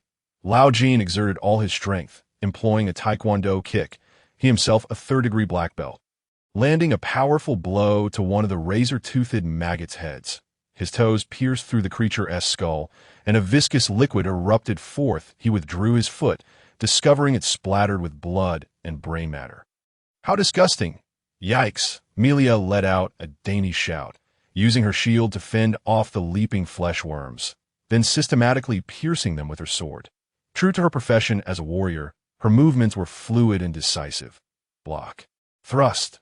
Lao Jin watched in awe, thinking that once he had the means, he too would acquire a shield and learn Melia's combat techniques. Hey, watch me! Yikes! Cobus, terrified of the worms, emitted peculiar sounds while deftly dodging their attacks, then lunged at their backs with his sword. Unexpectedly, this fellow possessed a flair for dance. How disgusting! This gooey substance is truly revolting. I detest insects. I'm going mad. Eligia continued to kick the flesh worms to bits while wielding her mace against those that leaped at her. Lao Jin and she stood back to back, relentlessly assaulting the flesh worms with taekwondo kicks and swordsmanship. After they had slain approximately 20 of the creatures, The remaining flesh worms seemed to realize they had encountered formidable foes and began to flee. They had triumphed, with a victory that was beyond doubt, yet they were left with no spoils and covered in slime. Lao Jin and the others did not pursue the fleeing flesh worms. Ugh, it's so sticky. Damn it, my clothes are ruined. What are these worm legs? Ugh, Melia frowned, while Cobus shouted in terror. As for Lao Jin, he exhibited both reactions, frothing at the mouth while also yelling. This area is near a water source, which explains the influx of monsters. Let us proceed. Wait a moment. Elegy calmly brushed off the chunks of flesh from her shoulder, stating, "Wonderful. Finally, we can wash up." The others realized this as well, and they promptly followed Elegy towards the water source. Elegy collected some razor-toothed maggot teeth and claws, seemingly uncertain about their purpose, hence her desire to gather them for study. While waiting for Elegy, Lao Jin and the others observed their surroundings and suddenly stumbled upon something peculiar. It was a corpse, a decayed body, partially consumed by the razor-toothed maggots. Judging by the remnants of flesh, the deceased had likely perished not long ago. For Lao Jin, encountering a corpse was a commonplace occurrence, so he merely conducted a routine inspection in search of anything valuable. After all, in RPG games, players drop equipment upon death, and similarly, these unclaimed belongings rightfully belong to the living. This adventurer, it seems, lost his way and met his demise here. His gear appeared decent, adorned with exquisite leather armor, though unfortunately tattered by the monster's gnawing, likely yielding little profit. After considerable effort, Lao Jin discovered a wallet on the corpse and found two beautifully crafted daggers nearby. Yet he could not locate the main weapon. What kind of ruthless individual ventures into the dungeon armed with merely two daggers? The wallet contained approximately 80 copper coins, which Lao Jin evenly distributed among the group. Giving each 20 coins as for the two daggers, he decided to keep them for sale once they emerged. Just as Lao Jin prepared to depart, Elegy halted him. "The souls of those slain by monsters shall descend into purgatory," Elegy remarked. Purgatory, unless someone tends to their remains. Elegy's meaning was clear. She hoped Lao Jin and the others would assist in handling the corpse. Although Lao Jin did not find touching a disfigured corpse to be particularly pleasant, he resolved to assist out of consideration for the pious Elegy. The method of handling the remains was inconsequential. All that mattered was the sincerity of the act. It was essential to grant the soul's peace. Understood. Rather than collecting the bones, it was more about simply moving the corpse to a corner, arranging it respectfully, then covering its face with its tattered clothing, thereby fulfilling the task. May the lost souls return to the embrace of the Lord. Elegy whispered a prayer over the corpse. Cobus, witnessing this scene, suddenly recalled something and asked Elegy, "None, could you perhaps," sensing Cobus' intent to request a blessing, Lao Jin immediately recognized his ulterior motive. He thought to himself, can a few prayers truly bestow a blessing? Impossible. Elegy seemed to be aware of this as well, gently declining Cobus' request. After dealing with the corpse, they continued towards the direction of the sound water. Indeed, it was underground water. Yes, before them flowed clear subterranean water within an artificially carved channel. Lao Jin gauged the water's depth with the scabbard of his sword, discovering it to be only knee-deep. Even if he jumped in, it should pose no danger, though he wondered if any strange creatures lurked within this water what attracted so many monsters. It must be, after all, monsters need to drink as well. I want to take a bath. I feel so sticky and uncomfortable. Indeed, during their battle with the razor-toothed maggots, they had accumulated quite a bit of slime and flesh, necessitating a wash. The group took turns on watch, quickly cleansing their bodies and garments. They dampened cloths to wipe their clothes, washed their hair and faces, and filled their water bottles up. By the way, water flows downhill, right? Melia remarked while wiping her shield. Yes, so. Can we follow the flow of the water to the next level? This way, we need not worry about getting lost. A splendid idea. After refreshing themselves, they followed the channel onward.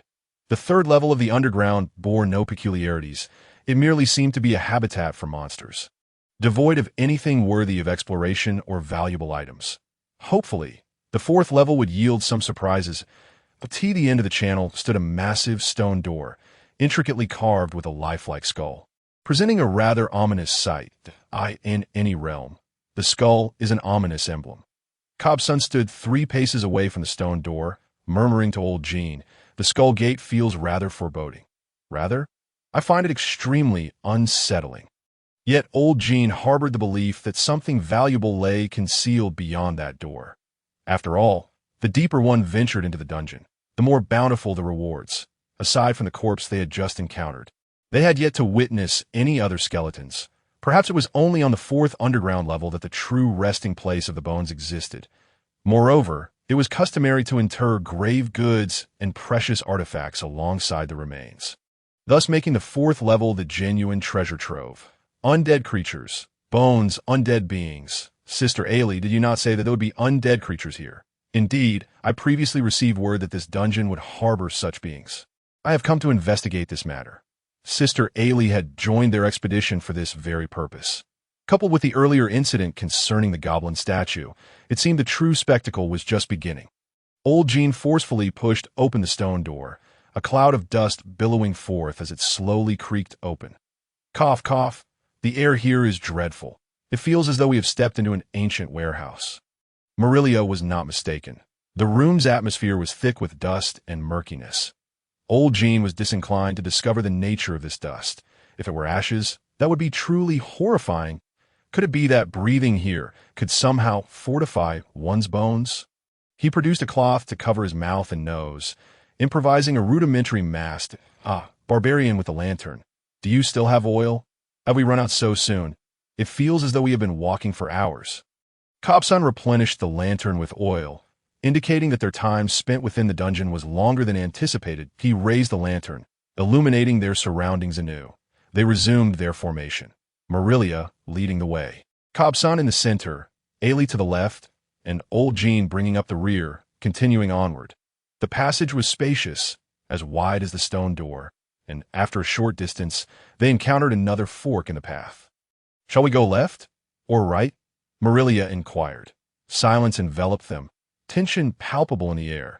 The fear of choosing the wrong path and being caught in a pincer movement loomed over them. "Let us go right then.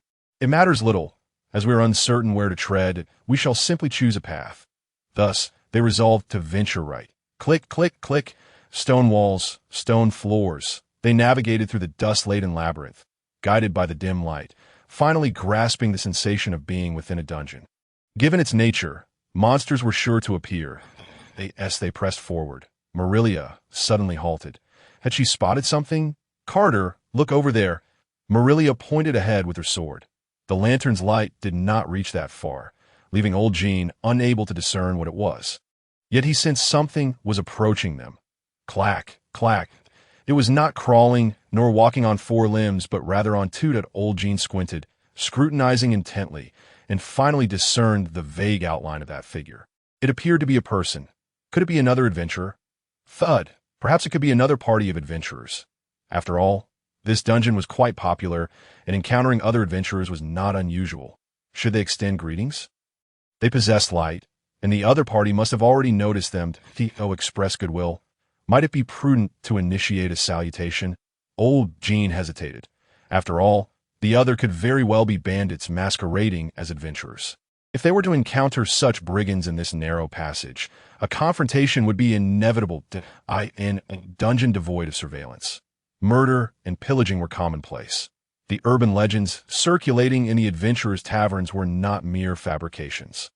Although old Jin's greed for the bandit spoils was palpable, engaging in combat with fully armed individuals would surely result in casualties. Even with 4 formidable allies at their side, injuries were still a certainty. The figure continued its slow approach. "That it moves so slowly," old Jin murmured, suddenly realizing a crucial point. Why is it not carrying a lantern? Why is there no light on their side?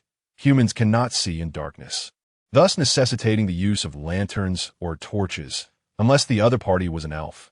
Old Jin had seen an elf once. They were not only beautiful, but also enigmatic. Have you noticed? Indeed, Cobsun and Ailey also recognized the peculiarity. Clack, clack. That figure might be a monster, a creature capable of standing upright.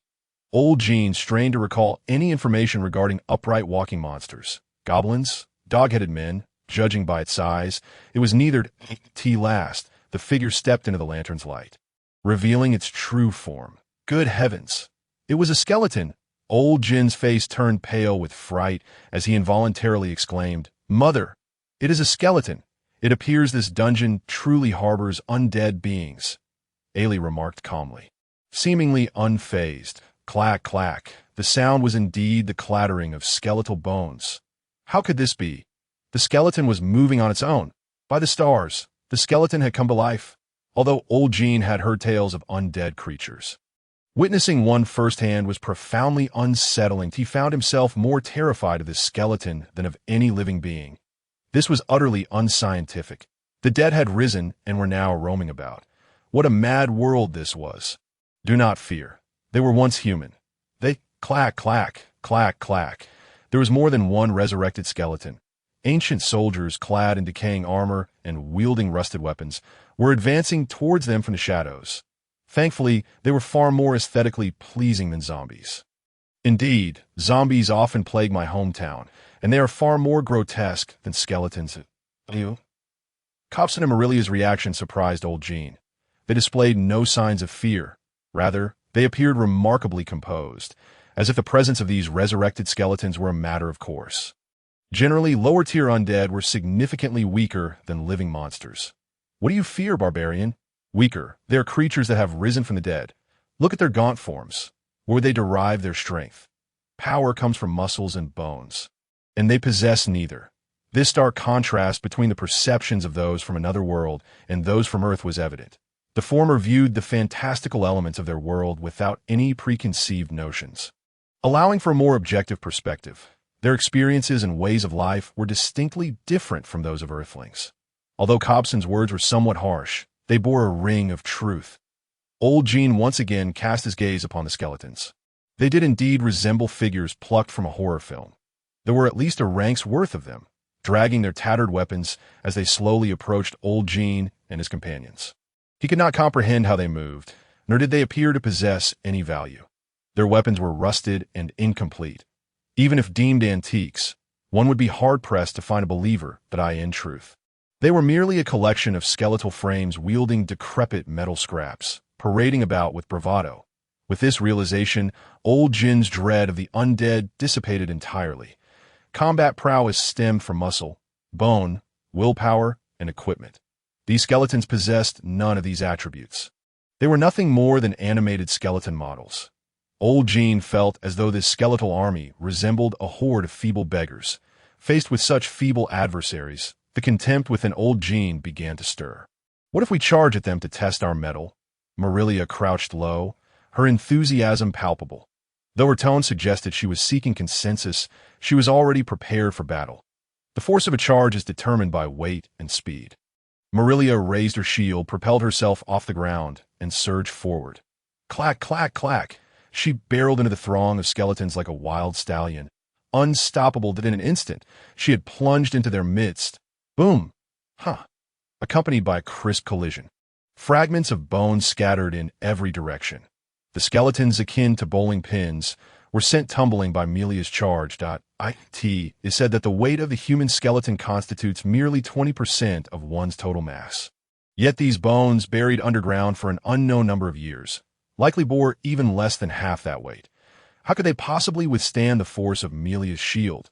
Crack, crack, crack, crack. 4 individuals faced off against a multitude of skeletons. A disparity in strength that was glaringly evident. However, the individual combat prowess of old Jin and his companions was sufficient to compensate for their numerical disadvantage. They were brimming with confidence that they could send these skeletons reeling. With a fervent shout, old Jin surged forward. Rather than a stab, it was more akin to a slash. After all, the sword was forged from metal, and any successful strike would inflict tremendous damage. Employing the techniques taught to him by Kareen, old Jin wielded his long sword in the most efficient and least tiring manner, toppling the skeletons to the ground. Sans, what are you doing here? Bang! Crack! With a single swing, old Jin shattered the skull of one skeleton into splinters. These skeletons were utterly pathetic. How dare these wretches exhibit arrogance before him? Moreover, their movements were so sluggish that old Jin felt a pang of sympathy for them. Their actions resembled a slow-motion film. Whether moving or swinging their swords, their slowness was maddening. A task that a normal person could accomplish in a second took them 10 seconds, rendering them slower than snails that at such a pace. How could they possibly strike old Jin? Even if they managed to land hit, the damage would be negligible. The breastplate and padded armor adorning old Jin were no mere decorations. The skeleton's attacks could not breach his defenses. As long as he avoided blows to the head, he was in no peril. Truly, it was bone-breaking to the spirit. As old Jin mused, he obliterated another skeleton's skull. These skeletal remains were nothing more than a collection of bones. The dead could not interfere with the living, and these skeletons were merely lifeless entities. With his own hands, old Jin sent them back to where they belonged. These bony figures were even less formidable than a single zombie. As Kobson spoke, he sheathed his sword and began to strike at the skeletons with his fists and feet. Though his martial arts appeared somewhat amateurish, they were more than sufficient to deal with these skeletons. With a kick, he fractured one skeleton's waist. With a punch, he shattered another's ribs, sending them crumpling to the ground. If that could even be deemed death, how splendid it would be to spend a lifetime battling such foes. Melia brought her shield crashing down upon a skeleton's skull, reducing it to fragments before sending its body hurtling against the wall. It seemed she had an innate affinity for violence, using her shield to pulverize the skeletons. Truly a professional shield warrior, her shield served not only as a defensive tool, but also as a lethal weapon. As for allies, she was positively exhilarated, reveling in the joy of combat. Thus, they effortlessly dispatched all the skeletons. The room was engulfed in dust, and the accumulation of grime on the fourth subterranean level was likely due to other adventurers having previously unleashed carnage here. At last, they could finally rest. How delightful! Elise wiped the sweat from her brow, her spirit invigorated. It was hard to imagine she was the very instigator of chaos in the dungeon.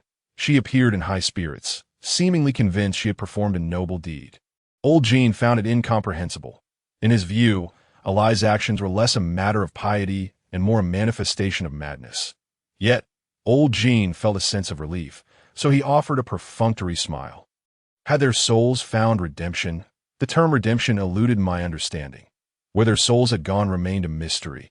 Perhaps it was inappropriate to describe it as redemption. Were they denied entry to heaven?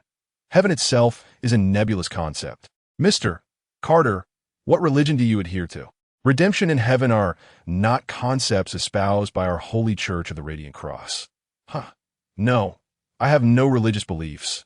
I only heard from street preachers that faith would grant entry to heaven, though I don't quite grasp these matters. Old Jin was startled by Eli's sudden foray into preaching. Hastily shifting the topic, he was utterly clueless and disinterested in religion. Although I do not believe that there are still heretics in the current kingdom, it is wise to remain skeptical of those who proclaim heaven. All right. Upon hearing the term heretic, old Jin was immediately struck by a chill, fearful of inadvertently uttering something wrong and incurring Eli's wrath. He quickly lowered his gaze, unable to meet her eyes. Let us see if there is anything of value. Old Jin scanned the ground, harboring little hope as he kicked aside the remnants of the skeletons. These dilapidated weapons would likely earn him a scolding from any blacksmith he attempted to sell them to, perhaps even resulting in his own demise. There was a chance they might use his corpse to craft some ghastly piece of art. Undaunted, old Jin rummaged through the remains, hoping to discover a gemstone-encrusted sword. But alas, these lackluster foes bore no valuables. It seemed he would return empty-handed once more, much to his dismay. Melia appeared to share his sentiments as she crouched down, using a leg bone to sift through the remains. She even dared to touch the bones with her hands, seemingly unperturbed by the filth. What is this? Have you found something? Upon hearing Melia's proclamation, old Jin held little expectation, contemplating how to repurpose the decaying leather into something of worth. The recycling of rotting leather might even save the Earth's environment. A necklace, old Jin exclaimed in excitement. Melia had unearthed a long necklace from amidst the pile of remains. Due to its age, the necklace had faded, rendering its material indiscernible. But so it was. While the weapons might be lost, perhaps the adornments remained. Indeed, Kobson articulated what old Jin was thinking. The group immediately reignited their hopes, akin to excavators. feverishly digging through the remains. The opportunity had arrived. The dream of sudden wealth was within reach. If only they'd been a bit gentler. Me too. Ah, here, essay ring. What material is it? Its condition incentigrate. Recently, old Jin had faced a streak of bad luck, so encountering something joyous was a rare occurrence. He laughed with excitement as he rifled through the trinkets. Although the act of scavenging through bones might seem macabre, any normal person in this circumstance would be unable to suppress a greedy smile. Even Elias was eagerly searching through the remains. I found it. After much effort, they had managed to scavenge all the ornaments from the skeletons. Those ancient individuals had buried numerous valuable items to ensure their departed loved ones fared well in the afterlife. Only for those treasures to now fall into the hands of these avaricious adventurers. Huzzah!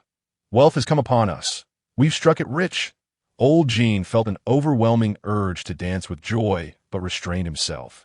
Removing his cloak to gather the spoils. Come, place everything here. They intended to consolidate the loot and then divide it evenly. After all, this was the result of their collective effort. No individual should monopolize it. Although according to the adventurer's code, the spoils belong to the one who slays the monster, the circumstances this time were unique. They could not discern who had dispatched which skeleton.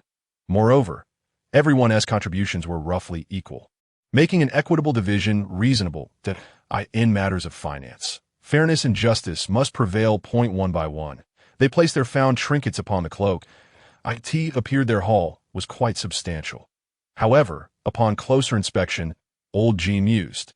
I was quite thrilled when I found these, but now that I see them, these items are far too ancient that this brass or bronze. If they were gold, they surely wouldn't have tarnished, would they? This crystal necklace is also cracked. This dark object a pearl? Once they had assembled all the ornaments together, they discovered that these trinkets were nothing more than a collection of shabby relics. They seemed unable to withstand the test of time, riddled with damage, severely faded and rusted to the point where even the material was indiscernible. Only a few shattered shapes remained. If only he could master the art of identification.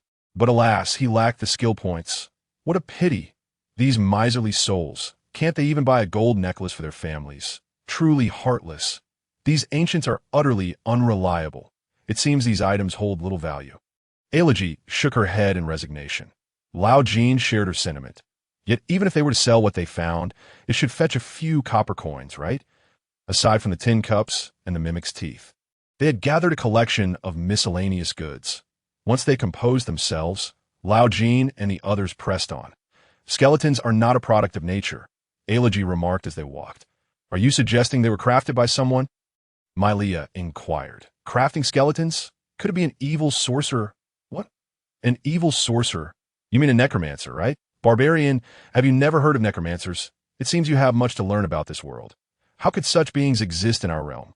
A necromancer is an evil sorcerer capable of controlling the dead.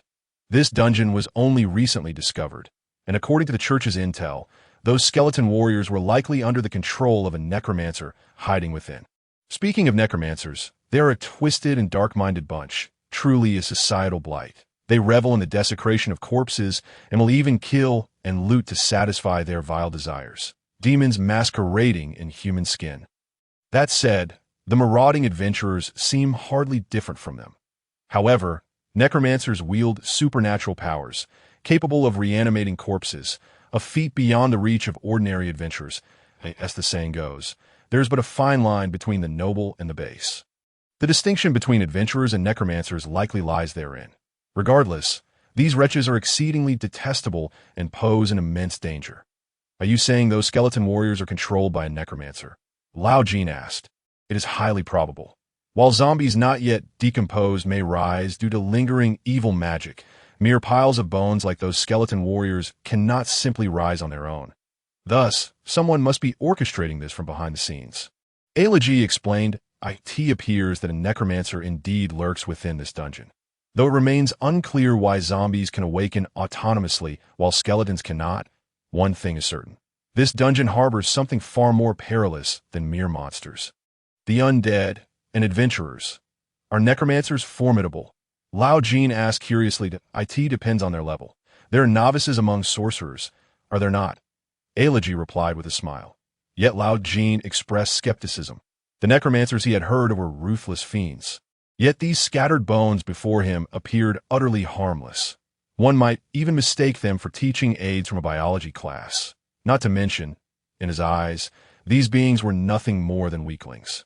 Easily crushed, these skeleton warriors are pathetically weak. One wonders what purpose their creation serves. The necromancer who conjured such wretches must be lacking as well, unless there is a sinister plot at play. I've heard that if one eliminates a necromancer and delivers their head to the church, a handsome bounty awaits. Lao Jin's eyes sparkled at the prospect of wealth. Indeed, if the target is a wanted criminal, the bounty is even higher. However, our church offers a base reward of 10 silver coins. Elegy patiently elucidated 10 silver coins. Lao Jin exclaimed, his breath quickening, yet the outrageous bounty ignited a flicker of unease within him. Whether it be the prior kobold incident or the current skeleton warriors, unusual occurrences often herald danger. Those acting with ulterior motives are typically the most perilous, for their obsessions exceed ordinary comprehension. Given the level of these skeleton warriors, it is too early to draw conclusions that in any case, further investigation is essential. Do you wish to delve deeper? Elegy posed the question again, for none could predict whether a necromancer truly lay in wait within the depths of the dungeon. Though they formed a team, Elegy bore the church's mission on her shoulders. She had no desire to compel her companions into peril for her own task, hence her inquiry regarding their opinions. What a considerate nun she is. I have no objections. We've come this far. How can we not explore a bit further? Lao Jin was the first to express his stance, unwilling to return empty-handed. I agree. Let us proceed a bit more. Cobson nodded in affirmation, his words always sparse. Mylea remained silent, but tacitly accepted the group's decision, for merely uncovering a few tin cups and tattered trinkets could hardly satiate their appetites. Even without the pursuit of truth, they yearned to venture deeper into the dungeon, hoping to unearth more valuable treasures. Then let us advance, Elegy the nun declared. Lao Jin, taking the lead, moved forward. Elegy nodded, and the group traversed the mound formed by the bones of skeleton warriors, pressing onward into the depths of the dungeon. Though Lao Jin harbored some trepidation, fearing those skeletons might suddenly rise and ambush them from behind, he quickly rationalized that even if they did revive, they would pose little threat, given the state they had left them in. Furthermore, the notion of skeletons reassembling to launch an attack seemed utterly implausible, even in a fantastical world. Hey, more skeletons ahead, Mylea pointed out, alerting them. Perhaps due to the dungeon's fourth subterranean level, they encountered skeletons at every turn. Yet these creatures no longer posed any threat to Lao Jin and his companions. They easily dispatched the skeletons one by one, scavenging for spoils before continuing their journey. The air was thick with acrid bone dust, leaving one to wonder about its effects on respiratory health. This is dreadfully dull, Mylea remarked, executing a spinning kick that severed one skeleton in half, revealing her own growing weariness. Lao Jin felt similarly. His load had become so cumbersome that he was nearly unable to carry it. He even wore 6 rusted rings on his fingers, making it seem as though he were preparing for a burial. More are coming, Cobson said in a low voice. He strode forward, setting down his lantern, and began to swing his fists like windmills, seemingly intending to toy with them before delivering the finishing blow. The battle unfolded in a relaxed atmosphere, the tension long dissipated. Those skeletons approached like wooden stakes, moving sluggishly without a hint of menace. They likely couldn't even guard a home. However, the unpredictability of fate often strikes when one is least vigilant. Just as Lao Jin effortlessly snapped a skeleton's neck with his bare hands, an odd sound pierced the silence. In that tranquil dungeon, apart from the shouts of their battle and the sounds of bone shattering. No other noise lingered.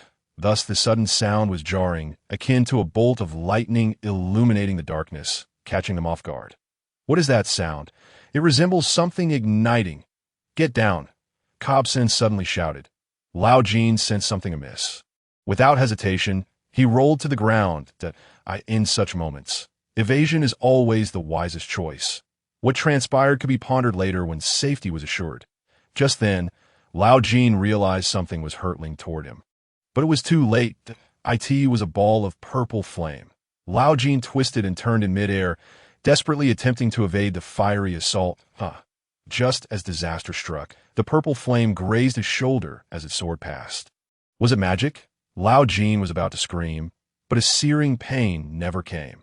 Although he heard the sound of flames exploding, he felt no wave of heat or discomfort. It seemed he had indeed evaded the flames entirely. My agility attribute must have significantly improved. Lao Jin rejoiced inwardly. What is happening? Malia, raise your shield. Retreat to the corner, Lao Jin shouted. With an unidentified projectile in the air, it was prudent to retreat to safety first. In such treacherous terrain, engaging in a direct confrontation with long-range attackers is hardly a prudent choice. Malia immediately dashed to the forefront of the group, brandishing her shield, bracing for the impending onslaught. Old Jin rose to his feet, keenly surveying his surroundings. Suddenly, an unforeseen calamity struck. What on earth is that? With a thunderous crash, the walls of the dungeon began to collapse, unleashing a torrent of black liquid that surged forth from the fissures. The overwhelming pressure scattering the surrounding stones into disarray, an ever-increasing flow of this dark substance gushed in from all directions, rapidly submerging the ground beneath them. Good grief! What is this madness? The unexpected turn of events nearly sent Old Jin into a faint. This was a dire situation. They needed to flee at once. At this rate, the entire dungeon would soon be engulfed by this inky deluge. Even in death, he could not bear to perish in such a pitiful manner. Run! Old Jin found himself in a state of half-panic, shouting at the top of his lungs. The only course of action now was to hasten their escape to the upper levels. However, the black liquid surged forth with alarming speed. The walls crumbled in vast sections, like a dam bursting, swiftly inundating the entire dungeon. Gulp! Aye. Old Jin's vision was swallowed by darkness, each breath becoming labored as the frigid water inundated his mouth and nostrils. It is a cursed spell. Cobson, quickly seize Carter. Malia, shield us from the front. Somehow, Ailiji managed to stand atop the water's surface, directing everyone with a commanding voice. The din of the rushing water drowned out her words for Old Jin. Just then, Cobson appeared beside him, grasping his arm. This fellow is quite adept in the water, Old Jin mused. With unwavering resolve, he resisted the allure of malevolence. Healing magic. A brilliant light flashed. The radiance was so pure, so warm, reminiscent of the first rays of dawn at the creation of the world, illuminating Old Jin's entire existence, that he instinctively reached out, yearning to grasp that light. Within this warm glow, Old Jin felt an unprecedented sense of tranquility. As if he had returned to his mother's embrace, a foreboding sense of death crept into his heart. This what it feels like to die. So warm, so serene. Death does not seem so terrifying after all. Old Jin's life had been fraught with regrets. What awaited him beyond death? Heaven? Hell? Or perhaps, as depicted in web novels, a chance to traverse into a realm of immortals, beginning anew. If given the choice, he would, of course, wish for heaven or a chance to be reincarnated. Though he had taken lives in this world, those acts had been unavoidable, and his victims were truly vile individuals, perhaps in consideration of his deeds for the greater good. The king of hell might show him leniency, granting him his heart's desire. After all, he had once risked his life to subdue a bully who terrorized the weak, an act so righteous that even the king of hell would applaud. Yet, it was equally possible that after death, there would be nothing at all. Contemplating this, an unshakable fear surged within Old Jin. Are you awake? A gentle voice whispered in his ear. Old Jin groggily opened his eyes.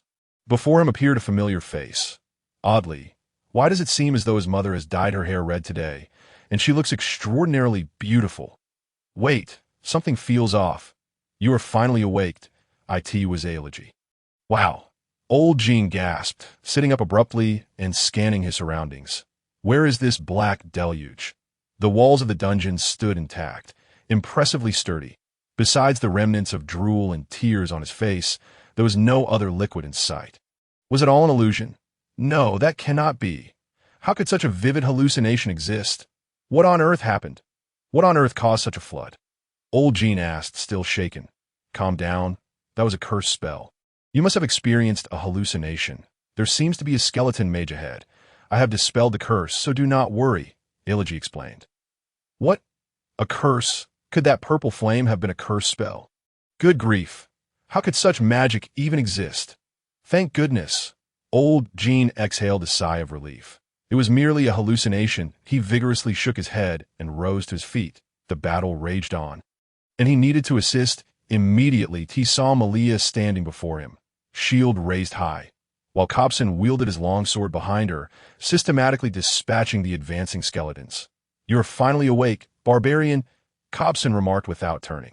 There is a skeleton mage ahead. Elegy cautioned. Another burst of purple flame soared toward them. That must be the cursed spell. Old Jin intended to roll away from the impending attack, but Malia had already raised her shield, successfully blocking the fiery assault. The flame struck the shield and vanished without a trace. It seems the shield can indeed deflect it. Old Jin breathed a sigh of relief. Not far away, a skeleton mage, brandishing a staff, was ensconced within a ring of skeleton warriors.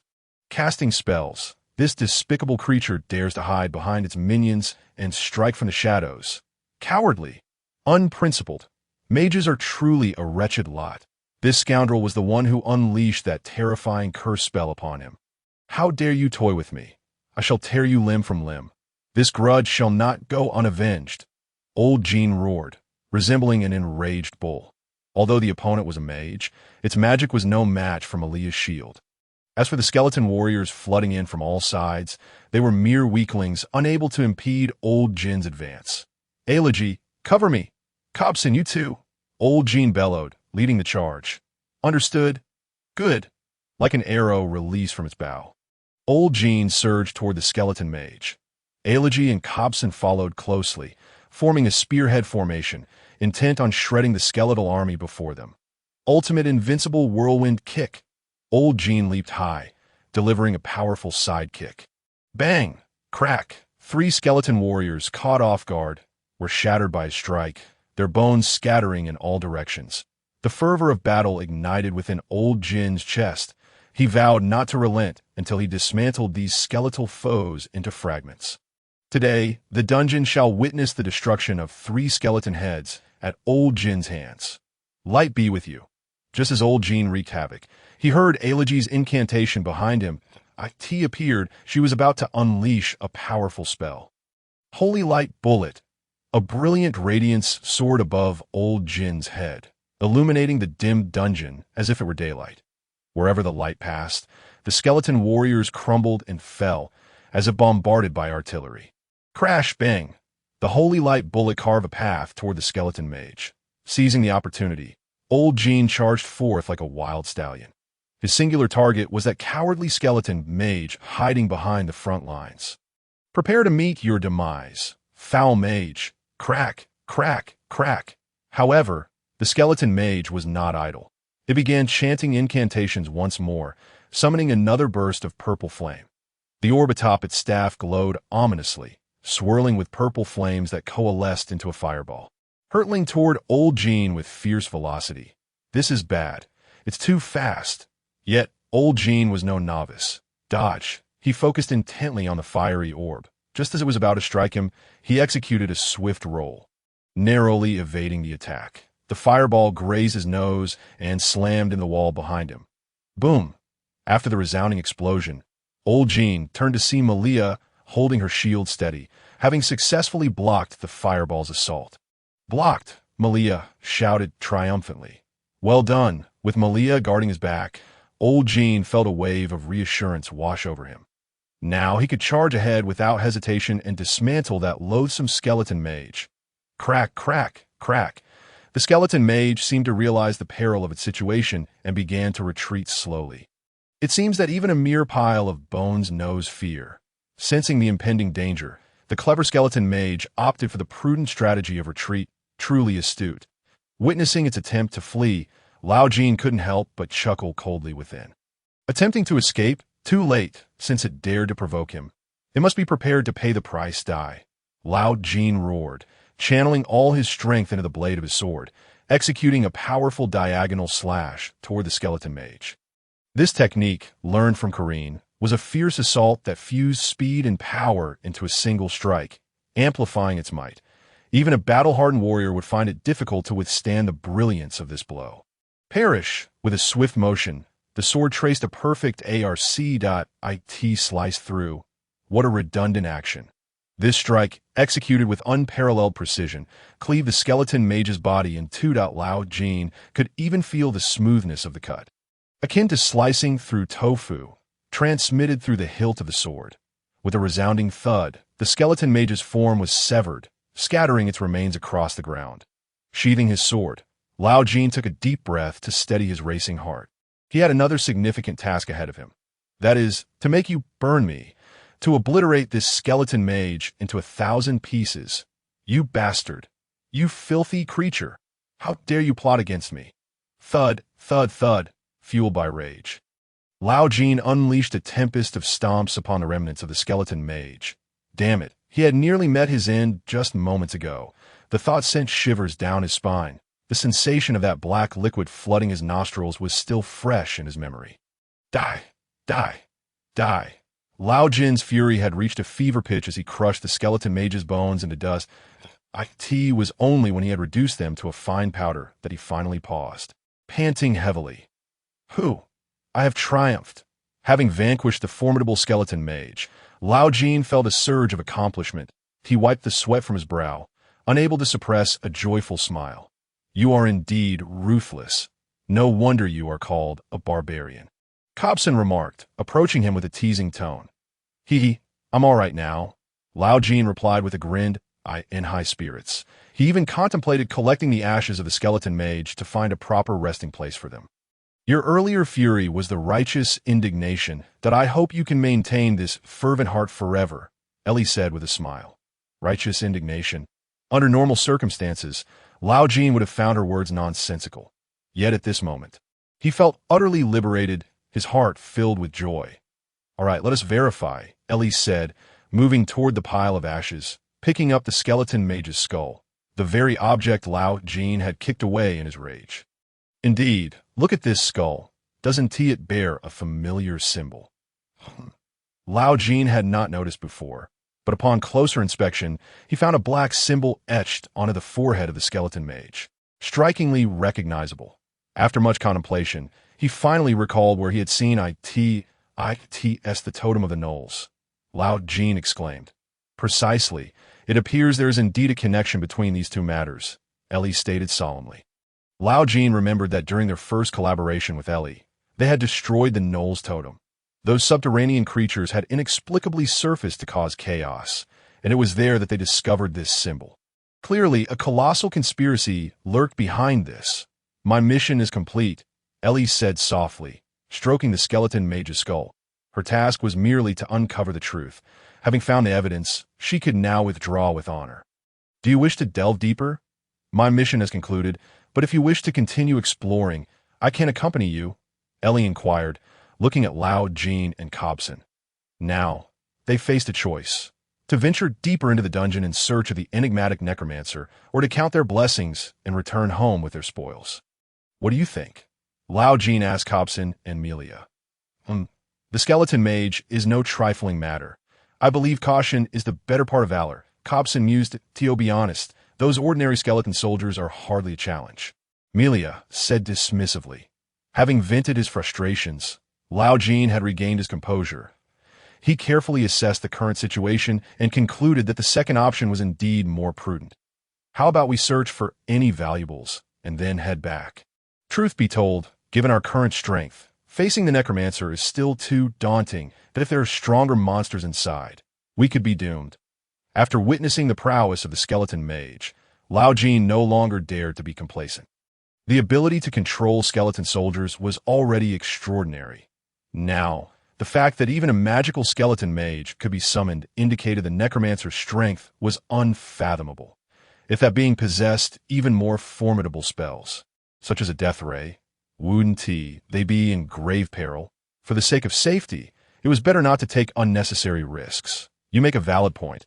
I felt a sense of danger upon encountering that mage. Cobson nodded in agreement. But can't we just block it with a shield? Melia still seemed unconvinced as a shield warrior. She had an unwavering confidence in her shield.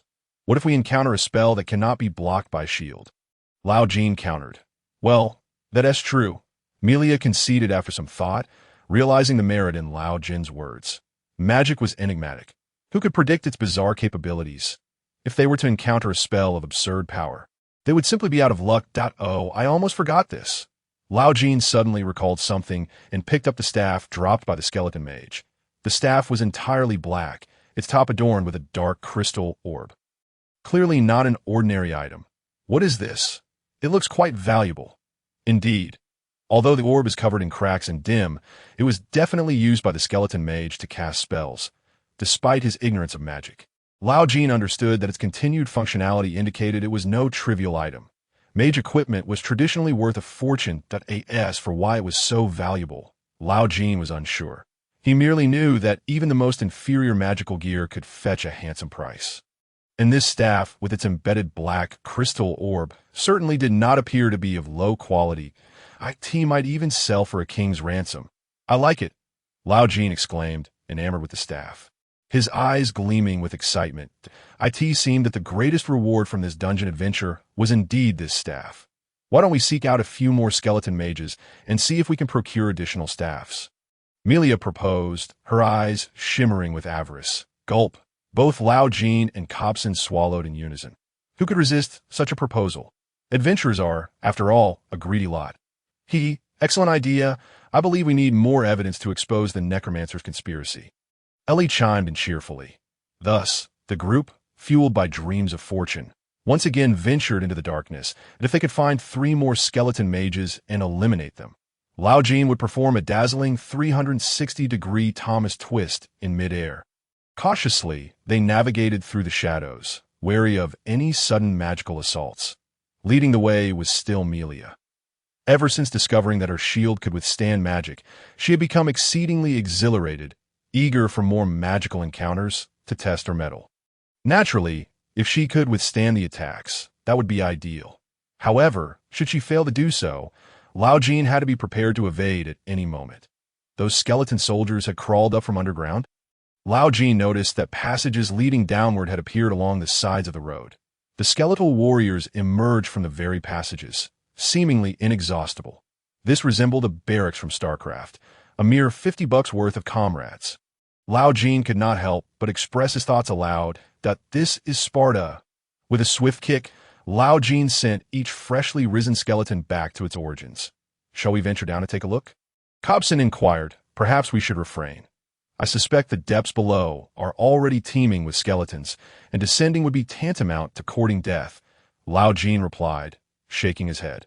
Even if the skeletons were weak, sheer numbers could prove overwhelming. At that point, it would be a classic case of fists unable to contend with a multitude. A valiant hero could falter against sheer numbers. Lao Jin understood the principle that an ant can indeed kill an elephant.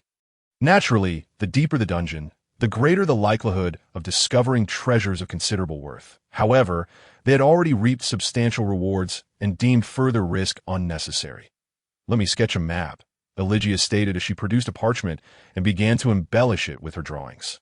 Lao Jin curiously leaned in for a glimpse and found her map to be a masterpiece of abstract art. Only a mad genius could decipher her scrawls. Is this symbol a passage leading underground? Lao Jin asked, pointing to an odd glyph on the map. No, that marks the locations where we encountered skeletons. I have annotated every spot where we faced them. Eligia elucidated. So this cat-like figure indicates the route to the underground? Lao Jin queried, indicating another symbol. That is not a cat. It is a notation of the circumstances we faced at that moment, Eligia replied, exasperated. What exactly are you drawing? No, what are you writing? Forget it, as long as she can comprehend it. That suffices. The group abandoned their plan to explore the 5th level below and continued to scavenge for spoils on the 4th level. Along the way, they encountered numerous skeletal warriors, as well as some slimes and giant bats. Upon seeing these familiar foes, Lao Jin was instantly invigorated and launched into a frenzied assault. Eligia, witnessing Lao Jin's bravery, beamed with satisfaction. Her smile was akin to a gentle spring breeze, dispersing the gloom of the dungeon and lightening the atmosphere of the entire party. There appears to be a room ahead, Maria pointed out. There are people inside, Cobson intoned gravely. Does that fellow wield a staff? Lao Jin's eyes gleamed with interest. In the room stood a skeletal mage, brandishing what appeared to be a wooden staff. Indeed, it is a staff. I initially thought it was merely a firewood stick, Lao Jin exclaimed with excitement. Ha! You are quite the comedian, Cobson quipped, a rare jest escaping him. Really? Lao Jin felt a surge of pride. Just kidding, you brute. Refrain from such foolish talk, Cobson remarked, unrelenting in his teasing. Damn. Lao Jin felt a pang of hurt. The skeletal mage remained motionless in the center of the room, with something seemingly writhing beneath its feet. Could it be some form of magical trap? A sense of unease settled in Lao Jin's heart. Should something like spikes suddenly emerge from below, it would spell disaster. Cobson, sensing the anomaly, cautiously raised his lantern and approached slowly. The light illuminated the corners of the room, allowing Lao Jin to finally discern the writhing entities. Goodness! Maria let out a short, sharp cry. The squirming, wriggling forms were swarming teeth maggots. These repugnant creatures were far more terrifying than any magical trap. Suddenly, the skeletal mage sprang into action, brandishing its staff. A plume of black mist erupted from the tip, enveloping the teeth maggots. The maggots seemed to respond to some unseen stimulus, raising their heads and fixating their hollow eyes on Lao Jin and his companions. Ugh! Disgusting! A viscous liquid dripped from the mouth of one of the teeth maggots, splattering onto the ground. So revolting! Lao Jin cried out, cleaving one leaping maggot in half with his sword. Squeak! Squeak! The maggots appear to have received a signal of attack, surging forth en masse toward Lao Jin and the others. These creatures could indeed leap. It seemed this skeletal mage possessed the ability to control them. Cursed creatures! I despise bugs! Cobson roared. Wretched beings! Eligia grimaced in disgust, while the ability to command monsters was formidable. Did the mage truly believe these minuscule pests could vanquish them? Such a notion was utterly delusional. In swift order, Lao Jin and his comrades dispatched the teeth maggots and then swarmed the skeletal mage, bringing it down with their blades. Another staff dropped. Lao Jin shouted with glee. Though his body was smeared with the repulsive fluid, his spirits soared. They had already acquired 2 staffs embedded with black crystal orbs. Maria brandished her shield. Cobson held the lantern. Eligia wielded the previously acquired staff, leaving the newly acquired staff for Lao Jin. One hand gripped a sword, the other a staff. His appearance was reminiscent of the legendary sword mage. I too shall learn magic, Lao Jin mused inwardly. Progress is indeed favorable. Eligia hung the skeletal mage's skull at her waist, grinning. With 2 skulls dangling from her waist, she resembled a warrior from a cannibalistic tribe. Indeed, how much do you suppose these 2 staffs could fetch? Lao Jin inquired. I estimate at least 3 silver coins for each. Cobson replied. 3 silver coins? More than my shield, Maria exclaimed in astonishment. While 3 silver coins for a staff may have seemed overly optimistic, surely they could command several dozen copper coins at the very least. The group pressed onward, overcoming challenges and gathering bountiful spoils that a low, rumbling growl echoed from a distance, reminiscent of some wild beast. Following this, a bizarre laughter pierced the air, sending chills down their spines. I sense a malevolent presence, Eligia remarked, setting her staff against the wall. Light dispels darkness. Holy light. Eligia chanted an incantation, summoning a radiant glow that illuminated the surrounding shadows. It's hellhounds and imps. What a foul stench. Eligia covered her nose, commenting, Woof! Ha ha ha!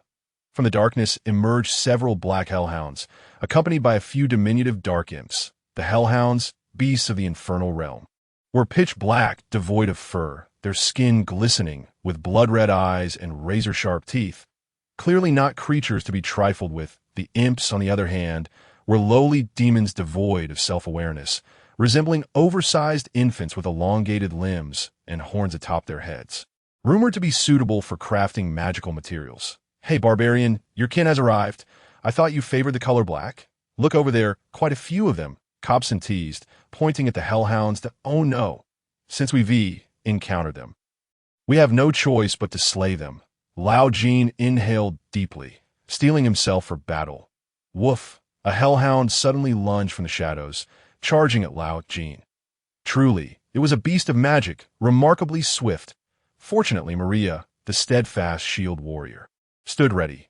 Calmly, Maria raised her shield to deflect the hellhound's assault. Thud! What tremendous force! The hellhound's strength was formidable, causing Maria to stagger back a few paces.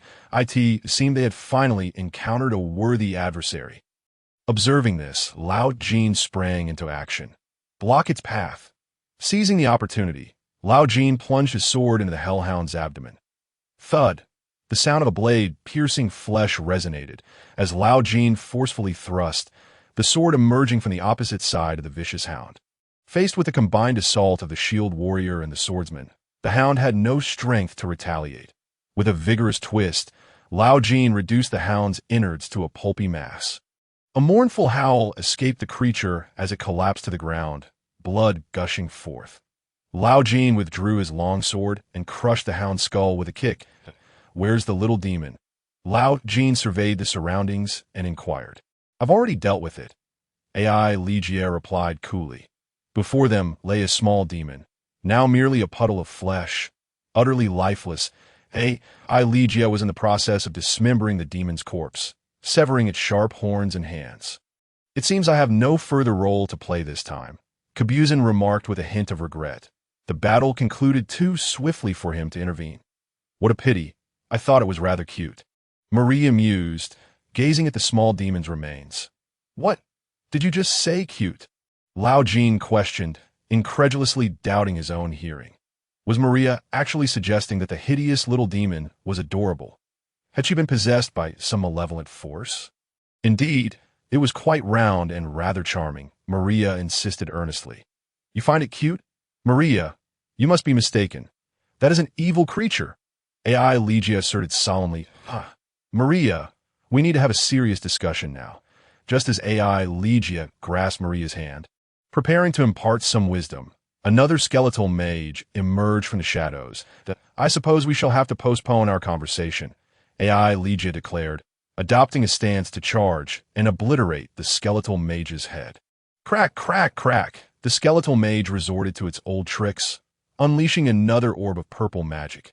Maria excitedly raised her shield, ready to demonstrate her prowess once more. "Wait!" Lao Jin abruptly pulled Maria back, saying, "What if this magic orb can pierce through the shield?" It would be wise to take cover. Though he hated to dampen Maria's enthusiasm, the potential consequences of being struck by the magic orb were too dire to ignore. After some contemplation, Maria conceded that Lao Jin made a valid point and obediently stepped aside. "It's over. A few more hounds remain, but upon witnessing their mage's demise, they fled immediately. It appears these skeletal mages possess the ability to control beasts," AI Ligia remarked. Although the skeletal mage lay defeated, it left behind a staff. Lao Jin handed the staff to Kabuzin to carry. Now, they were merely one staff away from achieving their objective. Crackle, crackle, crackle. Before long, they encountered the fourth skeletal mage. This unfortunate mage was thoroughly battered, its bones bruised, yearning to scream, yet only managing a silent wail due to its lack of vocal cords. Together, Lao Jin, AI Ligia, Kabuzin, and Maria united to reduce this skeletal mage to mere fragments. With 4 staffs in hand, the group rejoiced. More importantly, facing 4 identical foes had grown tedious, and this was the perfect opportunity to vent their frustrations. In simpler terms, it was time to celebrate with a bang. "Shall we return now? Just how much do you think these items are worth?" Lao Jin's eyes sparkled as he envisioned bulging coin purses, the silver cup, the staff, and the antiques. This time we're bound to make a fortune. "Ha ha!" Kabuzin rubbed his hands together, eager to rush to the trading market. Although the antiques appear to be mere scraps, selling the silver cup and the staff would surely fetch at least 10 silver coins. As for the antiques, it was wiser not to harbor overly high hopes. Let's not forget the 2 daggers and the tooth of the treasure chest monster, along with a little demon's horn. Lao Jin added, fearful of overlooking any treasures. Despite the increased burden, all these items would eventually transform into heavy coins, filling his pockets. Lao Jin suppressed the impulse to shout in exhilaration, his heart brimming with joy. AI Ligia secured the staff to Maria's back, and from a distance, their quartet indeed resembled a band of magical bandits. Lao Jin straightened his posture, feeling as though he walked with a newfound vigor. Shall we set off then? AI Legia, do you have enough maps stored? Lao Jin inquired, a teasing tone in his voice. Stored? What are you talking about? AI Legia looked perplexed, evidently not grasping his meaning. Ha ha. Just a jest, we are heading back. It's time for your map to shine. Lao Jin explained with a grin. Leave it to me. AI Legia replied confidently as she unfurled the map and strode ahead with purpose. The others followed, chuckling. Their journey back was devoid of monsters. The path was clear, littered only with the skeletal remains, silently narrating their glorious triumphs. Before long, they returned to the third level, the hall reminiscent of a cathedral. Along with the adjoining waterway roomed, "Oh, this fellow has been reduced to pure bones," Lao Jin remarked, glancing at the corner where the adventurer's corpse lay, unable to resist a quip. Compared to before, the body had been stripped to its stark white skeleton. The flesh seemingly devoured by some passerby. He one tea suddenly rise. Well, Hikaya asked, a hint of fear in her voice. I've considered that possibility. Lao Jin nodded in agreement. I have purified him. There is nothing to worry about. AI Legia stated calmly, her tone exuding confidence that in that case, I feel reassured. Lao Jin acknowledged, dispelling his doubts. Though AI Legia's map appeared chaotic, they successfully navigated through the third level, reaching the second. How did you manage that? Lao Jin pondered, curious, though he refrained from asking why her map resembled a child's scribbles. We have undergone training in this regard. AI Legia explained serenely. Training? Lao Jin's curiosity deepened. If I were to meet an unfortunate fate, and heretics acquire my map, they could potentially use it for nefarious purposes. Thus, our mapping techniques must ensure that outsiders cannot decipher it. Lao Jin listened, astonished. Wait a moment. Didn't you say you were a low-ranking nun? What exactly is the Church of the Radiant Ten? From their mannerisms and rhetoric, it could easily be mistaken for a sacred special forces unit. I see. I previously thought you were simply unskilled in drawing. I truly apologize. Lao Jin quickly expressed remorse, fearing his earlier comments might have offended AI Legia. You misunderstood me. However, I genuinely lack talent in drawing, and your words did hurt me a bit, AI Legia admitted. Lowering her gaze, her tone tinged with disappointment. I really need to watch my mouth. I should be punished. Lao Jin lamented, giving himself 3 stinging slaps. How could I let a girl feel sad? Oh, please don't do that. AI Legia chuckled at his antics. Are you out of your mind? Kabuzin interjected, bemused by Lao Jin's self-punishing display. Mind your own business. Lao Jin shot him a glare, feeling increasingly awkward, encountering no monsters along the way. The atmosphere grew lighter. Before they knew it, they had returned to the familiar first level, the spacious hall. Having spent so long in the dungeon, Lao Jin felt as though he had traversed through time. Let us hurry up. I'm feeling a bit weary, Kabuzin yawned, looking fatigued. After such strenuous work, it's no wonder you're tired. I, too, wish to return home for a shower and a good night's sleep. Maria agreed. They made their way towards the sunlit ground. Just then, voices echoed from the stairway leading up. Are those other adventurers? The group heightened their vigilance and tread lightly as they ascended. Oh, before them stood indeed other adventurers. A scruffy middle-aged man. They paused midway on the staircase, sizing each other up. Did you come from inside? The middle-aged man asked first. Indeed, what of it? Lao Jin nodded, a subtle sense of unease rising within him. Although his companions remained silent, he had never held a favorable view of adventurers. In his eyes, these individuals would go to any lengths for profit, with murder and thievery being mere trifles. After all, he himself was one of them. Are those staves all the same? Could they have also been discovered within? The middle-aged man noticed the staves in their hands, a glimmer of greed flashing in his eyes. Indeed, this dungeon was replete with treasures. A descent into its depths might yield a fortune. Lao Jin offered a perfunctory reply and then brushed past him, continuing his ascent. The middle-aged man was followed by 2 burly, fierce-looking men. However, their numbers were sufficient to deter any potential trouble. With this thought, Lao Jin felt a wave of relief and signaled to his companions to hasten their departure. Let us move quickly. I yearn to return and take a bath. As do I. Thus, they brushed past the group of adventurers without incident. At last, they had seen the light of day. the sun shone brightly, emerging from the dungeon. The radiant sunlight warmed their skin. After spending so long in the dimly lit confines, basking in the sun made Lao Jin feel as if the vitamin D within him was surging. Wait, is it noon now? What? Is it really noon? Wherein tea we only here in the morning? Lao Jin asked incredulously. It seems we've spent an entire day and night here, plus half a day. Cobson remarked helplessly. So that is how it is that in their eagerness to slay monsters, they had completely lost track of time and unwittingly passed through a night. Nearly 30 hours in that dungeon. I feel as if I've been trapped there for weeks.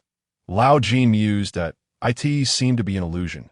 Prolonged exposure to darkness inevitably distorted one's perception of time. And no wonder I feel so exhausted. Lao Jin muttered. What is not to sleep about? I often stay up late. However, under the sunlight, the dark circles under Melia, Cobson, and Aligia's eyes became particularly conspicuous. It appeared that everyone was utterly drained. I really want to get back and sleep. The scenery outside isn't changed at all, Melia remarked as she surveyed her surroundings. It's only been a day. What could have possibly changed? Cobson replied. The surroundings near the dungeon entrance looked exactly as they had upon their arrival. The abandoned tents lay scattered on the ground, as if their owners had hastily fled without collecting their belongings. Were they still exploring the depths of the dungeon? Or perhaps they had perished within? Surely not. While those skeletal mages were bothersome, they wouldn't have wiped out all the adventurers, would they? Yet they had indeed seen a corpse. These tents should fetch a decent price. Shouldn't they? Why don't we just take them? Lao Jin suggested, a flicker of greed crossing his eyes as he looked at the tents. What nonsense are you spouting? Those belong to someone else, Aligia frowned. Just joking. Lao Jin quickly waved his hand, dispelling her concerns. But how are we going to get back? At that moment, Melia, who had been observing the surroundings, suddenly inquired. Wait, the carriage. When we came, didn't we only rent a one-way carriage? Are we supposed to walk back? Lao Jin exclaimed in horror, glancing at Aligia. It seems I overlooked that. We can only return on foot. Aligia replied calmly, showing no sign of discontent regarding the prospect of walking. This is exhausting, Lao Jin lamented, feeling as if life had turned bleak. Thus, under the scorching midday sun, they set forth once more on the path through the jungle. They had arrived at the jungle's edge by carriage, but now they had no choice but to rely on their own legs to return. My heavens, it's unbearably hot. Lao Jin couldn't help but complain. The dungeon was much cooler. Cobson wiped the sweat from his forehead, reminiscing that I'm drenched in sweat. Melia added, equally distressed by the heat. The dense foliage shielded them from the sun, and they swung their weapons, laboriously forging a path. The stifling, humid air made it feel as though they were encased in a steamer. In the dungeon. Despite the exertion, the cool environment, occasionally accompanied by a refreshing breeze, was invigorating. How different it was now, with the heat being oppressive.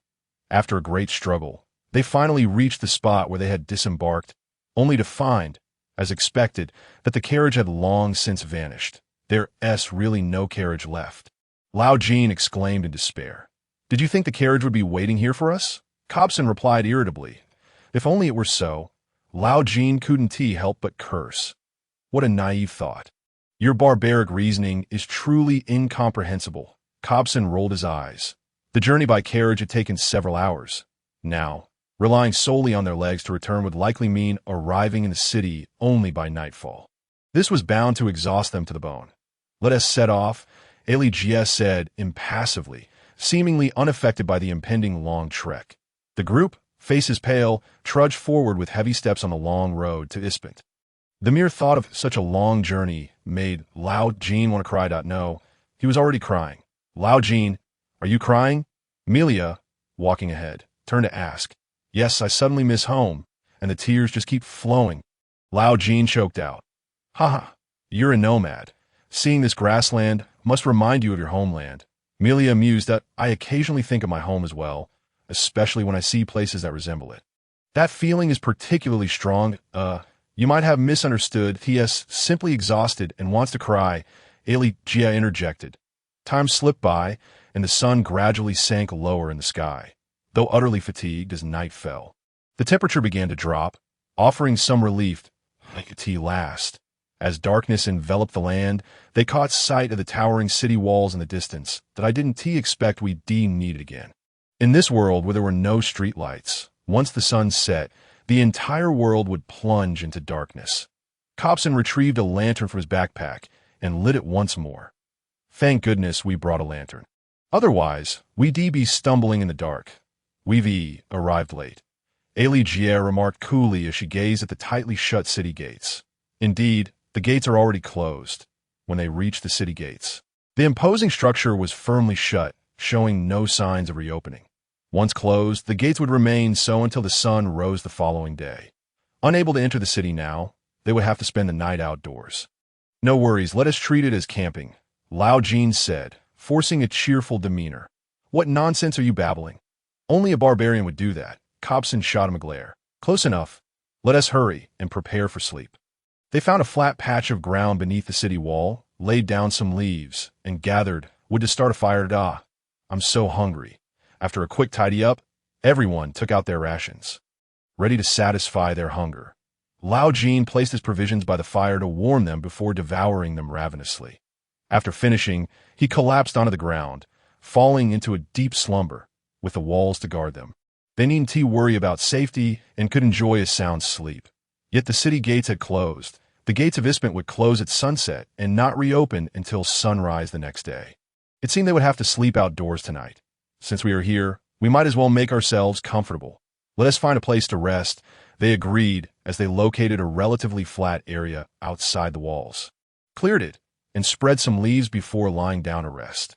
Cobson lit a bonfire to ward off the night's chill. I'm so hungry. Lao Jin pulled out his rations from his backpack, warmed them by the fire, and devoured them eagerly. Exhausted to the core, they quickly succumbed to slumber. Outside the walls, only the crackling of the fire broke the silence, illuminating their weary faces. Time to wake up. Lao Jin opened his eyes as the eastern sky began to lighten with the first light of dawn. The murky heavens gradually painted in hues of red. Clearing his throat, he called to his companions beside him. Is it morning? This slumber was indeed profound. Cobson yawned and rose, his sleepy eyes barely open. We must hurry into the city. It is far too cold outside. Melia complained while rubbing her eyes. Eligia had long since awoken and sat quietly, engrossed in her book. Old Jean, with curiosity, glanced over and discovered it was the Bible she always carried with her. You are awake? Then let us proceed to the city, Eligia said as she closed her book, tucked it into her waist, and stood up to take tea. This moment, Old Jean noticed that four strangely shaped skulls dangled from Eligia's waist. Upon closer inspection, he realized they were the heads of skeletal mages, inscribed with malevolent runes. This atmosphere is rather peculiar, isn't it? As they approached the city gates, they found them already open. 2 guards stood at either side, one stout and the other slender, the latter sporting twin ponytails. The stout guard appeared to be quite seasoned, and with a subtle glance, he signaled the slender guard, who hurried over. What brings you here? We are adventurers on a mission. We returned late last night and had to make do outside the city. Cobson explained hastily. Adventurers? Do you possess identification? Although most guards seldom check for such, this young lady was diligently fulfilling her duty. Reluctantly, Old Jean and the others produced their adventurer badges. Old Jin's badge, made of copper, was issued during his registration at the Clashium Adventurers Guild when he ascended to the rank. It had been several years since he last presented it, and it was now tarnished with patina. All 3 have been verified, the slender guard remarked, turning to Eligia. Without uttering a word, Eligia quietly unfastened her collar to reveal a cross necklace that radiated a holy luminescence. The slender guard was momentarily entranced, taking a long while to regain her composure. May I ask what faith you follow? You silly girl, how could you not know? The Church of the Radiant Cross. Let them pass immediately. The stout guard interjected, unable to contain himself. Yes, my apologies. Please come in. The slender guard finally snapped back to reality and promptly allowed them entry. Thank you for your service. Old Jean nodded at them as they stepped through the gates. Let us first dispose of our spoils, Cobson suggested. Indeed, that is the plan. Upon entering the city, their foremost task was to convert their findings into coin, followed by the division of the loot. Once this was concluded, their thrilling foray into the dungeon would come to a satisfactory close. Miss Eligia, shall we head to the nearby blacksmith shop? Everyone, follow me.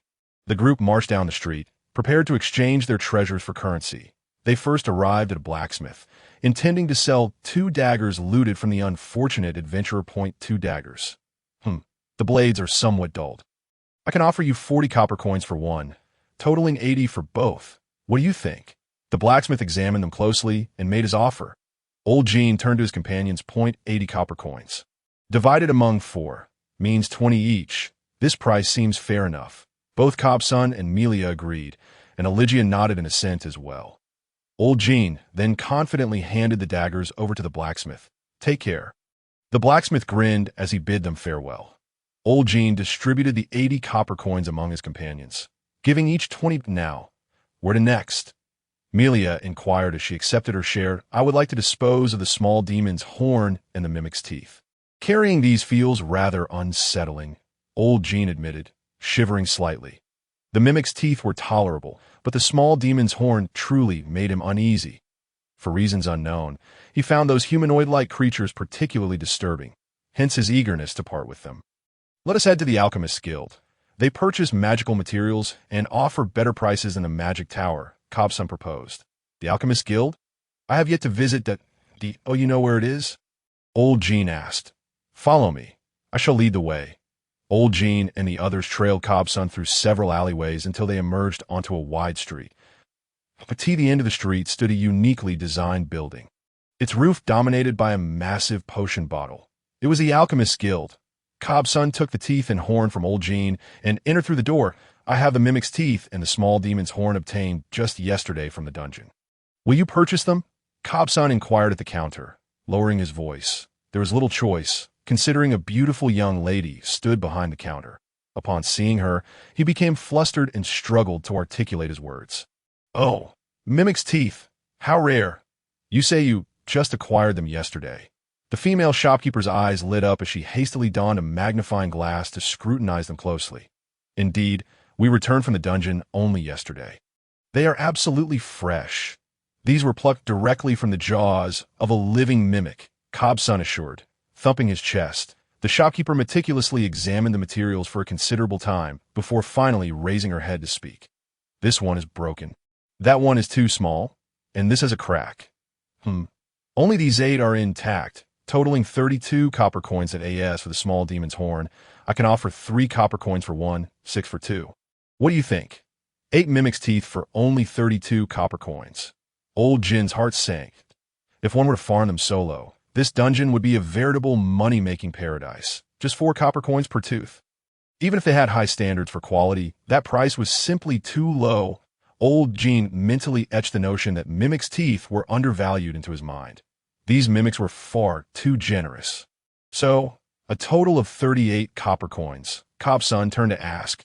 That amounts to only 9 copper coins per person, which is indeed not much. That I had not held high hopes for these materials anyway. Our primary income will still come from those tin cups and the staff. Melia and Eligia voiced no objections. Just as Kobsun was about to collect the payment, Old Jin suddenly interjected. By the way, we also found some antiques in the dungeon. Would you be interested? Antiques? The shopkeeper's interest was piqued immediately. Old Jin quickly rummaged through his backpack, producing various necklaces, rings, and earrings, each item eliciting a more dismayed expression from the shopkeeper. Rather than antiques, these were more akin to worthless trinkets.